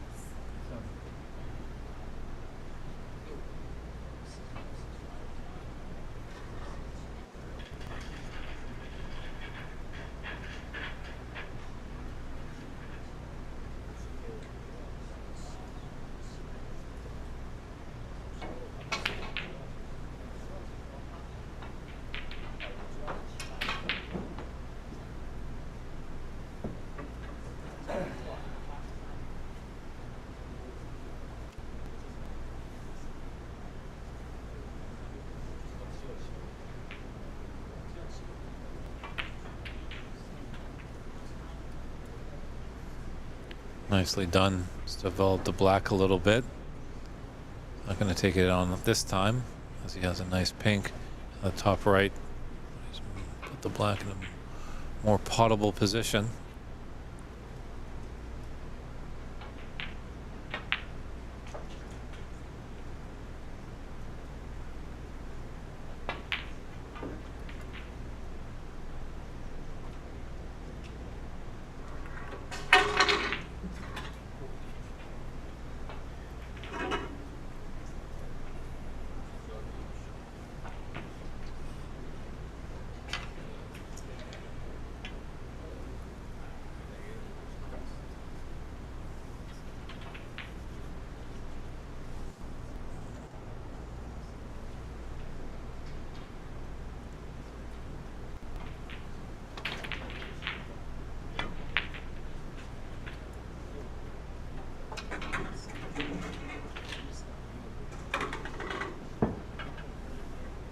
okay. Albert definitely has the brown. He might even have the yellow.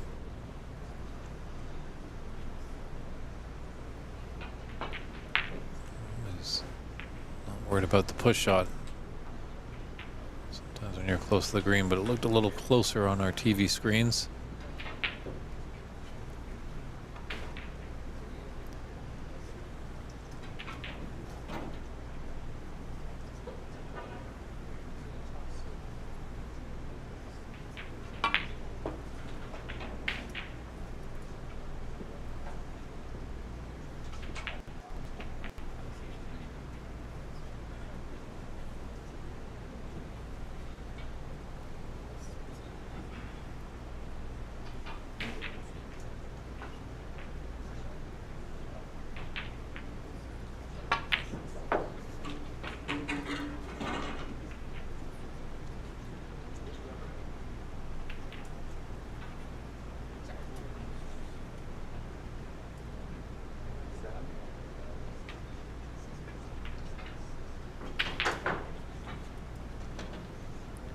Not sure if they're watching back in Ireland, but a big hello to the Kenny clan. I know Albert was telling me to give a shout out to all you guys over there in Ireland. I know you're tuning in, watching Albert. It is definitely late, probably over there. Got some severe late night drama.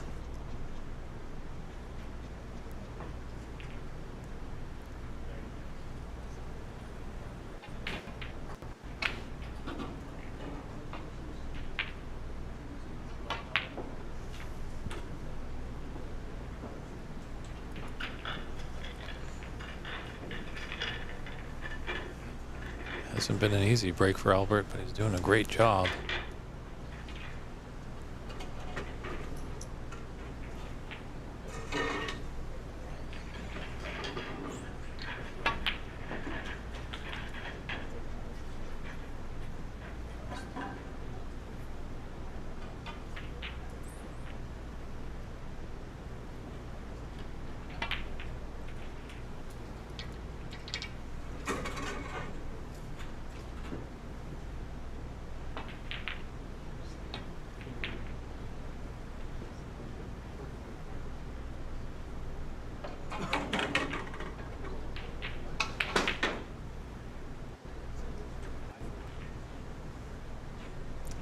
Getting a little kind of muggy here in Southern California.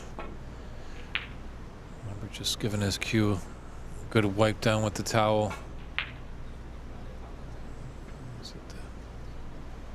Any perspiration can make it a little bit sticky, giving you a kind of a jerky kind of follow through.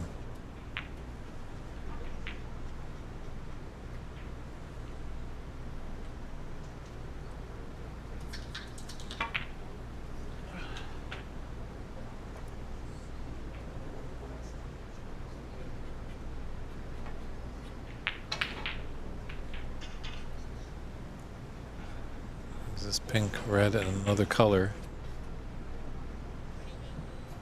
To get us to the snooker's required stage.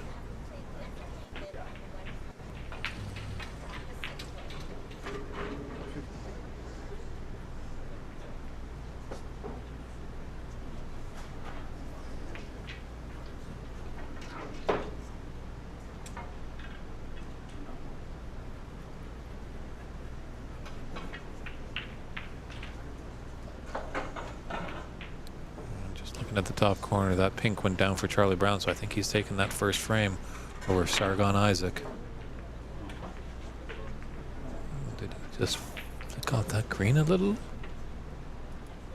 Either way, it went in.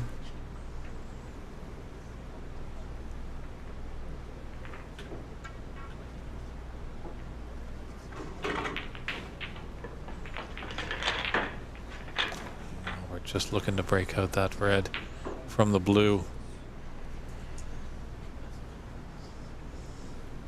And that just does need one snooker. Obviously, if there's reds on the table, there's always a chance of free ball. So, the frame's not over yet, but hopefully Albert can pot a few more reds with colors, and that really will done and dust it and put us into a decider. So he breaks down on that break, but a very nice break of 55.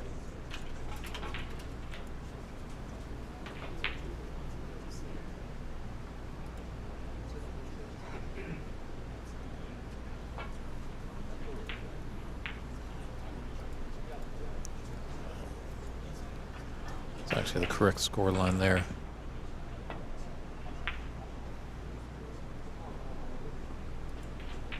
Might have just missed a red somewhere. Players have it 64 to 18. That's the score we have here. So 2 snookers actually for Renat to nip this frame and take a 2-0 victory in the match.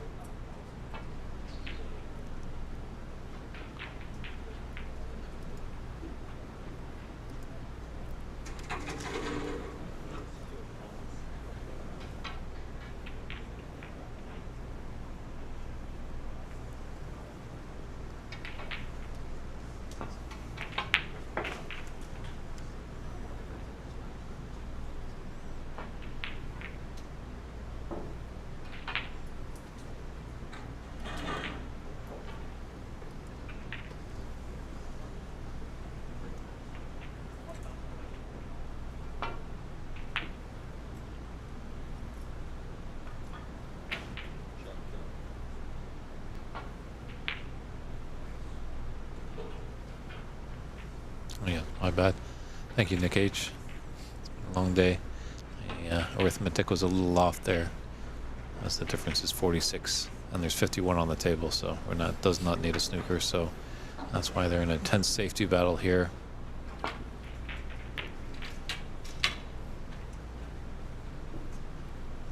But a mistake there by Renat.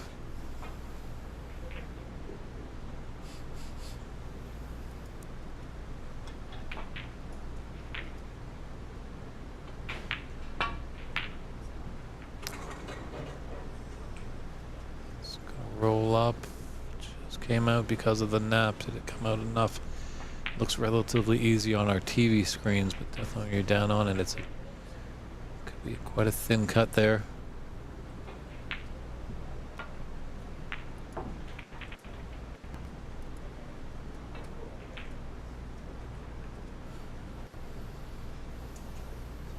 Yeah, can afford to take the pink.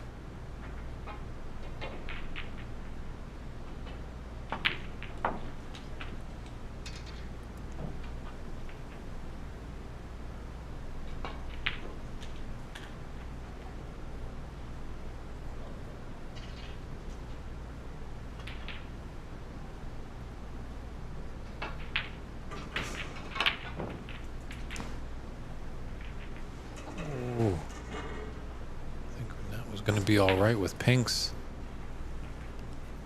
Which that red didn't drop. So Albert gets a reprieve. Very nicely done.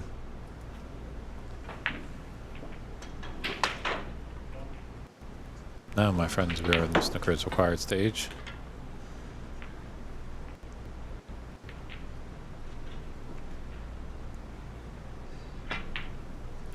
There's 45 in it and 35 on the table.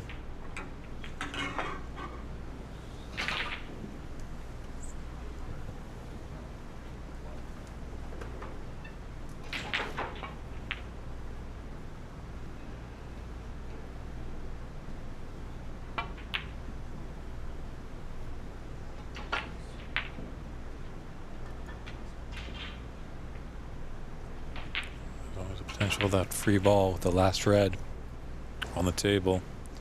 We're not fully aware of that.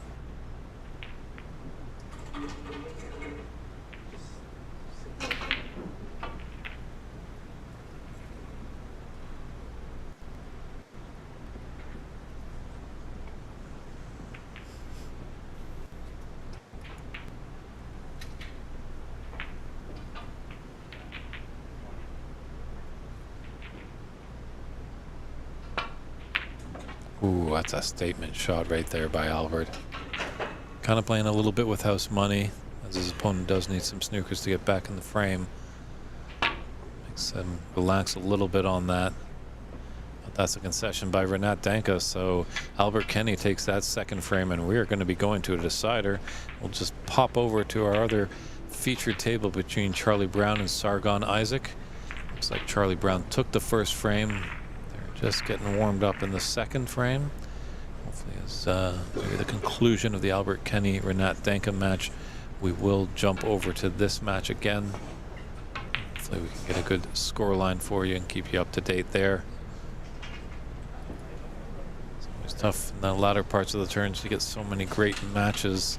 It's tough to decide which one you want to put on the TV table. We do have multiple streams, but we're going to jump back to our featured match as Albert Kenny is ready to break off to kick off a decider. Fist pumps by both players, and it's game on.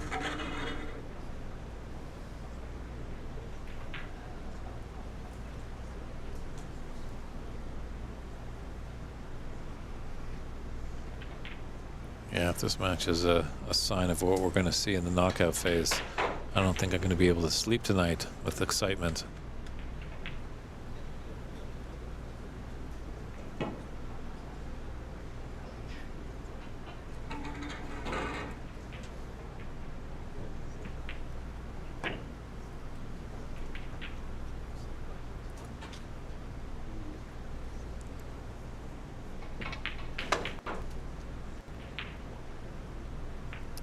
Decider who can make the most of their chances. I know we've heard it all the time in the pro leagues, just they want one chance to get in and score heavily. Sometimes at the amateur scene you'll get a few chances. Both of these players are able to win a frame in one visit, so it'll be interesting to see how this one plays out.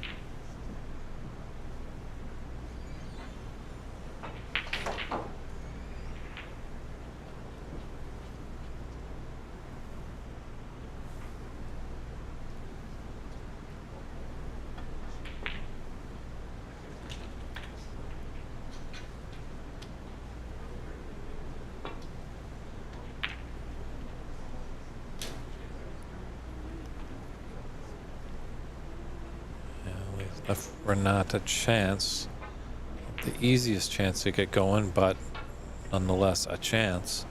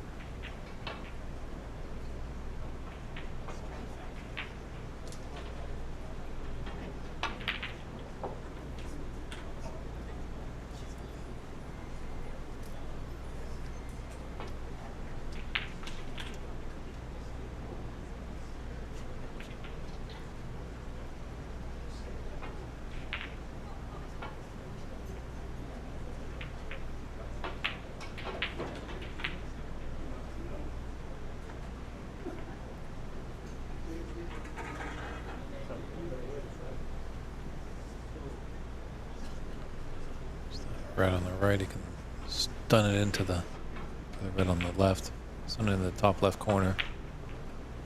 So held for the black.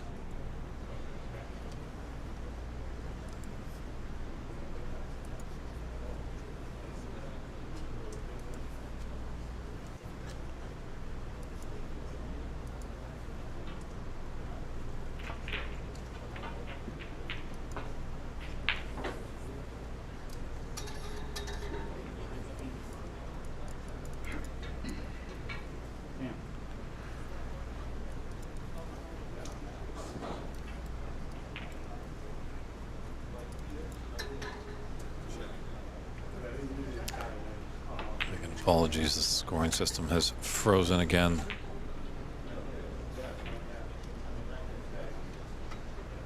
Sometimes this happens when you just have multiple streams going on.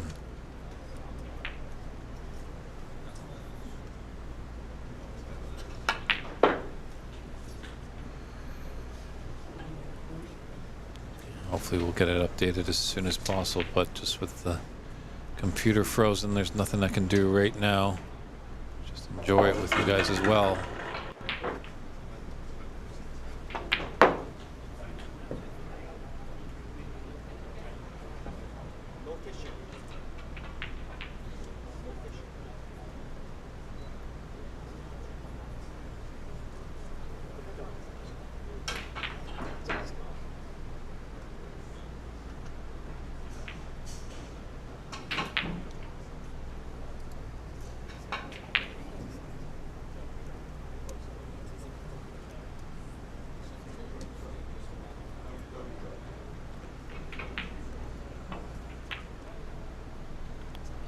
There we go. Got my scoring back in order. Just at the end of this break, I'll update what Renat has done.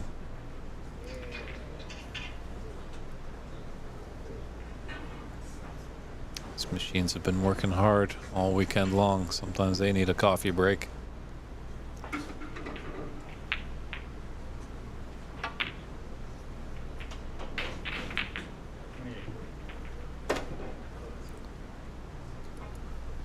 Like 28 there.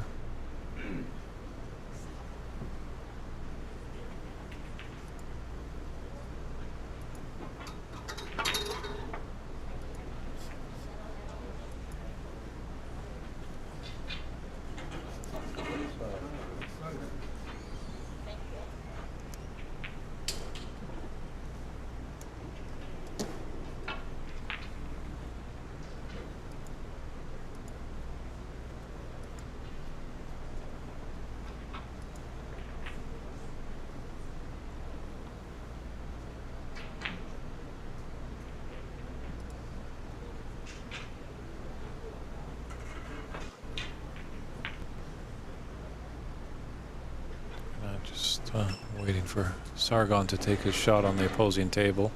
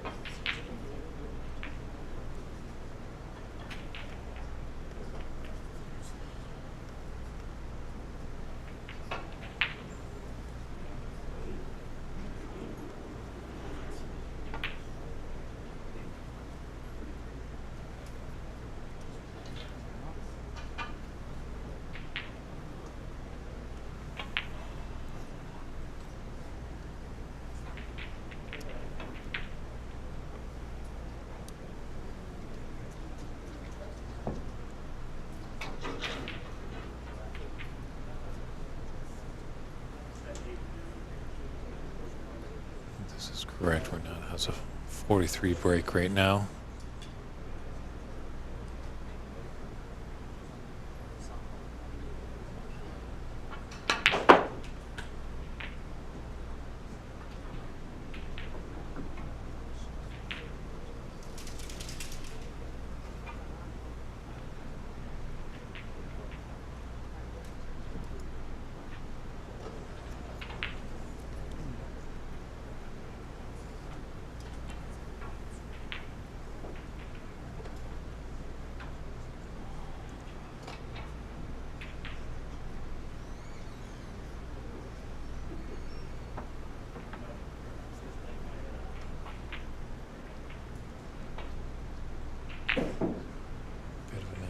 come back up the table.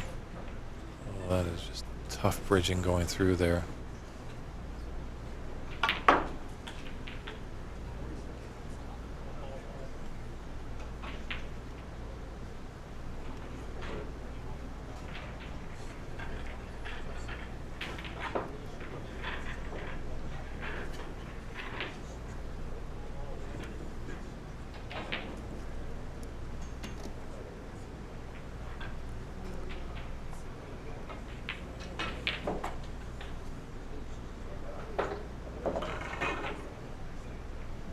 Right side of the blue here.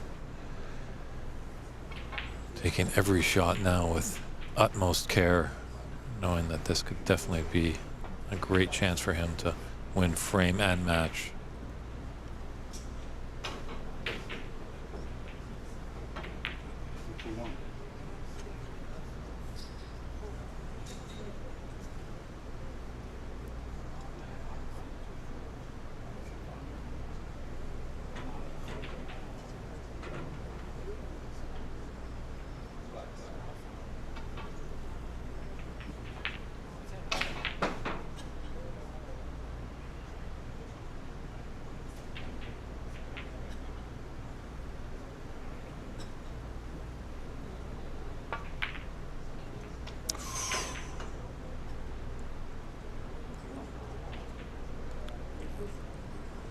Broke down on 51.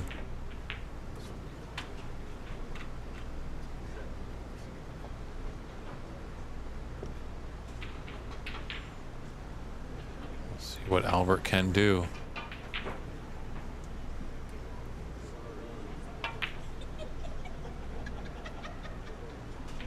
And that double with that element of great safe, actually. I don't think this black will pass the red that's close to the cue ball right now. He does have this red into the top middle, top right. Yes, played it nicely. Played into the same pocket.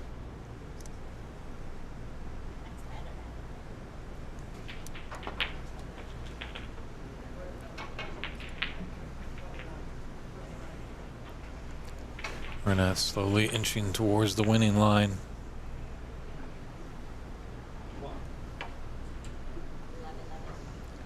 Yeah, KP, the only thing they're playing is really for seeding. Both are moving on.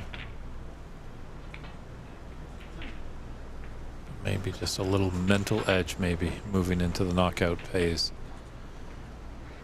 Might be, hey, I remember you from the round robin. I was able to beat you.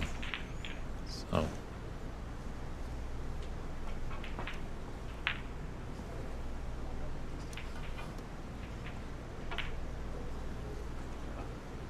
Wow, lovely black there.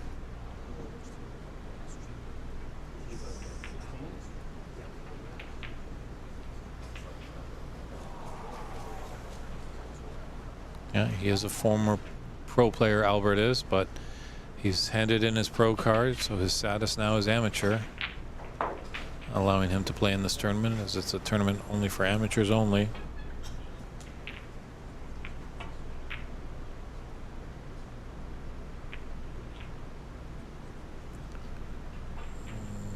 Greatest safety shot Renat has played.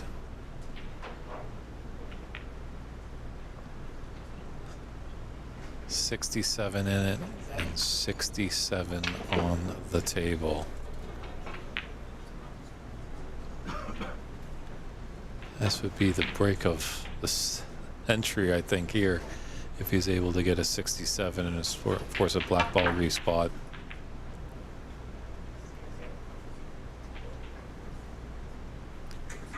Yep. Baby steps for Albert. There's always potential free balls.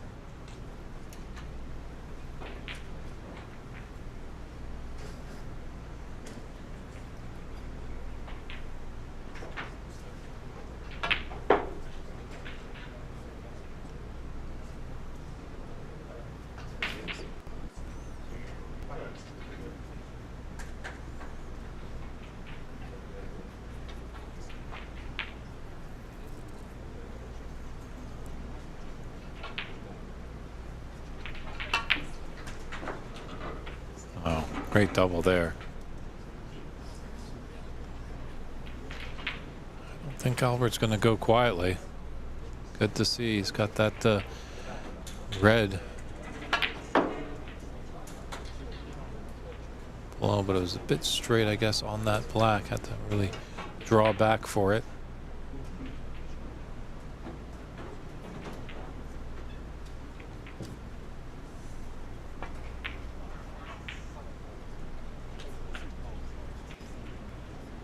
A little rub has developed the red again.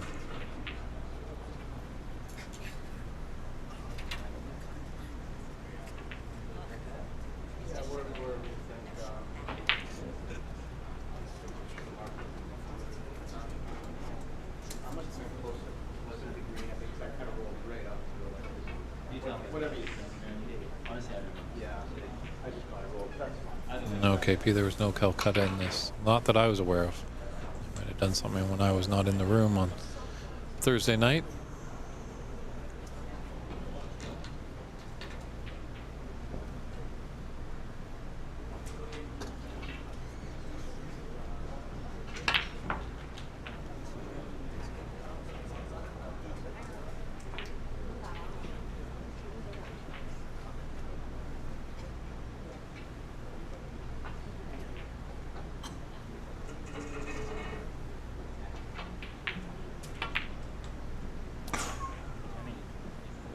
Just when he's getting going.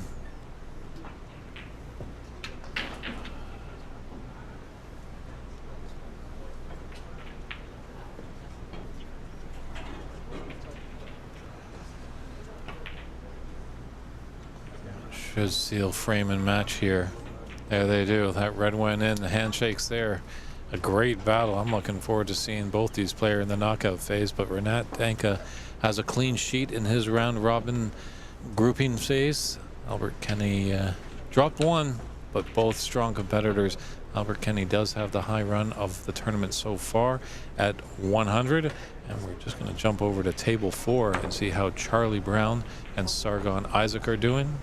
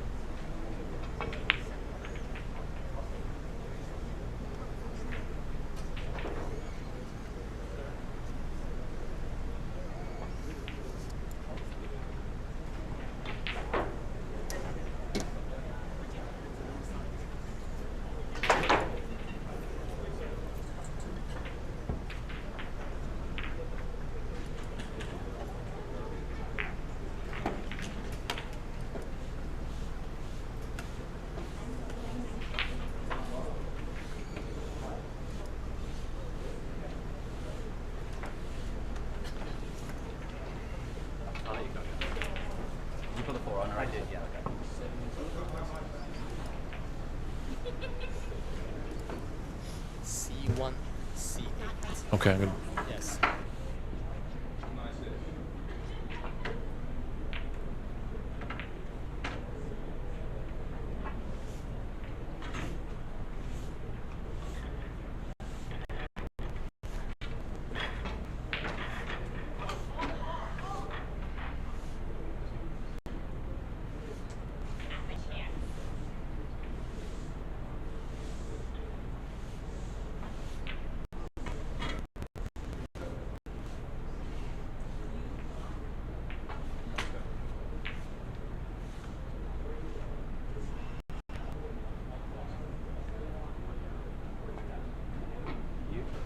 So unfortunately, we're going to just move back to our main table.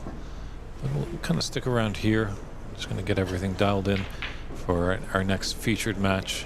We'll see what happens here, but our tournament director does want to tune into Hassani Asultani and Edward Ling. That's an important match. I think one of the whoever wins stays around and the loser goes home. Just like this match, but I've been instructed to go to that other table. But it's a little ways from being set up. So right now we'll just kind of continue on the Brown Isaac match. When they get all dialed in and ready on table 3, we'll move over there.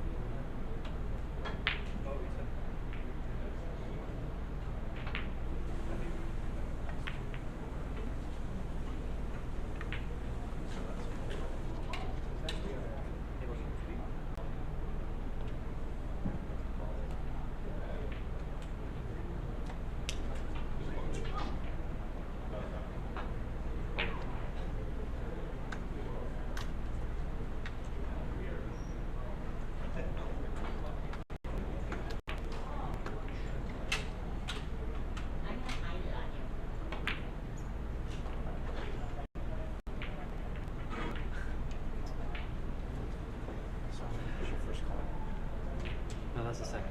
Yeah, no, what was your first color? Blue, because I played it the corner. Blue, sure. Right.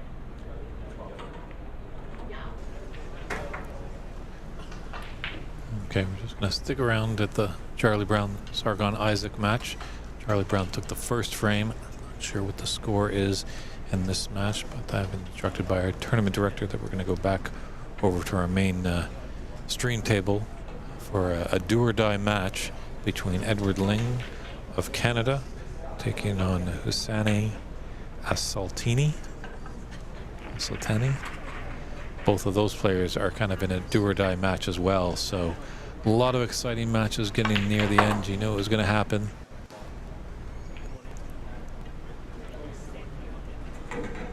Maybe our good friend at the OBSA, Rob Richards, has come back online. And is able to stream this match that we're watching right now. That's on the OBSA YouTube channel. If Rob is up and running, I don't know if he is or not.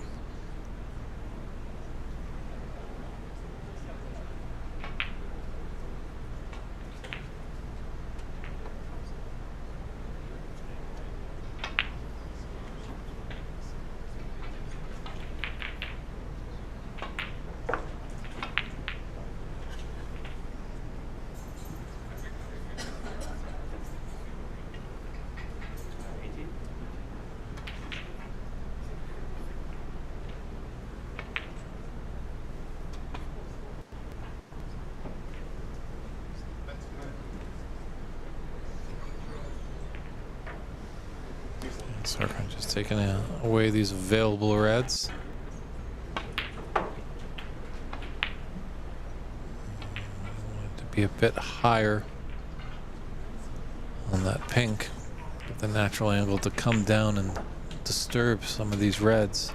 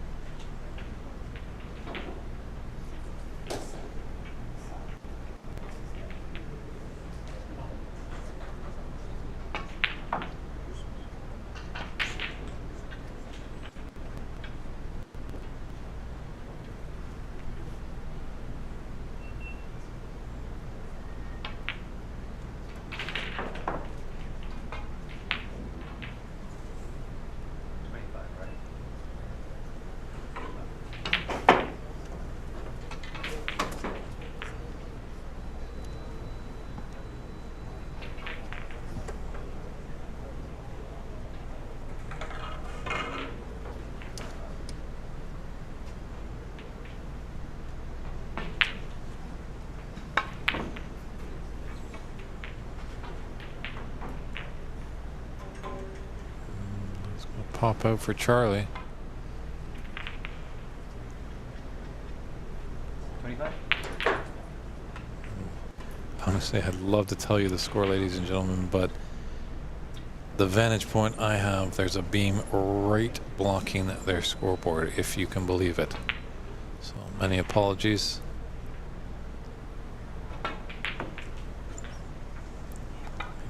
For next year, I'll just get them to install some mirrors in various places so they can quickly look and see all the blind spots. Nonetheless, glad that all of you are tuning in to the 2024 Embassy Open in San Gabriel, California. It's the Embassy Billiards Club. Fantastic facilities down here. It's David Burney in the booth. We've had a nice assortment of guests in here. Got to spend some good time with Albert Kenny and had Darren Morgan in the group, and just getting ready to hopefully go to our featured table pretty soon.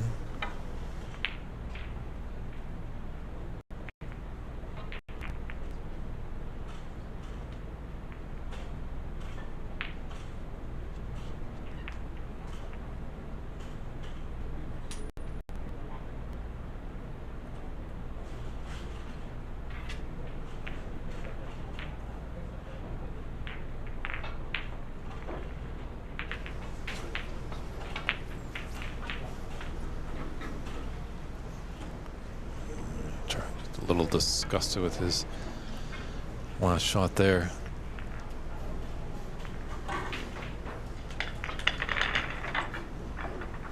So our fans, this has been an enthralling match over here. Our tournament director is wanting us to move over to our featured main table, as this as well is a do or die match for Hassani Al Sotana and Edward Ling. Canadian-American battle here.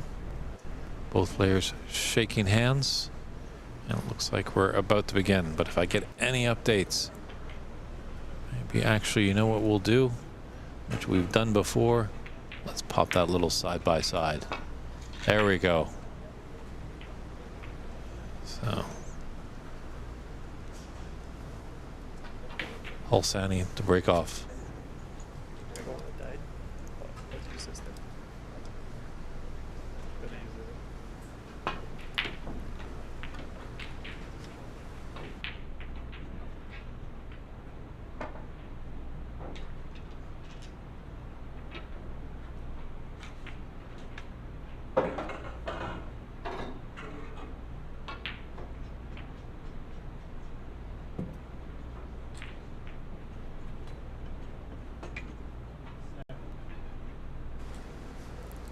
This. Charge it for now.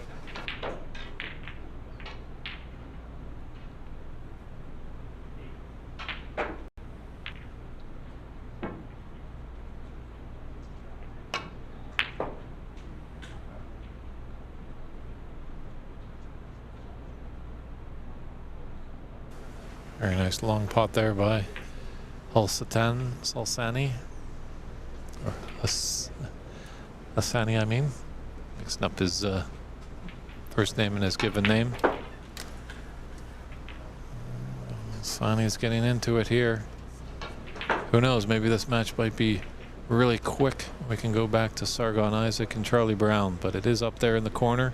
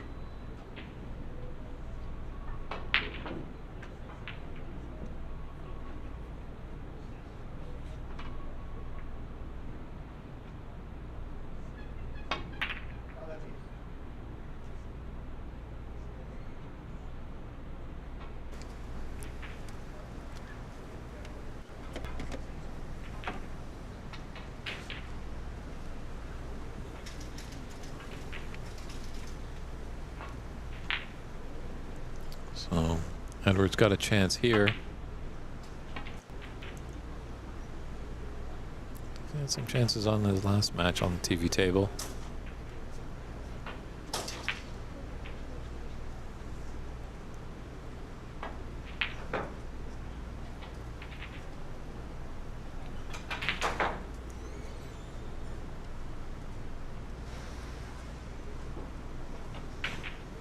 Taking a look at where he needs to be for that red that's near the yellow.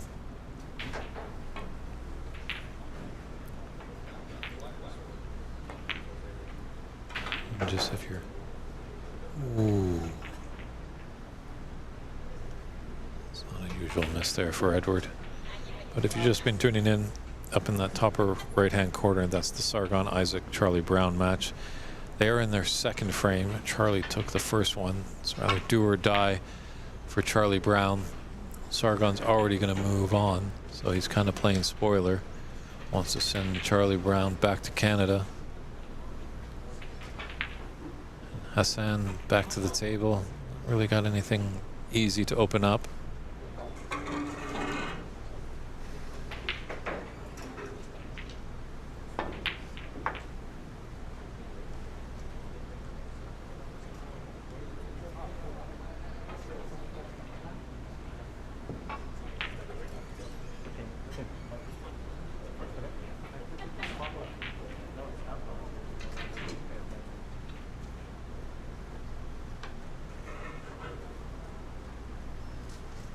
Looks like maybe this red might go into the left middle. Yeah, they just had to hit it with pace to hold for that black. Unfortunately, he's gifted a chance here to Edward.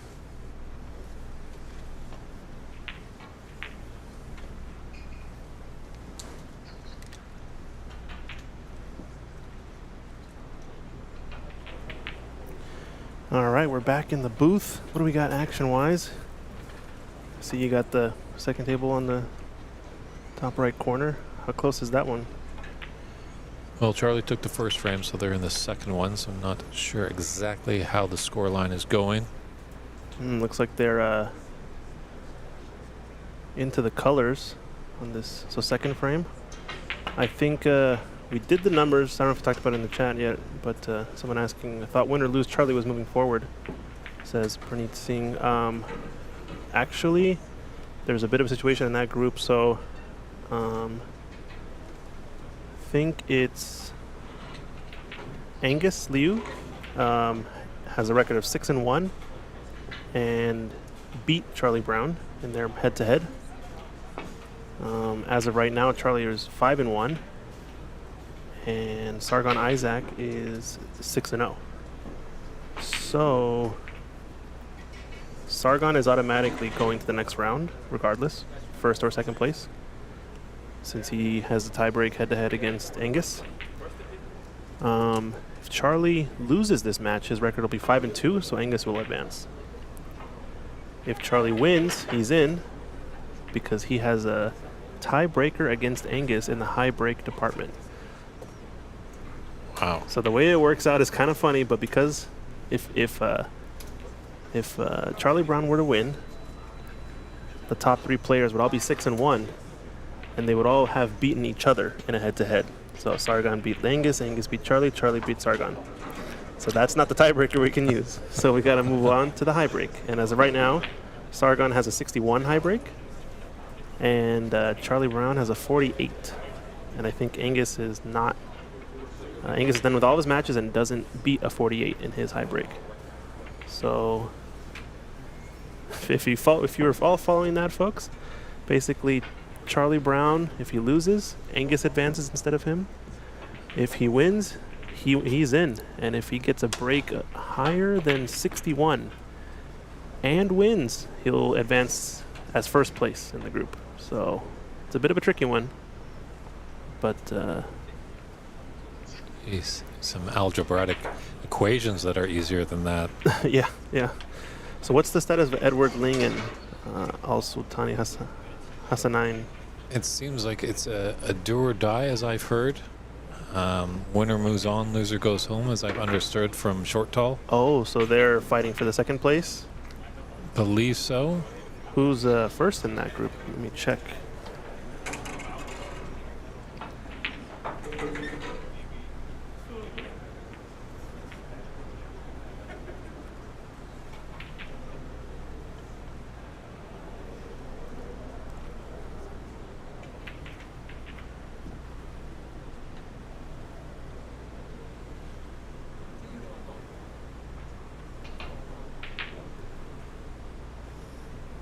Farhan Idris, maybe? No. Well, Farhan beat Edward in that last televised match that we had. Okay, I'm going to have to go check really quick with the up to date because mine's out of date. I'll be right back. No worries. Much appreciate, Christian, your work running around, getting updated stats for us. Hopefully next year we can introduce our tournament directors to snookerscores.net or CompuSport. Those are great tools that let all our fans, I know there's been some concern online to see what's going on with various brackets and win-losses. So it's the first time they've run this. They've done a great job. It's a big field, 61 players. Going to be whittled down to 16 by tonight's end.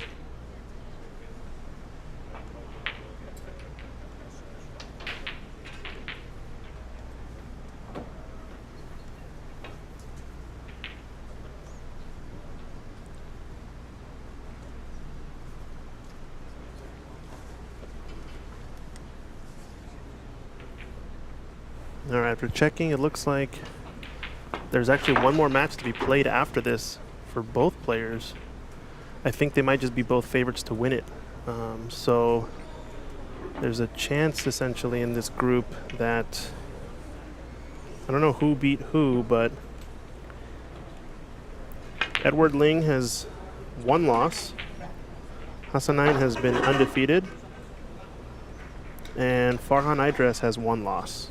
So it could be the similar scenario actually where Hassanein is a, what do you call it? It's a spoiler. If he wins this The one, Sargon? he's going to knock out Edward. Yeah, he might knock out Edward because Edward would have 2 losses in that point. And I think Idris would advance instead of Ling. So I wonder though if Hassanein loses, if the tiebreakers are against his favor in some sort of way. I'm not sure. We're going to have to stay tuned on that one. In the top right corner, you can see Charlie Brown at the table though. He's playing a safety on the last red in behind Brown. It looks pretty good. Actually, it's going to leak out, I think. No, green got it.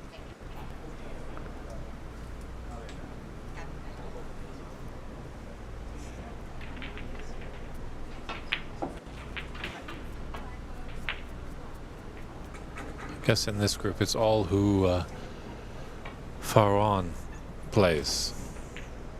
Farhan, I play. Me, apologies, plays. Yeah, Farhan Idris, he's in this group. Mm-hmm. Edward and also Tiny. Those are the top 3 in this group, basically. I think it's amongst those 3. And I think, though, Edward and Hassanein will have 1 more match after this, according to the spreadsheet, if it's correct. So, still got a lot of drama left. It's not over yet. It ain't over till it's over, that's for sure. Looks like Charlie Brown at the table now, once again. So his snooker succeeded. We're going to switch over to that match if he's able to run these colors out. That might be end of match if he can win it.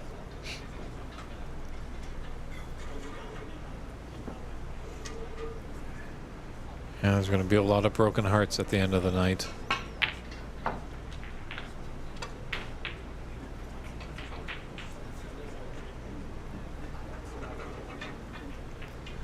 It's kind of nice though, in being in Sargon's shoes, where you're kind of playing without any pressure anymore. You kind of get a good warm-up game, and this is on one of the stream tables. So if you expect yourself to go deep, which he's perfectly capable of doing, it might be the case that you get some extra practice time essentially on one of the match tables.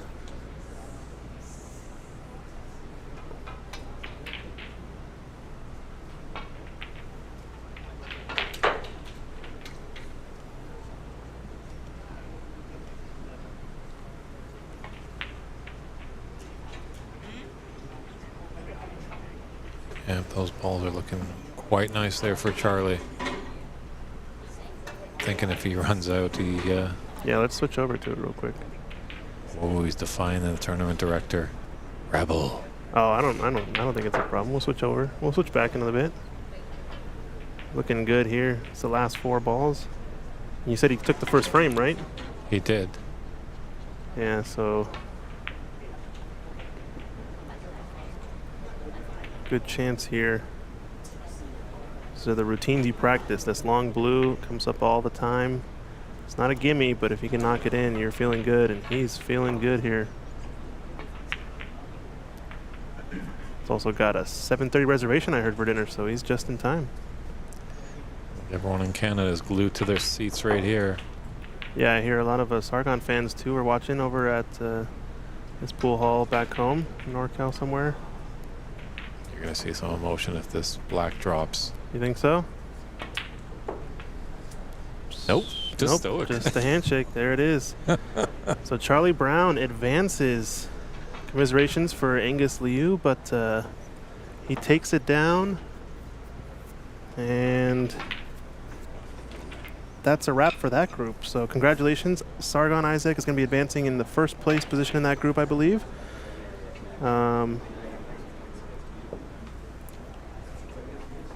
Oh yeah, you want to try? Yeah. Since the tiebreakers are not going to be decided by head-to-head, since Angus is part of the three-way chain, turns out the high break will decide that group, and a high break of 61 goes to Sargon, so he's taking first spot, and I think Charlie Brown taking second place. So we got some folks qualified for the next round. How was the match between Renat and Albert Kenny? Fantastic. Lived up to the hype with Awesome. a T. Awesome. You know, just faltered a little bit. It was you thought Renat was going to run away with the decider, but he let Albert back in, got close, and then just a little mistake. And so Renat took was it down. able to take it. Nicely done. Defending champion there from 5 years ago, his last Embassy Open, Renat Denka. So those two have advanced in their group. Renat topping the group, and Albert Kenny in second position. So now we're starting to get down and dirty to the nitty-gritty here. I'm going to go see what other groups have been decided, actually, and see if I can get an update for what our bracket's starting to look like. And if you guys are interested in seeing any updates, I'm sure Stephen Wong is going to be posting the bracket later this evening over on the Embassy Facebook page with who is into the top 16. It will be decided by the end of the day today as we finish the group stage. Looks like players are discussing something on the side. Can't quite hear what they're saying.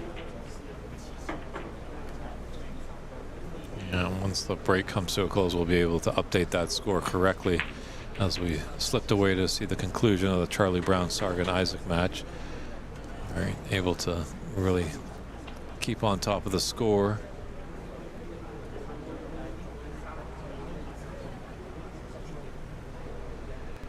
Might just maybe want to send the tournament director over there just to run some interference, just to see what's going on, just to let cooler heads prevail. Tournament director is playing a match right now.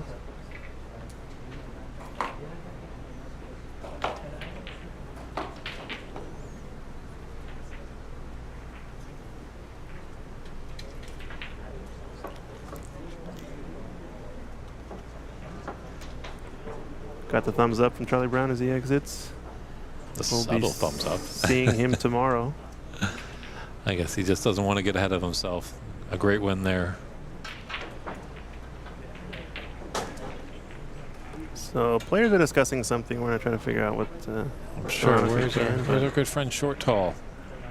Because yeah, now they're looking around. They're going to need some help over here. And now Steven's coming over. He is in a match that's close to the table. Stephen Wong, owner and operator here at Embassy Billiards. He's the main tournament director, but he's also playing. So he's enlisted a partner in crime. Short Tall, as we like to call him around here.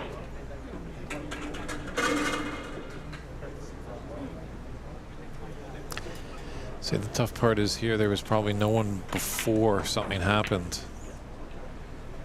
I mean, technically we have it on video. I just missed what happened, right? Or did we switch off of it? Is that when we were not watching? We might have been on Charlie and Sargon's match.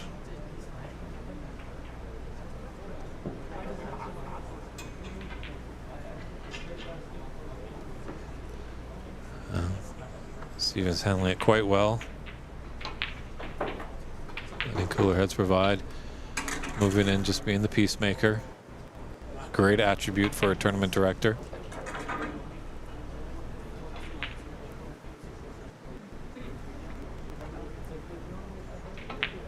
That's obviously bound to happen, you know, when we get the latter stages of the round robin, when these matches are really important of moving on or going home.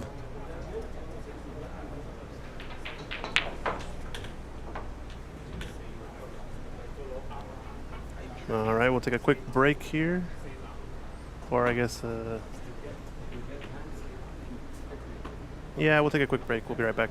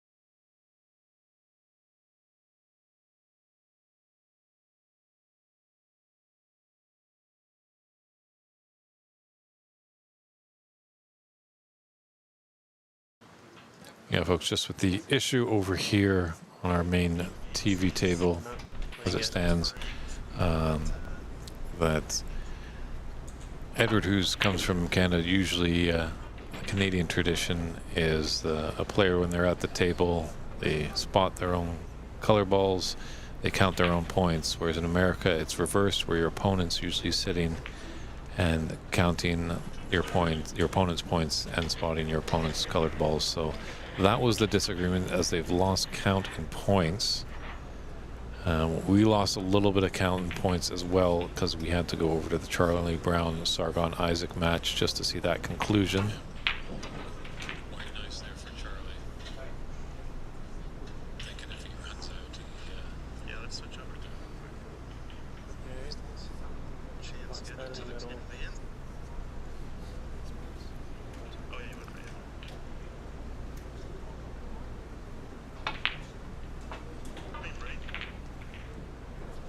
Okay. 1, 2, 3, 4, 5. And pink on the spot. Good job. Get it. Getting good. Let's pull all. Just still. So we're just looking back at the footage. Stand by, everybody. We'll be hopefully right back with our featured match here.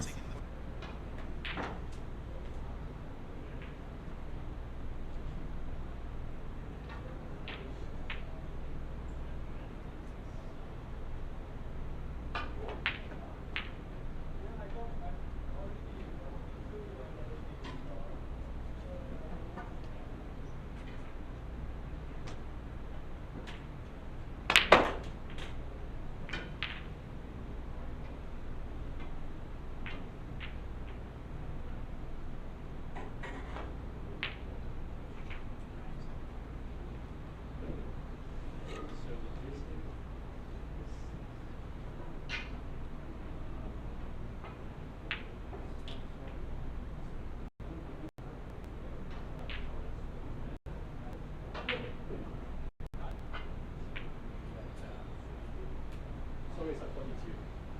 So you're gonna be a 53 on your board. And 53 and 4. Like this.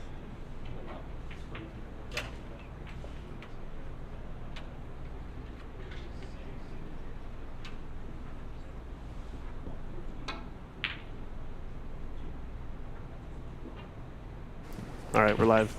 And everything got cleared up there. Good review there, Christian. Looking back at the match, we were able to see the footage that now these scores are keyed and hummed. It is a 53-4 advantage for Hussein. I think it's Hassanine, yeah. So, yeah, we managed to skip away there for just a second, but based on context clues, essentially, if you go back and rewind the YouTube video, right when we switched away, there was the pink over the corner pocket, and he was shooting the red. So, assuming he pots the red with 5 reds on, pots the pink was back on its spot when we tuned back in, and there were 3 reds left, and he was shooting the pink. So that tells me that he'd made 2 reds and a pink while we were cast away, and then we just caught up to the break, basically watching the video from that point on, and now we're ready to go. Oh, look at this swerve shot. Look at this swerve shot. Holy smokes. What a pot. That one's going in the replay. My goodness. I think there's a little bit of fumes now raging from Hassanine. 50-point difference, and it concedes the first frame. Yowza. Let's look at that replay again. Holy smokes. So swerve shot around this brown and catches it perfect to knock it into the corner pocket. That might be shot of the tournament, I think, in terms of just difficulty and sort of randomness. It's Yeah. definitely a front runner, that's for sure. Just we got a break in between the frames here. Yes, Peter Singh Charlie did win his match over Sargon, so he's moving on to the knockout phase. And yeah, it's an interesting system, David Brock. Actually, I never bought into it personally out in British Columbia.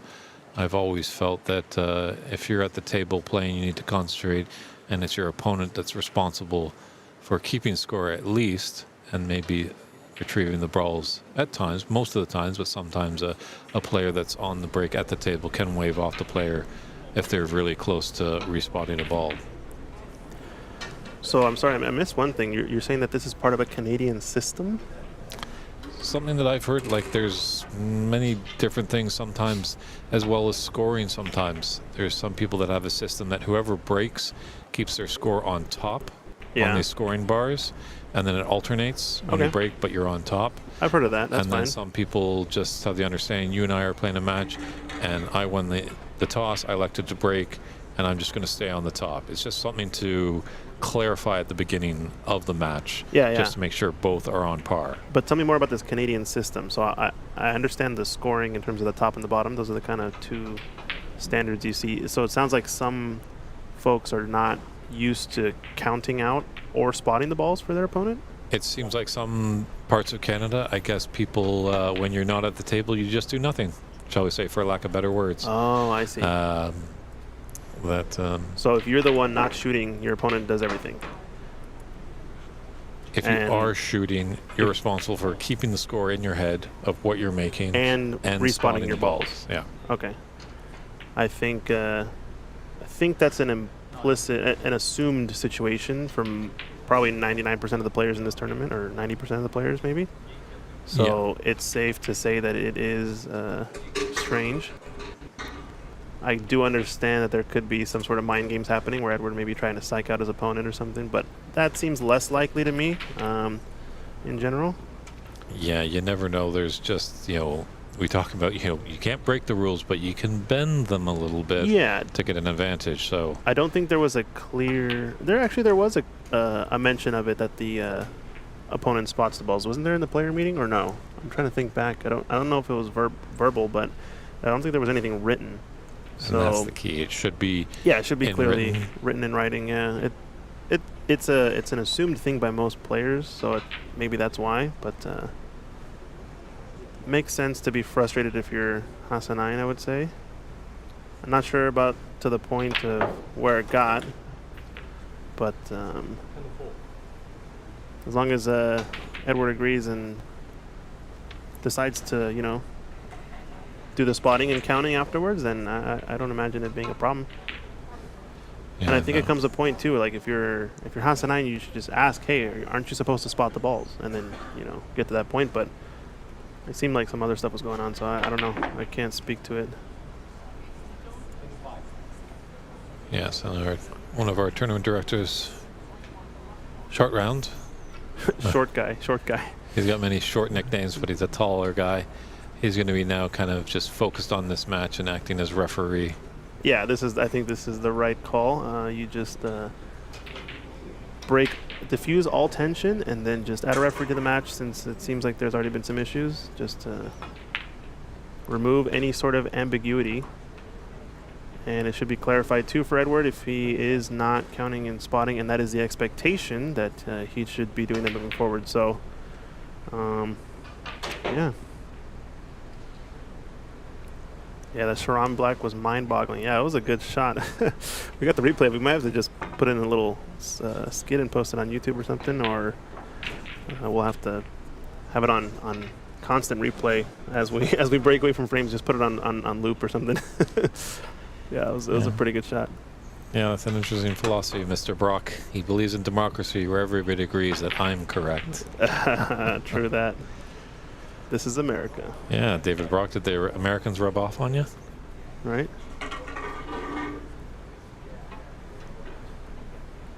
TK saying, I'm surprised they didn't discuss that pre-match. I don't know what was discussed exactly, but if two players have a certain different set of assumptions going in, it would make sense that it wouldn't be discussed, because I'm just assuming that this is the case, right? Like, I don't know what could have prevented it, but it seemed like it kind of blew up a bit more than it needed to. So now we're moving on and back to the snooker. Well, I wouldn't be surprised come next year in the Embassy Open that there's in big bold letters what the ruling is. Either if your opponent is at the table, you are keeping score and spotting the balls as you're sitting in your chair. So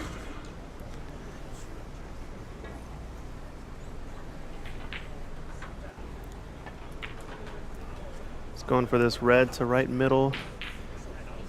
It was a bit of a shot to nothing. He's going to roll into the space where it is available.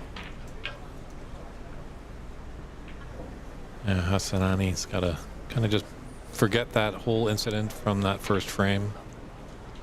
He was able to win the frame, so he's got to feel good about that, but just can't let it keep in his mind. Yeah, exactly, Hyder. Oh, wow, look at this pot That from was a pot from Edward. Edward. Yowza.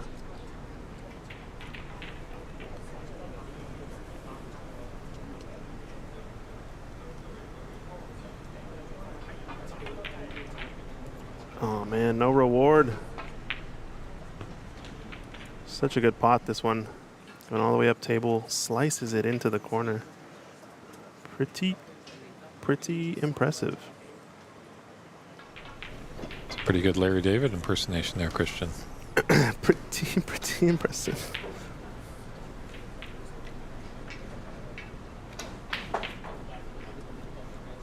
That's right. Luckily, this did happen on the match table, so we had technology and were able to resolve the issue. I don't know. Go Bruins. Very fortunate for that. Oh, good pot. These two players I haven't seen on the stream yet so far, and they're definitely bringing the fire. Was it Hassanine who was the winner of... I hope I'm pronouncing it correctly. But is he the winner of the Q Tour stop? Is Correct. that right? Yep, he won the Q Tour up in San Jose back in February.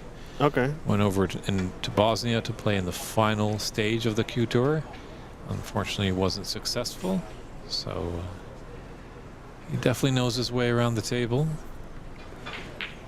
So he played... What was the tournament in Bosnia for? It was the final Q Tour, the big event of all the America events, the Oceania events, converging as the winners of those smaller events, like the one that was in San Jose.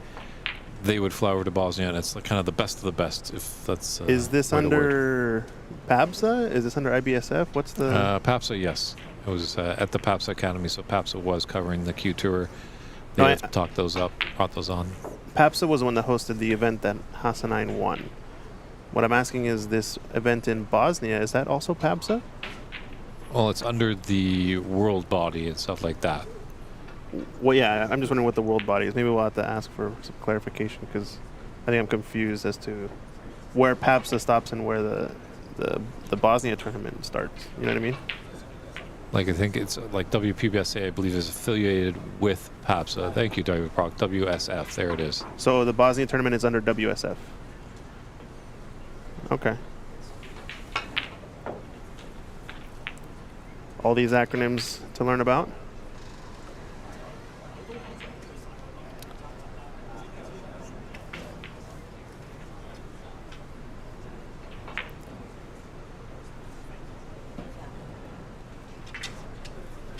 Just kind of slice this blue in. He might be running into the two reds in the bunch that are clustered. Oh, he actually went too thin on the cut.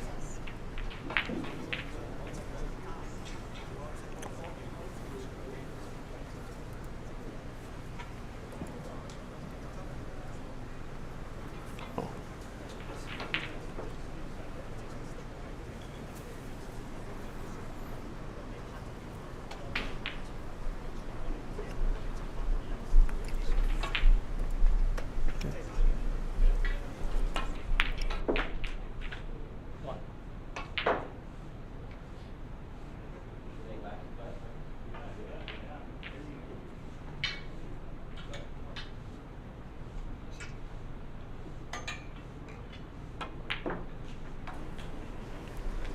Okay, score is up to date.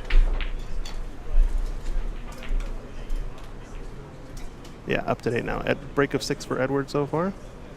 34-12. We had a hiccup on our end just a bit, but we're good to go.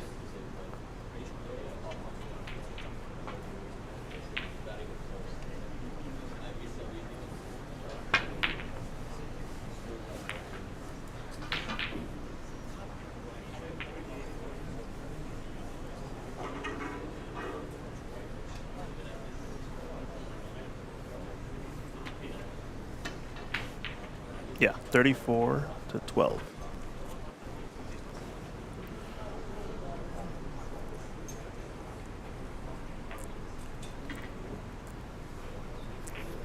not a snooker tournament without somebody getting fired up a bit. I'm just glad it happened in the group stage, and hopefully it doesn't happen in the future. Oh, we're only halfway through, Christian. You know, when you get into the money phase, who knows? Thank you. As David Brock has access to the internet, he's corrected that WPBSA has run the Q Tour finals, Okay. and that is in conjunction with the European Billiards and Snooker Association. So, But then PAPSA is the Pan American Billiards and Snooker Association. okay. So they all kind of funnel to the WPBSA. So there's the Q Tour PAPSA, there's the Q Tour something in Europe that a lot of players are playing in, and I think that was the first Q Tour, right? The one in England. So there's a few different Q Tours on all these different country organizations, and WPBSA hosts a final. Correct. For like the top of the Q Tour, winners of the Q Tour stops in all the Q Tours across all the world, basically. Correct. And that was a tournament that was held in Bosnia. Okay. The final, yes. Because before, you'd have to fly over to England and play in a qualifying tournament over there. Yes. Okay, that's what I To remember. become it. So now The with Q Tour is no longer just England, essentially. Yes. Okay.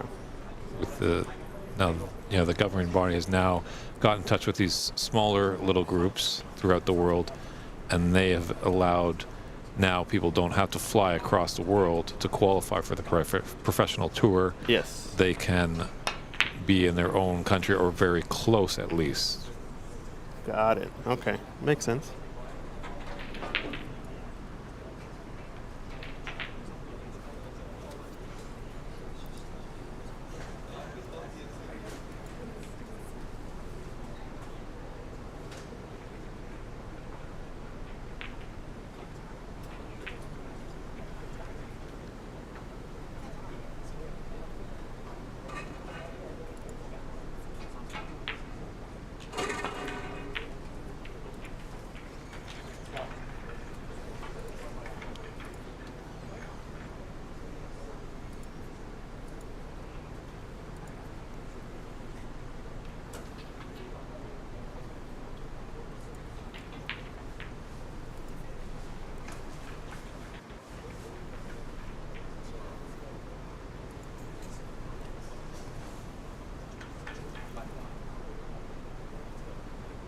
So small break of 8 there. Apologies for all the offhanded. Now we're back to the snooker, hopefully. Edward Ling missing that blue.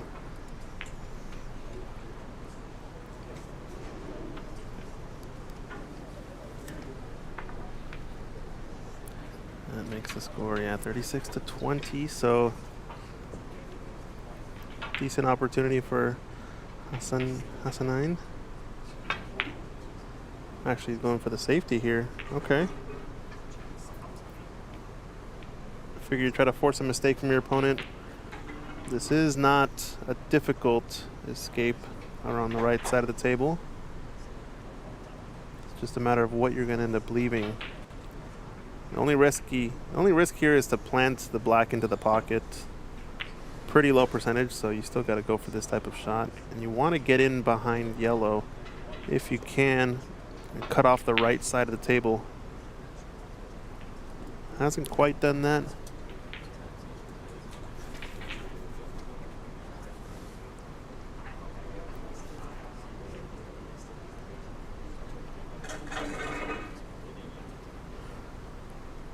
I think there's a shot to nothing. This red closest to the black. It's a thin one, so you run the chance of, if you miss it too thin, kind of leaving it close to the pocket. He's just deciding to play the outright safety, which I think is the smarter shot. Look at this, nudge on the yellow.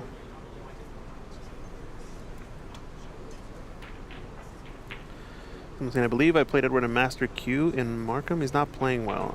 Yeah, I think the little bit of the pressure of the tournament, and as well, this table does have tighter pockets than the rest of them, so a player will look a lot different on a table with tight pockets than a table with not so tight pockets.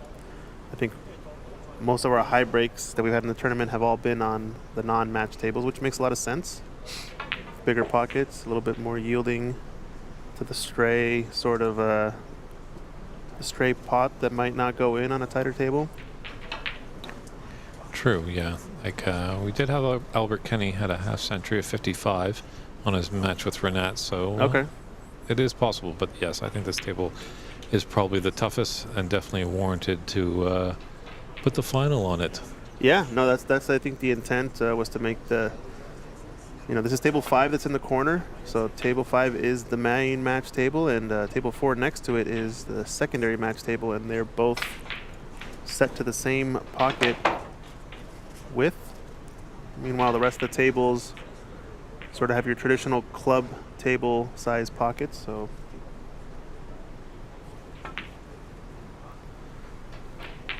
it's not bad. Ooh, Edward. That's a shot he usually makes. Just had half of the table to deal with. Wasn't going from one side or the other.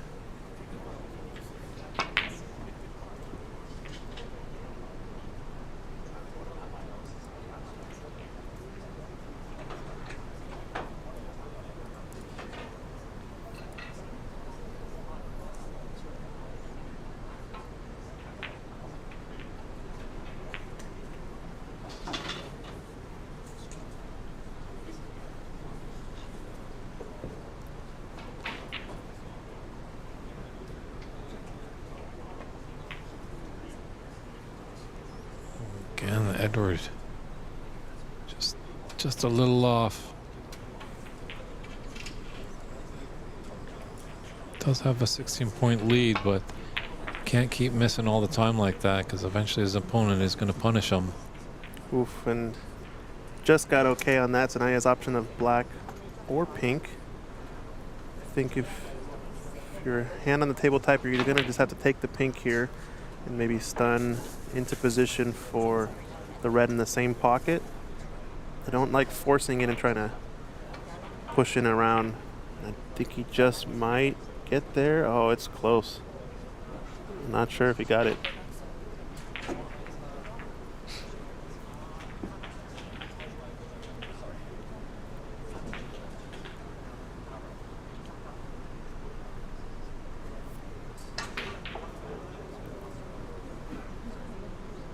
Yeah, it's tight. It's just willing it with all his might. Hopefully it does pass.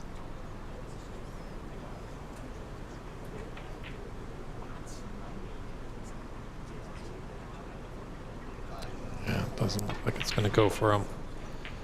So just going to run and hide. Oh, and this could end up pretty good. No, he's still got an edge, so almost a devilish snooker. One player we haven't seen much of yet, but we will be seeing hopefully in the knockout stage is Andy McCluskey. He's playing right in front of us on the closest table.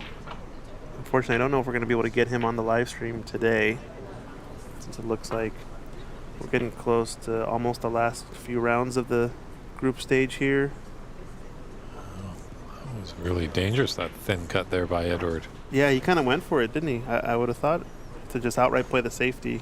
It's kind of like earlier where you have the shot to nothing, but likely to leave it when it's that thin. Left it he has. It's a smart move there by Hassani. And you can He's tell punishing him. he's queuing well too. He put a ton of left-hand side running English on that shot. So he's definitely feeling the conditions well enough to zip it around and get to the left half of the table. He's going to try to play some screw shot here to come up for the last red. Yeah, he's feeling it. Striking the cue ball quite well.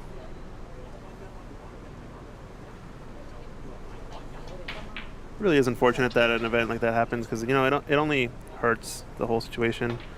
I see it as lose-lose when someone's playing really well, and maybe that throws them off now that they had some big conundrum about things or whatever. Hopefully players are able to move past it and isn't something that lingers throughout the tournament. Well, a good point for any tournament directors that are out there listening.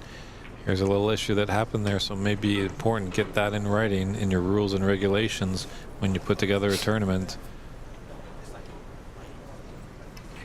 Not sure what the penalty would be if you didn't follow it. Yeah. Ooh, he's got to hit this gap between brown and blue, and I think he's perfect on the yellow. Wow. What a shot. KP, let's get ready to rumble. Yeah, if you guys are liking the channel, like and subscribe.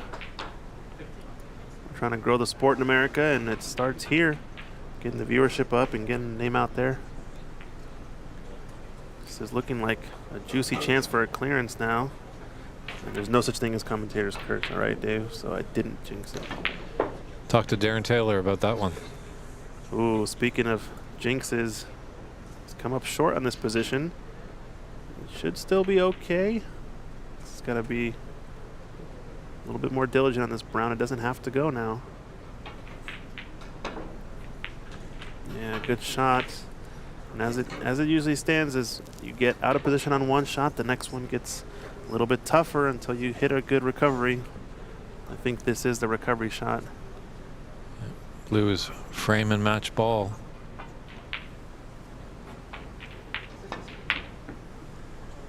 Oh, he knew it. Kind of changed his pre-shot routine there a bit. Did you notice that? What's this? What's this? What's this? What's this? Oh my goodness. Oh, Almost wow. flicked off the cue ball and went into the pocket.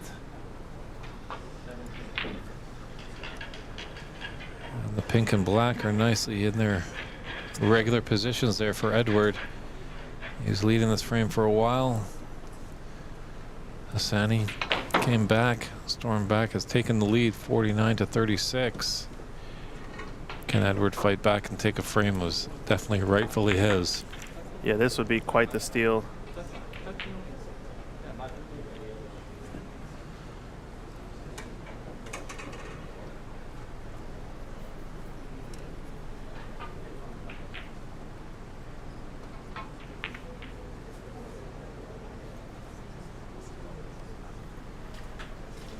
This is a big shot here.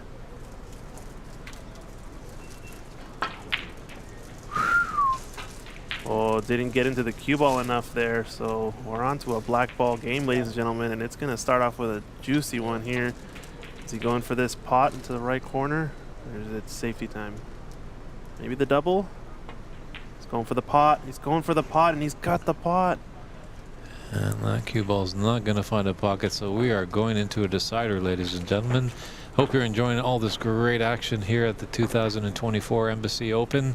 We'll step aside for a few short moments and come back with the deciding frame.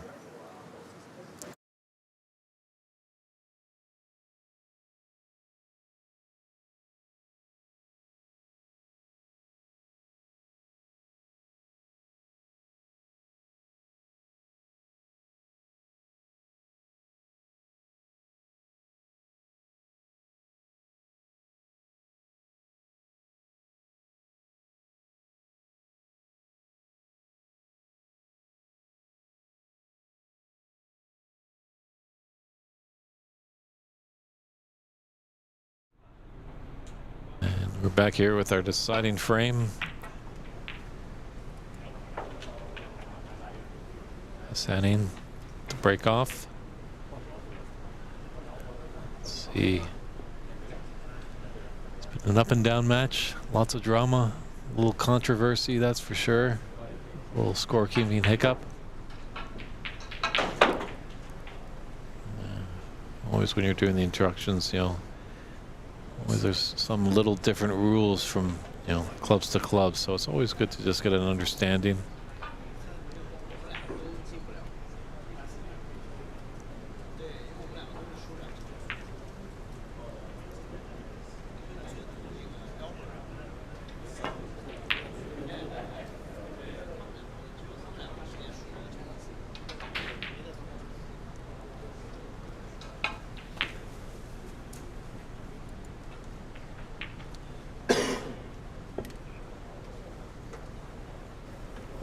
All right, we're back. Got an update. I think since there were a lot of walkovers from people leaving, we're only down to 2 more matches left in this tournament. Sorry, in this group stage, not tournament. There's 2 more matches left in the group stage. And I think it's me and Stephen Wong, who's tournament director. And we kind of just pushed that match towards the end because trying to prioritize other players getting out of here sooner. And who you just saw, short guy, is the other match left. So we should know where these groups are settling out pretty quick here. I actually should go back and check and give a confirmation of what all the groups ended up being so we can drop the bracket soon.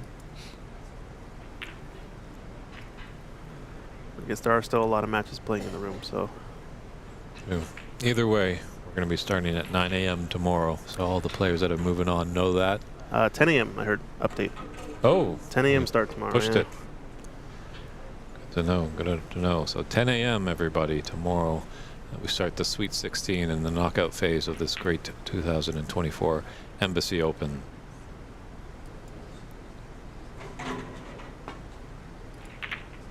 All right. Decider, this is going to be a spicy one, I think.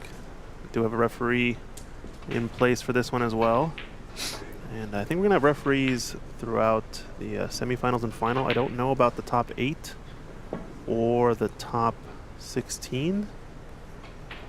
Obviously, it's all about how many folks want to volunteer and are involved.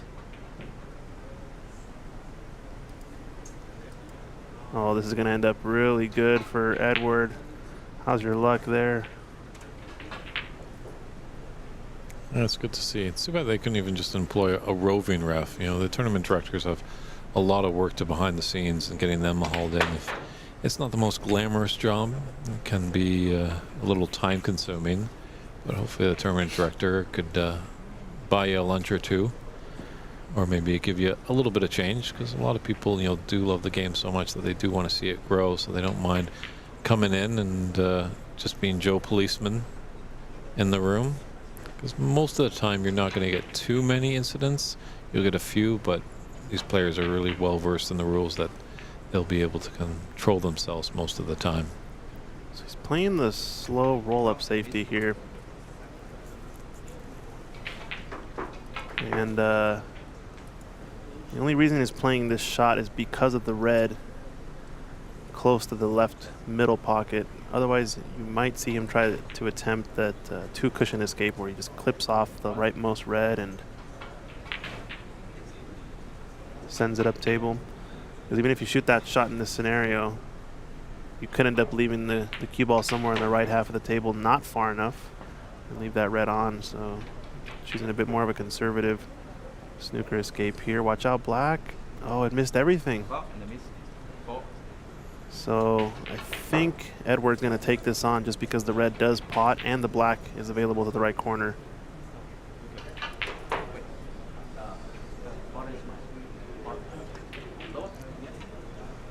All right, 8 on the bottom score for Edward Ling.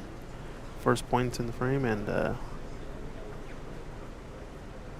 you might even have a choice of reds to the right as well, but I think this is the shot. Just roll this in. Wants to get fairly straight, unless there's nothing that goes to the right corner. Oh, he's under hit this. Oh, what a mistake from Edward. It's tricky, that shot, just because of how close he was to the object ball, because he still wants to get a little bit of topspin to get it to float forward. I think the shot there might have been to just roll it another couple inches and guarantee the pot, but that's in retrospect, obviously. Even this position over here, somewhere to the quarter side of the table, still gives you an opportunity. What red do you play for here? You stun up into the one below the bunch and play for the one to left middle or left corner, sorry. And another mistake, so there is a chink in the armor for these two boys. Nervy decider, that's for sure. I think they are feeling the pressure now a bit because, like you said, I think this could decide who advances in some respects.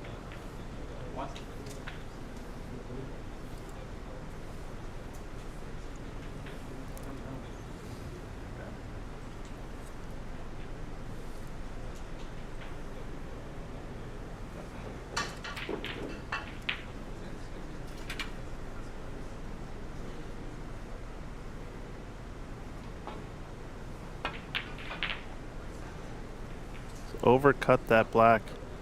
I think he's starting to overthink things a little bit.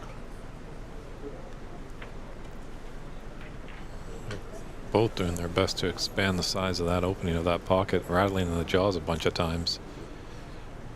Yeah, it's going to come down to who can what's the British term? Couch their bottle or something like that. Control their bottle. Who's just got the most bottle? Oh yeah, who has the most bottle? I don't know these phrases. I'm just a tech guy. Sorry.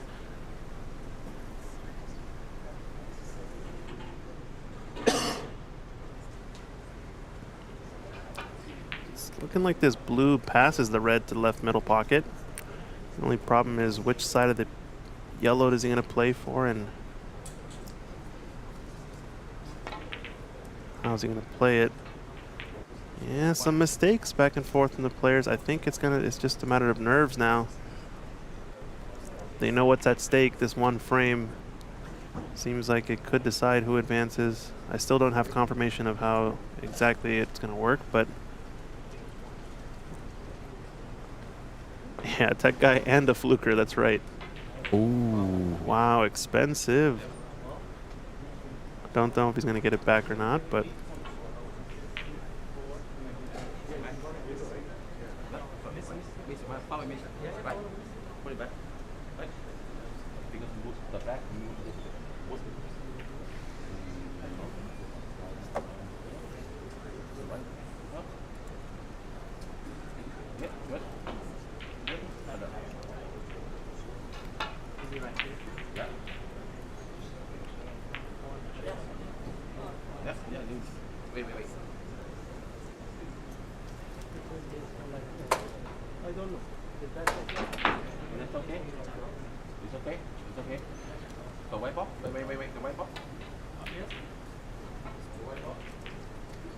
That might work by our referee, just checking in. Both players, they agree. They're both happy. Play on. yeah, it's pretty close. I think the black could be a smidge, another ball length to the right, and a little bit closer to the top cushion. But cue ball, pretty close as well. I think is a slight bit closer to the bulk cushion. That's true, David Brock. Player putting the white on the table technically is a foul. You're not allowed to touch any of the balls when the referee is present. Really might. It's been a long couple of days. I have a few brain lapses there. Forgot that they actually now have a referee since they've been playing all tournament long without one. Sorry, David. That actually is not a rule violation for this tournament. That is not in the rules. I don't see it written anywhere. So went for it and slight overcut. Oh, this is going to drop. It's going to drop. He's going to fluke that red in. Wow. Yeah, personally, I actually haven't seen the tournament rules. I've seen a little bit of a post on social media, just kind of the bare bones.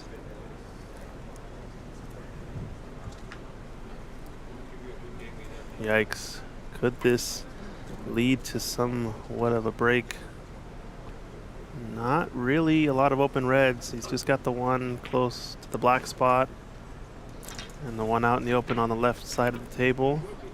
I don't think anything goes to the right pocket. Maybe the one at the bottom, the red just at the bottom of these three on the left of the bunch might go to the right corner. He's changing his mind now. He's choosing to play a snooker in behind the green, this little stun shot. This could go wrong. He's played it nicely.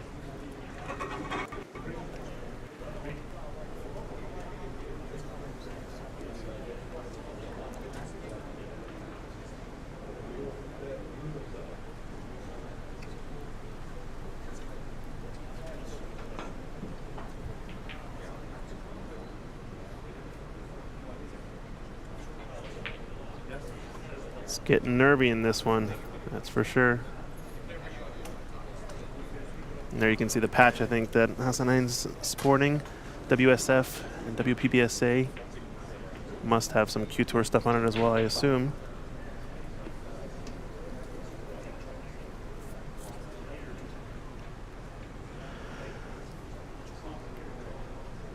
I'm looking if he can just roll into this pack dead weight.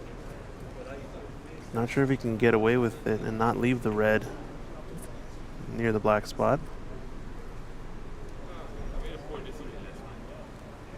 He's gonna play for in the bunch, in the bunch. Does it have the pace? Oh, what a shot there.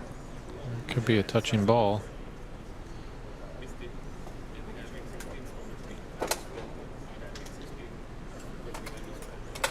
Not sure how much refereeing our referee has done. If it is touching, which it looks like there might be just a... Teeny weeny gap. Yep, that ain't touching. When it's touching, the referee will point to the ball that it is touching. In a touching ball situation, player can shoot away from the red as the touching acts as the first contact. Great camera work right there. As you can see, you can slide a razor blade through there.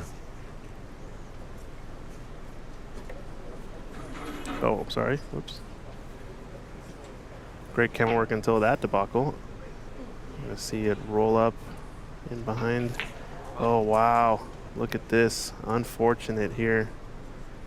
It's not disaster, though, because he didn't actually get him in a tough snooker, but a 6-point foul means he's probably going to be put back unless there's an easy snooker attempt.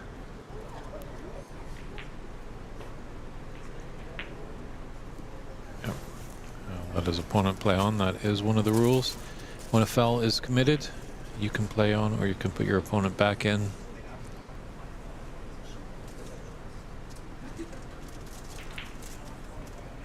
And now the room's starting to clear up since all the group stage matches are ending. Like we said, I think there's a couple of admin folks that still get to play their matches. Stephen Wong and Short Guy have their matches left, but other than that, these last few that are in the room that are still going live is all that's left. You can see their view. Really only the top 4 tables at the top of your screen are the ones that are currently active.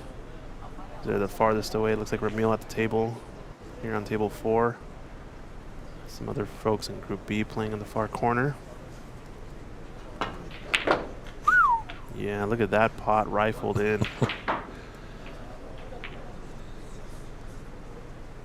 Hit that one pretty good.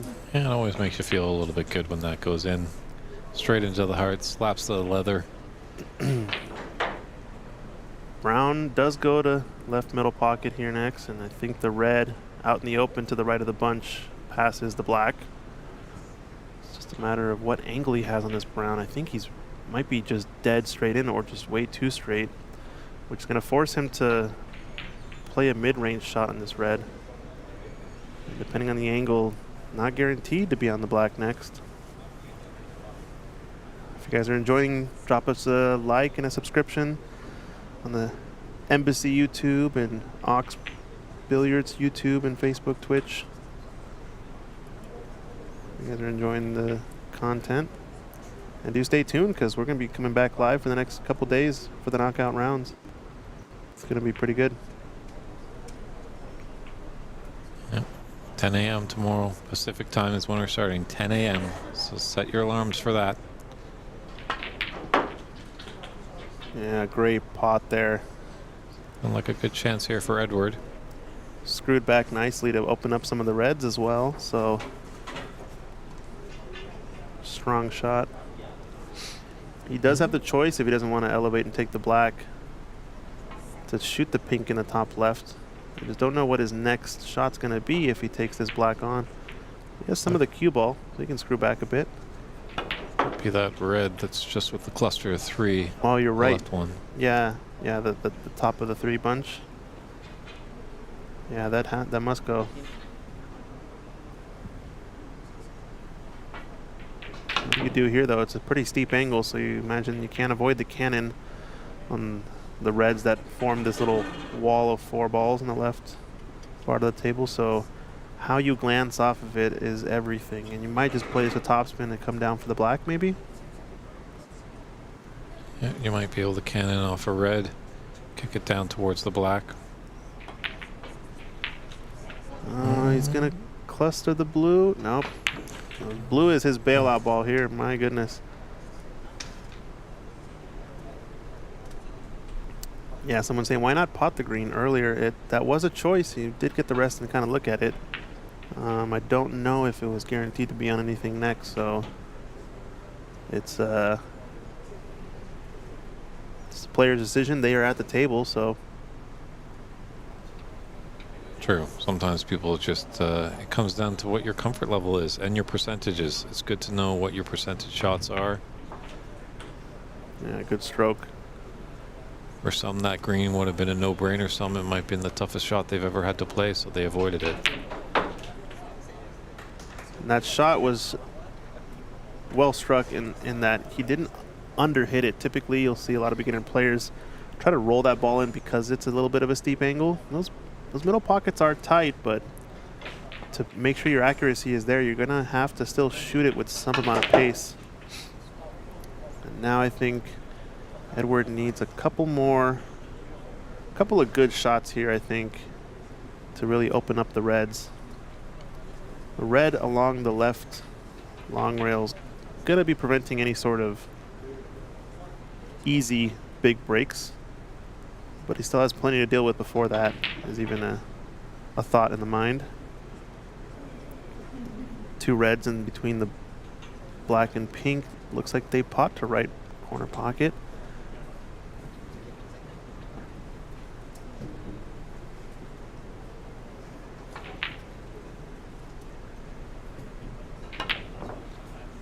Is he going to get on it here? Open up these reds as well?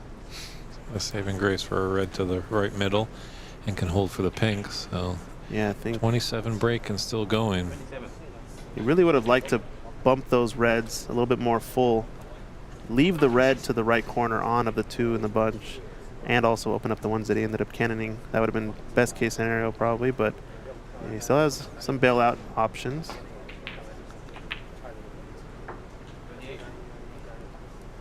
Is the plant an option as well, or is it going to become an option later on in this break? Prefer the red to the left middle after this pink. Yeah, I think he takes that first for sure. But what do you do after that?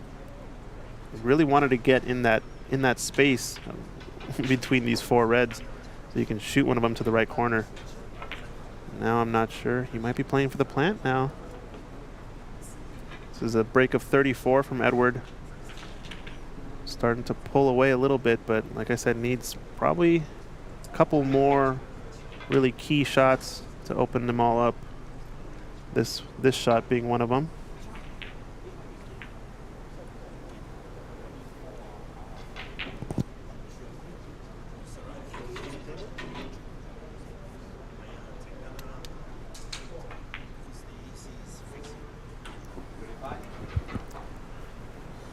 Yep.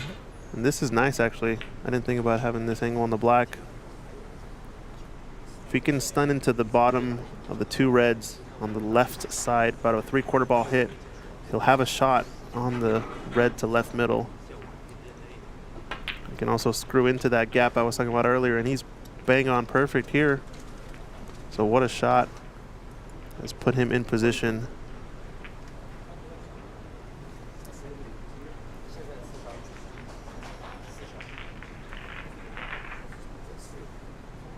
Still has a little bit of a cluster. Two reds to the left of the pink don't go to the left pocket.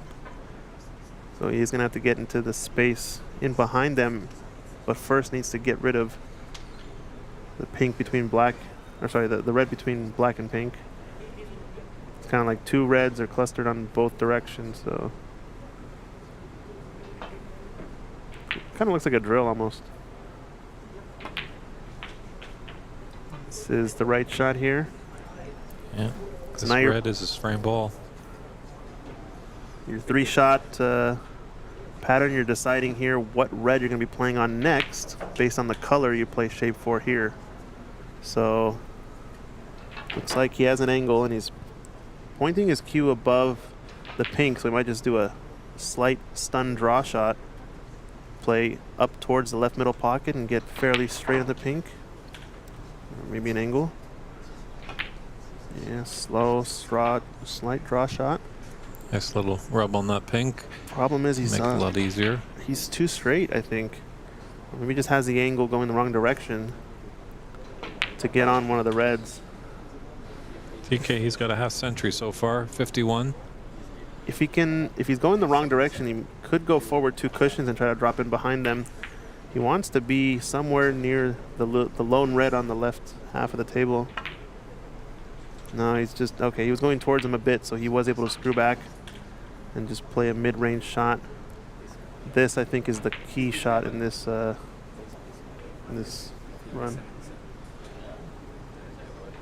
Yeah, obviously getting a high break is definitely important as it's one of the tiebreakers. So having a 57 so far looks pretty good. I don't think Asani is going to come back to the table.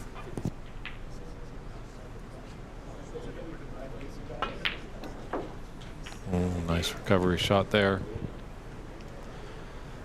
Yeah, break of 58 might be too much to overcome, and he got the tricky red out of the way. So now he's really starting to think about the red along the left long rail. Needs to just screw this back 1 cushion, play red into the same pocket most likely. You can also go past it and play it into the left corner. Oh, no. 58. Difference of 63. He's coming back to the table. Pretty interesting. I didn't think he would be coming back.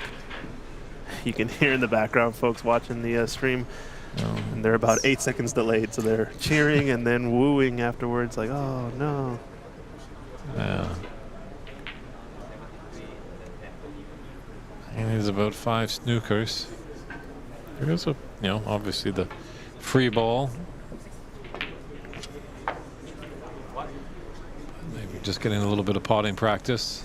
I think he was thinking about if he needs black or not to, get him over the hump of yet another snooker situation, right? So I think he might be just taking blue or pink since it doesn't affect how many snookers he needs, I think that might be what he was trying to calculate. I think he's still trying to pursue this frame. I don't think this is just stoppage time.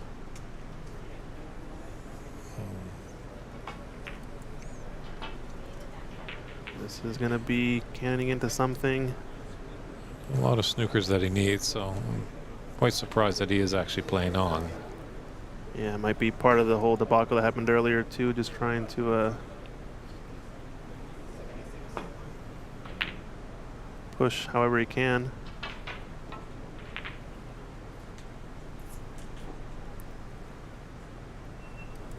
Would be quite the comeback if he was able to pull it off from here. Well, I'll have to get my glasses because I don't know if that's John Spencer or not. I think he famously once came back when he was needing 6 snookers in a frame. This one looks a little bit more promising. How's the length? Needs it to hold up.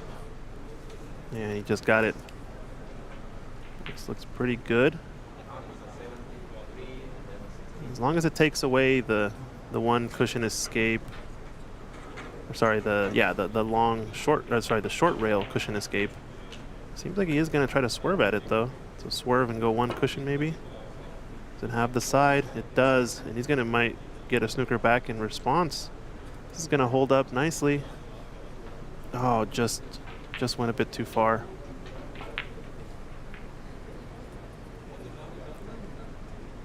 I think it's totally fair though. Go for as many snookers as you can if it's your tournament life on the line. I don't know if that's the case with Hasanain have been undefeated, I think, so far. I don't know what the current status is, so. Yeah, a little bad blood between these two. We'll have to see if they actually shake hands at the end of the match. Oh, that was the chance there for Edward to really clean up the frame. Is he going to get the fluke or? No, it's close, I think. Looks on. He's not going to go for it either way, but.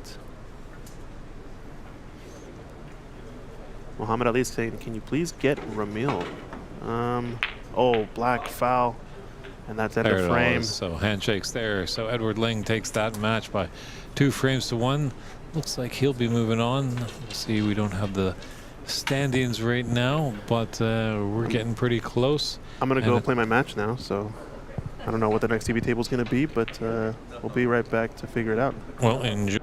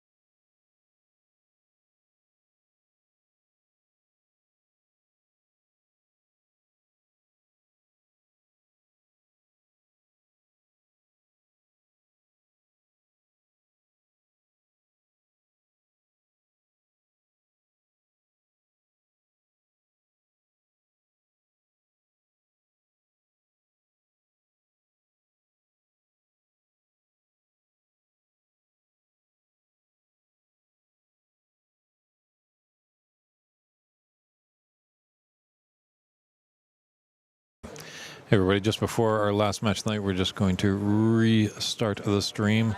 So just make sure you're refreshed. We're going to shut down for a few moments, but refresh that web page, and we'll be back on the air in no time.